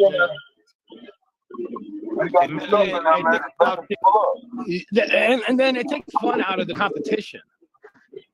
And whatever I mean, you know, but think about this. It's a beautiful thing. This brought all Bulldog. Yeah. There wasn't no damn nothing helping me or nothing. This is what made up this film. It's more integrity to me to do it that way than to when use injections and shit like that. You know, because really that ain't your dog. It's just something else that you got hyped up. I just couldn't. You know, I couldn't see doing that to my dog. It hurt him in the process too. Yeah, that's what I was about to say. You know, the fact that if you go look at the greatest winners, they weren't for the most part the greatest breeders for exactly what Mr. Garcia said. That listen, by the time they figured out how to wean, they never even thought about weaning their dogs off. Yeah. Fuck yeah, you dig have what I'm talking about? So by the time they figured out, they were already their career was over with. And then when it was time to start, we never got none of the good stuff or a lot of good stuff. Greatest. But you know, with testosterone, you gotta give a reverse shot after the cycle is done, anyways. But it's some people that's masters at it. It's some people that's masters at it and know how to do it and know how to make their dog keep it breathing right and everything. I just feel like it's too much trouble to do. It's too much trouble to go through. You already go through a lot just trying to put a dog and keep and do everything the right way. It's more bullshit than a reward. I ain't even never thought about it, really, because listen, either way, you gonna have to see me. I'm bringing somebody bad. I don't think you can whoop me out. Yeah. Hey, guys, you can tell when they own that shit, because, man, they'll set a pace to be so fucking ridiculous, man. Fucking Lance Armstrong couldn't keep up with that pace. You know what I'm saying? You get more strength by boosting energy. I know exactly. Get your dog some B12. That motherfucker will set a pace, man, to be so ridiculous. You'll know it, man. You know what I mean? Listen, You'll man, know. I know exactly what you're talking. I'm gonna tell you who a master of this shit, bro. Y'all, listen, they bad too. They was bad. When my OG they was bad, Twins, boy, that was the whole. They told you to solve anyway, so it ain't no secret what I'm telling you. The way he was whooping niggas was ace. That gonna come out a mile a minute. It's gonna do that. No, it ain't gonna slow down for 2 hours. It's gonna. If not longer. Yo, don't bet not get behind. It bet not get behind. But they talk about it on their podcast. You can go back and listen. You better have something to put some thump on them motherfuckers. So listen, they put a pace on you. That's how. Listen, when Nasty tell me, he said, Nasty told me this before he died. He said, I asked him, what was the worst ass whooping you ever took? He tell me about the twins. He was like, I said, well, how they do it? He said in word, pace. And he's exactly what this brother said. They come out a mile a minute and they don't stop. 2 hours before they can even think about it. That's why you gotta have something with some hell of a mouth to fight them motherfuckers down, man. You gotta bite them. Hey, you gotta bite them down. You gotta hurt them. You know what I'm saying? But if you're going in there, condition right, you got something that'll stick right there with their ass for them same 2 hours and then some, naturally. And run their ass down. Steroids and a regular The Mayfield dog. dogs is a good It ain't example. no motherfucking, that dog can't keep up that type of, I don't give a damn, man. Them Mayfield dogs used to be conditioned like a motherfucker. You gotta have something to keep up that pace, man. You can tell instantly, man. Listen, that thing come in. And then you can tell by the structure. Yeah, like a greyhound. You can see it.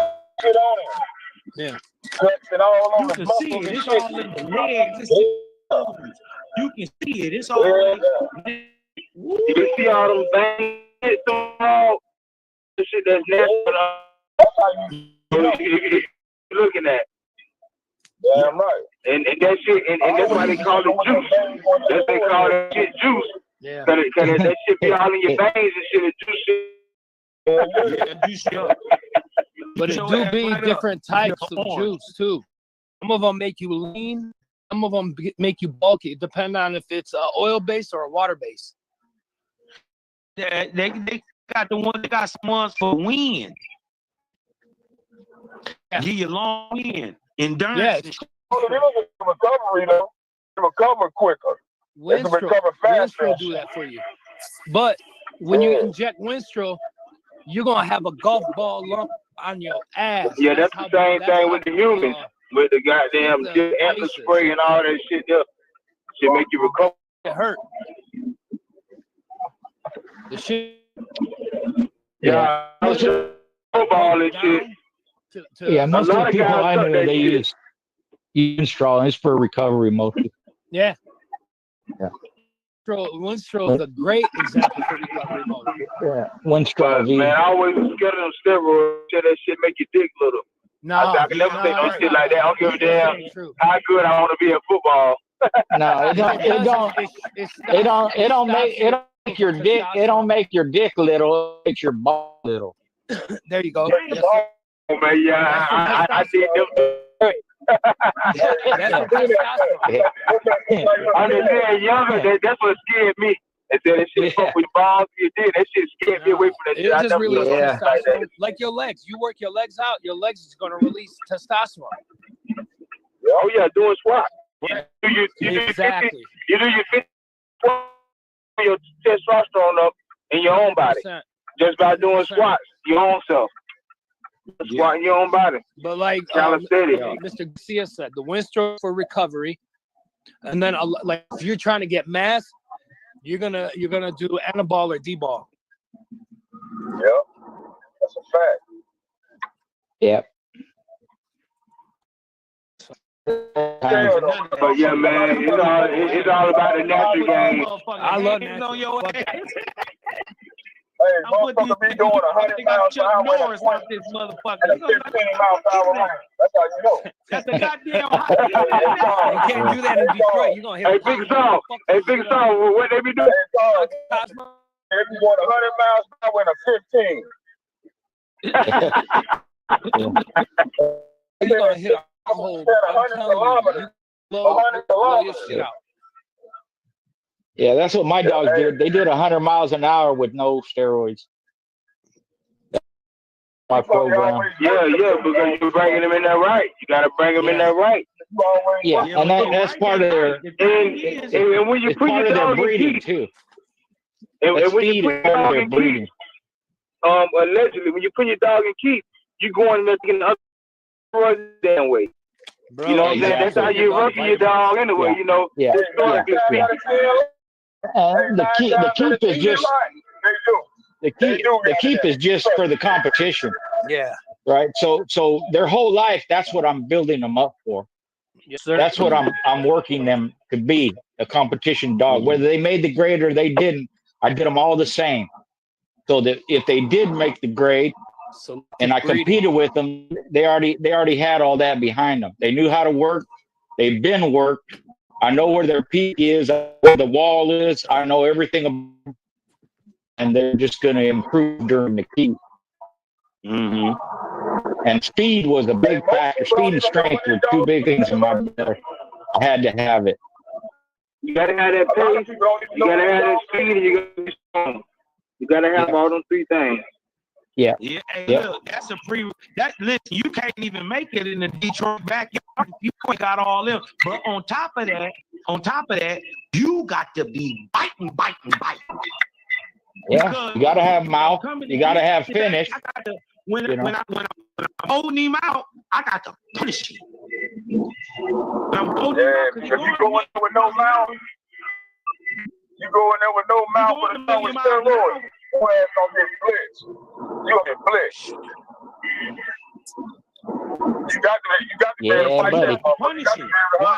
You got to punish him. Historically, I'm saying. Yeah, this is all prehistorically speaking. Yeah, this dinosaur shit. Yeah. Dinosaur shit. Yeah, exactly. Yeah. Going there with no mouth, grass and goddamn grass. Fair point blank. I don't give a damn how game you is or what. Bite around here to get fed. You can't ain't enough room. It's not enough room. You dig what I'm talking about? Not enough room. So you got to be just condition your dog thinking that the motherfuckers gonna be on steroids, man. You had to do that about it. That's what I'm saying. Hey, Mr. Always I know speaking of conditioning the dog, Garcia, Mr. Garcia, speaking of conditioning the dog, right? Mm-hmm. What is the importance of the rub down after a good hard workout? Is that important? And do you still do that? And did you practice that? Absolutely. Hell yeah. Oh yeah. Yeah. What it does is relax muscles, right? So you don't have no stiffness. And it releases when you rub it, it releases I forget what that shit's called, out of their muscles, right? Lactic acid. There you go. Releases the lactic acid in their muscles, right?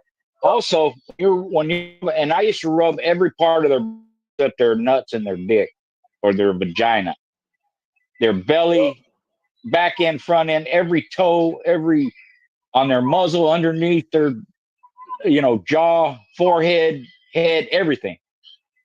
And what it does is it relaxes them, loosens them up.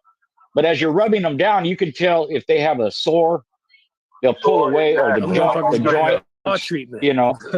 Exactly. Hey, I look at it this way. After you work out, don't you want a good rub down? Don't you want your woman to rub you down and massage you? Exactly. That's how I look at it. Yep. Yeah. Yep. And not only that, it starts to separate the muscles into groups, and that's where you see them lines, and you see the muscle, the cuts in the muscles. So yeah, it's important. Along with the bonding with the dog, they just love it. They love you. Every time you put you put your hands on them, they're gonna, they just love it. So just like most athletes, even race horses, or if you're in football, if you're a boxer, after you train or after you compete, you're gonna get a rub down.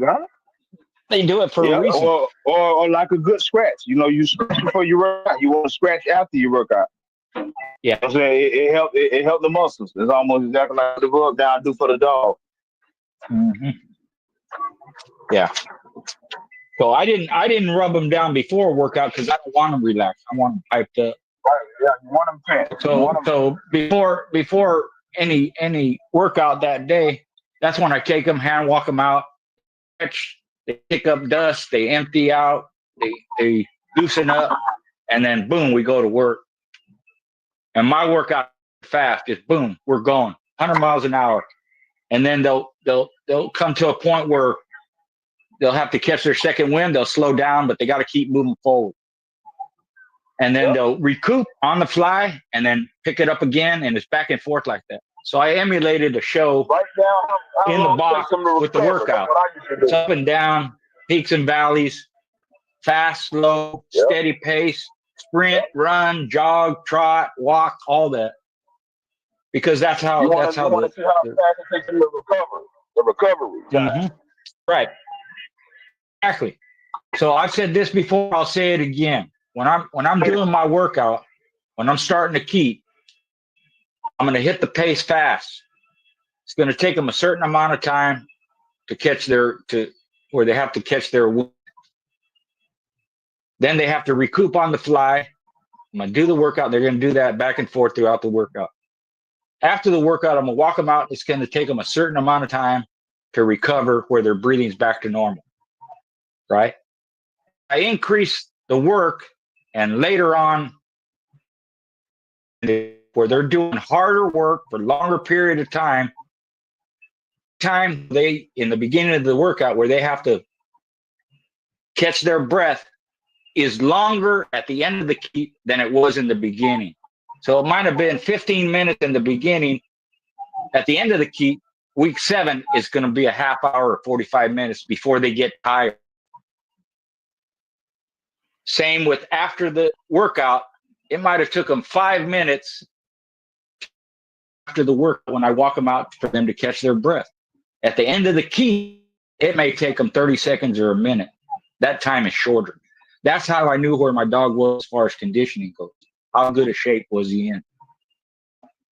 So it's just something for people to think about when you're working your dogs.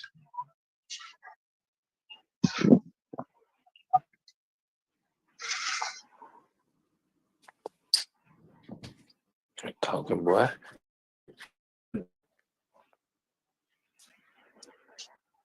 So I don't know how other people. That's how I did it. It showed me where my dog was. Mr. Garcia, could you tell us something about the Gaines blood and that Turtle Buster stuff and them family of dogs? I'm not real familiar with them, but I've seen one or two here or there. What struck me about them was they were some hard biting sons of bitches. They could bite. I don't know about their heart too much or about their wrestling ability, but man, they could bite. Yeah. Now, Bob Love put it. He had an ad long time ago, and he said he added the kingfish blood for intelligence. So I don't know if that was true with everybody, but he had put an ad together where he used Art, Zevo, Kingfish. He explained why he was using blood. It was a real nice ad. And he was showing the record of his dogs. He had, Tiger and Seesaw Honey and all these different dogs. He was real successful from Ohio. And he incorporated that Kingfish blood. Most people I know will say it's rough as hell. My buddy saw Champion Time. A lot of people think the Kingfish was built for mouth, but that goes to show you, he probably thought something different of it. He thought it was for smartness.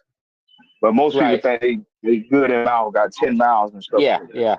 But Kenny Gaines himself would say, if you could stay with me 30 minutes, you're probably going to beat me. But you play hell staying with him for 30 minutes. He'd break down.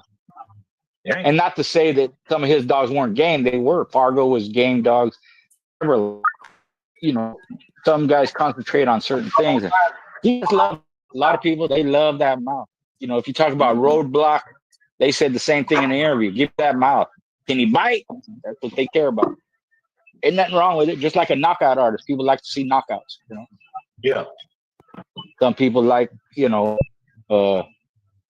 see dancers or people that move or dogs that are smart. If you like a smart all around dog, you like a Boleo dog. Yeah. You want to answer to them hard biting, hard charging, strong dog, get a Boleo dog. That's right. on them and wrestle. Yep. Yep. That's what I say. If you bring the wrong thing, that Keemstar shit go bite your ass up out. You better bring something that can take it and can last a little while, and then it can come back and dish it out. Bring something fast. You better bring something fast and strong too. Yeah. That speed, All man. that. You don't realize that speed is a lot, man. That speed is a lot. Cause my motherfucker say, he don't take it for a joke when he say if you could make it in 30 minutes, but that 30 minutes be pure hell. So so you better be able to take it out in 30 minutes. Yeah. Put an emphasis on speed like this. I can keep a pace faster than my opponent.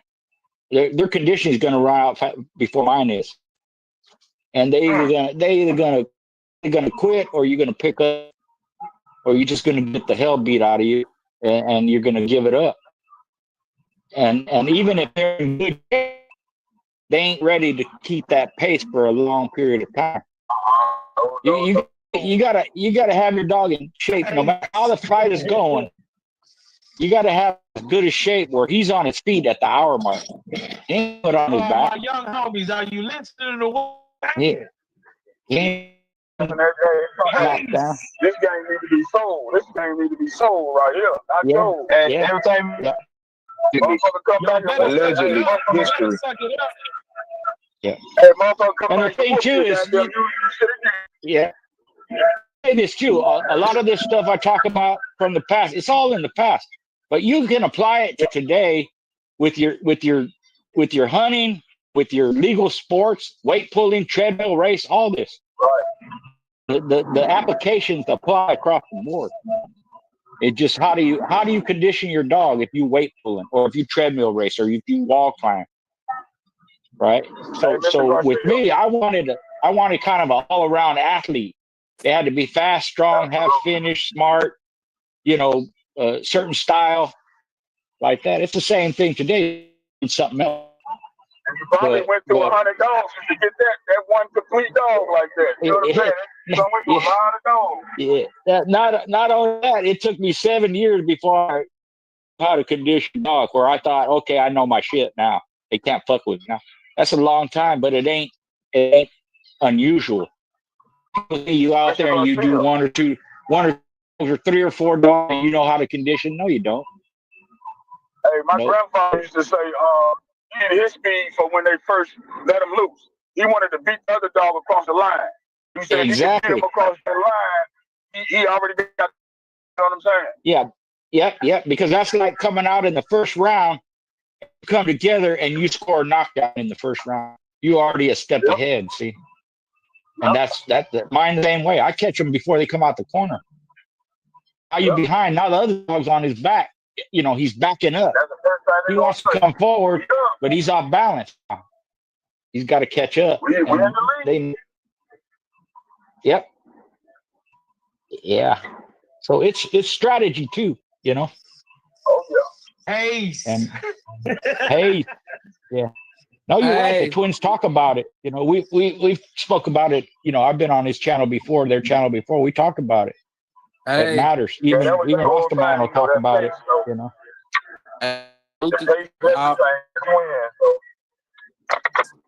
All right, man.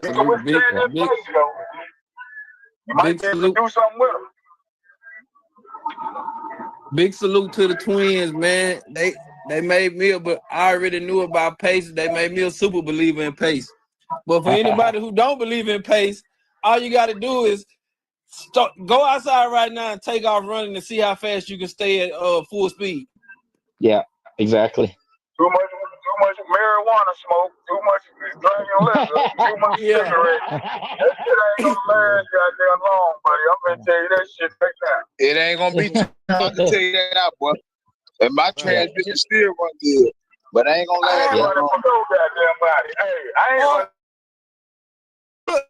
We'll take it domestic and people doing regular jobs. You got the seasoned laborer who can outperform you. You might be stronger and faster than him, but he can outperform you because he's more seasoned and he can do this. He can perform this job at a pace that you can't. Right. I Yep. Yeah. ain't running from no goddamn body. Fuck that. Yeah. got to stand the trade, goddammit. May the best man win. I get to run in and got them gas out and got them 2 seconds. I'm gonna get on the phone for your ass. Yeah, I'm like you. I ain't running from shit. I ain't going nowhere. I'm right here. I need all my energy. But damn that. I hope he take off running. Shit, I want him to do. Hey, save me the goddamn headache. I ain't running after his ass. I don't give a damn.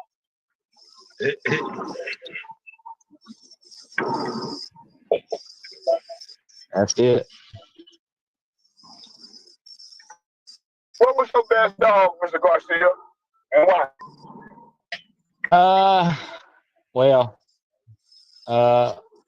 Probably my favorite dog was Mr. Rowdy. He was a 2-time winner. He won in an hour 28. Small dog? Yeah, he's like a 37-pounder. Yeah, I remember seeing that dog. Yeah.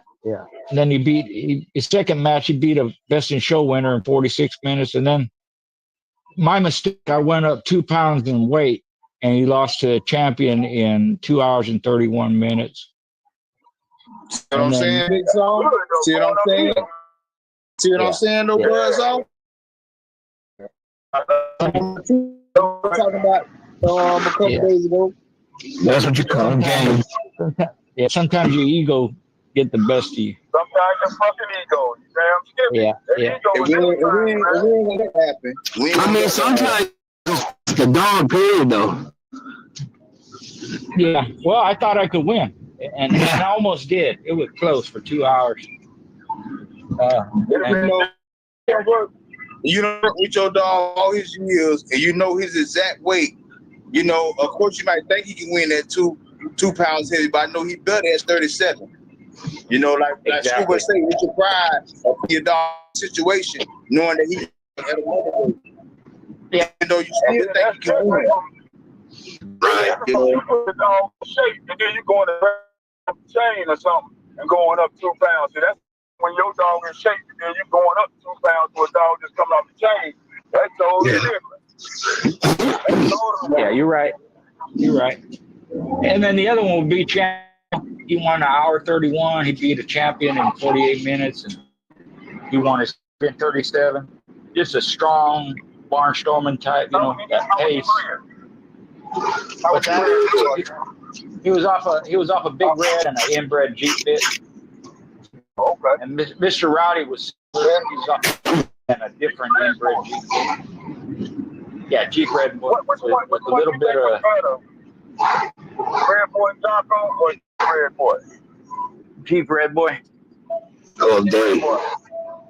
Yeah. I like. What's better though? Why you think they're a more well-rounded dog. You know, they got a little bit of everything. Structure. They got strength, structure, speed, finish. Game from that. Yeah. Gameness. Yeah. Better athlete too. Yeah, I think so.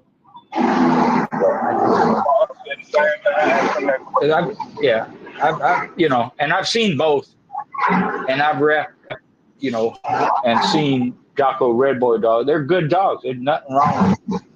They just have the accolades. It just. What did each one have that was different from the other? What was it? The all around probably where they at. You know, the all around where they at. We know Red Boy Jocko dog. Which one? They're Jeep Red Boy faster and stronger. Jeep Red Boy faster and stronger. Yeah, they got more speed to them. Okay. So basically, you're saying it's a better athlete. Yeah. Than the Red Boy Jocko. Yeah. The Red Boy Jocko, they're a little slower. You know. Yeah. A little bit more bulkier too. Yeah, a little bit more bulky. Yeah. And that's all you see around my part. Red Boy Jocko. Yeah, that's all you see. Yeah, Yeah, they're real popular. You know, especially up in the the Carolinas. That's where it came from. Because of termite. You know, like being in that area and stuff. A lot of people like that kind of the red boy Jocko stuff. Mm-hmm. Tents. You at the home with the red boy Jocko. I go around the corner right Yeah. You at the home with the red boy Jocko. Right. Shit, Yeah, you exactly. live in the home in Carolina. Yep. Yeah. I'm telling you, I can walk around the corner right now and show y'all 10 red boy Jocko dogs. And I ain't talking about one. Yeah. Yeah. You ain't even got to ask him how it's bred. You can look at him and tell what it is. Yeah, you can look at them and tell. Yeah, yeah. I refereed some in Mexico. I refereed some in Michigan. They just similar looking, Yeah, in fact, the last show I refereed in the United States was in Michigan years and years ago. Yeah. That's it. Shout out to Prophet Swamper from Michigan, man.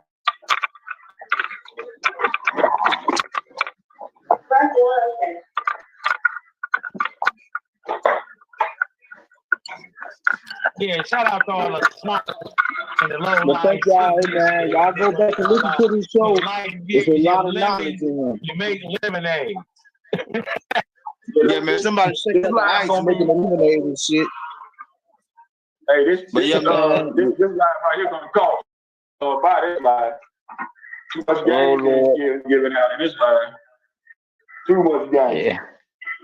Yes, sir, man. But shout out, thank you, Mr. Schoolboy, for coming up with all that knowledge.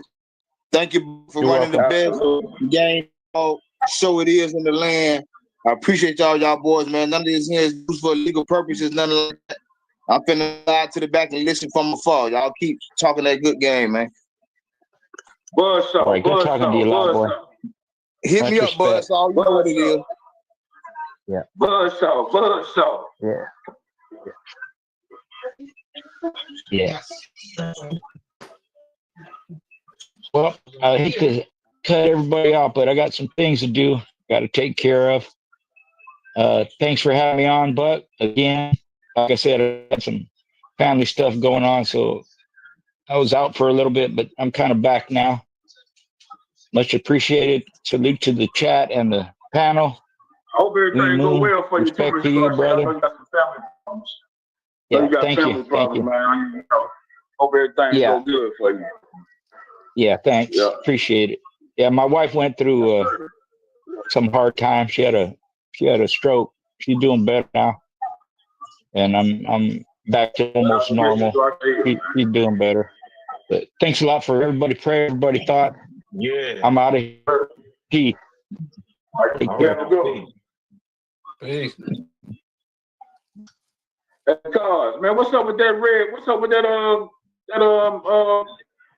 male of yours, man? How you doing?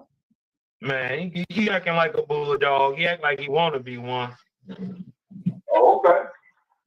Well, shit, you know, hey. He just turned a year. He turned a year yesterday. Oh, okay. I'm still a buck then. Okay. Yeah, man. He nice size too, man. You know what I mean?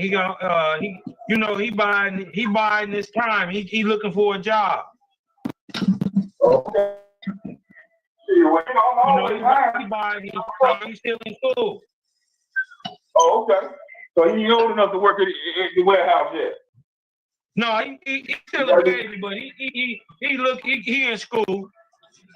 Oh, okay. I can dig that. He in school. But once he get of age, then man, shit, he earned. Yeah, we'll go hog hunting. Yeah. Yeah. We're a hog dog. Oh yeah, I know he is. I know who bred him.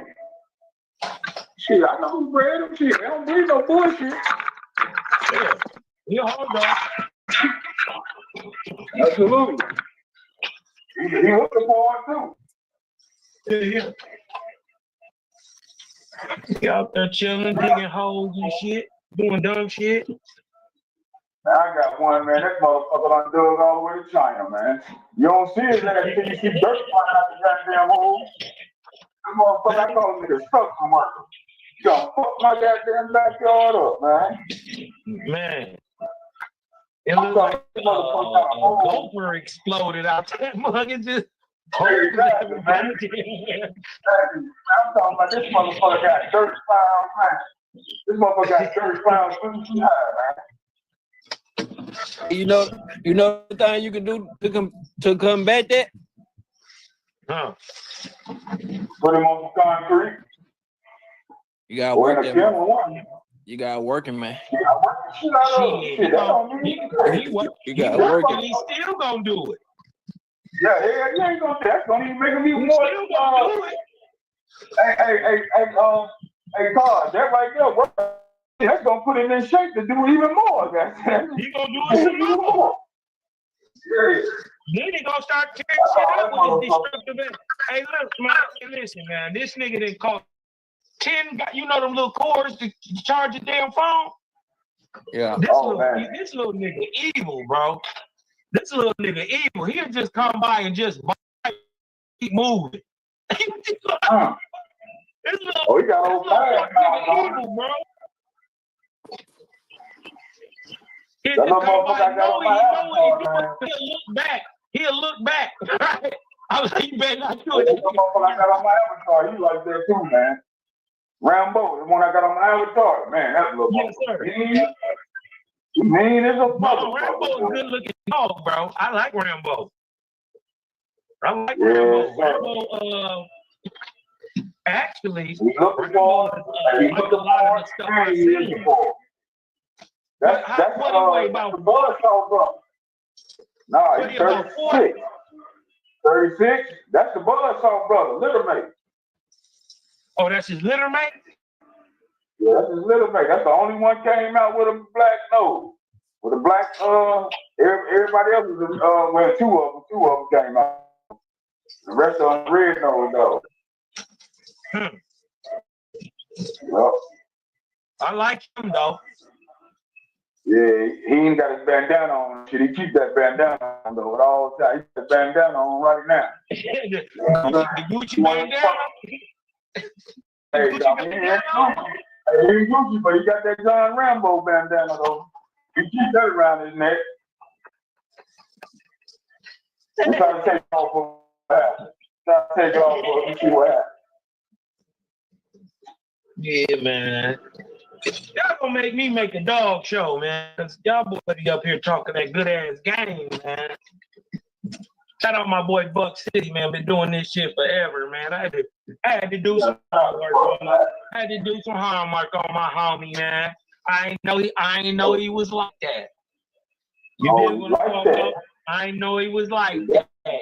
Talk about could like that. He really like that. You did what I'm talking about? So we don't talk all that shit. You leave that shit alone. You know what I'm saying? It's better when your reputation, your face card, and your ethics speak for you. Talk about you dig what I'm talking about?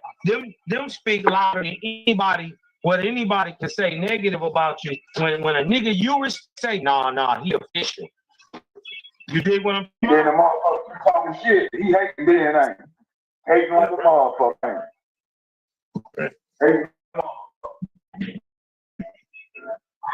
You know, old boy was talking that shit last week. I commented on his motherfucking shit. What's his name? City Boy? I like $20, man. I ain't no hater. Man, I ain't listen, man. I said that motherfucker look good.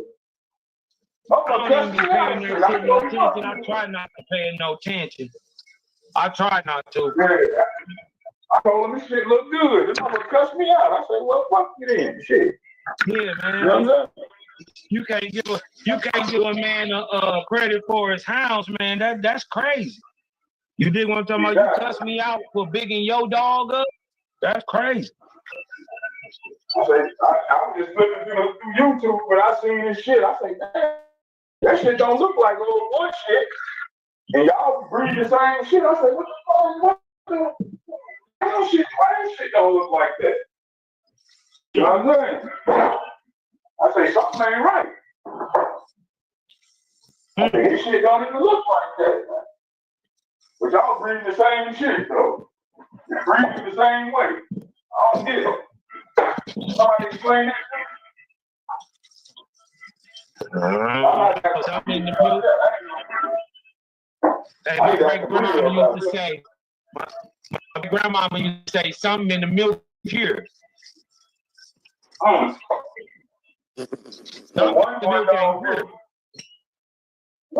guy's dogs look like real Apbt, and the other one look like American Bulldog Terriers. You know what I'm saying? I say, man, something ain't right. He must be giving you the goddamn Down syndrome dog or something. I don't know. I say, now that motherfucker, hey, is Prophet on here? Is Prophet on live? Is he on the line with us? I can't see. I'm goddamn. No, I don't think so. I think he jumped down. Oh, okay. Yeah, we were talking about that shit last night, man. Like, how the fuck them dogs look that much different, though? No shit. They coming out the same shit, right? Yeah, y'all niggas crazy. Y'all They coming out the same on the shit, nigga, right? man. Y'all put that pressure on the nigga, make his pipe bust. Pause. That's how the problem. But yeah, they put that pressure on these boys, man. They get to see what had happened was, right? So somebody got on the top of my head, right? And I had to change up the little trajectory a little bit. I had to cut some of this other sauce in there. You know what I mean? My brother, I done had my ass handed to me plenty of times. It ain't got that. If a motherfucker sit up there and tell you he goddamn Floyd Mayweather, he telling a motherfucking lie. A lie. You know what I mean? A goddamn lie. Motherfucker is not 51-0. You know what I'm saying? Yeah. But you don't hear from that shit. You goddamn, you know what I'm saying? I'm gonna keep shooting to the soft part of your shit and get me out of there. That's what you need to goddamn make a decision. You gotta make a business decision. Hey, you come down on my end, you gotta make a business decision, baby. You know what I'm saying? You gotta say, do I really want to do this shit? You know what I'm saying? Hey, I'm laughing. Hey, you laughing, but you know. You have to make a business decision. I'm laughing because it's real. Hey, I know. Hey, sometimes you gotta make a business decision, baby. You gotta say, man, do I really want to do this shit? That motherfucker, you know what I'm saying? Motherfucker, man. You know what I mean? Shit, I had to make plenty of business decisions. Even, hey, motherfucking eyes looking one way and got going another way. You know what I'm saying? Motherfucker get to laughing and shit. Hey, you get your mental, you get your shit tested now. You get tested, though. You get your mental tested. You know what I'm saying? I got my little punk ass, bro. What the heck? I just knew I had to. Goddamn right. Hey, listen, I just knew. Yeah, and then the rest of the litter is fire, right? The rest of the litter is fire. No, and listen, hold on, but he over here acting a motherfucking fool. Listen, I put him in there. Listen, bro, I got embarrassed. Don't feel bad. Oh, so bad. You did what I'm Don't talking about? feel It was so bad. Hey, listen, they was gonna damn near fire out, right? Because I was picking him up so fast. You gotta tell you picking him up first. Hey, sometimes you got that motherfucker like shit, man. And that was the only. Listen, I'm gonna tell you something, Big Saw. That's the only all black dog I've ever owned in my life. And had dogs over 40 years, 40 years. But talking about black dog, man about that shit. All black dog I've ever had. Hey, a lot of people run black dogs. Hey, choose your battles wisely now. What was it? You know what I'm saying? It was some old Maverick shit or something. It was some cowboy stuff. It was a good dog, man. And all that went on to be really good. You dig what I'm talking about? And then the part is I knew a good dog, right? Because after this, you did what I'm talking about. I got embarrassed, bro. I got clown. He was not as ready like he's trying to confess he was. But he sat on it and he thought about it, and he came out a different dog. You did what I'm talking about, but he still took the L. It wasn't good enough. And then I don't know what happened because he got sick a little bit after that, and he ain't make it. But he thought about it for a minute, and I think if he would have been able to stay around a little bit, he might, got himself together. You know what I mean? But in the first couple tests, you dig what I'm saying? It wasn't good for my baby. Good for my baby, man. He didn't make it, man. All my nigga Jack Black. That was my dog. You know what I mean? He was a good old dog too. Sometimes cause a different change of scenery can fuck with a motherfucker head. You know what I'm saying? Like, damn, I ain't all these motherfuckers hooping and hollering and going on and shit. What the fuck going on? You know what I'm saying? And if that was the case, Big Saul, I would try to blame that on that, but no, he went against his brother. He went against his brother and got handled severely. And I think Jack was a pound bigger than him, a pound or two. He got Hey, so he pulled the fire alarm then. Listen, bro, it was bad. The thing he didn't do was yelp. Move, every bad turn. You dig what I'm talking about? Everything was wrong. You dig what I'm saying? The next time he was acting like a dog, but I really still had to kind of save him a little bit. You dig what I'm talking about? But he was acting like a dog. So he might have, and he was still young, but I think he caught some type of bug or something, got sick, bro. I don't know. He wasn't. Let me tell you what kind of bug it was. Shot him up It's good. that soft part bug. Huh? It's that soft part bug. Yeah, man. When they get on the soft, when motherfuckers get on the soft part of their ass, they'll come down with a little sickness. If you looking sick, you shit, you know what I'm saying? So guess what? The bad Saul, the worst part about it is right before that, I came in with a bad motherfucker. You dig what I'm talking about? Some of that turn buster shit. You dig what I'm talking about? I was just, getting together. You dig what I'm talking about? And he blew through two. I had to put two on him. You dig what I'm talking about? He blew through the first one so severely and so quick, I didn't know what I had. And so I put the second one on him. Boy, blew through him. So I'm in there talking big shit. I'm in there talking big shit. You dig what I'm talking about? Hey, you remember JD said this? Don't want no whorish niggas here. Yeah. You know what I mean? Hey, I'm gonna tell you what JD said. Let me go get my little dog. Let me go get my little dog for you niggas.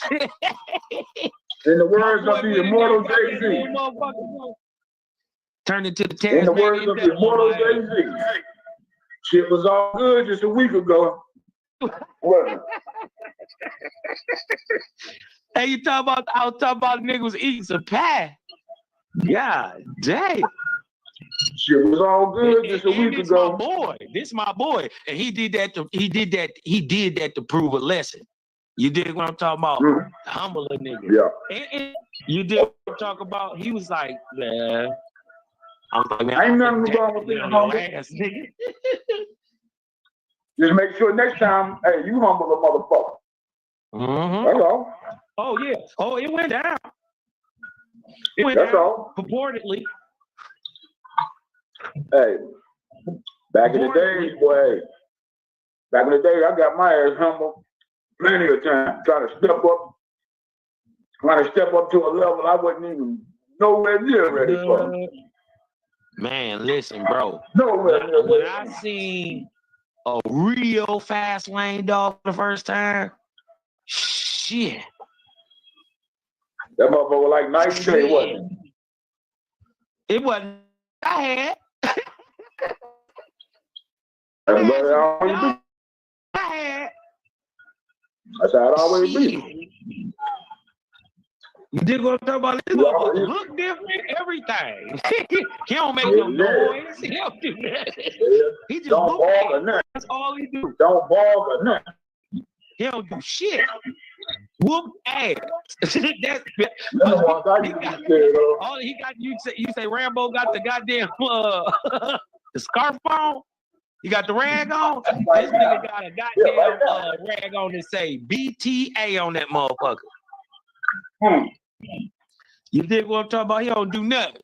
Belt to ass. You dig what I'm talking about?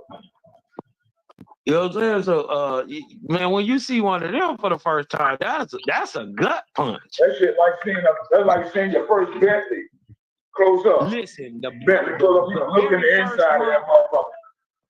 I You know what I'm saying? see some Look in the inside. real good, right?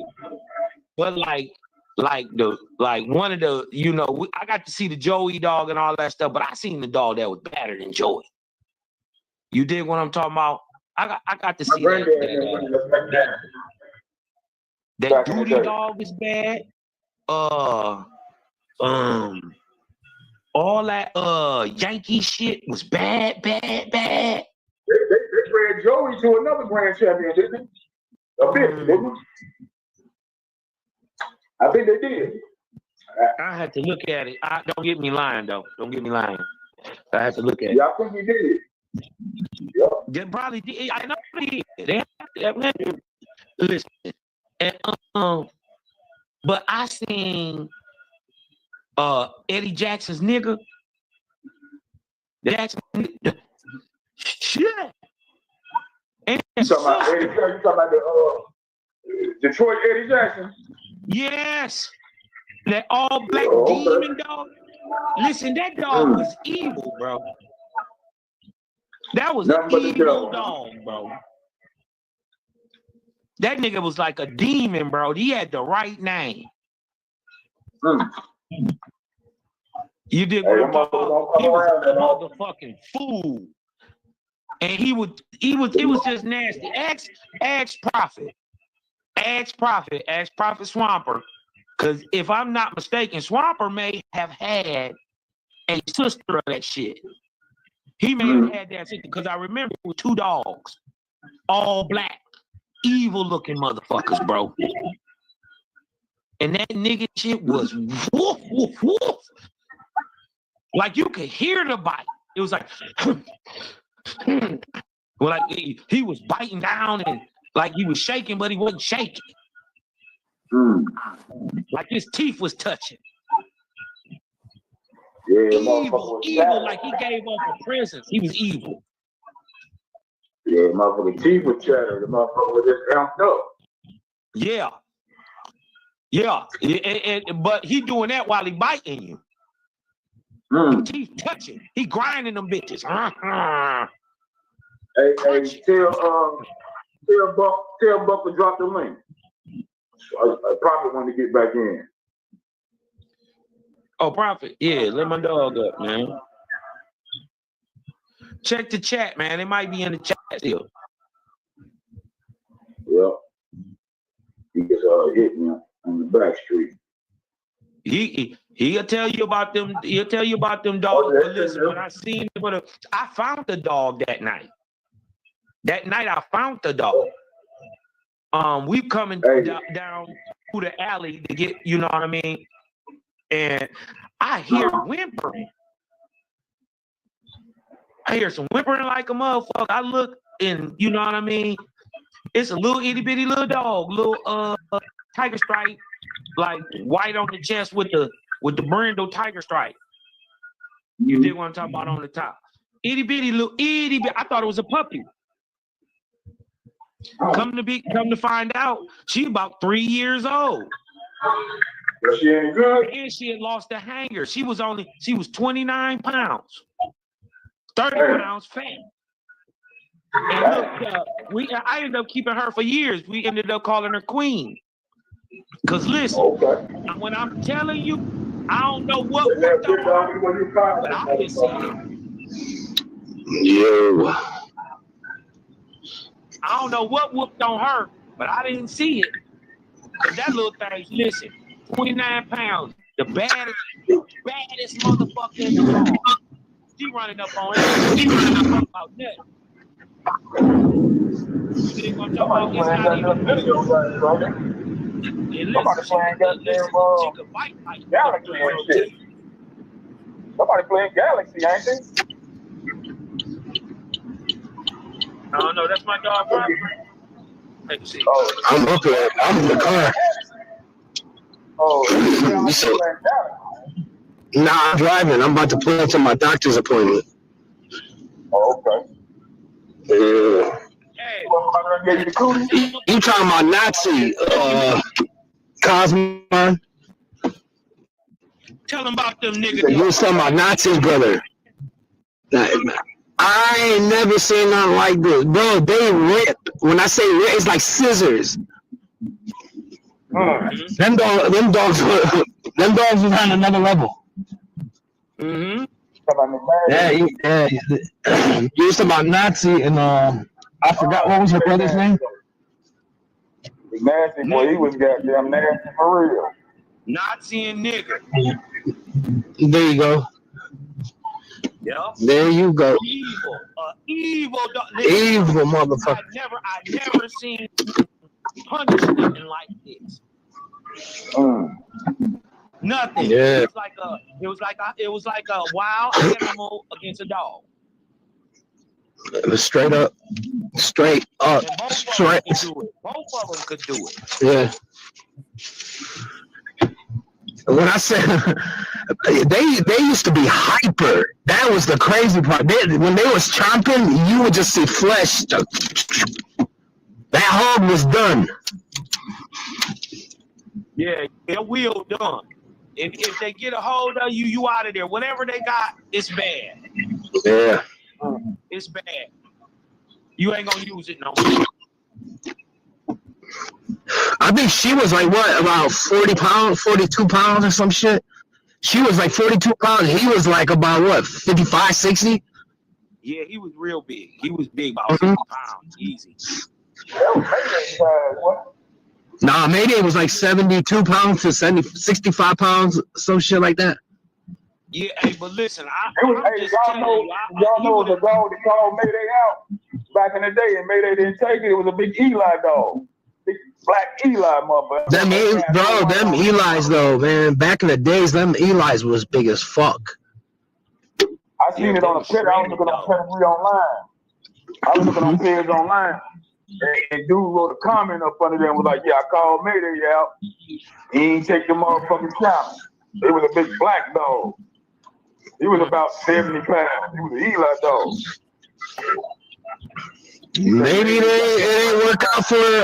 Maybe my man ain't think it was gonna work out right. I don't know. It's two sides to a story. Yeah, I kind of believe Buddy though. You know what I'm saying? You look at that big black motherfucker, man. He look like death. You know what I'm saying? Look, he was a one-time winner too. Killed the motherfucker. Yeah. He killed the damn dog. And yes, this is for historical purposes. This is back in the days. Some of y'all wasn't even born yet. Right. I'm 43, so just use your brain. But yeah, man. Yeah, I ain't gonna lie. I seen a lot of good dogs from Detroit to Flint, Ohio. The Midwest has some nice big dogs, and some nice small ones. Yeah. I came up there and seen that blue dog that time and shit, man. That shit amazed me, man. They got heart, bro. Hey, cuz, you don't know nobody who breed no blue dogs up there? From back in the day? This was like in 94. No, man, that blue motherfucker, I laughed like hell when I seen that damn dog, man. I laughed like hell, man. I bet you changed your mind after. That motherfucker made me change my shit real quick. I'm trying to tell buddy, man, pick this motherfucker up, man. Pick him up, man. Motherfucker hopping. I got my money on the red dog. You know what I'm saying? Shit, he told my man, I ain't picking that motherfucker up. They got to goddamn do him. Yeah. You know what I'm saying? Shit, that motherfucker scratched on his whole front end was gone. Wrecked. Yeah. That son bitch goddamn slithered his way over that motherfucker, man, screaming and hollering, and I say, God damn. I say, what the fuck did I just see? This motherfucker turned into an anaconda, god damn it, anyway. They were like, he gonna make it. He gonna make it, that motherfucker. That motherfucker turned into a cobra, straight up cobra, just started sliding. Yeah, man, I'm talking about that was a beautiful thing to watch, man. Yeah. I shook Buddy's hand. I told him, I say, man, that dog fucking love you, man. Bro. Treat that motherfucker right, man. I seen a little wind-up dog. Small as hell. Motherfucker was no bigger than 25, 30 pounds. That motherfucker was a rocket. And sound like an alligator every time he chomped. It was like that gray color. Dogs can bite, bro. I guess they call that. Yeah. Bro, you sound like. Yeah. That just come from the inbreeding, bro. That dog was just probably inbred like a motherfucker. Oh, yeah, that's what I was saying. It probably was some feline shit, like that Boudreaux shit. Yeah. They said if you inbreed that Boudreaux and lion breed it enough, they'll come out with some goddamn steel color looking motherfucker. Yeah. It's like a blackish, grayish, bluish color. My uncle, I say, oh, man, you got me waiting up here for this shit. My uncle, I like, watch this motherfucker. Yeah, I was like, man, ain't no fucking way you gonna beat that goddamn red dog. There's no fucking way. I don't give a damn. You done seen him 105 times and 2 times on Sunday. Ain't no fucking way. Hey, let him get to that belly. Let him get to that bottom side. Hey, the first 5 minutes, the blue dog got his shit broke. Stop! First leg. Now the next 2 hours later, now just remember I said about 2 hours later.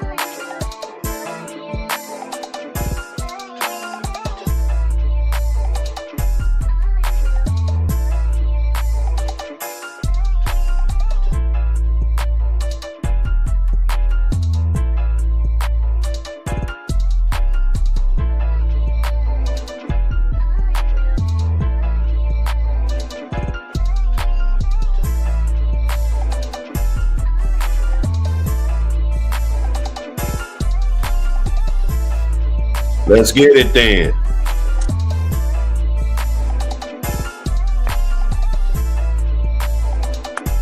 Yes, sir. Salute, They never said we salute. couldn't get it. I heard some good news, man. I was on YouTube. I heard some good news that volume 2 is done, and we on to the next, man. What's going down, fellas? What's going down, Borderland? You know we in here, man. Gemini season. My birthday was on the 30th. I think yours was yesterday. Yes, sir. Yes, sir. Belated, brother. Yes, sir. Same to you, my brother. All right. What got going on today, fellas? Hey, man, another great day. I got to go to work in a little while, man. I'm finna get some sleep. I just got off 7 this morning. I ain't finna be on here snoring like I was last time. Y'all laughing at me. I'm on my way to the job I just site came to now. salute these brothers, man, to keep this thing going all night, all morning, steady cooking. You know what I'm saying? I came in to salute the team, man, to salute the fellas, man. Ready. I just wanted to.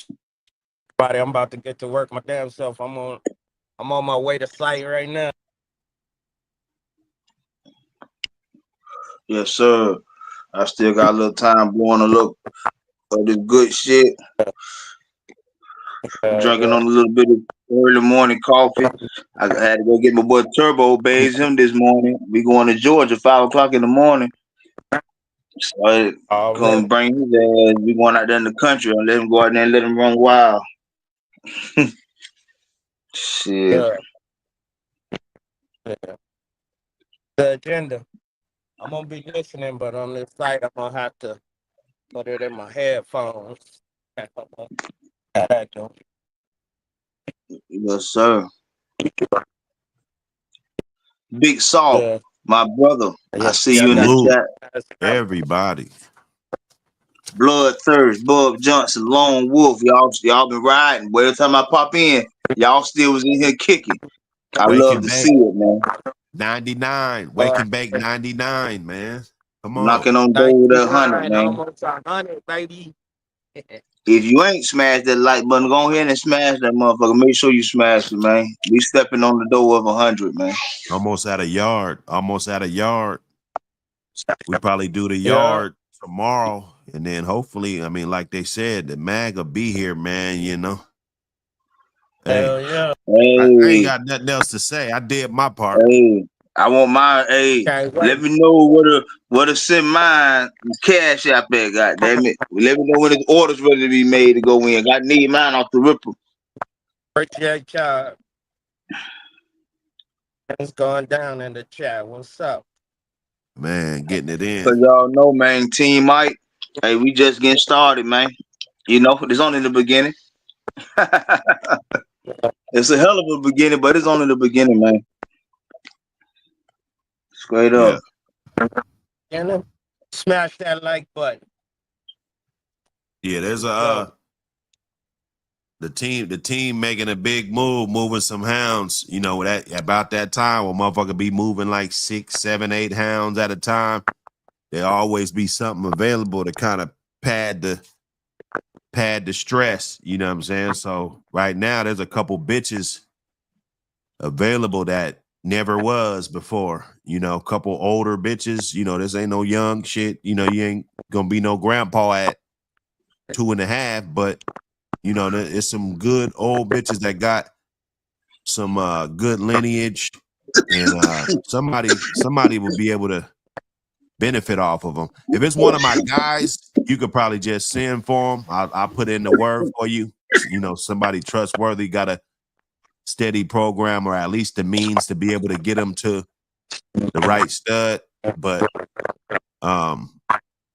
yeah, man, it's a couple bitches that, you know, they never was available. Now they available because we got to move a whole bunch of dogs. Yeah. Hey, I heard Shoot me it the first, pen. man. You said what? Shoot me the pads. Borderland say you want to see the pig. Oh yeah, definitely. You try to pull that You up. already know. One of them is the mama to to Cosmon's dog, that pure old family red nose bitch, bred by OG Loco, Daphne. Okay. Real beautiful bitch, you know, beautiful bitch, beautiful pedigree on her. I hate to see her go. I actually reached out to Cosmon a couple weeks ago just to see if you know, maybe he would have wanted to add it to his program. You know, so a guy that I know, you know, a guy that already did business with us and, you know, things like that. It just makes it a lot easier when it comes to the trust factors. Right. You know, that's really all it is. I mean, if you could trust If you already everybody, got the you trust know, part out the you way, wouldn't have you to good. do nothing, man. You know what I'm saying? Damn right. Damn right. Once you got the trust part and you locked in, you know what I'm saying, you pretty much solid, man. You know what's gonna happen. Yeah. You know how people handle business, and that's how we gonna move. We know there's only about at best 10% good people. You know what I'm saying? I mean, It ain't that luckily, many. kind of gravitate to them, so it ain't really hard for me to find good guys. But you know, there's all kind of bad dudes, and no matter what you do, they gonna fumble the bundle every fucking time. You know, it's just inherently in their DNA to fumble the They can't bundle help it, man. every They can't fucking. help it. I know everybody got that cousin or brother or homie or something. No matter what, you get that motherfucker a $50 bill and say, "Hey man, hold this," you know, until, you know, and the motherfucker done blew it. He just can't help it, man. You know, Can't help. Everybody know a that's motherfucker like where we're that, at bro. right now. God damn it, man. Again. Yeah. Yeah, let me know though. Figure something out. Give a motherfucker 10,000. You know, you get locked up. Give a motherfucker 10,000. Like, man, just do what you need to do. Just, you know, when I get out, take care of me. You know, you ain't even got to give me nothing extra. You know what I'm saying? Yeah. And them motherfuckers won't have shit. You know, Like, well, what some happened dudes are was like that, and it's not gonna be everybody that's gonna, especially not come up off the shit. Like you give it to a motherfucker, he actually come up, and when you get out a couple years or a year, he double you down or he got Yeah. you. You know, that's very rare. But just a motherfucker just to give it to you just the same way that he got it, pass it along, that shit's rare too, bro. You know. Yeah. Hit that like button, man. We back in here. Hit that like button. Let them know that we activated over here. You Let's know, I get don't it know in. if Cats is watching Blues Clues or, you know, I don't know what's on what channels is doing content right now, but smash the like button. We over here today. We right here. Waking back. Yeah, let's write it out. I'm about to pull up on site, but I'll be listening. So give me some good content, fellas. Oh yeah, mother. So, but shit, salute to all in the chat, man. Thanks for the birthday. Oh, you know what it is? Boy, Borderland. We gonna get it in. Hopefully tomorrow I might have a little more time. Much I get done on this site today. But yeah. But shoot me them pads, bud, and yeah, let's see what chain spaces can open up or something. Figure it out. Hell yeah, man. You know how we do. Yes, sir. Much love. I love boy. But All right, bro. Take it easy, man. Be safe out there. 100. How the heck is she going? 100. Let me see. I'm gonna pull this Daphne bitch up.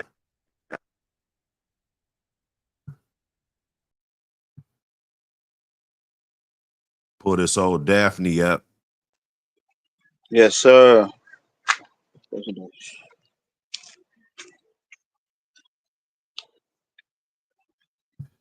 He said that little Mayday pup, huh?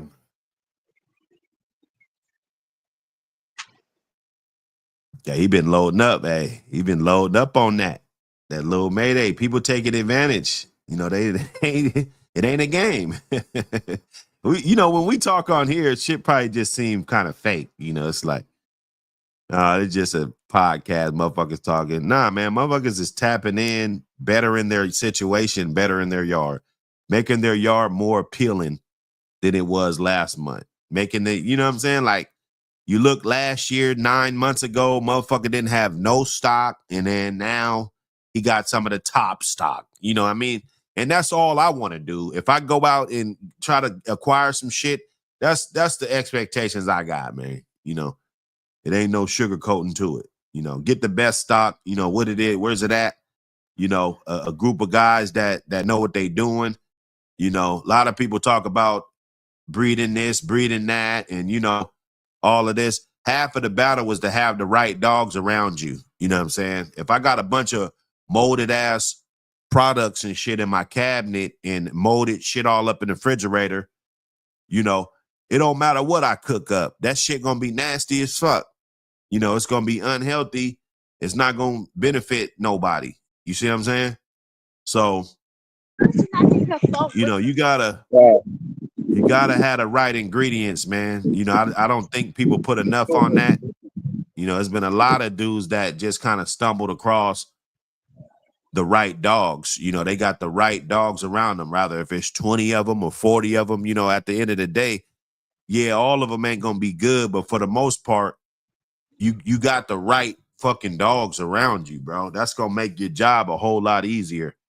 And salute to the fellas that actually put people in a position to win and be successful, you know, because it's very rare that you're gonna deal with a dog, man, and then you turn around a year or two later, 3 years later, that you can actually say that you've been successful with that line compared to other people's dogs too. You know, I could have 5 dogs on my yard and I could say that they're all good. You know, yeah, all these 5 dogs, they great, they good dogs, but how are they great in comparison to other people's dogs across the street and across the world, you know, across the globe, you know what I'm saying? So,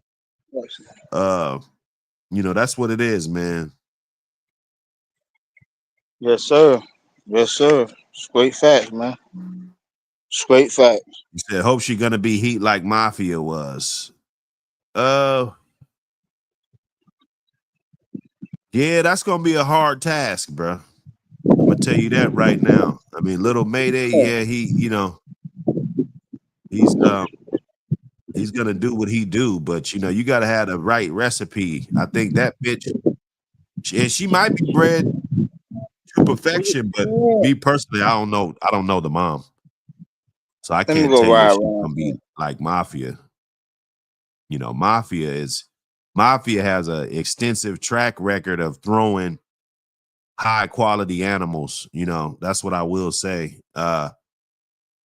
It won't be, you know, everybody just won't be able to get a dog off of her. You know, I think you were the only one that got one off that last litter.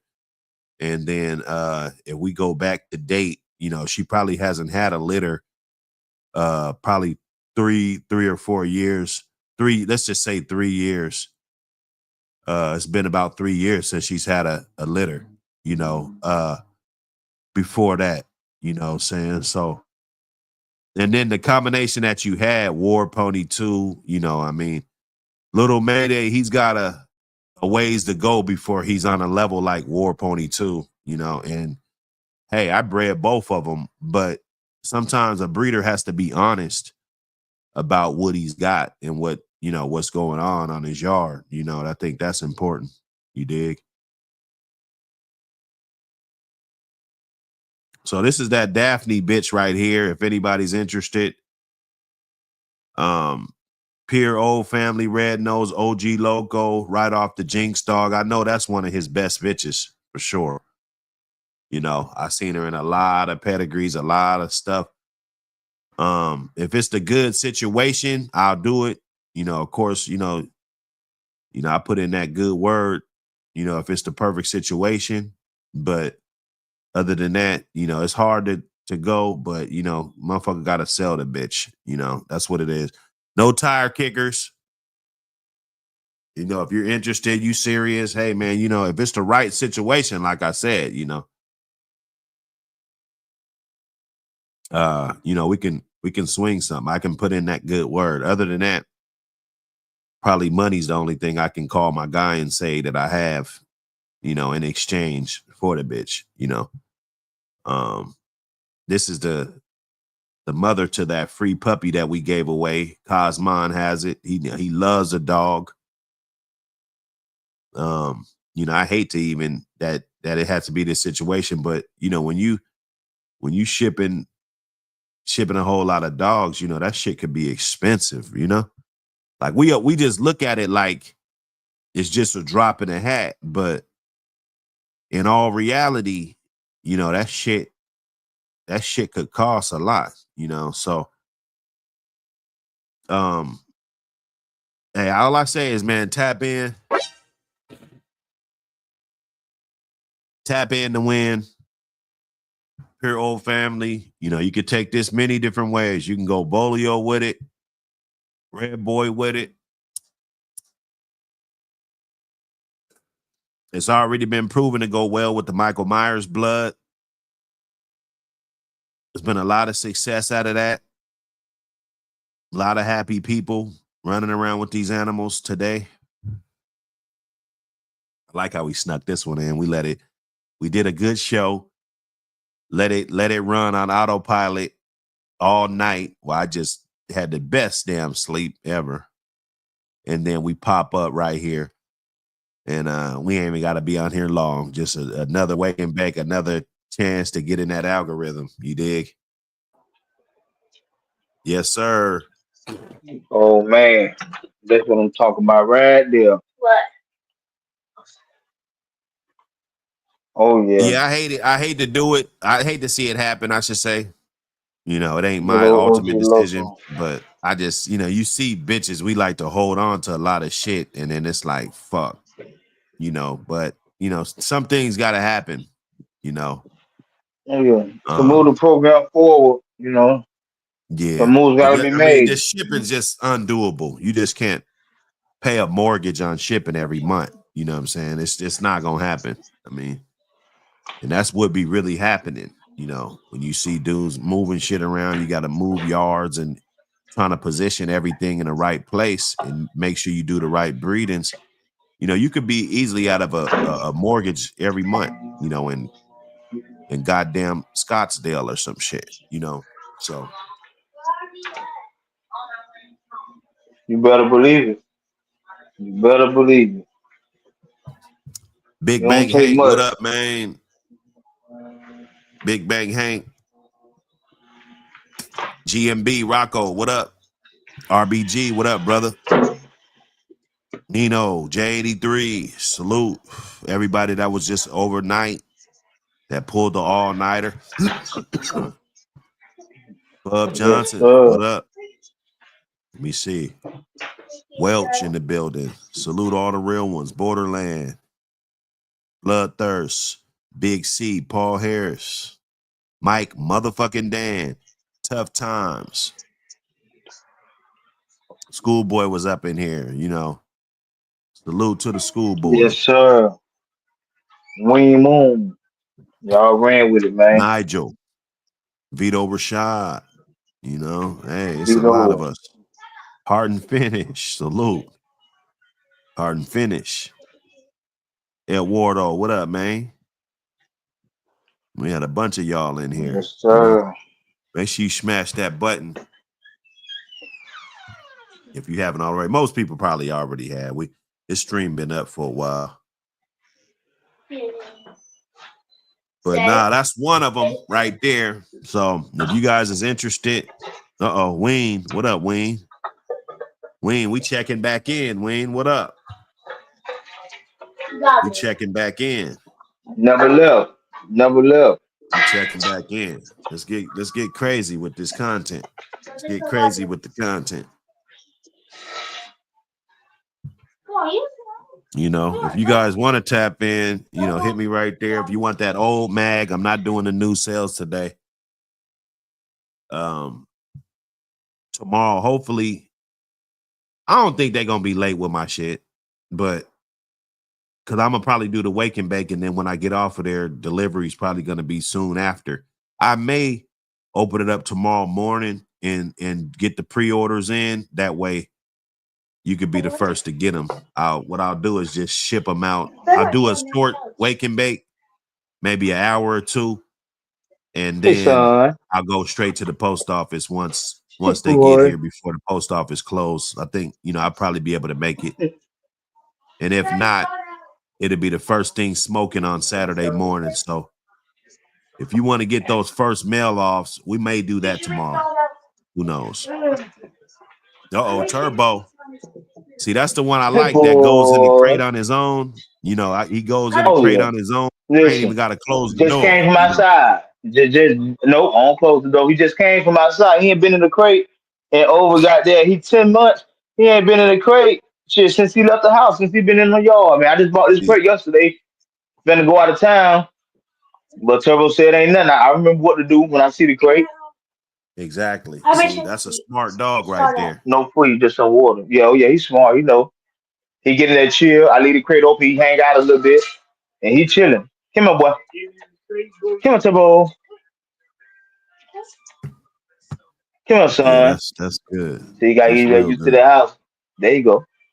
Yeah, boy. That's Longer than real the good. pole. Oh, he's starting to get some little physique on him, huh? Oh yeah, oh yeah. He ain't no more. He ain't chubby. The boy, he ain't in shape, but he ain't chubby. We just Yeah. show y'all off the boy, man. He just chilling right now.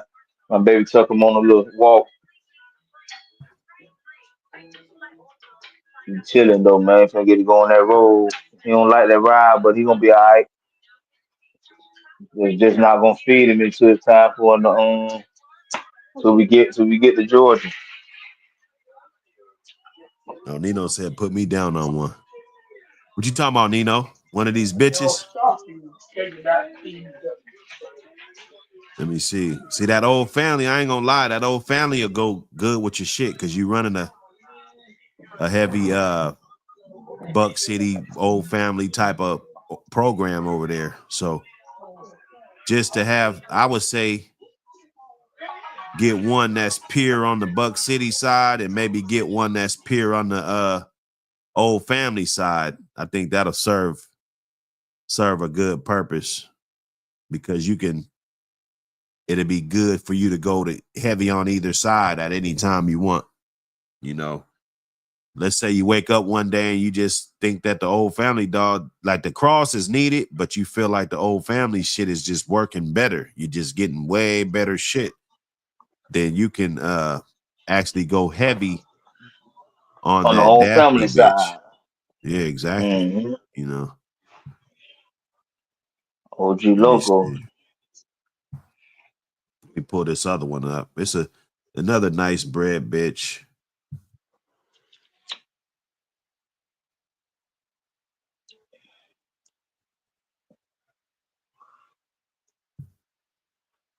Another good bread bitch. It's always gonna But be ain't nothing something like a good bread. foundation, bitch, man. There ain't nothing like a good foundation, bitch. They go ahead and get you something on the ground. Yeah, she been Whenever she around the come back block. around, She done she had know what to litters. do. She done did a lot.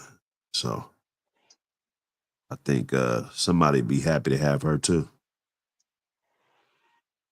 Yeah, there she go. There she go. Polka dot. She's actually that tick color bitch. Bank know this bitch. Bank know this bitch. Bank he knows. Like he knows that this bitch ain't never been for sale. Never. It's kind of crazy Mm-hmm. how we That's gotta a part with her. But you know, things inbreeding, come man. up, man. It's change of plans. Everybody, you know, change of heart, change of plans. You know, you just gotta go with it. And these are some of those moments when you gotta part ways and people don't, and they, you know what I'm saying, for different situations. Not in this one. I think she's good enough to stay forever. But you know, we gotta figure What it a out, man. brother sister breed.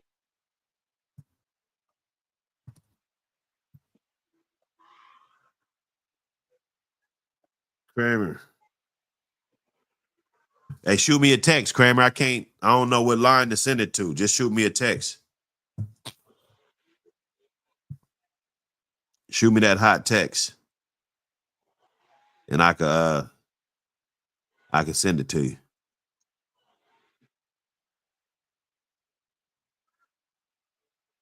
Yeah, But get yeah, that that's a Chinaman. good old brother sister breed, huh? Get that Chinaman going. That's Yeah, that this is good a shit, brother there, boy. sister. She's it's crazy. You know, her pet is crazy. You got to go back here and check out some of this stuff, some of the old stuff back here. You know, Elliott 6 bits. You know, really heavy on the Elliott 6 bits, dog. You know, coming back the Clemens dogs. You know, those are going to be some of the dogs. Typically, that's going to have a whole lot of mouth. Back in there. Back to that Boudreaux stuff. Mm-hmm. That's right. Yes, sir. Yep. That's There you right. go, right there. Old That's right. Bullison. Yes, That's right. sir. His story Going back time. there, then it has a lot Known of to bite your ass down. Allegedly.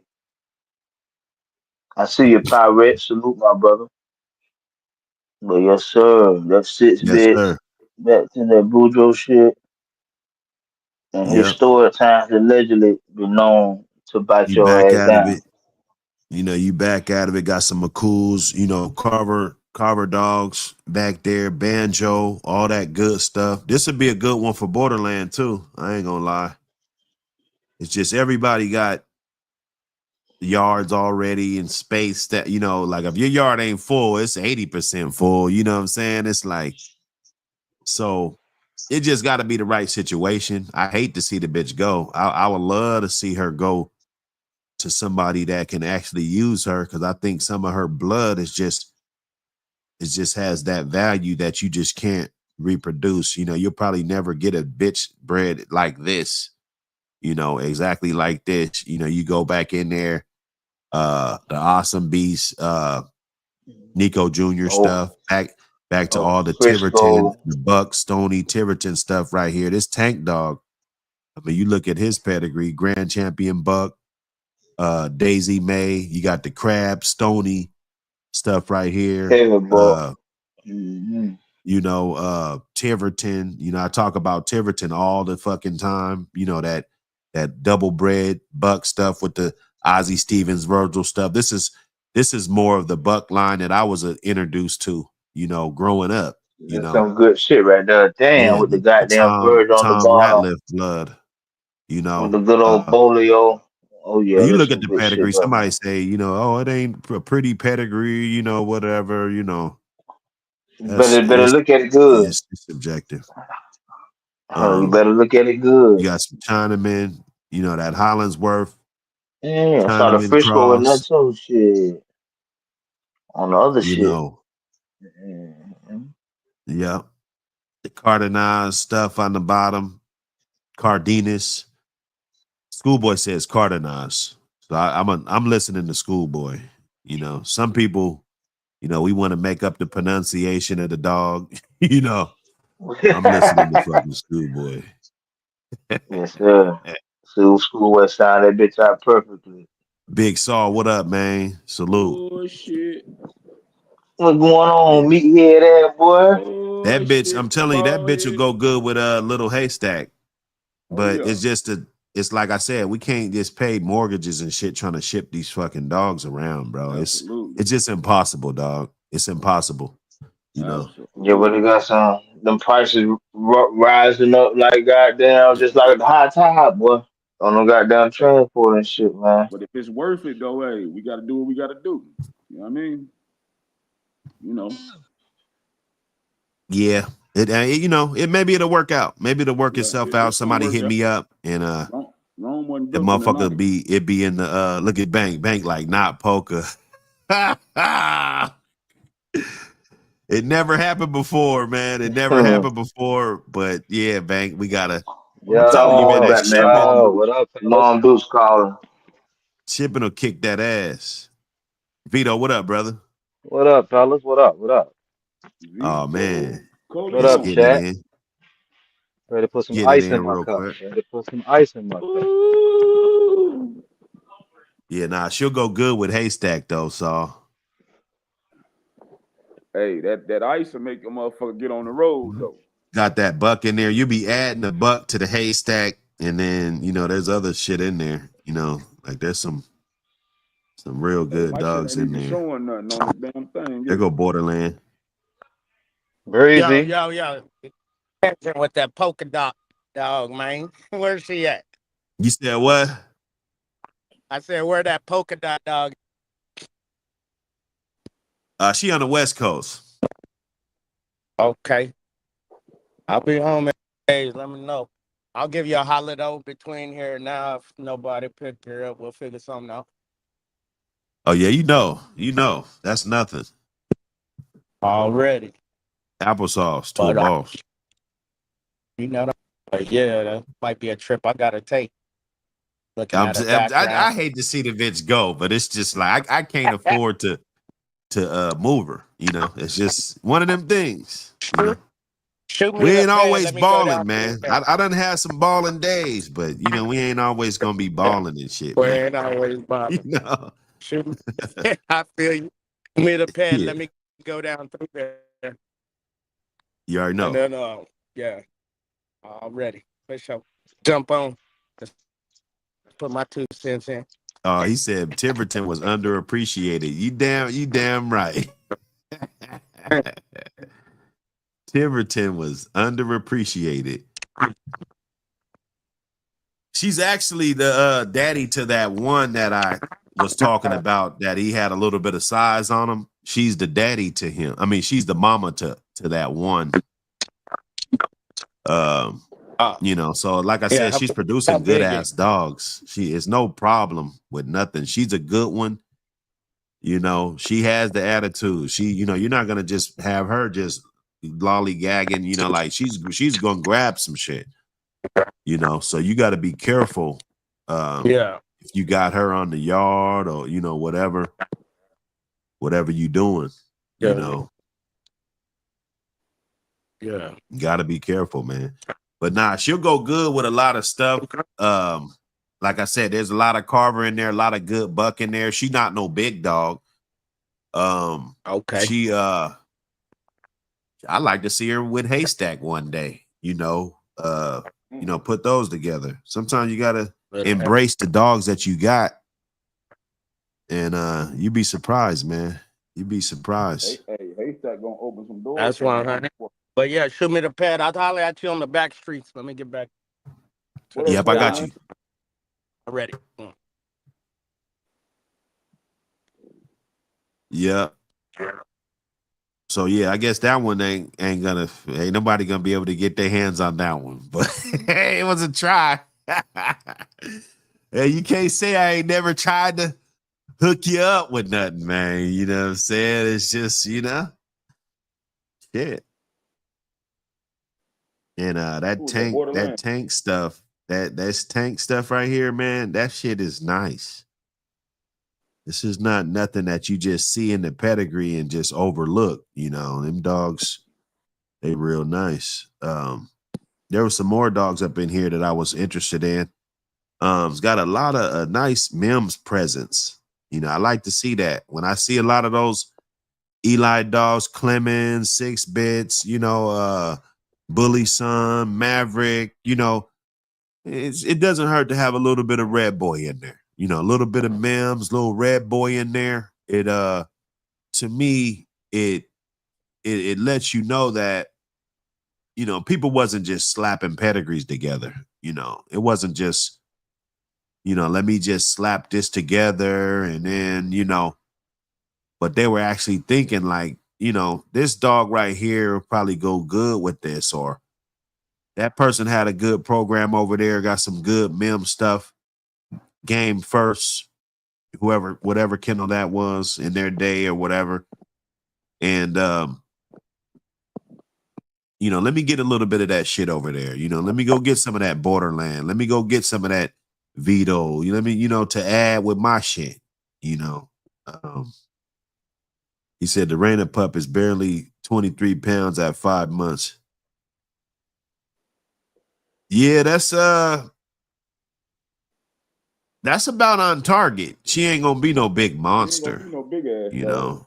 know. She is off War Pony too, but she's an inbred dog. She's a brother sister. So and then at 5 months, you know, let's say she gains another 10 pounds by the time she's 15 months, let's just say another 10 months, she gains another 10 pounds, she'll be sitting around 33 pounds. You know what I'm saying?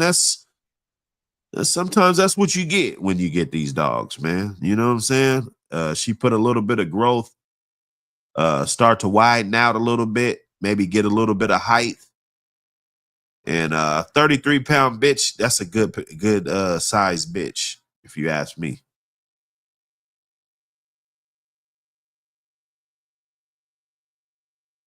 Yeah, let me get off this pad because I don't want nobody to get no evil thoughts. What else going on, though, brothers? Shit at work, chilling. No, and this should be coming Might be out going too. in and out because of this warehouse, though. Oh, yeah. No, it's all good. Getting up another day. Another honest 8. Yeah, Borderlands said that's perfect size. Yeah, 4-4s came out yesterday, and last night Trip Force came out. Yeah, that Mafia pup, though. 4-4. Telling you, that bitch. I mean, they both gonna be nice, but that bitch is nice. Actually, the lady in Texas, she's a good supporter. She's acquired stuff, a couple from Kraken, couple from Borderland. You know what I'm saying? Some people, we cross-pollinate, we find good people and they know it's all good, man. They want to support, but she's got a male to that puppy, Nino. I don't know if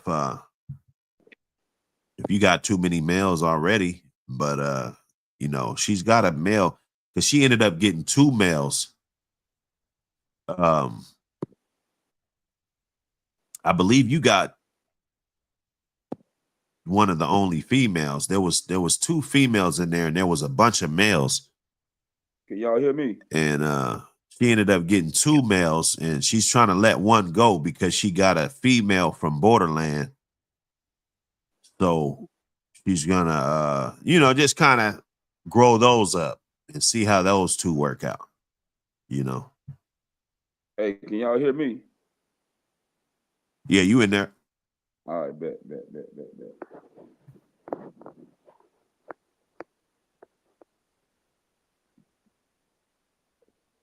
Yeah, I gotta send that shit, man. Them dogs, boy, I tell you. Talk about You watch beauty. that on my avatar, don't you? Oh yeah. I like that little alpha looking motherfucker. Every chocolate dog look to me, man, them motherfuckers be looking like Alf, man. You remember Alf, the little TV Like show? Alf, huh? Yeah, I like that motherfucker. I just saw Alf on you niggas talk about Alf. I just saw Alf on TV the other day. Hey, that Like, little fucker damn, was these goddamn motherfuckers fool. that brought this motherfucker up, man. Hey, that little motherfucker was a fool, though. He used to talk shit like a motherfucker, too. Yeah, man. Who that at the bottom? Who that, Vito?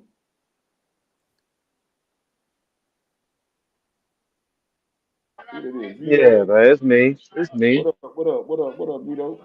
What's up, man? I can't call it. Shit, you ain't hit me back yesterday. I know, man. I had some company come over and shit, man. Yeah, sound like he was getting on the soft part of your ass when he walked in there. Oh, nah, that's my cousin and shit. That nigga retarded for real, though. He ain't got good sense. Yeah, Nino, it was the litter mate to your Raina pup, right off of Raina and Huey.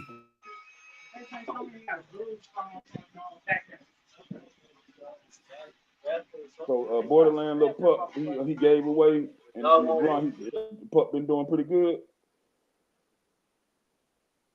You said what? I say Borderland pup been doing pretty good in the raffle. I forgot who got it. Oh yeah. Todd Green, salute Todd Green. He got an ad in the I was gonna say newspaper.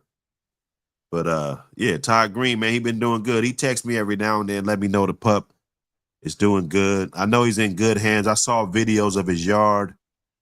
You know, Todd over there, he doing his thing, man. Ducked off, you know, quiet, ain't ain't fucking bothering nobody, you know. It's good to see guys like that. You know, those are the unsung heroes of the game, you know, that you know, they just low key with it though. Like, because it don't matter if you're doing something with these dogs or not. They coming to get them.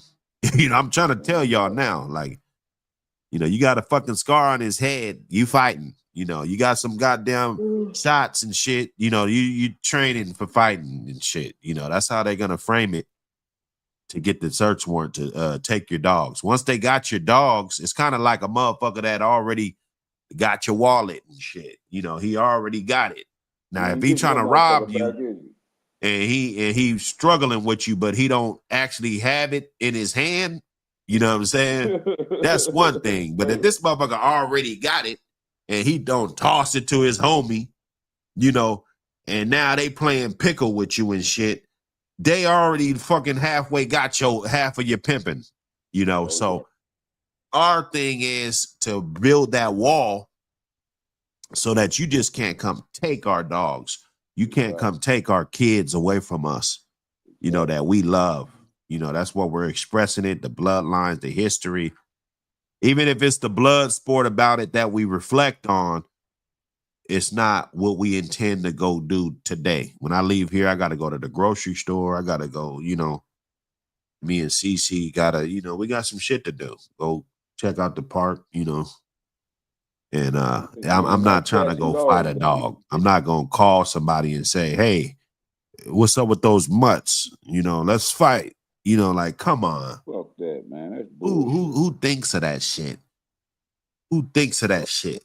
It's crazy. That shit was goddamn. That shit is over and done with, man. It's done, man. Them days are over, man. We see the time that everybody's getting for these motherfucking dogs is ruining lives. Hey, that's what we see. I ain't got 400 years in me. I'm gonna tell No, you that hell shit no. right now. I ain't got 6 months in me.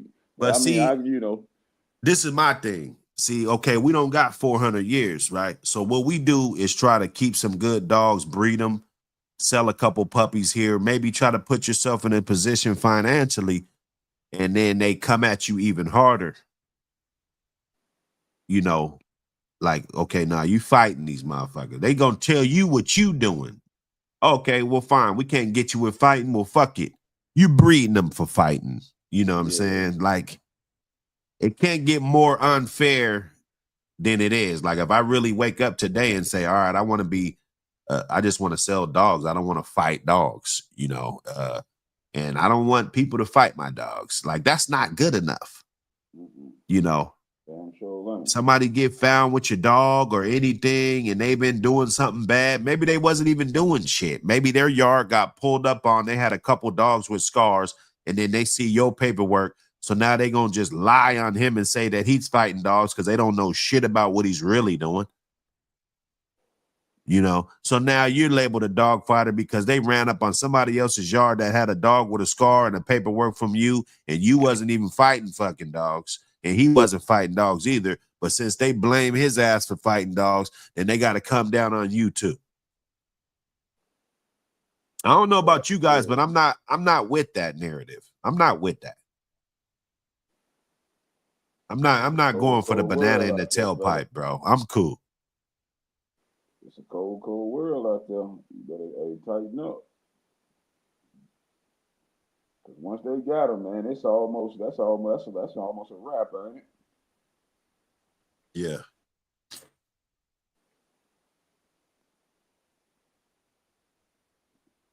Yeah, man. Cold, cold world, man. Now, how the weather is up there, man? It's heating up. It's heating up. We got I think we got like 380-degree days coming up. Oh, okay. So it's still been kind of a little chilly up there? Yeah, shit, it been perfect. I ain't gonna lie. Shit. It been perfect, man. 72, shit. 76, you know, shit. I love that. Hey man, I it's been take a raining down here, 68. man. Like we got 76 today, 76 tomorrow, 80 Friday, 80 Saturday, 86 Sunday, 86 Monday, and then we're going to drop to 77, 74, 66, 65, 67. I mean 76.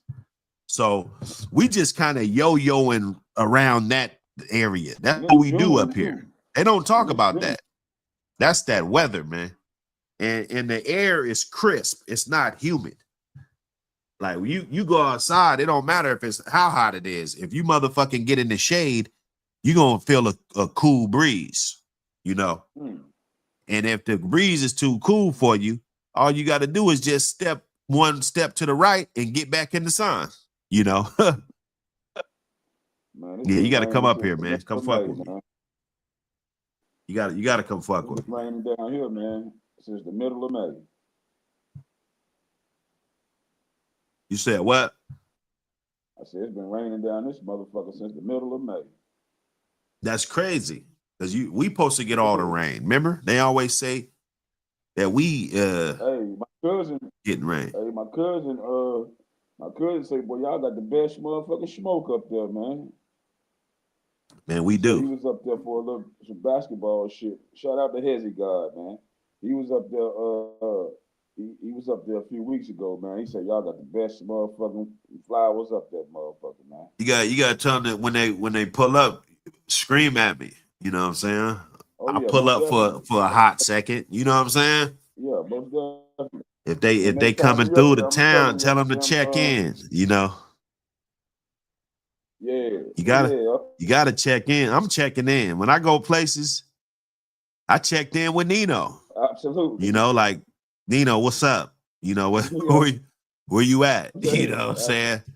I'm absolutely, checking damn in. When I right. go to your I'm gonna town, tell him I'm gonna call check you, it because bro. Believe that. he be everywhere. Now we hook up, that's one thing, but I'm gonna call you. You know what I'm I out here. You mean? know, where y'all at? What's up? I'm out here. You know, even if you just could Oh say what's yeah, up for y'all 10 minutes and come, pull y'all from off, the you know. big sauce spot. Y'all definitely got to check in. That part. You know what I mean?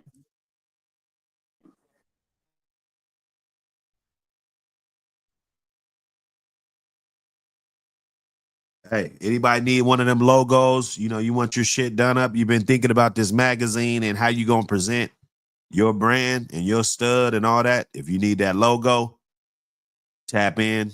You know, we doing all business. I just did one yesterday for a brother. Salute Cullum Hard Kennels. You know, that the fucking Yeah, logo's dope as fuck. check in. You know, if you see him, you know, Yeah, just know, we ain't on you no know, check in shit. that boy looking like a It's APBT like, Bass Pro Shop. you You know know what what I'm saying? I mean?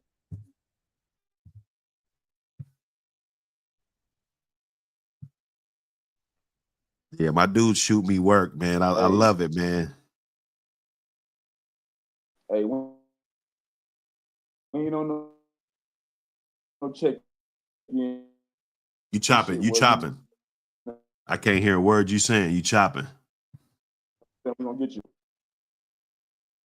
fraud and all that shit if you don't check in. All that.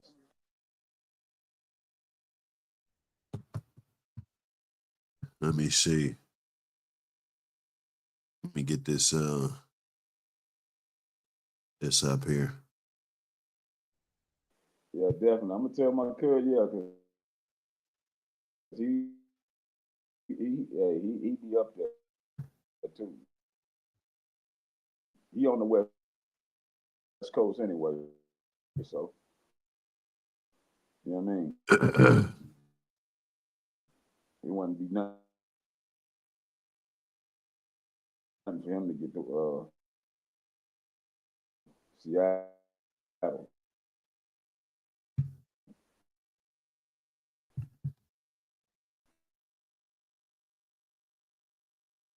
War Pony 2. Boy, boy, boy. Let me see.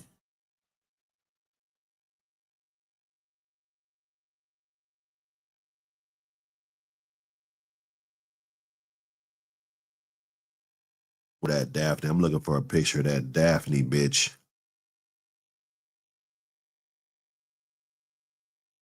I think Cosmo, it would have been perfect for him. I got to get his line again, though. I got so many phones. I don't be knowing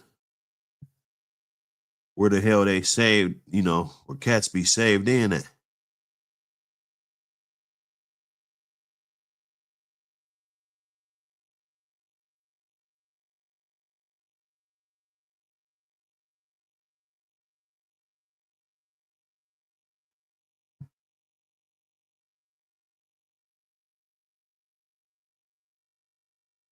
Yeah, them jokers.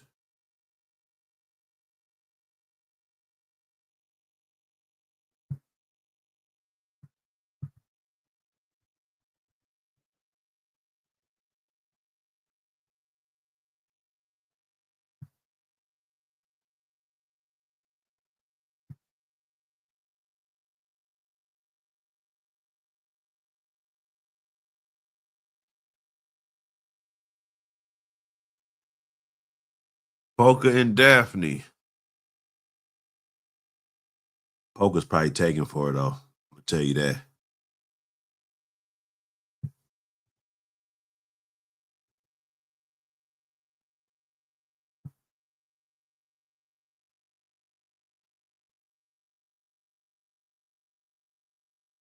Salute everybody. Hit that like button.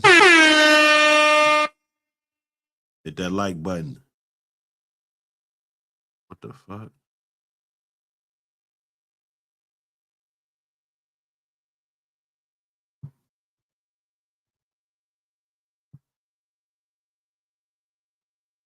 Hit the like button.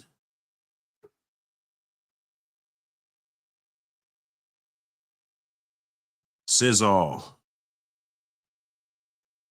Yes, sir. Let me see. Let me get these pictures of these bitches up here. You guys think it's some bullshit. It ain't a game. It's top stock.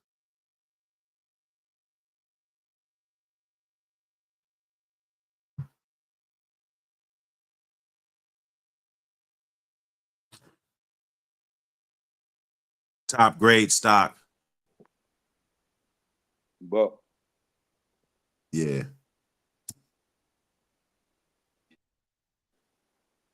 can you hear me? Yeah, I hear you. All right, bet. Am I choppy still? No, you good. All right, bet.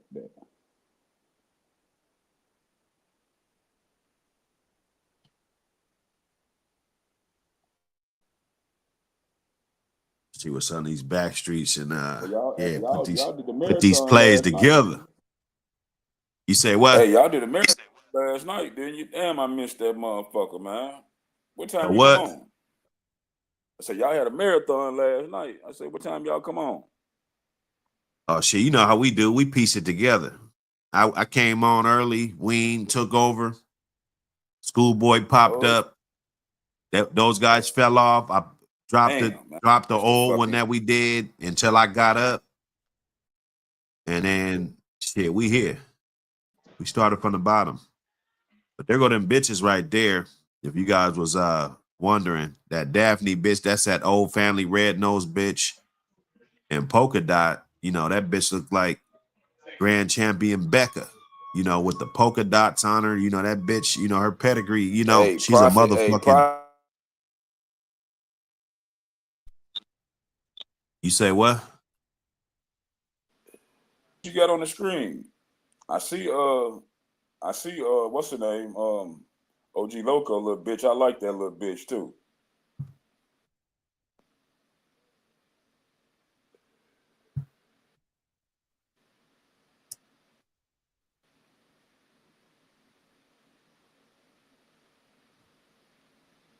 Yeah, that bitch, she thick too. They Yeah, both shit. thick. Poker a bulldog. Poker Yeah. a bulldog, boy. Hey, Tell guess what you. I would have named her? That white dog. I'd have named her Dalmatian. Just because she got them little polka dots on. That's her name, Polka Dot.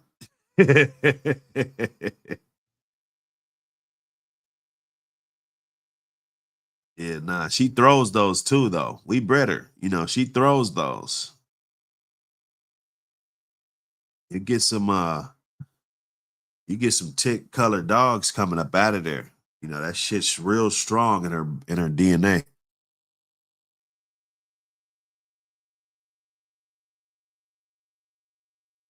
And that shit that Borderland got, I'm telling you, it's gonna be, and Haystack too. I could just visualize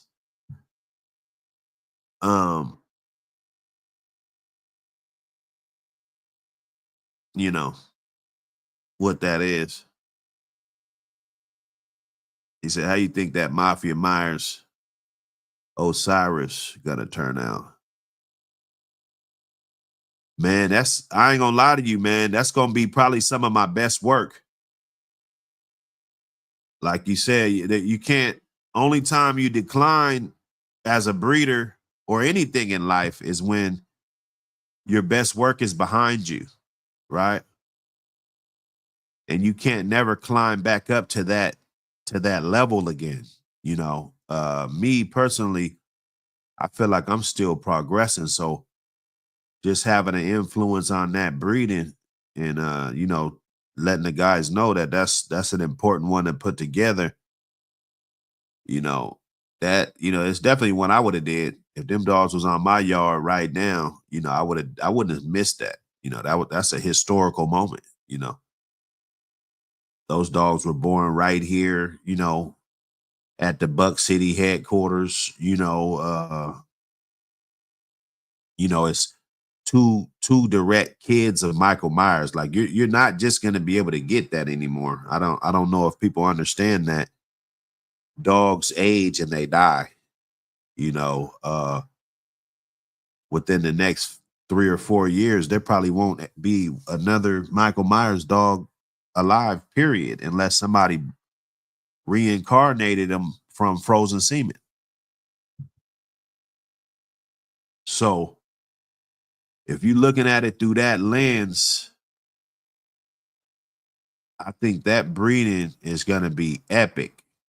Mafia has an excellent track record of producing good dogs. It's not like Little Mayday. Little Mayday just started his career.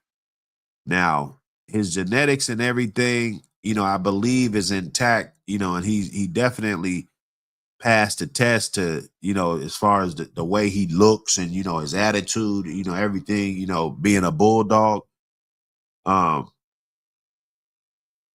be bred and to pass on his lineage and just the importance of having that blood around. But, you know, we're not going to get on here and just say that it's going to be better than some shit that, you know, repeatedly been producing good dog after good dog. You know, it's, you know, these are veterans. They're veterans. Mafia Myers is the youngest Michael Myers dog alive. You know, there's no Michael Myers breeding younger than that. You know, Iceman, you know, we talk about Iceman. They're litter mates. You know, Iceman, if he lives, he'll probably be on the Mount Rushmore. If he lives, you gotta live, you gotta breed. So no, I hold that one in high regard. That'll be one that it would have to be a whole bunch for it to even be one available off of that. You know, you have to really dig in and be waiting like those Jordans when they come out. When motherfuckers be at the mall and shit, lined up around the block and shit. you know, fighting, you know, you're gonna have to get gully. Oh, the white dog. That's I just broke down her pad a couple minutes ago. You know, it's got the Elliott 6 bits, the Garner, the Buck, the Tiverton, you know, all of that. You know, I just broke her pad down. If you back it up about 15 minutes, you'll see it. 20, you know, about 20 minutes ago, I busted her pad down. You know. Well, I know how they do on these videos. They cut you off at 12 hours. So I don't want none of it to get cut off just in case I got to go back and clip some shit and, you know, make a new video.